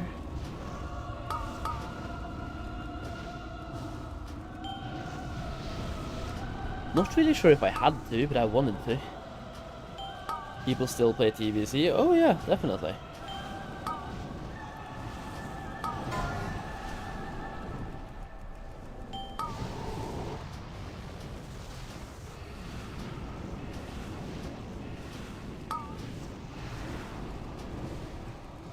I mean, not still play TBC. Anniversary, aka Fresh Classic WoW, is entering TBC soon. When I say soon, it's probably half a year from now, give or take, like we just got Phase 5. So we have to play through Phase 5, then get Phase 6, and then TBC. I would assume we get TBC in January or February. And at that point, people are definitely gonna play TBC. Oh yeah, no worries, Happy. Like, always come by and ask. I'm just letting you know that right now, like, my brain cells are working overtime in Pandaria, so I'm sorry. I can't help you much.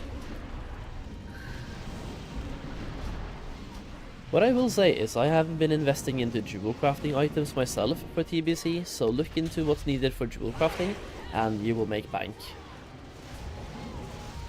That is, like, I've been investing into different small gems and also a bunch of ores, like iron ore and other ores as well. Just everything used in jewel crafting.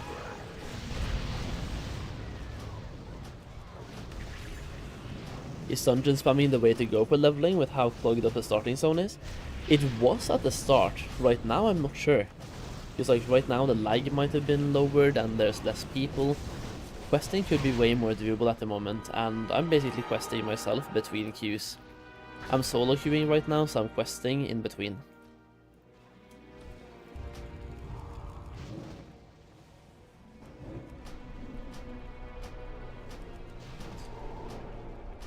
How is Mist, by the way? The launch so far, I mean, it's been pretty chaotic, but it's okay, it's pretty good. There was some bugs, there was some lags, a quest was absolutely bugged, nobody could do it. Typical launch experience, right? Especially for Blizzard. Typical Blizzard classic launch experience.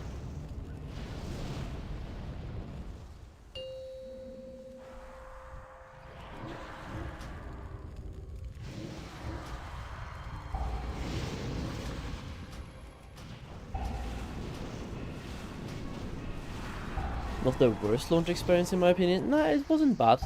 It was half an hour of bad though, I will say. Like, the lag the first half hour could have so easily been avoided by having more layers.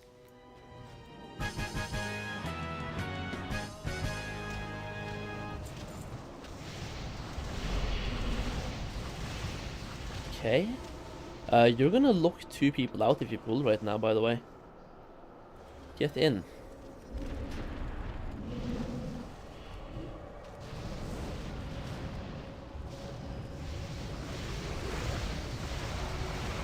Like, why do people go AFK on the boss? Just standing there doing nothing, just waiting for nothing to happen.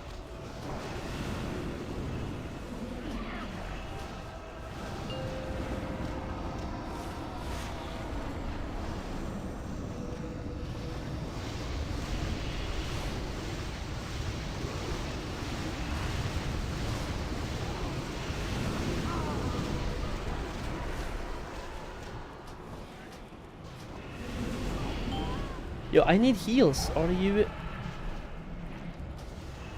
The debuff doesn't go away until I'm fully healed.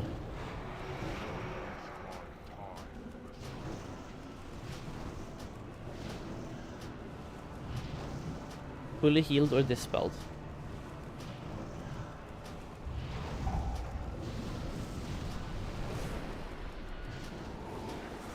I'm just gonna stay away from people. Okay, the healer is dead. I'm just gonna try to heal myself here.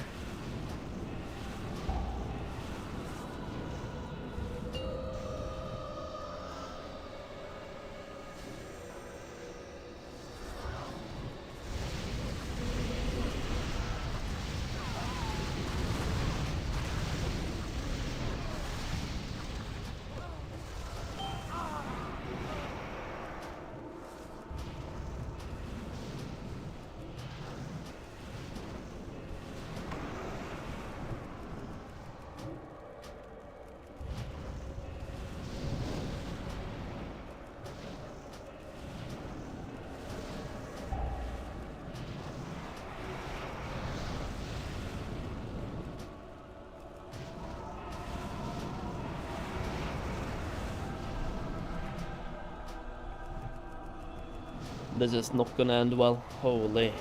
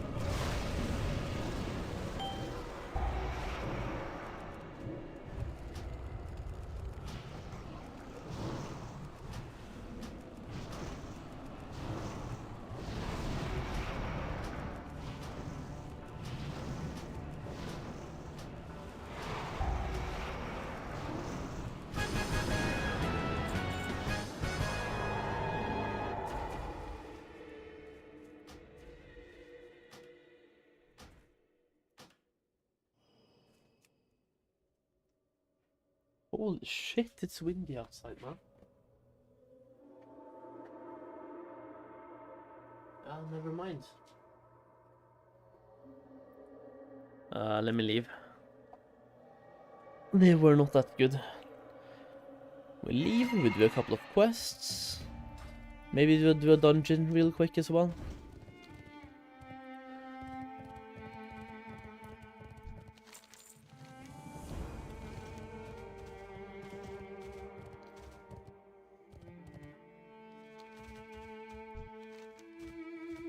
Where is Mudmug? Well, I don't know. If you can find him next to the giant banana in the gilded fan. Ah, fuck it, dude.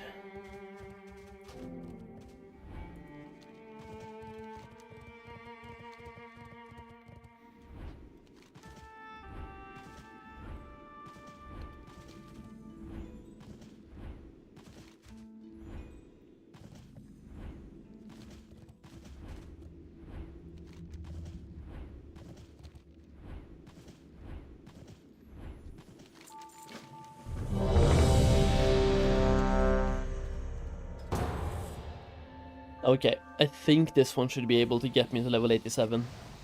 In which case I'm just going to go away from Valley until go to Krasarang.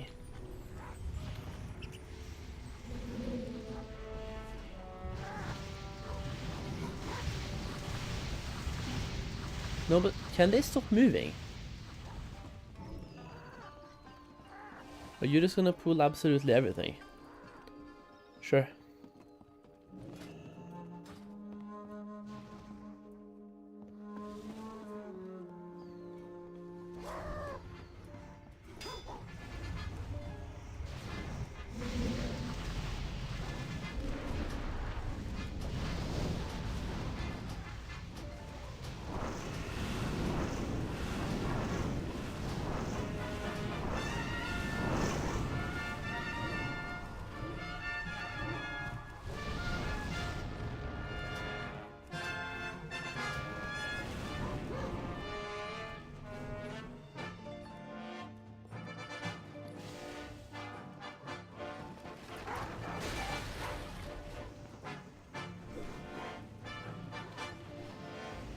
I remember when I caught your stream back in Caterpie patch, you were doing archaeology and it was a real bad time. Yeah, those were some times. Okay, if we could gather them all up in one place, that could be some insane AoE possibilities, but the way it is now, I can't really do much. And we barely get any experience as well.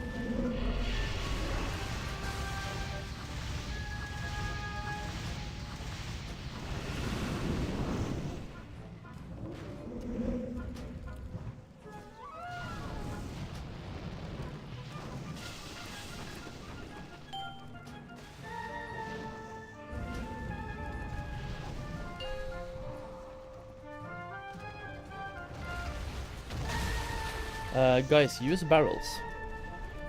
Okay, if nobody else is doing barrels, I'm also just not doing barrels.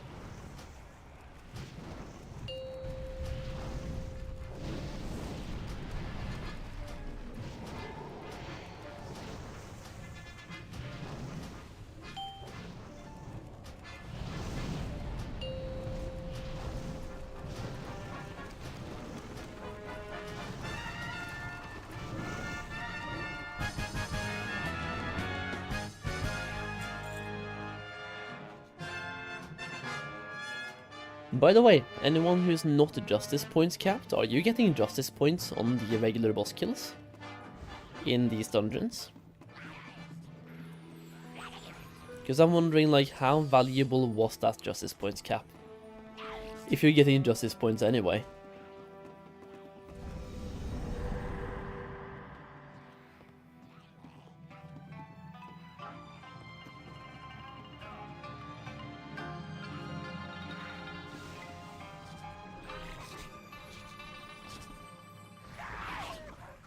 I like that the hunter was using aspect of the pack.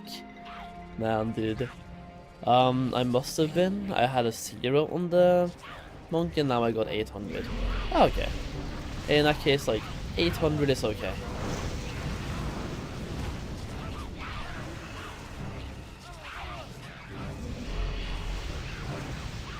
And that is from 1 level. That's actually, like, not even 1 level of doing dungeons.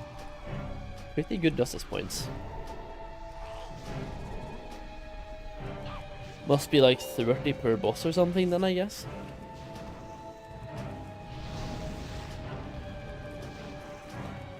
Yo, Dizzy, how close are you to 87?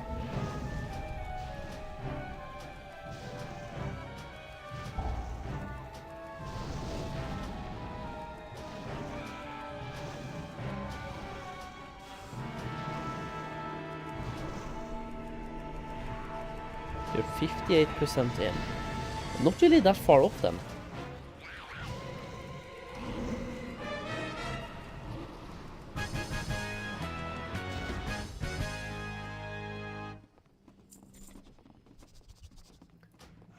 Also, apparently there's 8 people level 89 already on this server. We do have some pumpers, we do. Did I say 87 or 89? We have 8 people level 89, and they're all in Mogoshan Palace.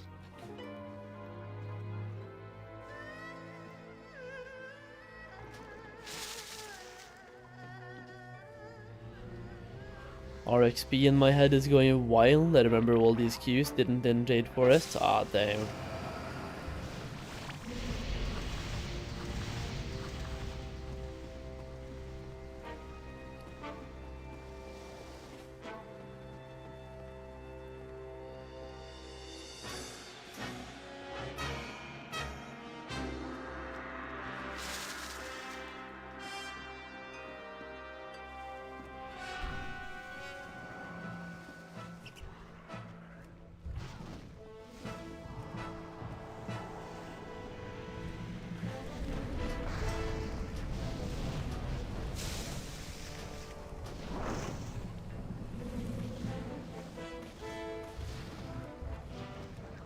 I mean, we are all about to fall asleep, so we need to do some big damage here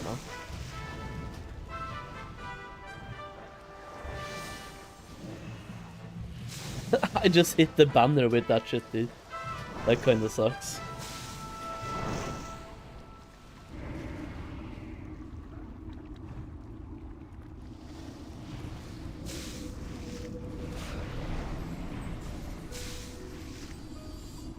Wait, why do I have aggro? Where did the tank go? Dude!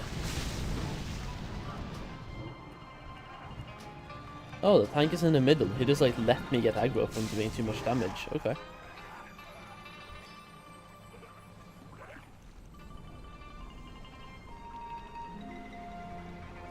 Or he died.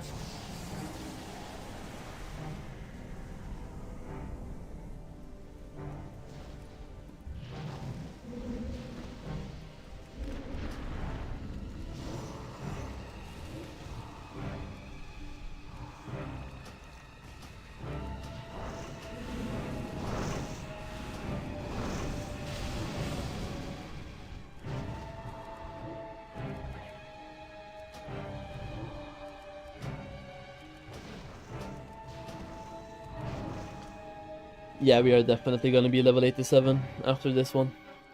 I'm like 1% off.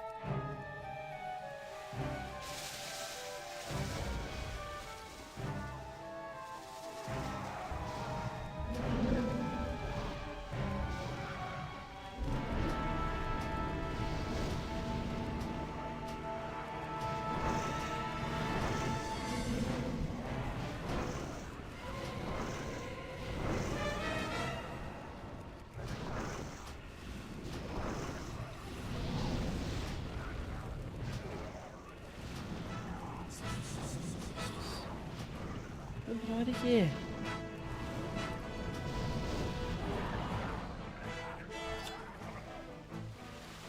Ugh.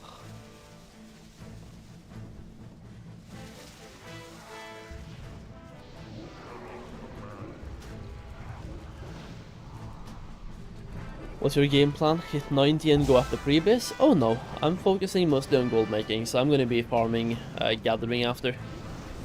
Knives. Slutt opp. La meg være rød, ikke. Gå ned. Gå ned. Gå ned. Gå ned. Åh.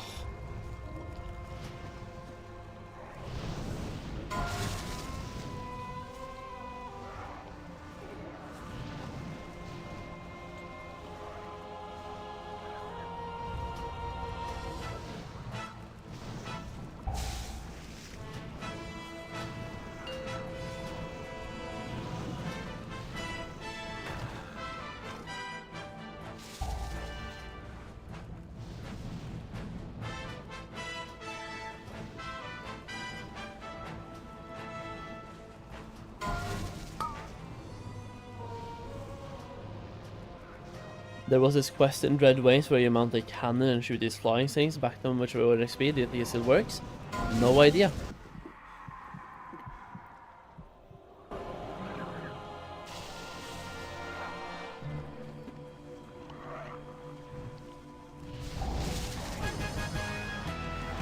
Also, ding 87. Let's go. Let's get out of here.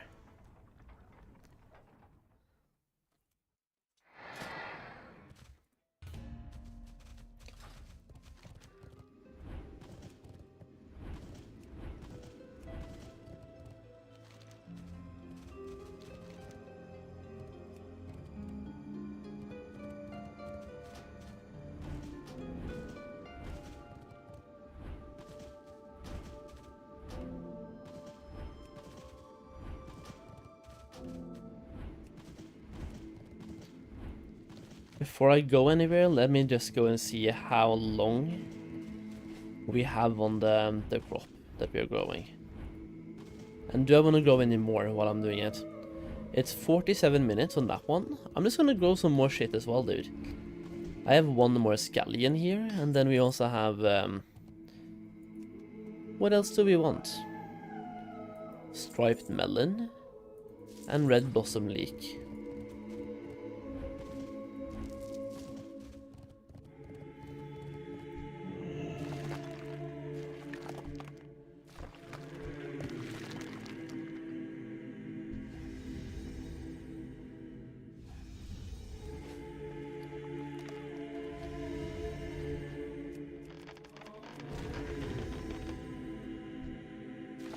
Oh yeah, dude. Dizzy, if you are in Valley right now, try to get this farm ASAP. Because these flowers, they are done when the daily reset happens. Which is apparently in 46 minutes. So you have 46 minutes to set up the farm. To just like get the first thing done on day 1. Or what counts as day 1. My cats, dude, fuck's sake. I feel like when I'm doing all-nighters, I need to just shut the door and pretend to be sleeping. Because Ricky is deaf, he can't hear me. But when he sees me during nighttime, he goes crazy. But he can't hear me.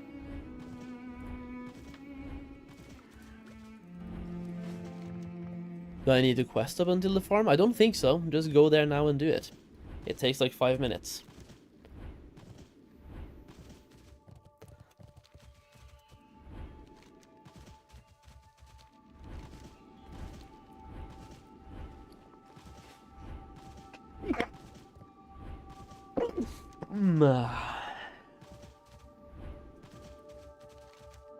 What is this? Lynn Tenderpaw? I'm going to abandon that quest.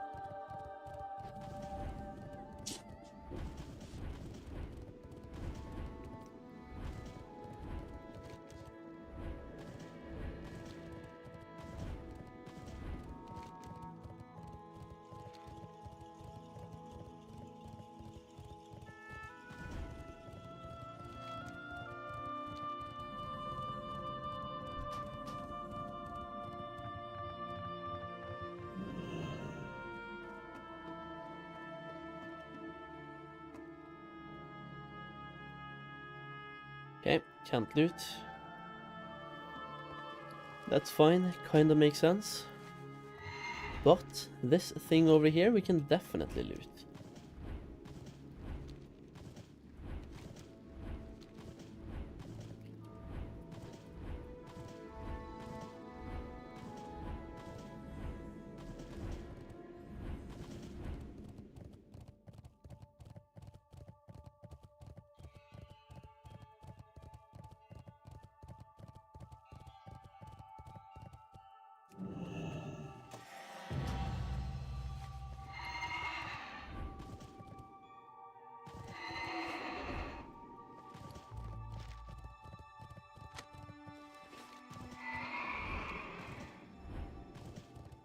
Anything good on the black market?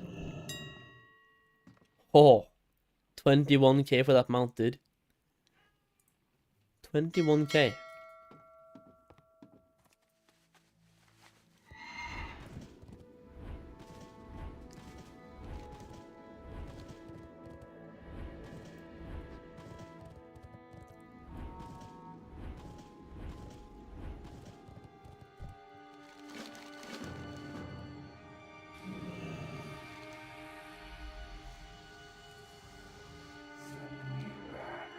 Is that guy in the cave? Leech fingers.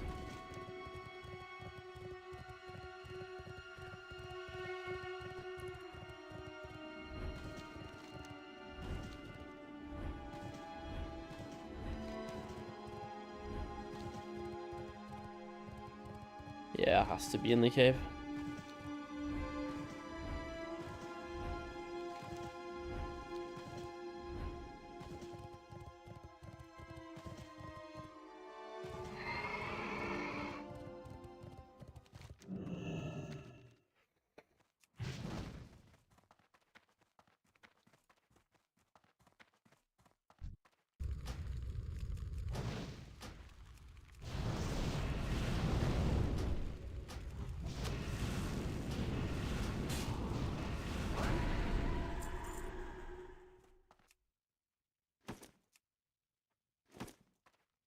Black market merchandise.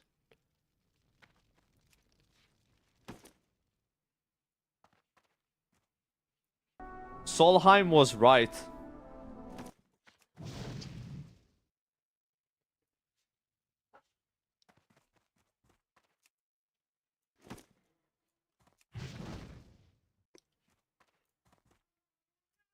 Ja, men Rikke...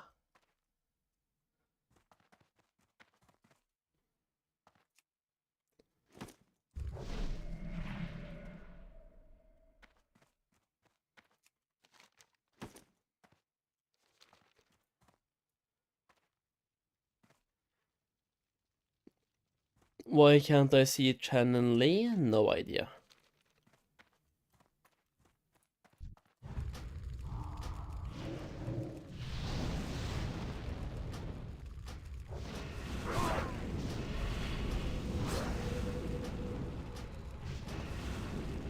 Black market certified or region or whatever. I have no idea still.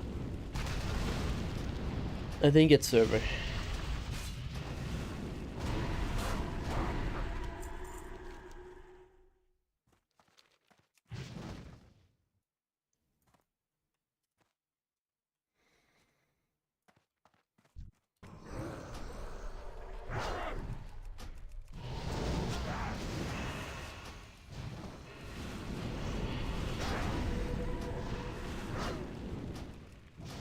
How far into Jade Forest did you come? Did you destroy the thing in the middle?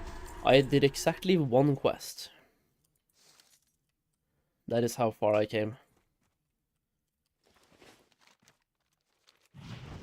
It was unplayable.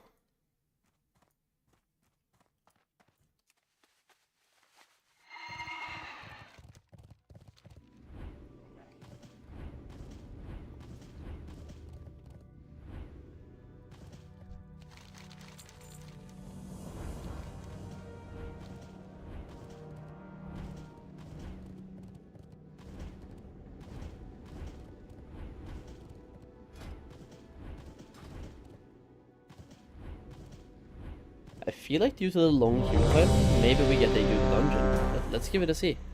Let's give it a C? The fuck? Let's give it a C. Okay, dude. Just give me a good dungeon, or I can leave and get the Deserter. Nobody cares. But give me a good one. Would be lovely. There we go. Perfect.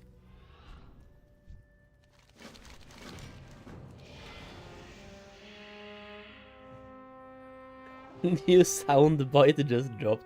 Let's give it a C. Instead of let's just check it out, let's give it a C.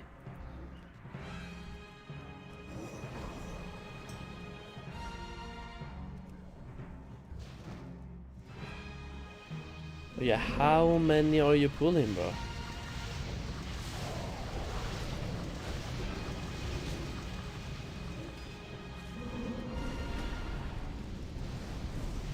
Holy.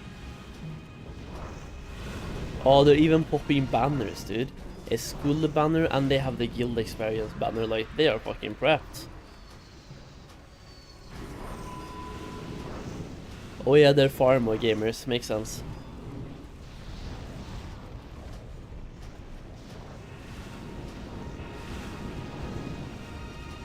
Also, yo, why do we have so much loot? All of them have, like, loot on them.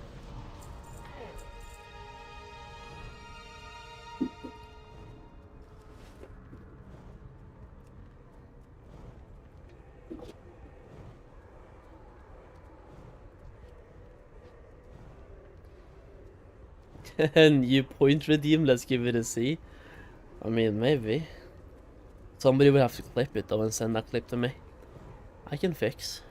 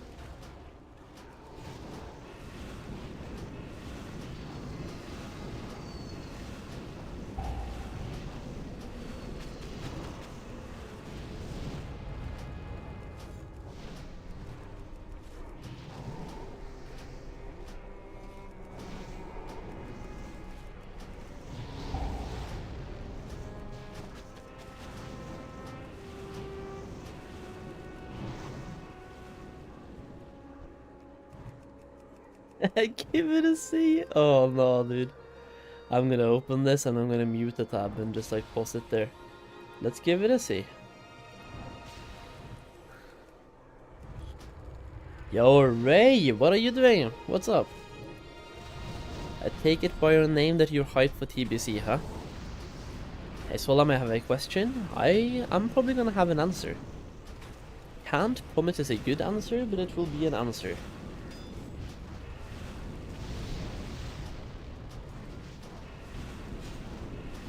Wait, gateways in Mists of Pandaria has charges on it? That is weird.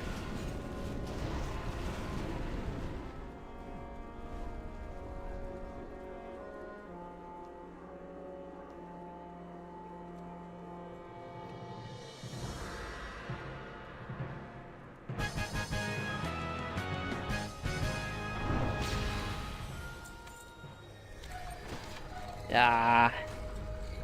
Strength, stamina, haste, and mastery. Shit loot, bro. I could have used it for item level padding, but otherwise, shit.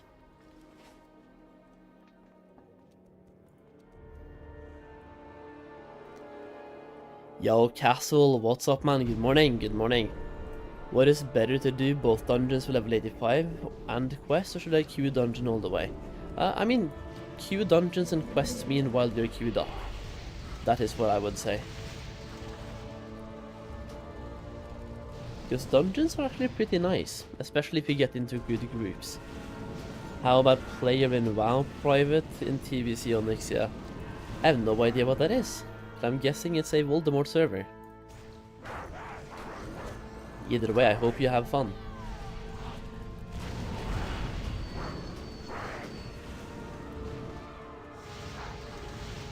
Are they gonna jump down?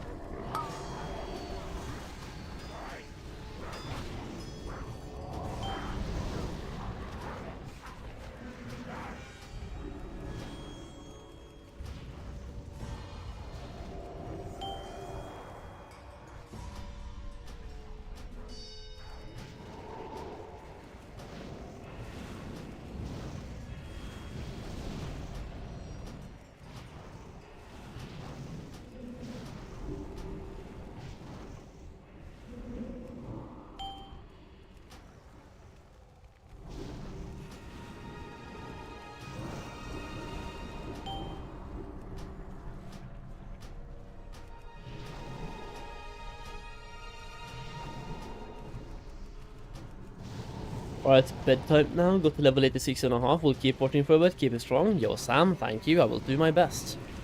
I will do what I can.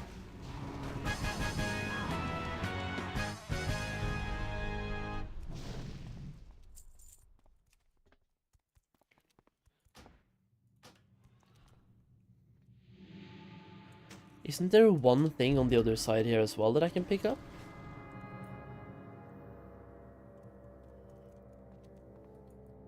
Ah, fuck's sake. They did not want to clear the sides, and that's okay. No!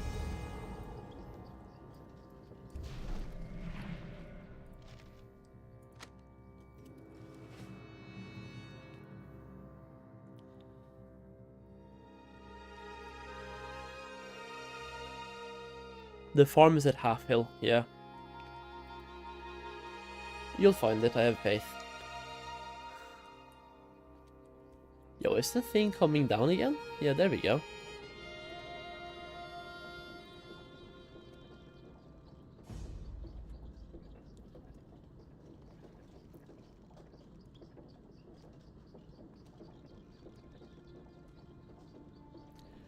Questing is so slow, not slower than this fucking elevator, I'll tell you that much.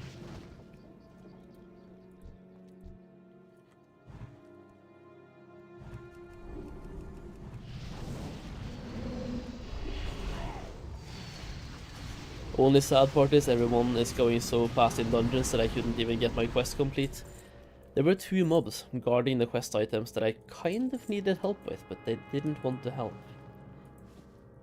Which is fair, I mean, we're getting good experience. We can just go on to the other side some other time. Like go on the left side a different time. Just keep pumping. Go right side first time, left side next time.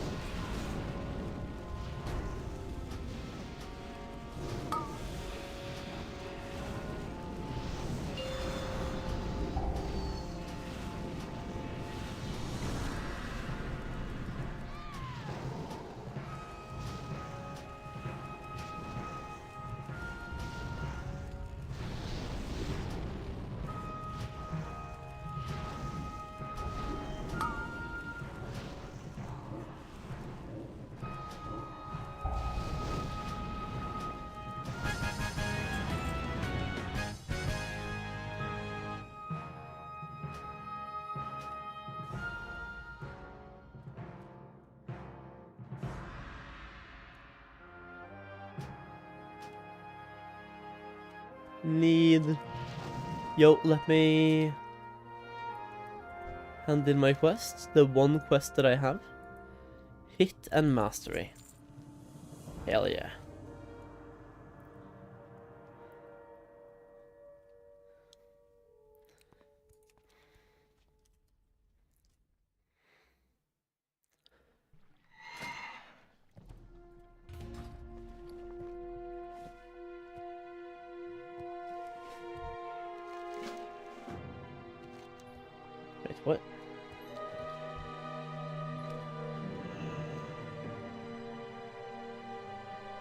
For the kill 60 enemies with the chopper just completed, yeah, I know. They did that because the quest was super bugged. So they just made it autocomplete for everyone. Literally nobody could do the quest for like almost an hour.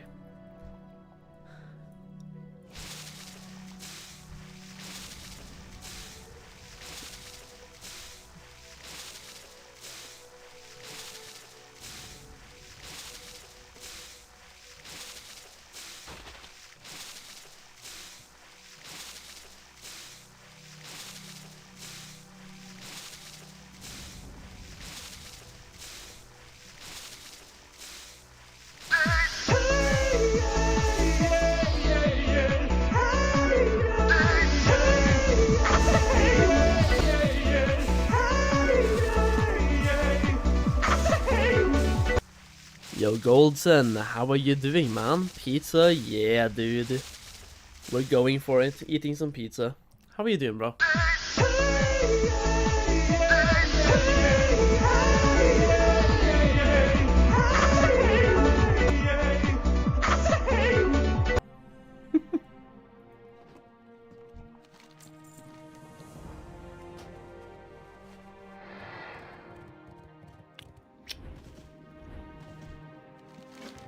What have you started? Oh, you should have been here earlier, bro. Before launch, it was insane. People spammed like crazy.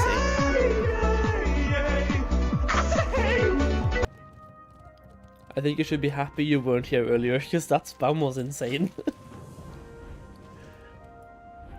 What is the best tiller seed? I mean, you want to get reputation and get the professional seeds.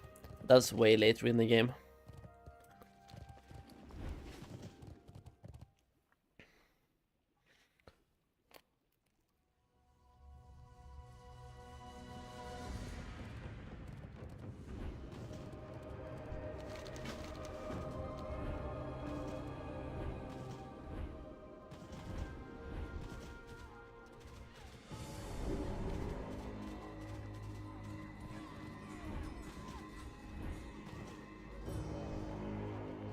Lewis Hamilton?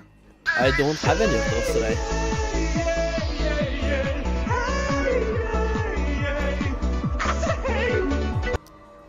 This time we only have a Nando Loris. Like a green monster. No Hamis Lewilton.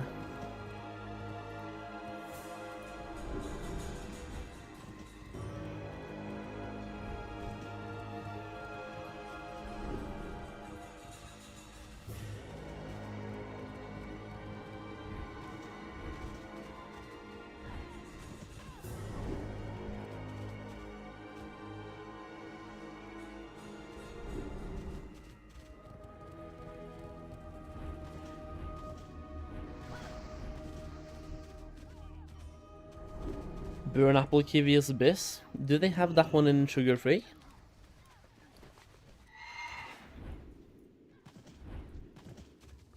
Because I'm kind of trying to limit myself to only sugar free ones at the moment. I'm fat. Trying to be less so.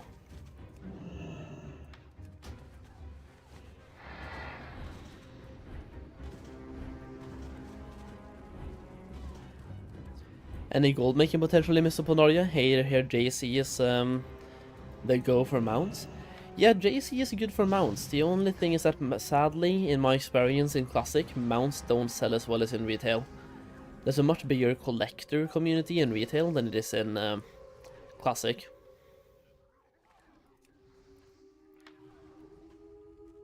Even though Pandaria might bring some of that collector community to Classic as well, but I don't think it will ever be the same as in retail. So even like Sandstone Drake in Cataclysm was selling barely for profit.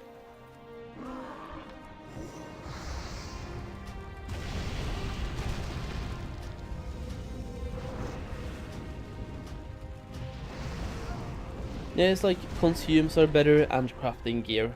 Anything for performance basically. So you want to focus on anything that people benefit from. Crafting gear early is great, crafting potions when raid comes out, crafting flasks when raid comes out, enchanting recipes as well. I believe enchanters could make a bunch of gold. because some of the recipes are locked behind reputation, so anyone who absolutely ultra grinds reputation, they can get those recipes 1 or 2 days earlier than other people. So enchanting could be huge, and I also have this right here is my setup for professions. And you might see, like, these are all the ones that I have maxed in Cataclysm and that I'm bringing with me into Pandaria. There are a bunch of alchemists there, because they have transmutes, which is basically a way to make gold passively by logging in, transmuting, and doing nothing else. Literally, that's what you do. I also have scribes. Scribes have the same thing, where they can do a daily craft as well, and turn that daily craft into Dark Moon cards. And then tailors can make badges to a daily craft as well. So a bunch of alchemists, tailors, and inscription, or scribes.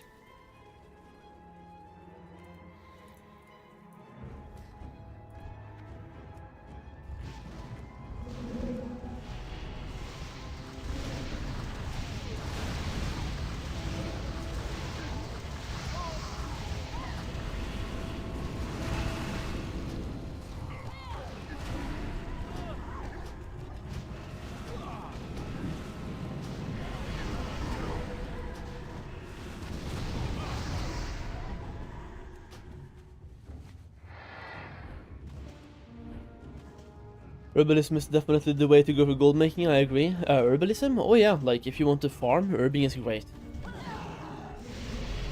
The only thing is, farming will never be the best way to make gold, but it will always be the easiest way to make gold. Because when you're farming, you're literally trading your time for money. Like,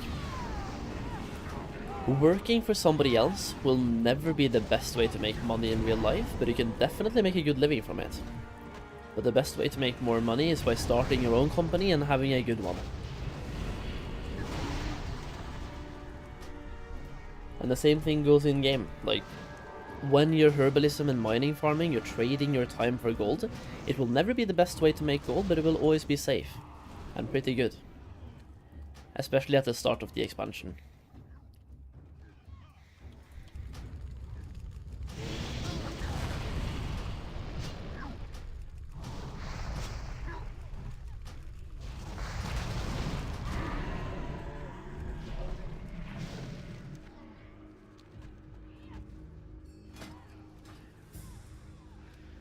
Passive income is the best way, just like IRL, let the money work for you. Yeah. So like, for me, for example, I farm a lot at the beginning of the expansion while farming is good and it gives good gold per hour. And then turn that gold into skilling up professions and start making passive gold through the expansion. Through tailoring, inscription, and tailoring. Tailoring, alchemy, inscription. But I will farm at the start, absolutely. I like farming. I don't have to, but I like farming. I pay 10 people 1,000 gold for them to herb for me, and by selling the farmed herbs, I make 20,000. Yeah, there we go. Basically contracting. What you're doing now is contracting.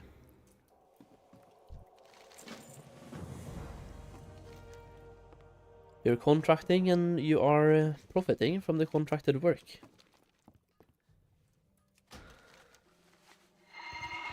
Farming is a great way to build initial capital, yeah. The only thing is, for me, I don't need more capital, like initial capital, but it's always fun and great to have. But I already have like 200k liquid and 8 million in assets.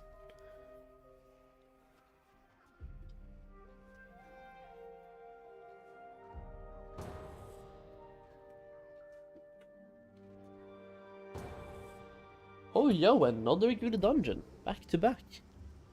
And we have quests here as well.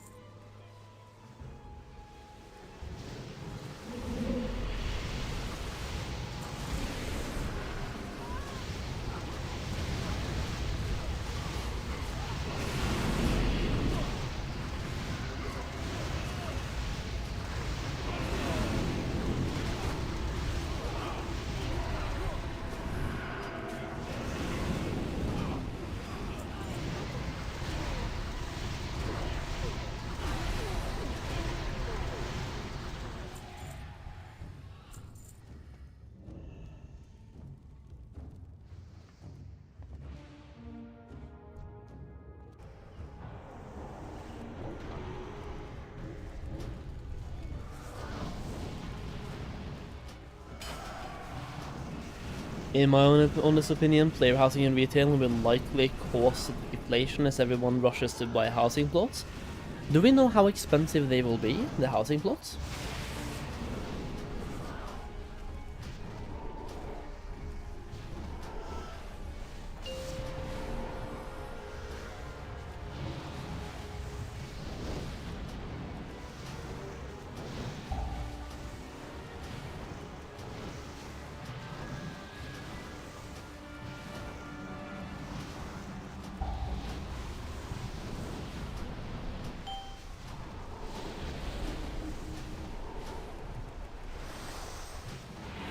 This turtle WoW, yeah.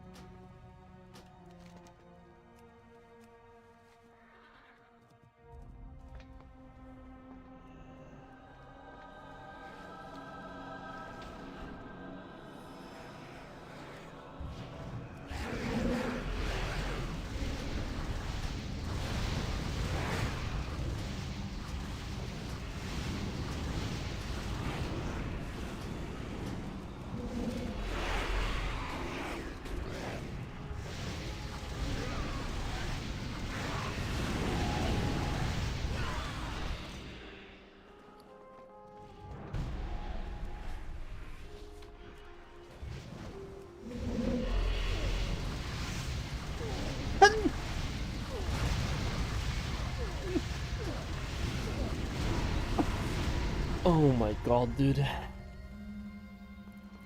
I hate allergies, I really do. Fuck's sake. Need a shit ton of item level to queue for dungeons? Yeah, you have shit gear.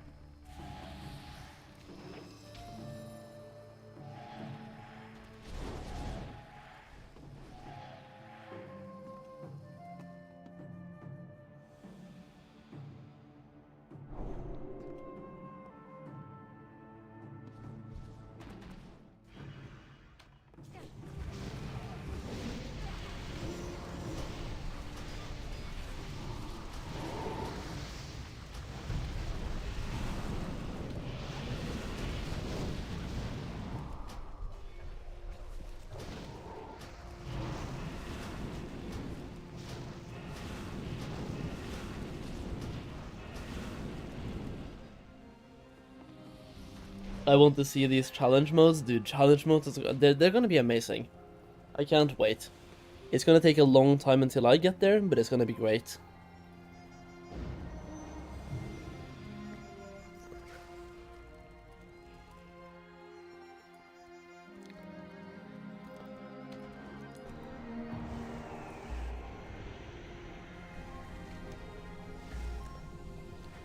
Also, is there only one quest in this dungeon? Because I really thought there was more.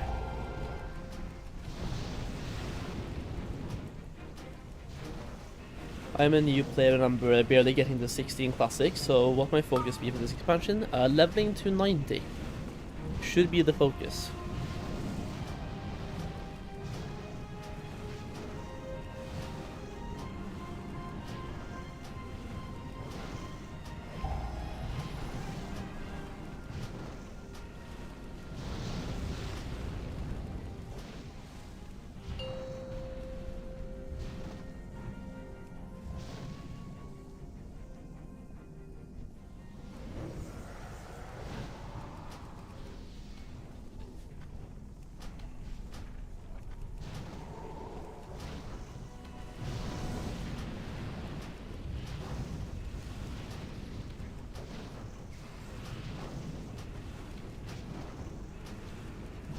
He goes friendly. Oh, you get one from this boss. Yeah, this guy. Right, yeah. Now that you mention it, I do remember that. I do.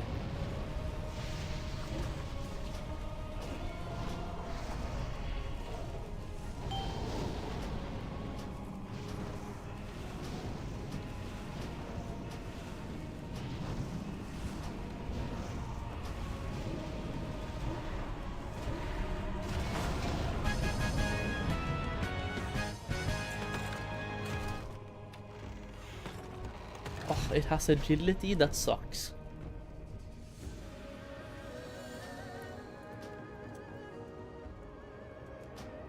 Good for the feral though, but I sad. I do the sad.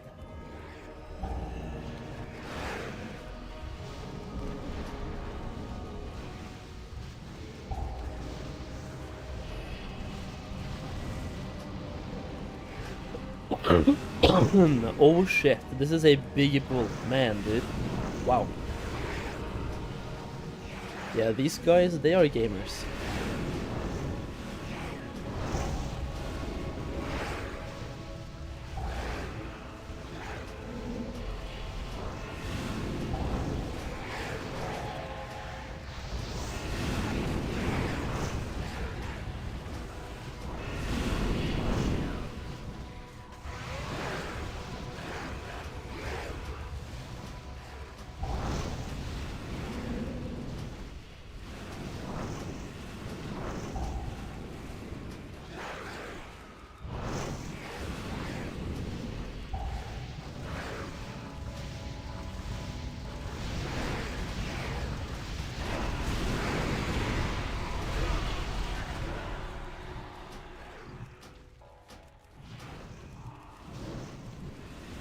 Holy DPS, man.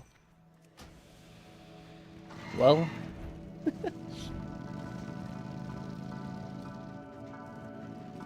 I do the sad.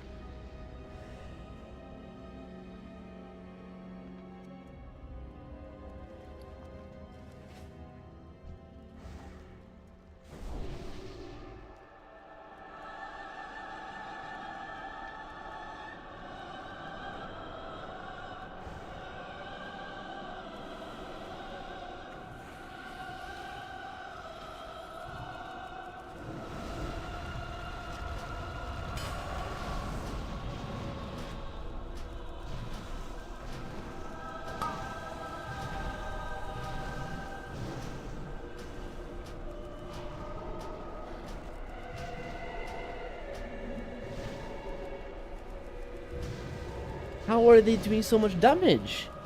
I'm trying to pump and I'm doing nothing compared to them.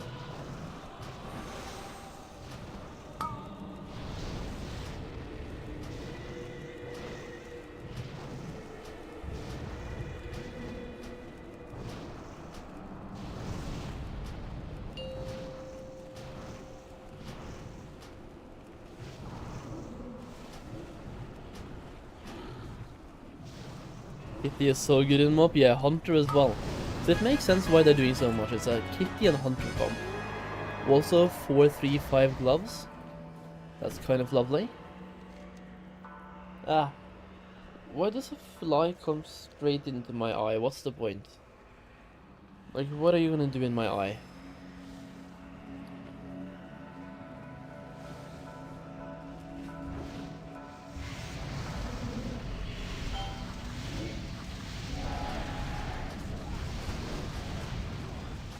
Time to sleep until 11, then right back on the MOP train. Can you hover over their bar so I can see their abilities on that boss? Huh? The Feral? Sure, at some point. Were you previously playing Cataclysm WoW? Yes. Exactly. Oh, we're skipping as many as we can here, are we?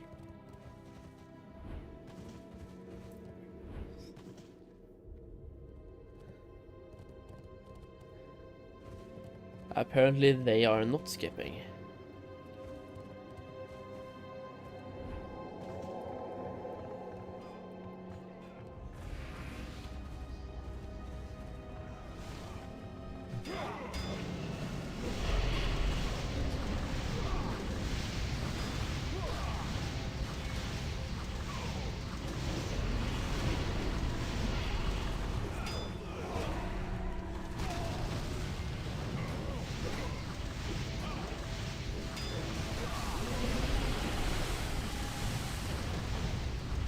Do these even give experience when they die? I mean, I guess we'll find out.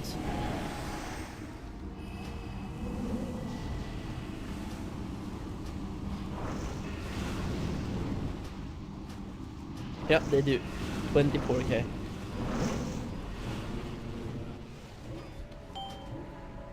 Well, some of them do.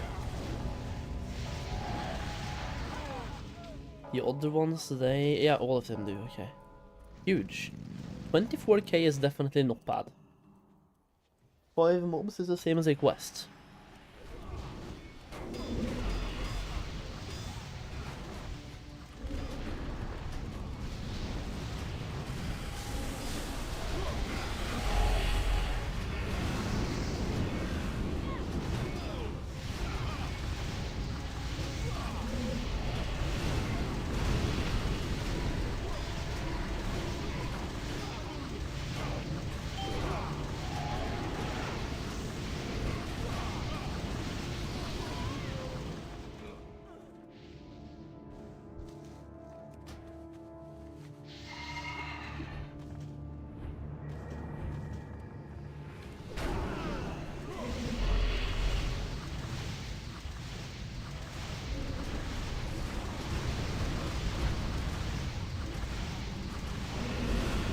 Yeah, the farm resets with a daily reset, which is 6 in the morning for EU players.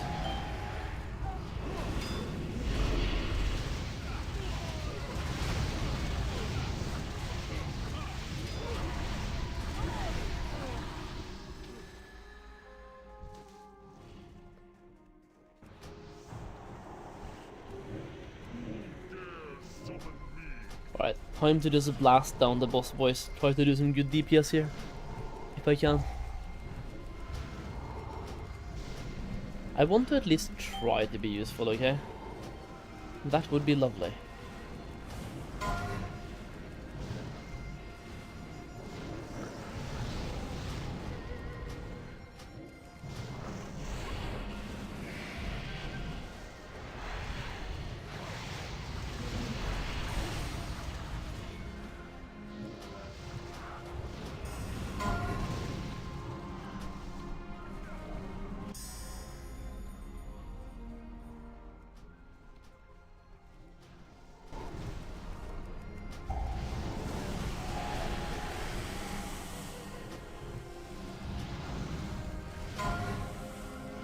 Yeah, for the item level castle, you can keep the heirlooms on, but you don't get experience from them, but keep better items in your bags. At least. Because the item level counts from gear you have in your bags.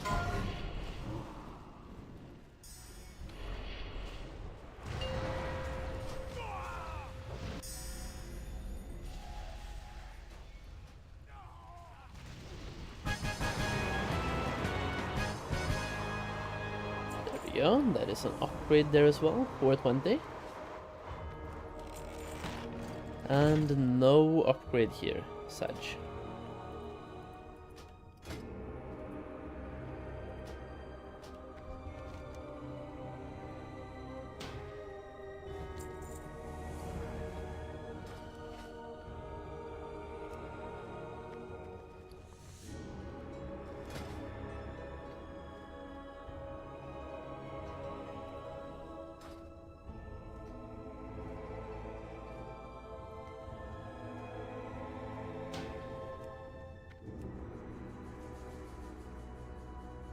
Heirlooms are not scaling above 80. I mean 85 if you have them upgraded. But past 85 you are correct. I think I'm gonna keep doing the same. I'm gonna keep queuing for level 85, level 87 dungeons, and if I get the level 85, I'm going to leave. So temple or brewery equals leave. The other two I will stay. I think that's a good plan, just keep doing that.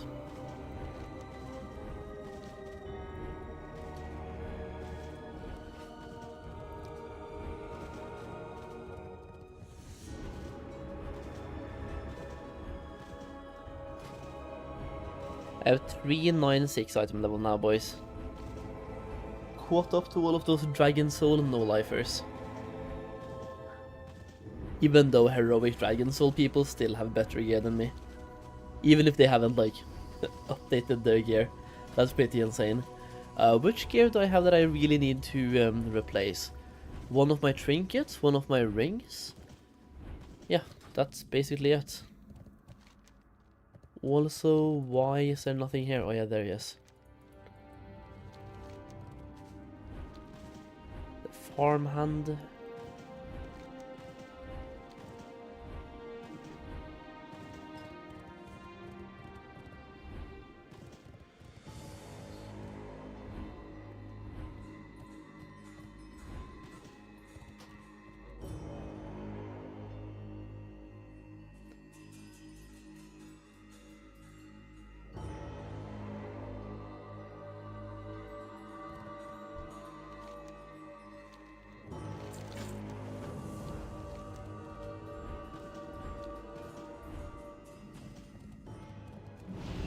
I got one attack in, perfect. Got him.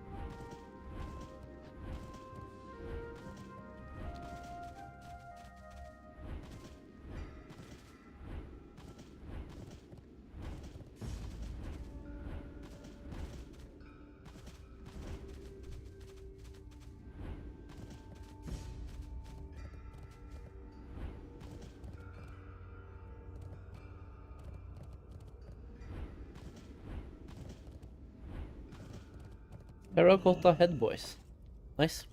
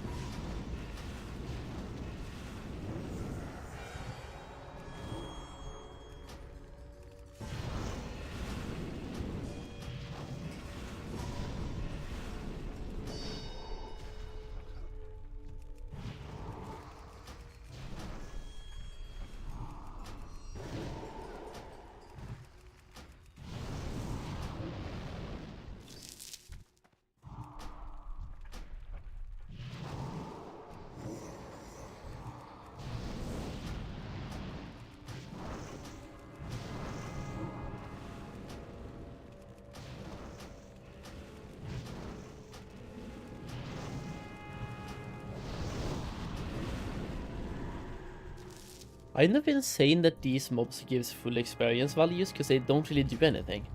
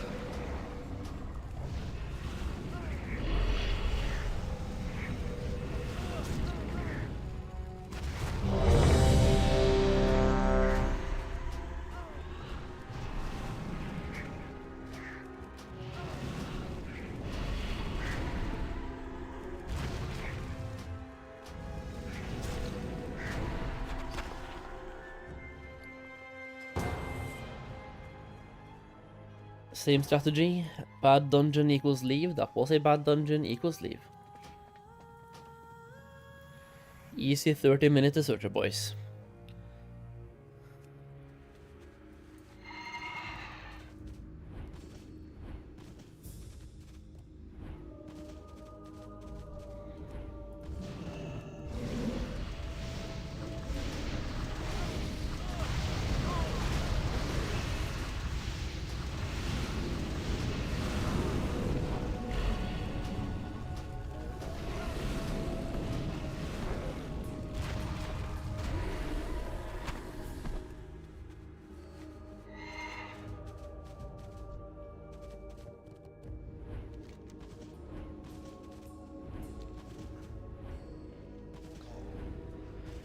In my server we have 5x level 90. How do you think they made it so fast? We already know. Monkey runs into level 87 dungeons, big boy pulls, and using the guild banner. It's not exactly rocket science. It is just like top guilds and people have been theory crafting. So monkey runs is Stormed Out Brewery. Farming those monkeys can be done both solo and in a group. So either solo farming as a tank, or 3-man farming, 2-man farming, 5-man farming. And then finally, level 87, you just start doing level 87 dungeons, big boy pulls, and once again guild banner for the experience. Oh yeah, we had another quest here for the Mogu relics. I'll just go and get those. After handing in the quest, it's fine.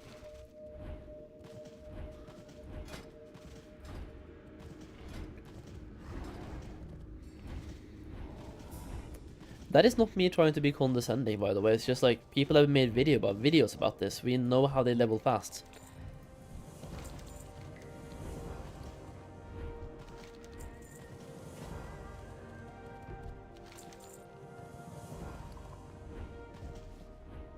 That is an upgrade. The hood is not an upgrade. Is there any vendor here so I can just clean things out? Yeah, repair.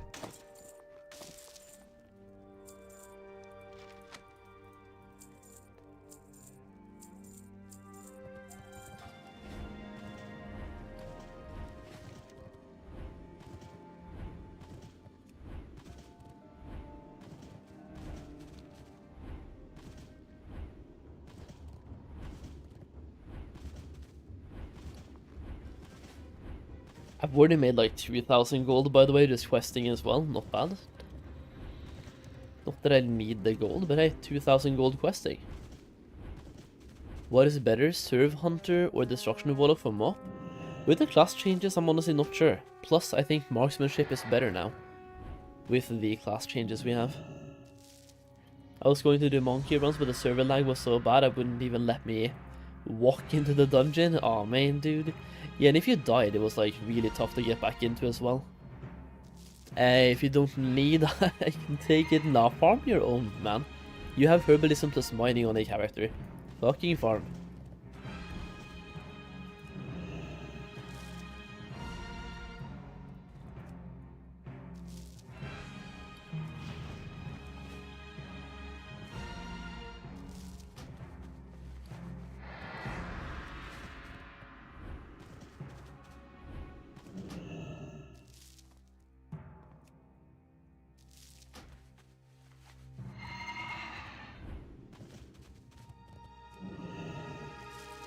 Yo, Dizzy, if you're gonna be level 87 in about half an hour, we can queue together, by the way. I have a 27-minute deserter right now, then I'm gonna queue again.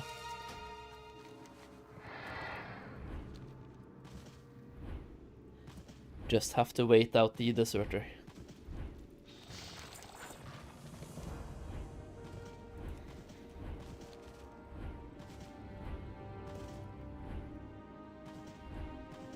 Half an hour? How slow do you think I am? Really slow.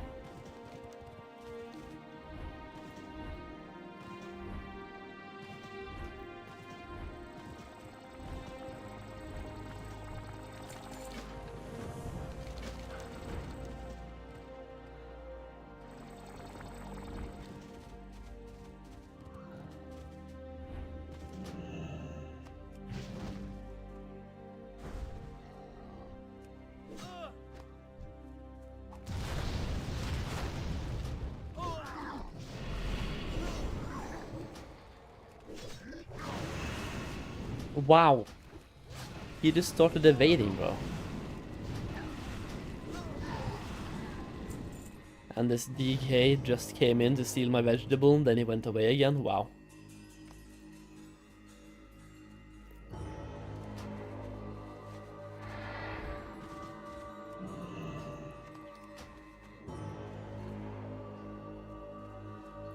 What percentage are you at the moment, Dizzy?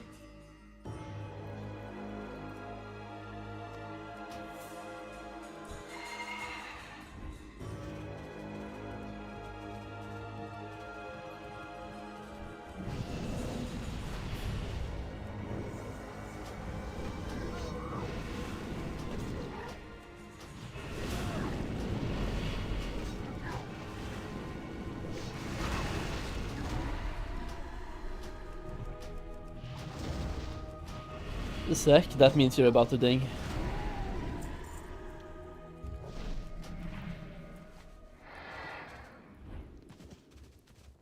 Everyone is just out there gathering vegetables. Are all the vegetables at this farm now? There's one more farm down here. We don't all have to be at this farm.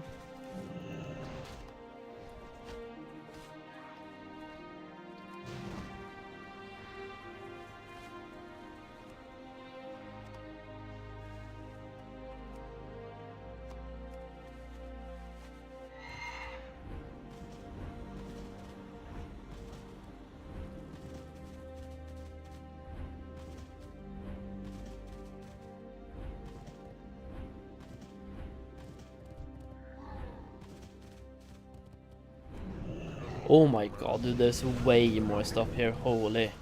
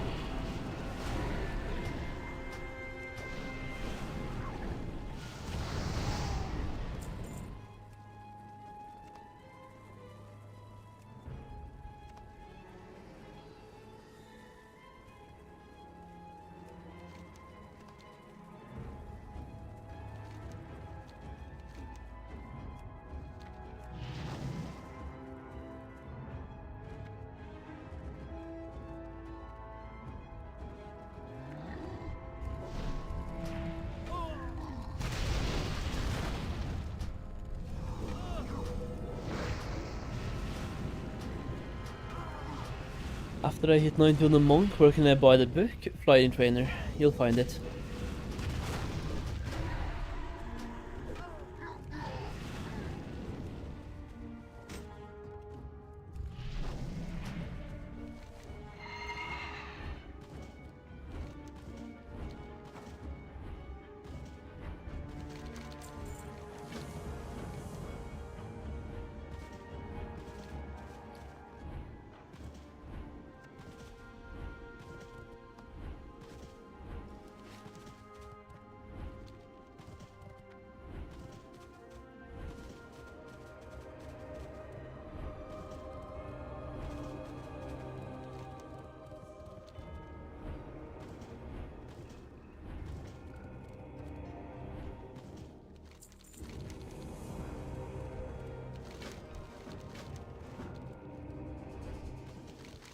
Now I'm at 0%. Nice.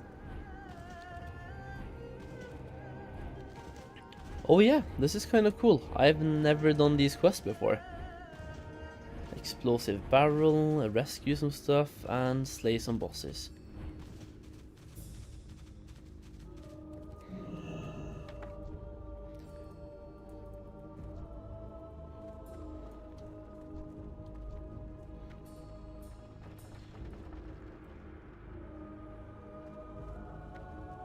And to get some lore walker stuff.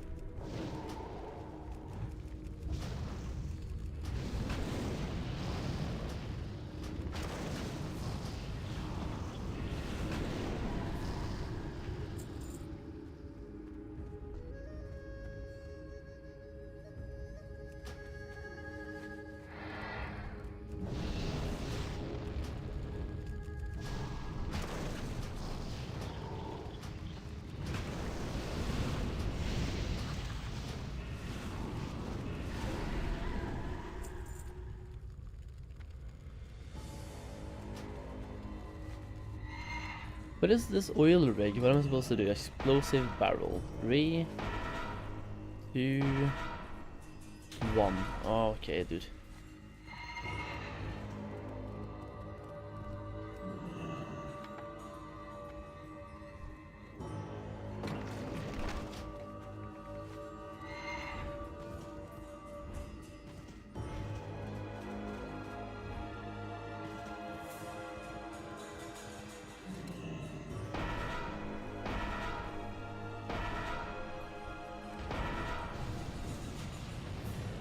Okay, I used it at the wrong place.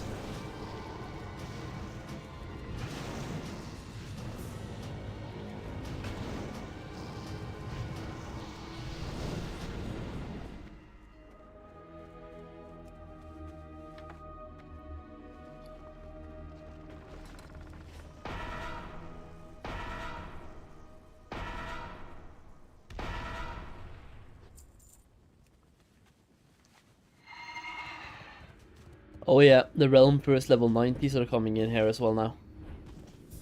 Realm first level 90 already. Holy. Even on this server, that's pretty insane. 7 hours. Or a 6.5.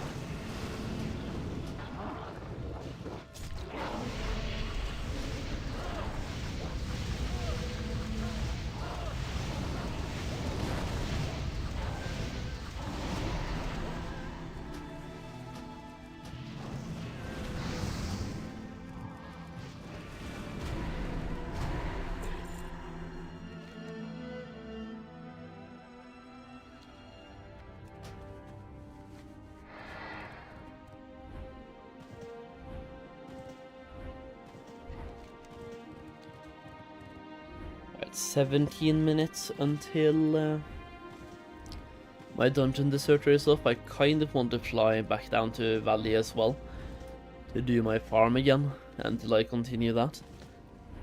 Maybe I'll do that before I go to the Temple of the White Tiger.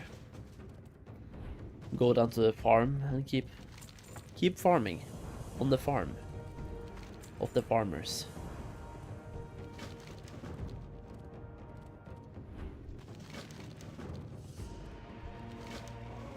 Because now I think we start spreading out in this place, right? Yeah, and now it's like a little bit all over the place.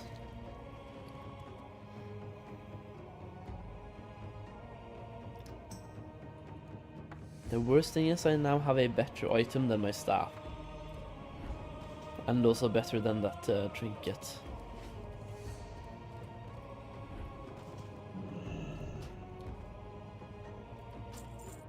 Alright, let's go back down to half hill, boys. Continue the farm. The farming on the farm.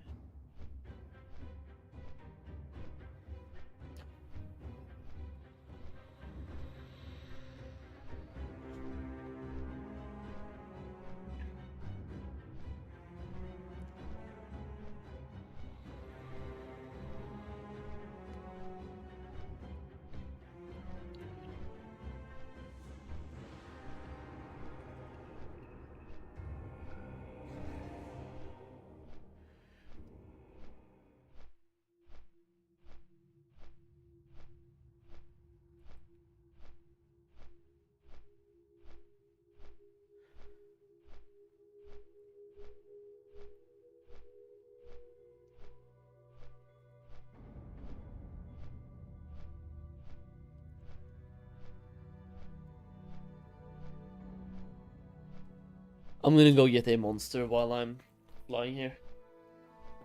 Probably the best time to get the monster.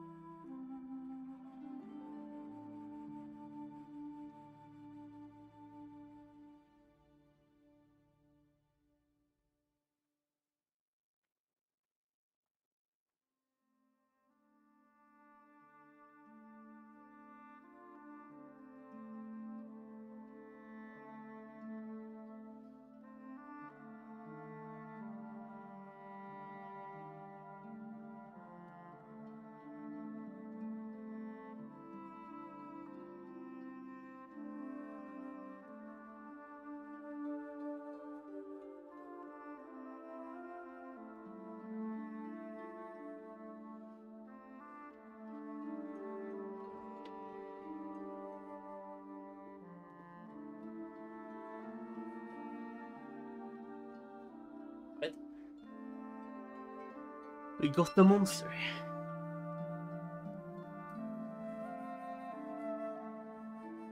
I'm a feral druid level 85 with 1 bar in Winter Grasp. Can play all day, am I doing good? Hell yeah.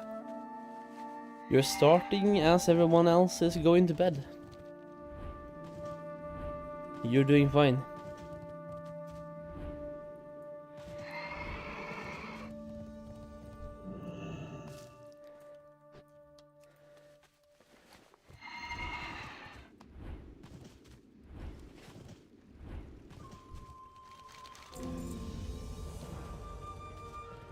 Let's see. What is this quest? Huh?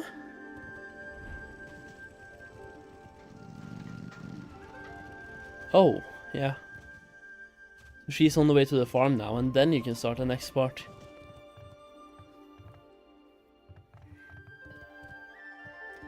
Come on, hurry up, Gina. Please. Hurry up. I want to harvest my plants.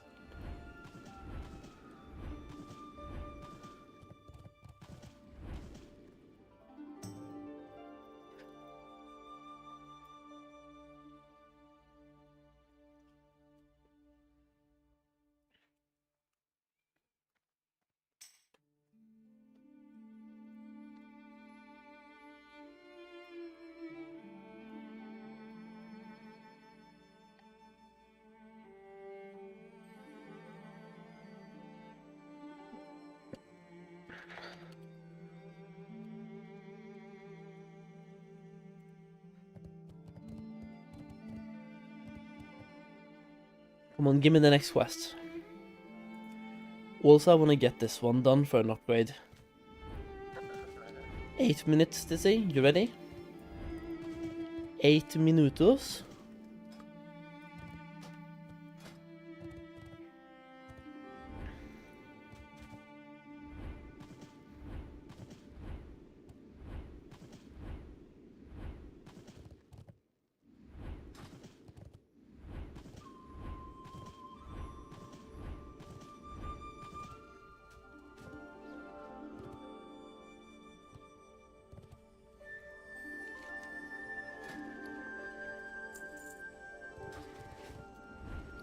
Do I have to get to a higher level before I progress? Maybe I do. So you actually only unlock 4 plots for a while. Because at the moment, I literally have no quest here. And I also don't get any reputation at the moment. The fuck?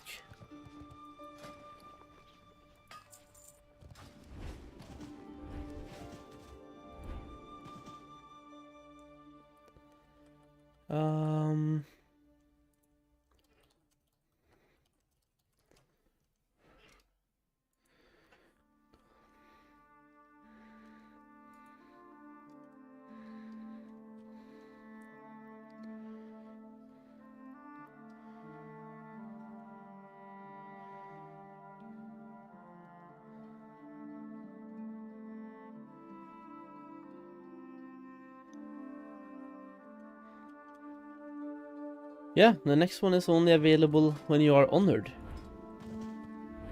Which you don't get.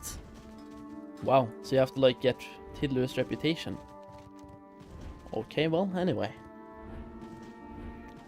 It's time to fly. Did I plant 4 new things? I don't think I did.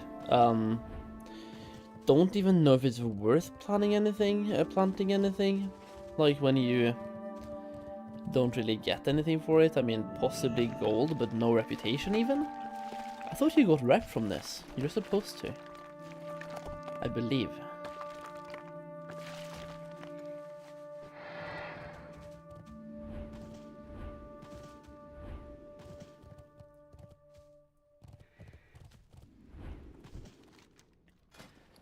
In that case, which one do we plant?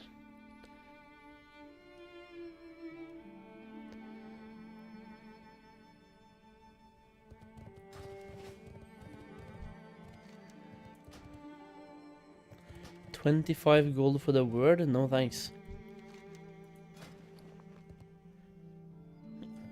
I mean, we got some free scallion seeds, so I'll plant those. And I'm gonna buy some red blossom leek.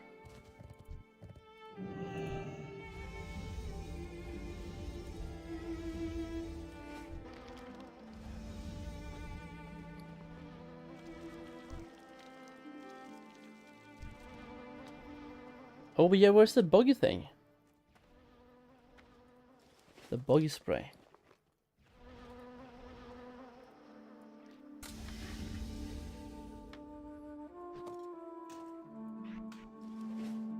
Growing, parched? How is it still parched?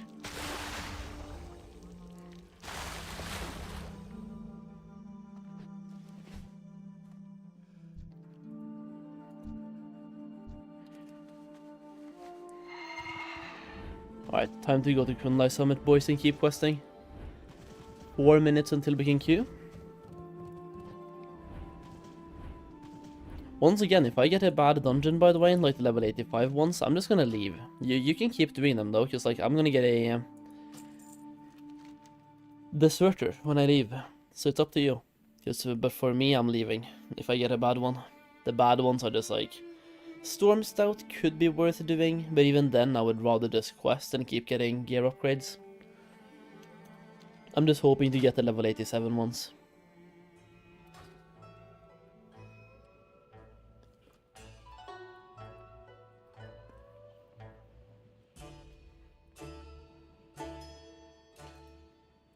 Maybe so.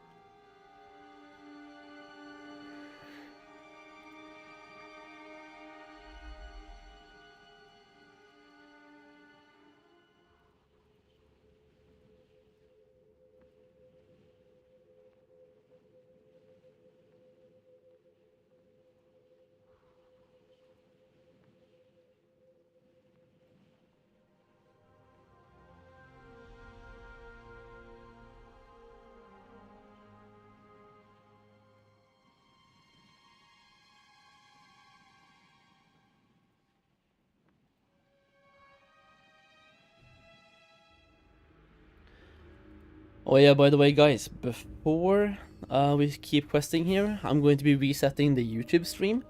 Because YouTube, if I go over 12 hours, it will delete the VOD. So for me, I just want to like keep this on YouTube afterwards. So I'm going to reset the stream now. So anyone watching on YouTube, there will be a slight, like, it will go down for 2 minutes, then come back up, okay? And if you don't want that, well, go to Twitch. We are going to be live continuously on Twitch. But on YouTube, I'll be back in like 1.5 minutes, okay? One thing, hello Solheim, I started T-WoW due to your video. I'm enrolled Orc BM Hunter, love the changes that the devs have made. Hey dude, that's amazing. Turtle is pretty great. Either way, YouTube will be up again in 2 minutes.